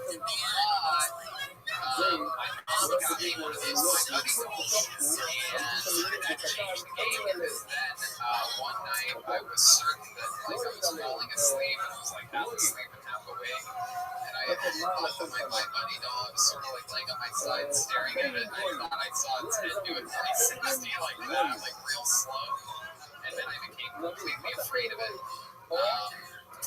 So I ended up breaking it because I was pro wrestling with it one day. I was like doing moves on my bed, and its head rolled off on the ground. I still remember like it was yesterday. I was like 10 or maybe 9 or 10 or whatever.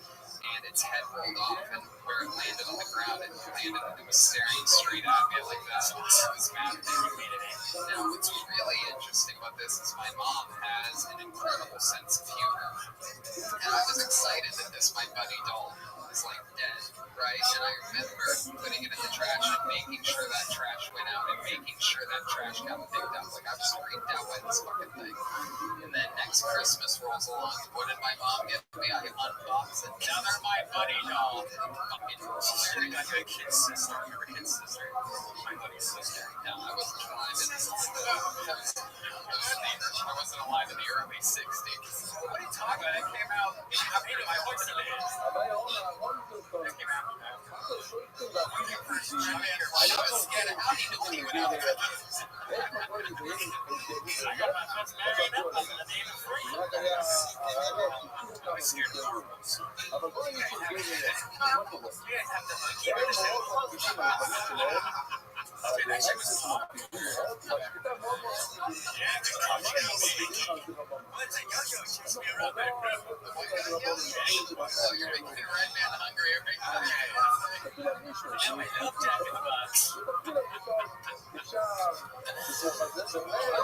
Alright, Alex, me.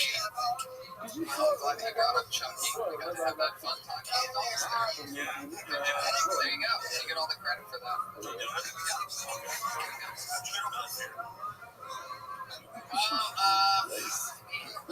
Really shit out of me.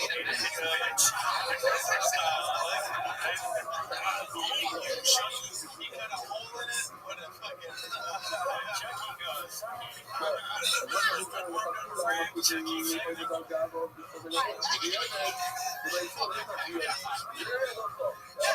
That's how I got over it. She fucked up though. I will say this. I remember the second my buddy that she got me that was supposed to be a hilarious prank for Christmas had blonde hair instead of a brunette. And that really didn't make it quite as scary. Didn't make it as scary as the original Chucky dolls. It was like this fucking pussy-ass little blonde doll. Anyway, there you go. Alex Payne. Chucky. Not as scary. Not as scary at all. No one's afraid of a fucking blonde. That's a my buddy. Look up. Oh my goodness. My buddy and kid sister dolls. Oh, there it is! Oh my god, that actually does freak me out. That's so funny. What's what color kid sister? I swear to God, I loved my Buddy doll like the first 2 months that I had it. Sister's blonde. Yeah, no, it wasn't a kid sister. They made blonde my buddies after the original My Buddy. And it's crazy because I loved the My Buddy doll the first month or two. I mean, look, they made it. I'm pretty sure they made Chucky after My Buddy. I wonder because this was Right, Ryan? Yes. they did. And because what was the Chucky doll's brand? Good Guy or something? Good Guy. It's My Buddy. It's all a parody of that. You basically wore the overalls and a fucking little shirt and everything. But I loved My Buddy the first, I remember like a couple months that I had him, but once I saw what I thought was a 360 head spin while I was falling asleep, that was it. You can use promo code KILLTONE now for 20% off your My Buddy and My Kid system. Actually, I was just thinking, like, we had a whole podium, like, but I know, trust me, I knew the second I said, here's a little something about me and my childhood, I'm like, I can learn to get so many fucking My Buddy pictures. if David Lucas was up here, he would have been like, I'm sure he liked my Dutchie. Oh, yeah. You're saying movie, bro. Hi, movie. Well, there he is, Alex B. Thank you very much. I'm gonna get you out of here before you sweat to death. Hey, there goes Alex B. Yeah. There goes Alex B. Alex B. All right. Here we go. Another person coming right at you at 1,000 miles an hour. He goes by the name of Nick Reese. Here he comes. Nick Reese.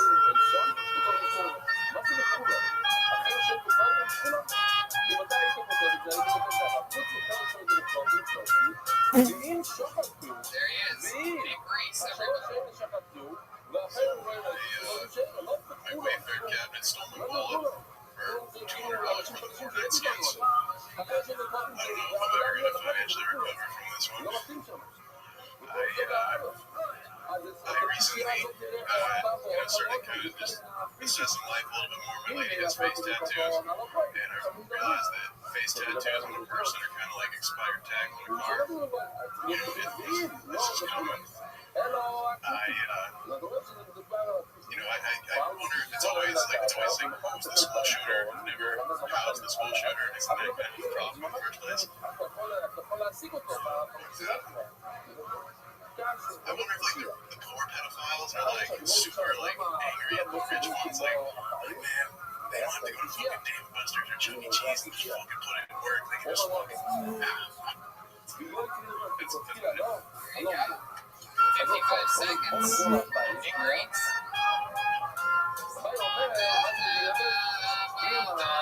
That was Nick Reese. Hi, Nick. How are you? That's right. Where'd you come from to be here tonight? Emmett, California. Emmett. Remind me of where that is. That is the ancestral village of Temecula. 45 minutes like east of Temecula. There is a Scientology base. Big Scientology base. I've lived two places my entire life, and both of them are like Scientology. Where else? Oh, You think your parents are Scientologists, like secret Scientologists, maybe? my parents definitely not. They wouldn't put in all that work, but extra. But I feel there's some weird people in Emmett, and it's like they look like NPCs in a video game. Right. How'd you end up going from Inglewood to Emmett? That's an interesting move. I have a brother, older stepbrother, and he is successful. He got like a master's degree in like computer science, and he has his shit together, so he is able to live wherever he wants. And he chose Inglewood because it was just cheap and close enough to like Santa Monica, a place where he was working and stuff. And when I was fresh out of high school, he basically offered me to get my shit together to come. There you go, kids. Go get a master's degree, work hard, and maybe you can one day live in Inglewood. Yeah. That's fun. What do you do for work? Right now, I'm posting on the unemployment. Just been writing a bunch and trying to like organize stand-up shows in IE because I sold solar for like 7 years and then software for panels, like door-to-door selling of the panels. Solar panels? Door to door? Okay, let's do it. Let's do a little act out. I want you to sell me some solar panels. So come you knock on my door, I answer. I'm like, hey, can I help you? How's it going? My name's Nick. I'm not here to change your religion or try to sell anything to you today. Oh, okay. I'm in the neighborhood. I was talking to a few table about some recent compatibility testings in the neighborhood. If you are an owner of a home. Yeah, I am. I own this home. Okay, perfect. Well, being an owner of the home, we're just here to notify you that if you see electricity bills above like 75. Yeah, I do. I pay like $200 a month. I use a lot of electricity. Well, you're currently eligible to receive a solar system at no cost out of pocket. Today, I'm not here to sign you up or anything like that. Rather, just save a time slot for the next week. We're going to be coming back and basically just kind of get into a little bit more of the details with you. It's like 2 hours. Let's do it right now. How much are these solar panels? How much are the solar panels? The range like 17 to 35, range from average bills. 1,000. And how much is this going to save me? Well, if you own the panels outright, 100%. I won't have to pay any electric anymore. yeah, unless you use more than one panel. Yeah. Well, how much will they give me enough if I'm paying $200 a month in regular American power? You could grab your phone right there, just call Edison. Yeah. Get them online. Yeah, they told me I use 47,000 gigawatts. Okay. I'm gonna plug that in. So right now, that means your average bill is roughly like. You want to come in, have some coffee? There's a lot of shit out here, man. Okay. Ice coffee. No, it's hot, boiling hot. Unbearably fucking hot. Okay.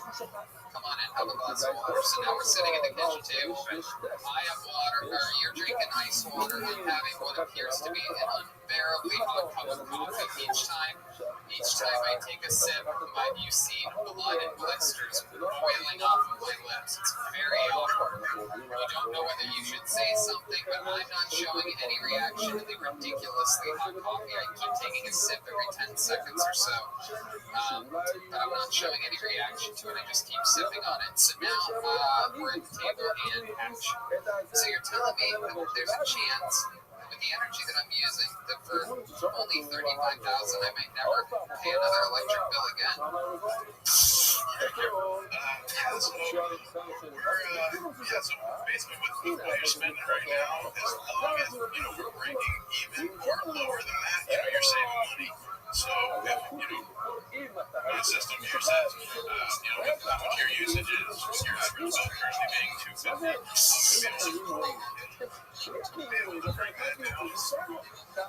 So you mean to tell me that Edison's not going to give me any problems if I tell them that they're no longer interested in their service? Like, isn't it going to cost them something to come up here and shut up all my stuff? Most they can do is grab their feet in the final terminal process and basically just at this point, you just saw one of my front teeth from the heat of the coffee. What do you say there? What do you say about the You should call Edison, tell him I don't need my power anymore. Who the fuck are you? Did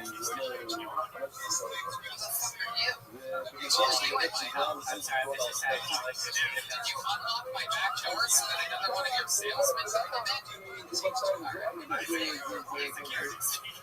What's your life like? I have a fiance. We've been together for like going on 6 years.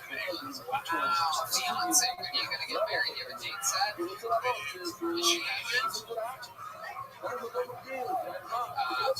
You have a date set? We have one,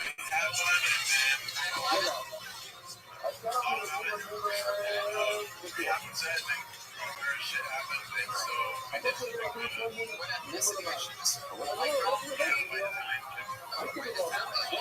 Her name's Rosa?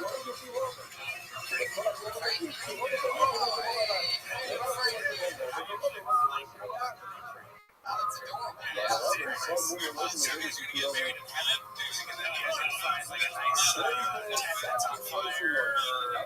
adorable. What does she do for work? Oh, shit.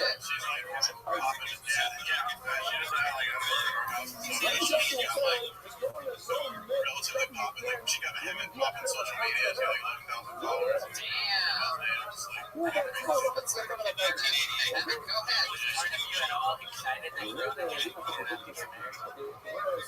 Tell the truth. Pretend like she's not ever going to watch this. Financially, I was a little bit like, good, yeah, but I mean, like, it's not on like a commitment level. Like, we've just been through a lot. You're very committed. Do you do anything in the bedroom that is a little routine that you like to have that you wouldn't want to share with anybody, but all of a sudden you're about to? Play with the butthole like her butthole. You play with her butthole? How do you do it? You use your middle finger? I mean, she's got like a fat ass, so like I just gotta like slap that thing and then just Okay, that took me for a middle finger, asshole. Oh, look at that, Frank. Frank, you play, you have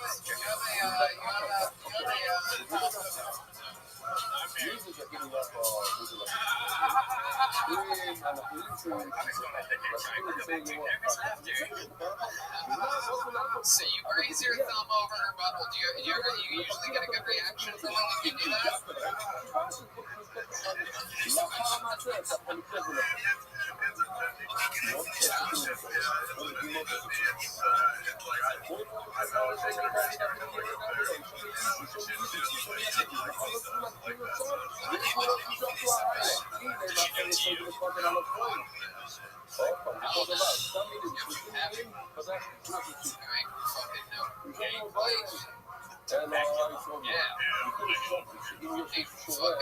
No goddamn homosexual fucking summer, right? You ever see me go into Calabasas?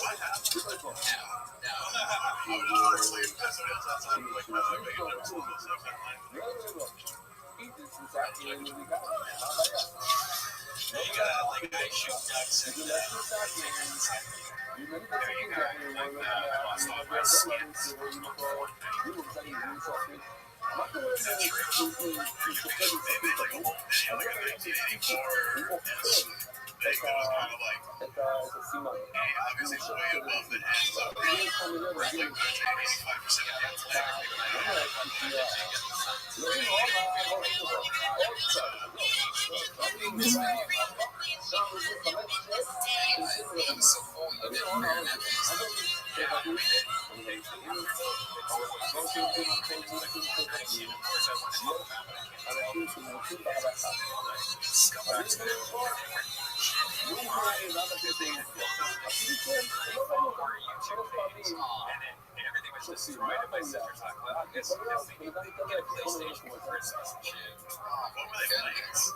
They play on iPads, and they destroy on iPads. So they got this. I got them on PlayStation, and now they're just destroying PlayStations. Kids, my goodness. You ever ride an e-bike before? You have? Felt like an e-bike. It's fun, right?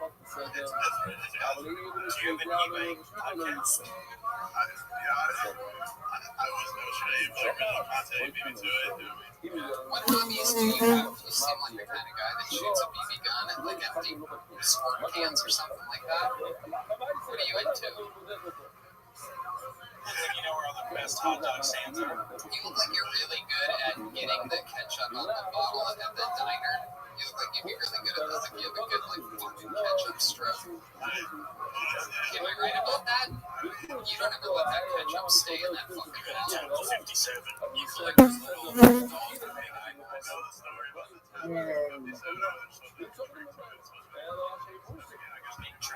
Let's go one question at a time here. Let's go back to the ketchup.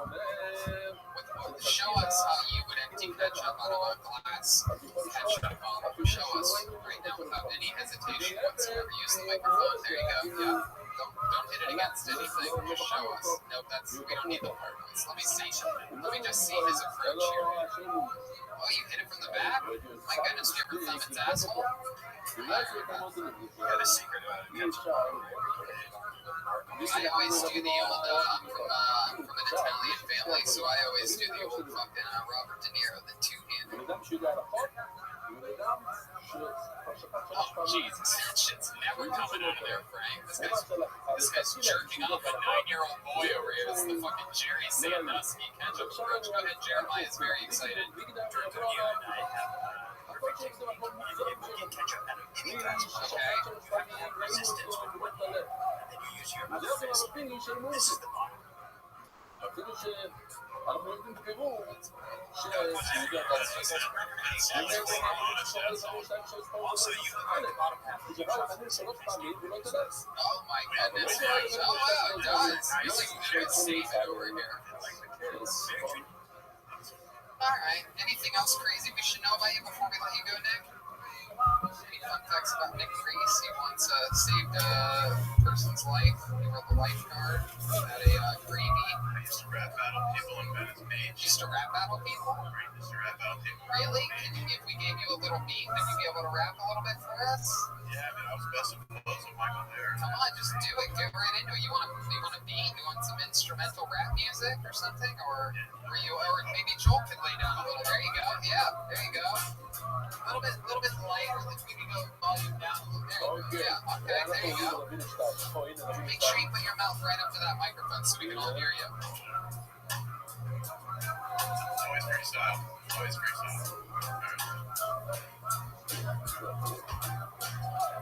Kill this, that's right, kill and kill Tony. Heard the way that I'ma spit it, see I kill these jabronis. Heard the way that I've been doing this, the way that they flowings happen about me, that's right, a lyrical oddity. I'ma be on these beats, that's right, beat up and honesty. Speaking honestly, that's right, me, I be on the beats, and anytime I gotta spit these philosophies so everyone can understand what the fuck that I gotta speak. So I've been spitting here, rapping it, hooking up a bit, but I still can't on happiness. So I can just sit back and just vibe out. Everyone was like, oh shit, man, he's got a drop. Damn! Very impressive. Hell yeah. Very impressive. My God, you have to be the best damn rapper in heaven. Very, very awesome, Nick. Another great guest on here this evening. Very interesting stuff. Great interview. Fun set. Thank you so fucking much for coming by here. I appreciate all you guys. Hell yeah, there he goes. Nick Reese, everybody! Yeah!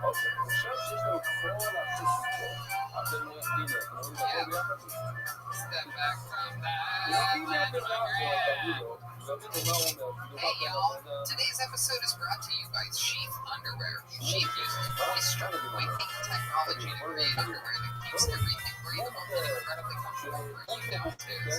Sheath's smart underwear they've never moved styles, including a drink with a dual pouch that make your balls feel like they're floating on the clouds while you work out or play golf or just walking around somewhere home. It's like an inverted kangaroo pouch for your chili that keeps your junk from sticking to your legs.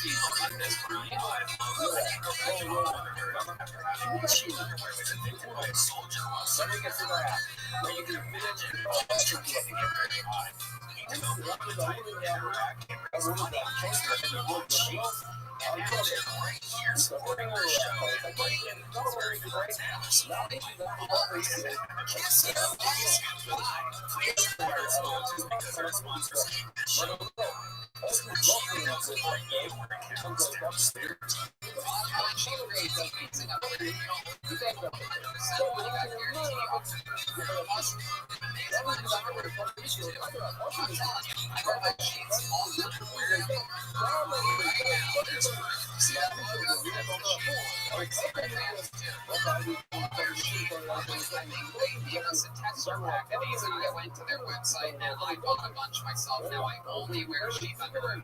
Sometimes when it's hot, I'll just slide the balls and get pulled right through there. I'll slide my stuff right into the pouches just to let it cool down, and then I'll pull it back. You don't have to leave it in there. There's no prison sentence for your balls, but you can indeed, like I like to say, kiss your balls goodbye. So go get your new favorite pair of underwear by going to sheathunderwear.com. Use the code Tony for 20% off your order. They ship anywhere in the world. Once you go to sheathunderwear.com, use the code Tony for 20%. On to the next one we go. You know what? Before we get to our third plan break of what we do, our last bucket close with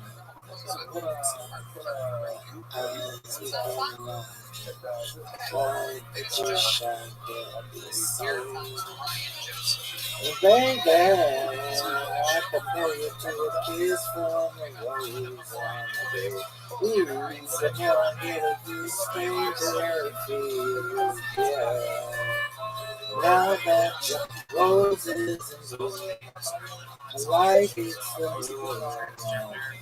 was kind of suspicious, you know. She was really popular. I was in bed with this girl the other night. And I started sucking on her toes. I mean, she freaks out. She's like, what are you doing in my house? Dated this other girl I met on Tinder. I knew she had kids because they were on Tinder. She actually wanted to bring them on the first date. I was like, as long as it looks like that.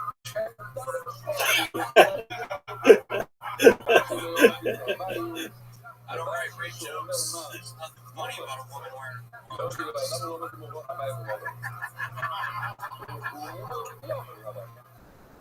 First time I fingered a girl, I was under the bleachers in a high school football field. I don't remember her name. She looked like, it's hard to say the word.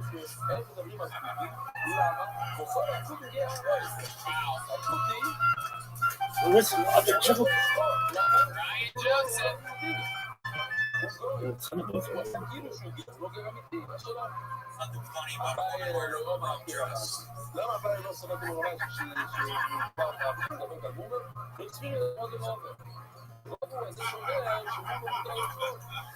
I don't write rape jokes.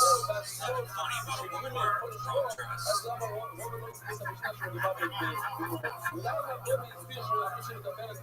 First time I fingered a girl, I was under the bleachers in a high school football field. I don't remember her name. That's hilarious. She looked like, I mean,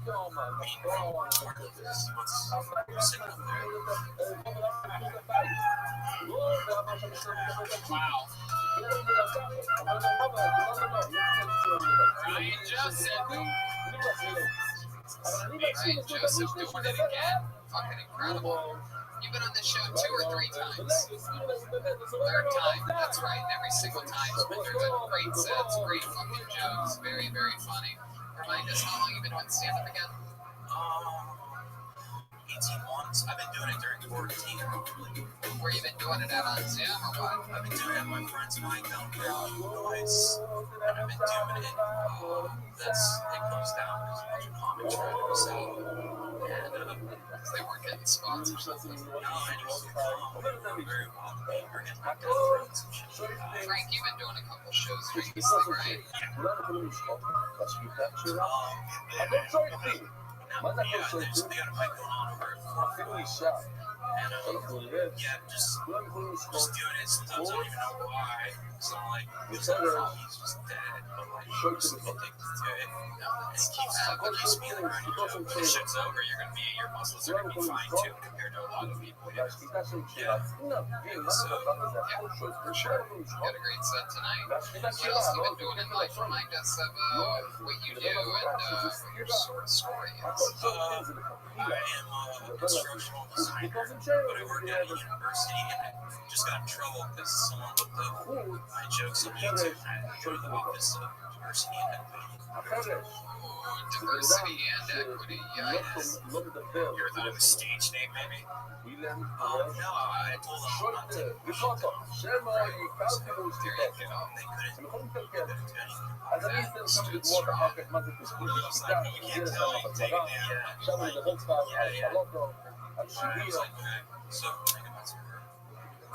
That's fun. Do you have any other hobbies or things you do to pass the time or get outside or anything during this whole? I was playing, I play guitar and stuff. I met a girl during quarantine.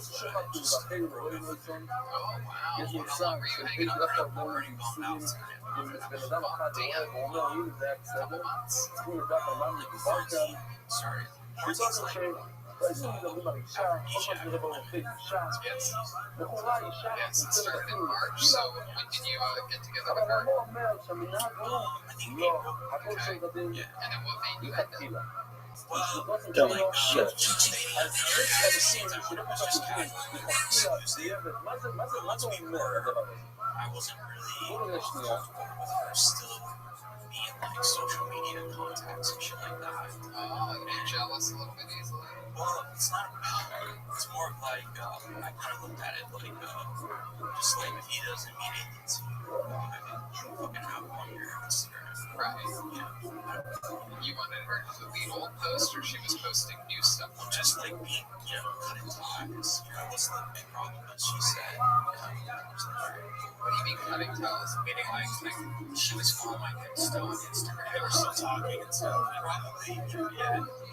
Well, the other night, it was like, I didn't even worry about it, think about it, but like, she gets insecure, and she would be like, have you been talking to any of the girls that you're dating me? And I was like, no, but like, you're the one that still wants to like follow people, shit like that. And she's like, oh, but racist him right now, you're racist. Like, what about his Instagram? I was like, no. That's some shady shit. Am I wrong or am I wrong? Well, I mean, it's an interesting thing. I mean, I'm not really that kind of guy. I sort of think, like, you just fucking own it and roll with it. You gotta have trust. If you're dating somebody you don't trust, then that's the problem. It's not that they're following somebody, because I follow almost every single girl I've ever dated. And sure, my girlfriend doesn't follow me, but she trusts me, so it's not like that's important. Right. Girls that you were dating the same time. Yeah, the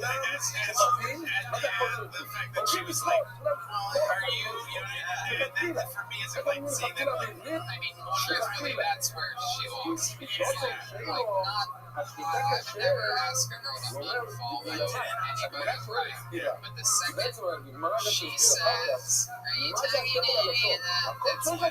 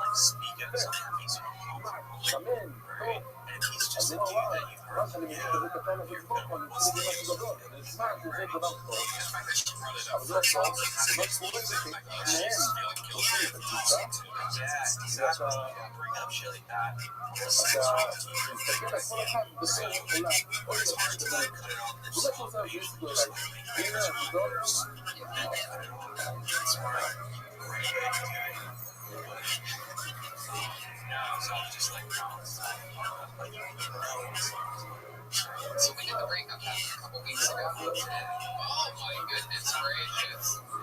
Wow, that is it still might not be over. You guys might have great makeup sex tonight.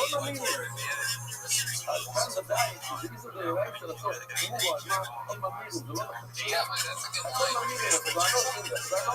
Frank wants to join you.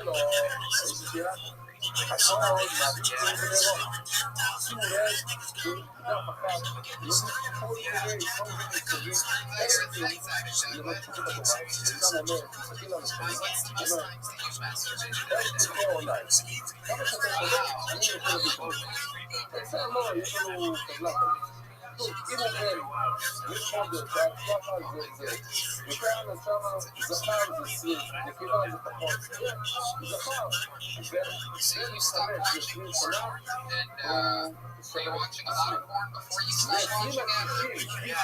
שווה הכי הרבה, שווה שלם ולשלם 50. אי אפשר לפתח על מחירים האלה. תגיד, ההוא קצת לא, עוד גבר, בין 20 ל-20 50. מה המחירון נקבה? מה זה? לא נדבר. לא רק בבית אני מקווה 20 שעות. זה לא רק ככה. טוב, תראו מה קורה, שגיל, מה זה 60, פתאום, הגר מאוד מצטמצם, הגר יורד נופל, מי זה מה זה 60? הם לא מעניין שיש לו מישהו, כל אחד יכול לעשות מישהו יכול להגיד אליי, כמה אלה שווה, אני זכר, בין הגיל 20-60 אני שווה 50. אז זה מה שזה אני צריך לוקד הריגים. לא יהיה לי לזאת, כמה אני שונה לגמרי. אתה לא מסתכל על התמונה הזאת, אתה אומר, כמה זה שונה. הוא חזק, הוא צעיר, הוא חזק טוב,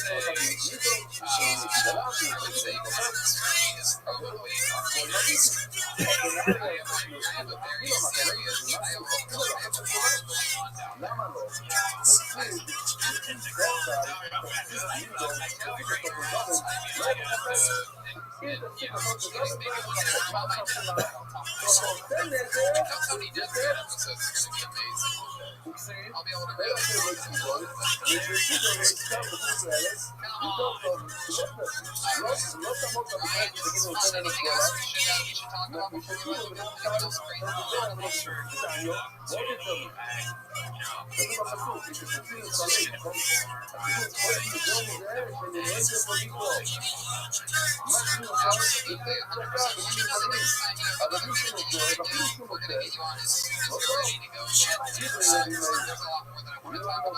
שווה להפשיט ככה וככה.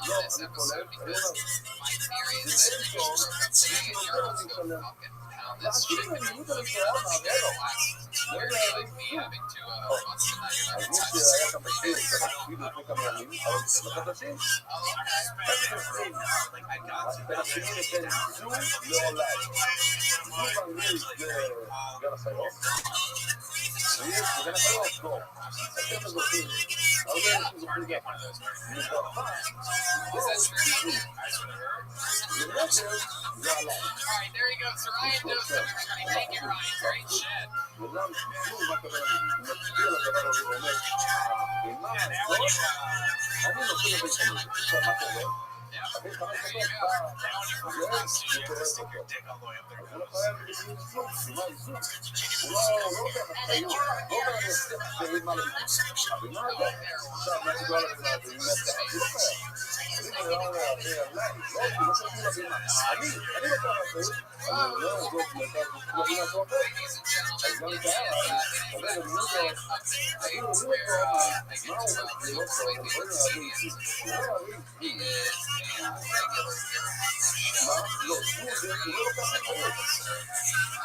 It's always very, very good.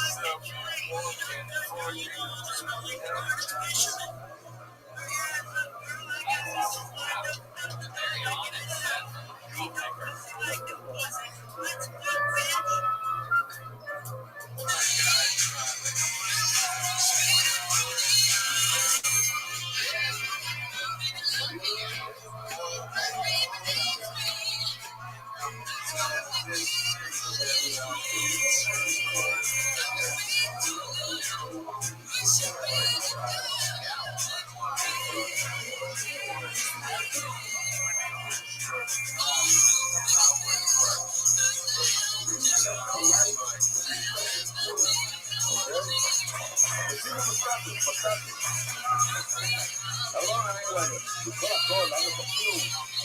אז מה שתפילו זה לעשות חיים בסיסו. הכל חיים בסיסו. הוא בא לרבות, אפילו פוטו, כל מי שלסוף מילים בכל זה. הכל חיים בסיסו. אתה מאמין?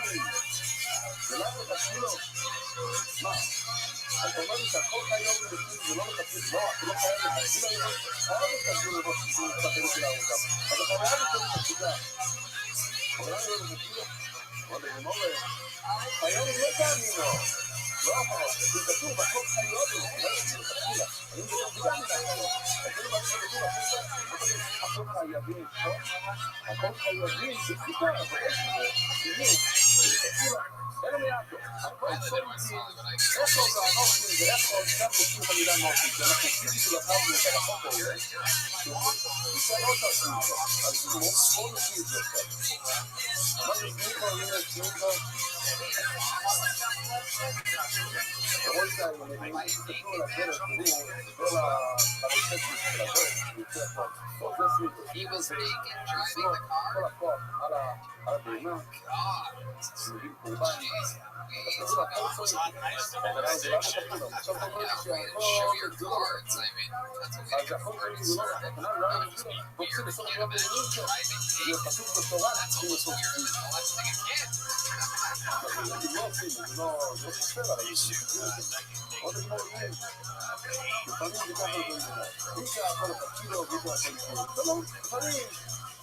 Is that true? Is this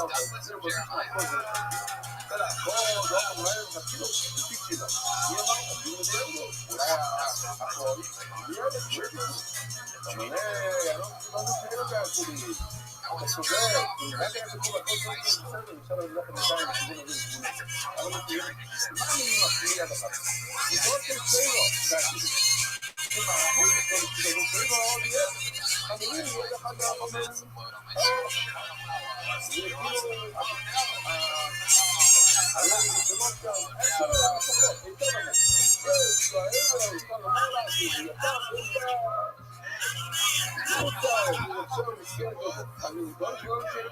I'm sorry, you bring these stories out in us.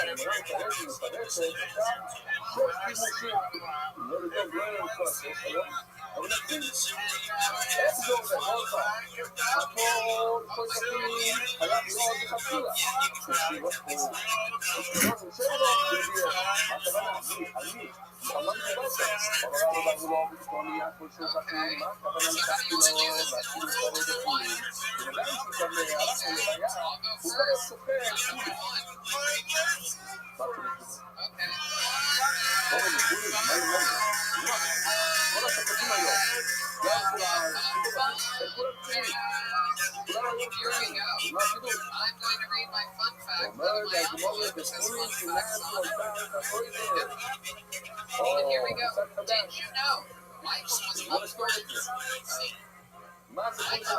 upwards of 10 campers in the Los Angeles area?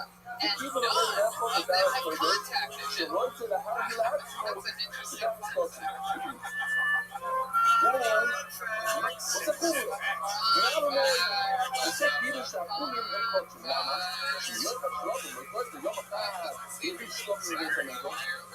לא דווקא טוב, כל אחד יכול להקפיד ולהחליט על עצמו, לאכול קוצים, לאכול שלומים, לאכול כל, יהיה קוטים בשבירו. יוצא להמדיר את עצמו, בגלל בזכות שנעתי סמכה על כל נשתו. זה יש לה סמכה. מישהו שהתאמן, ודאי שאסור לשחוק. מישהו התאמן אסור לשחוק. הוא עובד, כמו שזה,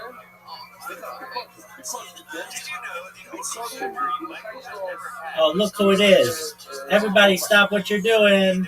Everybody stop what you're doing. Miss Aquarius is here. Dun, dun, dun, dun. How you living, girl? Just being sad and isolated. How you doing? I'm well, thankfully. I did a 3-hour podcast today. I was really nervous about it, but they were very nice to me, and it went really well. And then I got this email from a girl who might do a podcast on Tuesday, which is great. And then I got another email, maybe, from somebody who goes, 250,000 followers. That's this one that I've been flirting with and seeing if I could do their podcast. And at first he was like, it's kind of a strange bird. So at first he's like, what do you want to come on and talk about? I'm like, well, I stream my life 24 hours a day, 7 days a week, yada, yada, yada. And he's like, yeah, I just, do you have any like paranormal stuff or anything? And I tell him like the best that I had. And he's like, yeah, I don't know if it's like the right fit.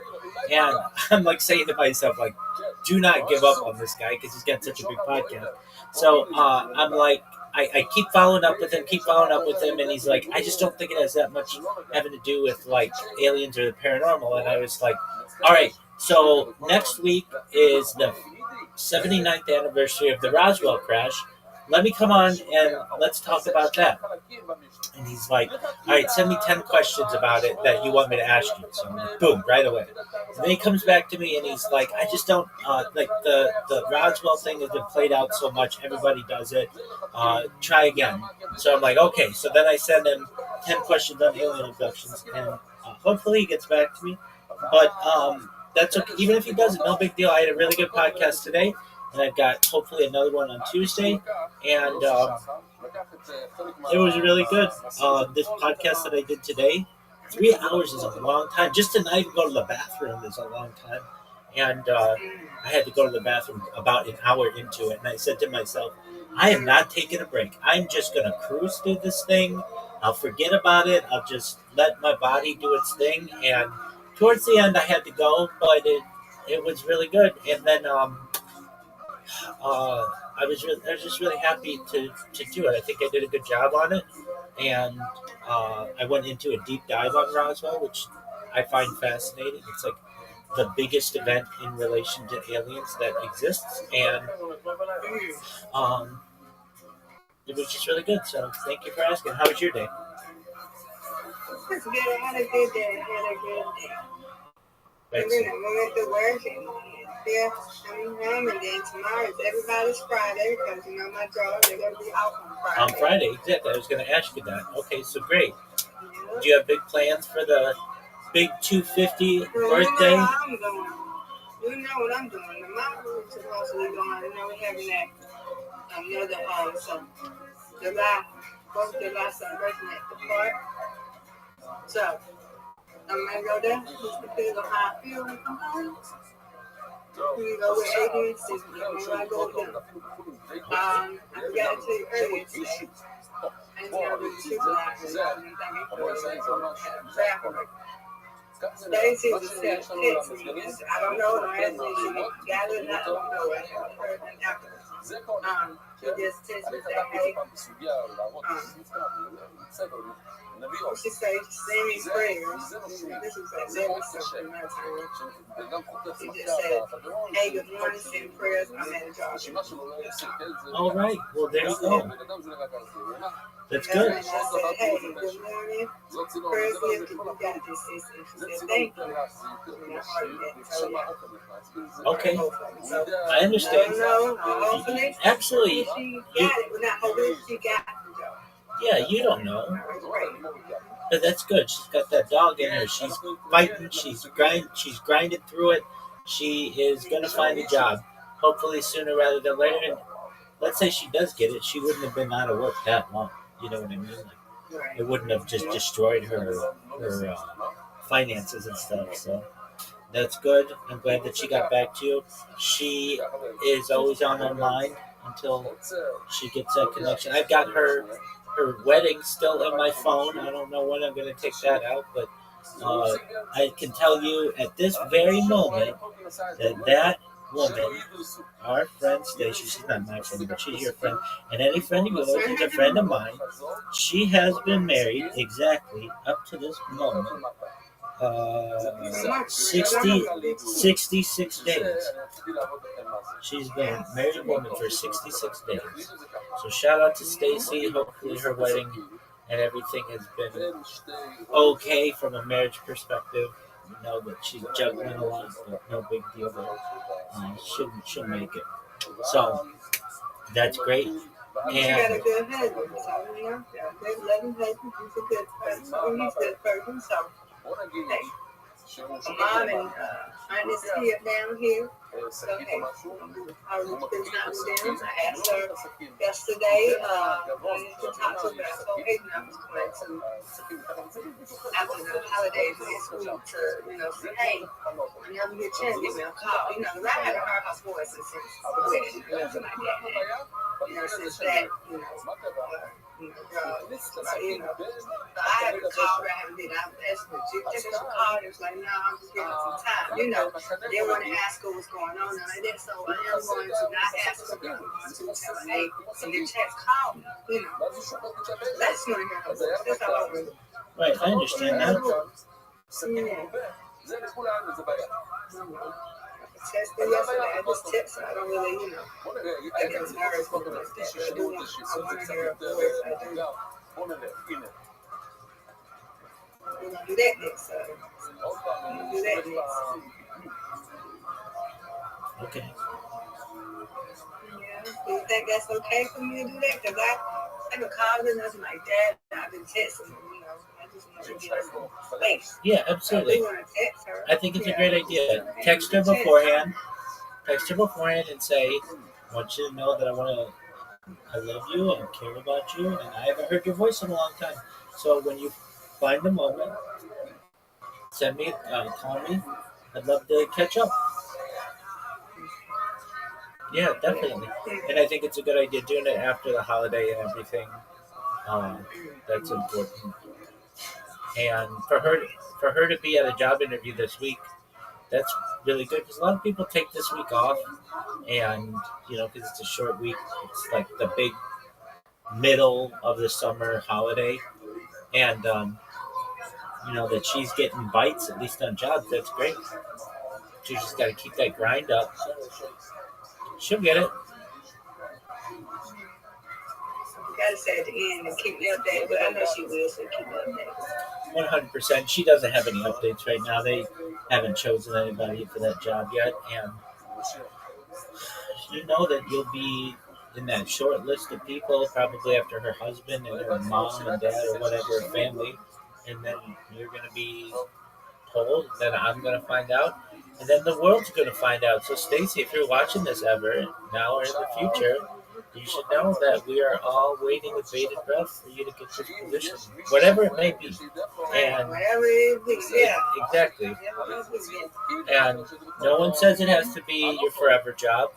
It's just something to just get off your feet, get on your feet, and then exactly. And then from there, you find something. If you don't like this job, go find something else. But you know, At least this way, you will stay active and everything. And you never know, you may fall in love with this job, and it's the best job. And she's saying, you know what happened with the other place is the best thing that ever happened to me. They didn't appreciate me there. They didn't care about me there like they do here, etc., etc. A lot of people are telling us, you know, have this reason, you know, and God has got blessings. You know what I'm saying? I said, yeah, you know, like, I'm just happy for her, you know, keep pushing, don't stop. That's Blessing absolutely, is surely coming. absolutely. And if not now, soon. We know it. We got it. I just don't really, you know, I was asking her to say, no, I don't ask her, don't, you know, that's, she's on that call, I haven't been called, you know, I didn't check with her.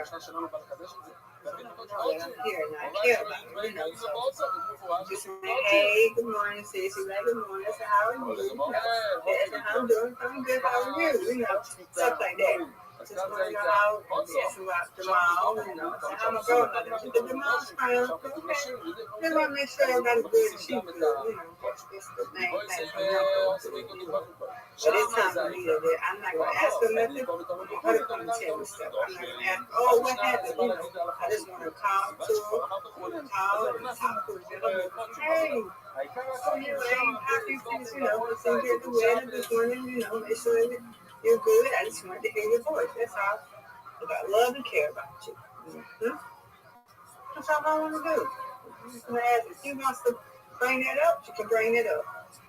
It's still too is July, you know, so you have to bring that up. Mm-hmm. Right. That's absolutely right, Miss Chris. Because I do want to know. I do want to know, but it's not my doing. I don't, you know, because we got a lot of people that's sensitive. You know, they might not want to talk about it right there. Oh yeah, definitely, definitely. Hey, yeah, they don't. Yeah. Definitely, and it gets annoying after a while if you're not chosen, you know. And then it's like, look, calm down. I'll get it. I'll tell you when I get it. Don't bother me. And okay, No, I'm talking about because of what happened with Delta. You know what I'm saying? I don't want to. Oh, that. Ask her that, right? Yeah. Well, I mean, we kind of know. She, they said that she took too much time off. I would have wondered. I don't know. I don't know. She just got laid out. My goodness. That's what I think the problem is. Oh, okay. That girl does not go. You know what I'm saying? She don't miss work unless she has something to do. That girl don't miss work. So I know that's what it is. Like y'all was jealous, or y'all just said, okay, well she's too many days, so y'all want to go into lay her out like that. That's what I think. I really do think that. That definitely could be. As she took out what? Bridal shower. When was the bridal shower again? That was in March, right? Was that in March? Yeah, that was in March, right, Rabbi? Yes, ma'am. Yeah, that was in March. Yes, that was in March. And then here comes the month after that. Here comes the wedding. Then after the wedding, then here comes them going to honeymoon. So it could have been that. I believe would have happened.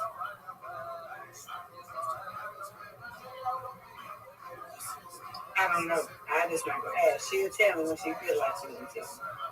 I know.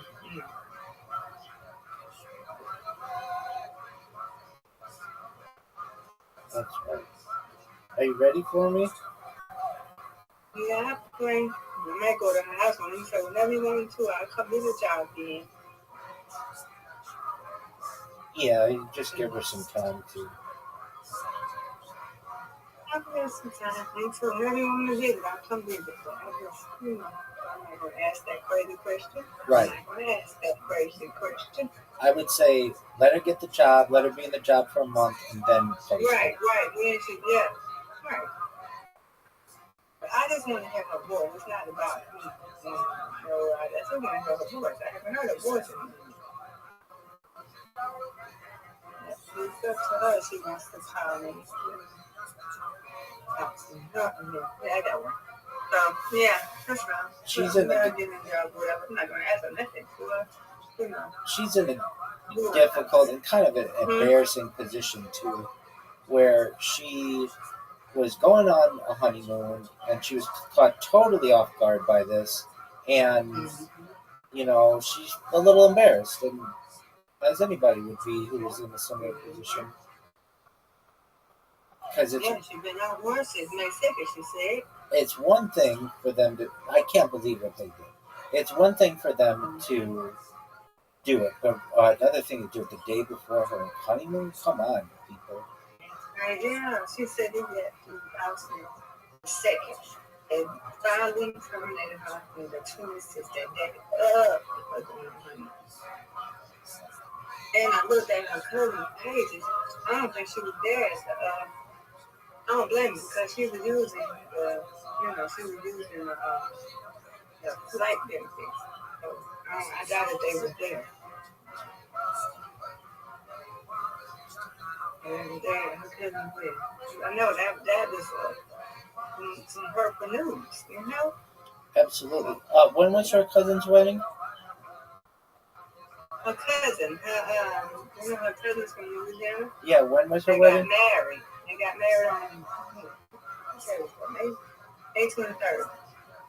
Oh, okay. May 23rd, after the day after her birthday, after Stacy's birthday. Yeah. And you're saying that Stacy was not there for that wedding? I don't think she was there. I didn't see her in no pictures. I don't know. She could have been. But hey, that was the wedding, Right. That's not a wedding for us. I didn't see her Jamal. I don't know. I didn't see her other cousin. Probably Stacy. I don't know.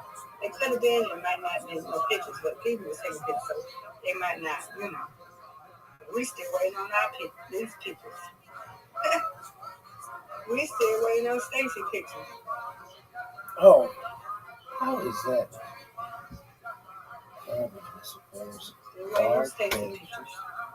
Get it, Mr. Aquarius. Get it. End this game right here. End this game right here.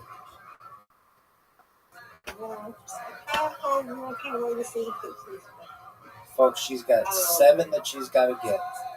And she just got them. What a spare. Folks, she's putting the game out of... She's putting it out of touch.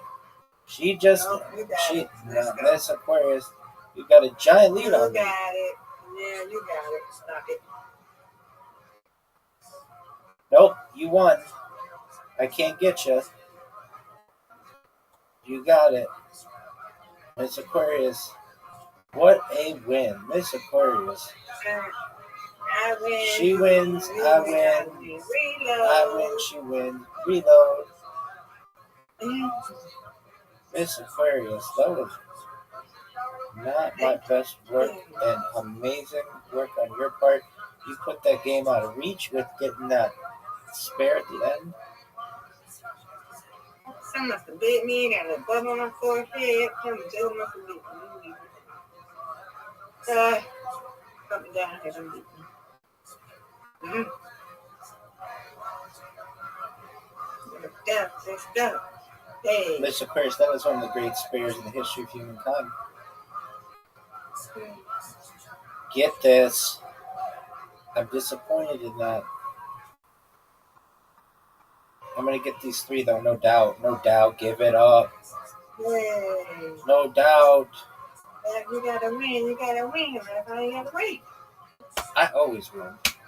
You always win. I know. We always win. Absolutely. Yeah. Get it. All right, folks. Miss Aquarius just hit 9. By the way, Miss Aquarius, the United States played soccer tonight. And I know you said what? The United States plays soccer tonight, and if they win, they move on. If they lose, they're done. Venus and Serena, they both were doing they came back, they did the tennis, and they both lost. Wimbledon, yeah, and I think Serena got hurt. No. I didn't see that when I read it. Yeah, it was on ESPN. Well, I didn't. When I read it, they didn't say that. Yeah, some kind of bone issue or something. She's 44, and right. So that means Venus has got to be what, 46 or something?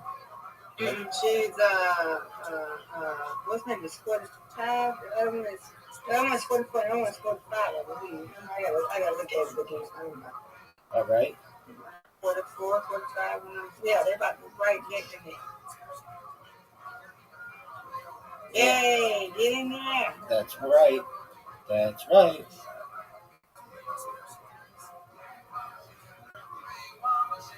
Miss Aquarius matched me. She matched me, folks. Give me this. No. Unbelievable miss. Unbelievable miss, folks. Oh, get out of here. Get out of here. We have a rare double loss from everybody's favorite rabbi. A rare double loss. This thing is done. Miss Aquarius had the strike, and now she's going to add to it. Get it, get it, get it, get it, get it, get it, get it. Folks, she's got 69. She has 69.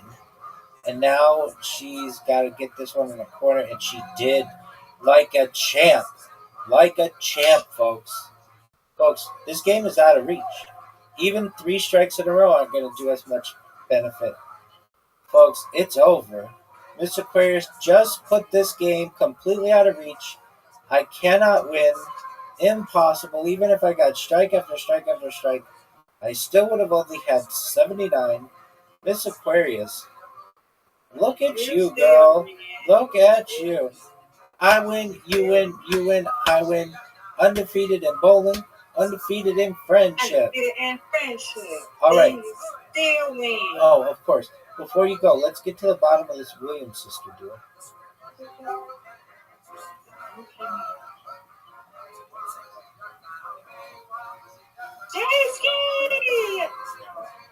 Yeah, she injured her right knee, putting her scheduled doubles match with Venus Williams in doubt. So she tweaked her. If you say that, I might have read it. I might have read all of it, but yeah. So that was it was yesterday, but she tweaked her right knee at the end of the first set of the first round of singles, and we're now going to look up their ages. Williams sisters, because they've done it all. They've done it all. So they're years older than me. They've done it all. So it's not like they have anything to prove. They got kids. They got kids and they're getting older. 100%. They both got kids and they married. 100%. All right. So we've got Venus.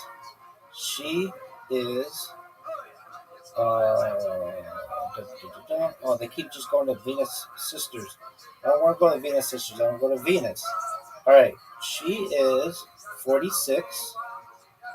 And Serena is, I've read 44.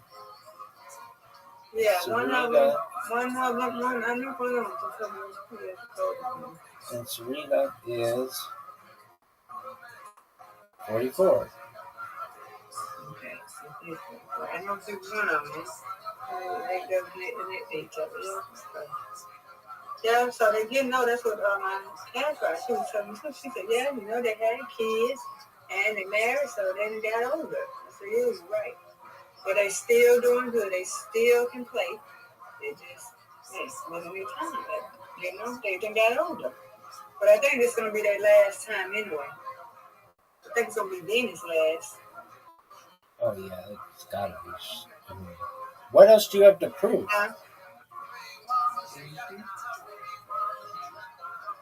We get it. I think it's going to be their last time, man. You two? Is it going to be their last time playing? They got that. I think that's what they got the. Yeah, I think it's going to be their last time. Not this one I'm saying. It's going to be their last year playing, ain't it? I think one of them. That's a question. Said it's going to be their last year. That's a question for them, but they've done it all, so I don't know what more they want to do. Right. But it should be, hey, they done did that. So I would make a school or make something, organization, teach other kids how to do it. Y'all got kids with y'all own.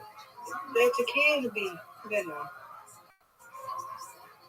the next Venus or the next Serena. I Y'all understand. did a good job. Y'all did it. Out the light through these years. So yeah. What you think? You think they should hang it up? I would enjoy the game from the front row or the sidelines. I'd be sitting there with a cocktail, watching the next generation of people play, Right. talking to people, enjoying it. I would not.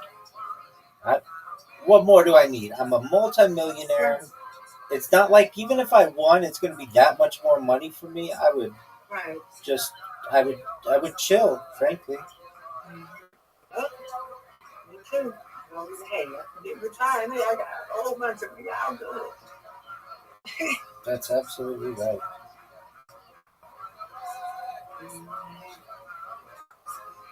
Now what you want to do in the water? You're leaving it out and got my force in there. How you do the water in there? You let it out. Yeah, so. Okay, yeah, so I don't know. But, you know, they done did it for like Tiger, but I don't know what's going on with him. What is going on with Tiger Woods? Of course, that man has some addiction issues. He's got some substance issues. He had it all. He had it all. He had a wife, children, best golfer in the world, and he had to run around on her, and then had all kinds of prescription issues and alcohol issues. And now he. Mom, do you want this one? Do you want this? You want this one? Then you say you already gave me a frozen water and the rubber water, right? This one I didn't use it. You want to freeze it? I refreeze it for you. And now he's kind of a laughing stock, frankly. Mm-hmm. He can't stop drinking and driving. What is he, brother? He's a laughing stock. He can't stop drinking and driving. He has more money that he could always take an Uber. He could have a personal driver, literally from now until the day he dies. Never have to drive anywhere. Never have to drive again anytime. He could get as drunk as he wanted on the golf course. Nobody's going to say anything to him, but he can't stop the use of the alcohol and prescription medication and everything. And he's a joke. Now the kids these days don't know him for being the best golfer of all time. They know him because of his mugshot. And the police videos and the mugshots, and they know him to be a bad driver who drinks and drives, who cheated on his wife and lost half of his money or whatever it was, and his kids can't have that much respect for their father. I hate to say it, but how are you going to look up to somebody who has like 3 or 4 DUIs? They cheated on your mother while you were little kids with every single cocktail waitress and Applebee's waitress and TGI Fridays hostess that could be found. And I don't really tolerate that kind of behavior. I think that in my opinion, if you want to go gallivanting, if you want to go running around, then you have to have a conversation with your spouse and you have to say, I don't want to be married with you anymore. It's not fair to you for me to be doing this kind of stuff behind your back, and let's just get a divorce. It's as simple as that. And all the people who are like, well, they're okay with it or whatever, I mean, that gets murky. Are they really that okay with it? He's Tiger Woods. What are you going to say? No? It's like tens of millions of dollars, hundreds of millions of dollars are on the line. But if you're doing this kind of stuff without her knowledge, and then on top of that, you're abusing yourself, you're abusing your body, you're putting other people's lives on the line. I just don't really think that it's a good. It's definitely not a good look. And he's making his career go down. Exactly, and like fortunately, Michael Jordan didn't do that so much. He's not perfect either. He's got a major gambling problem, but he's got enough money that he's able to know when enough is enough. And Tiger Woods could be at that level and was once at that level of like there's Tiger Woods and Michael Jordan, but everybody kind of when I think of Tiger Woods, oh yeah, I think of how good he was as a golfer, but then in the back of my mind I also know this guy's a scumbag.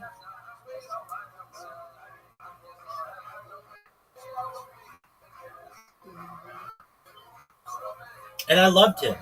I can absolutely say I loved Tiger Woods. Growing up, I looked up to him. I was a golfer.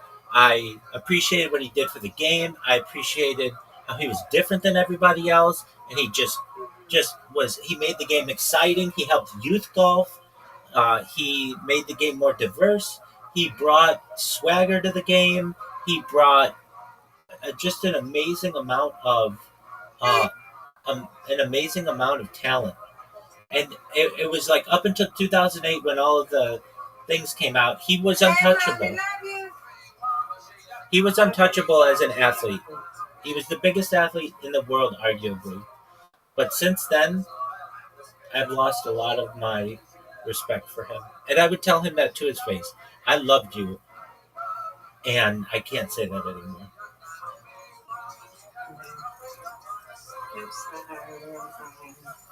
Well, it happens. He didn't do it to me. He did it to his wife and to his kids.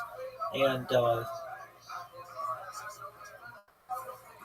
he'll never be able to get all my respect again. I don't care what he does. Whenever he does Now, what you say he did to the wife now? You said he what? He did what to her? He cheated on her with a lot of different women throughout the United States. And then they got into a fight. The one he's with now? His wife he's with now? Well, they got divorced. Okay, because of that? Okay. Yeah. And she was just like a nanny for another golfer. She was from Sweden. She didn't ask for this. She just wanted a loyal husband with whom she could raise children. And he ended up cheating all over her. And then he got drunk one night, and I think she found out about it and chased him out of their house in Florida she had like a golf club, and he was drunk, and he got in a car accident. That was the first accident, and he's been in like 3 or 4 different DUIs since then. And at that point, you've got a problem. You literally could have a lifetime pass to Uber.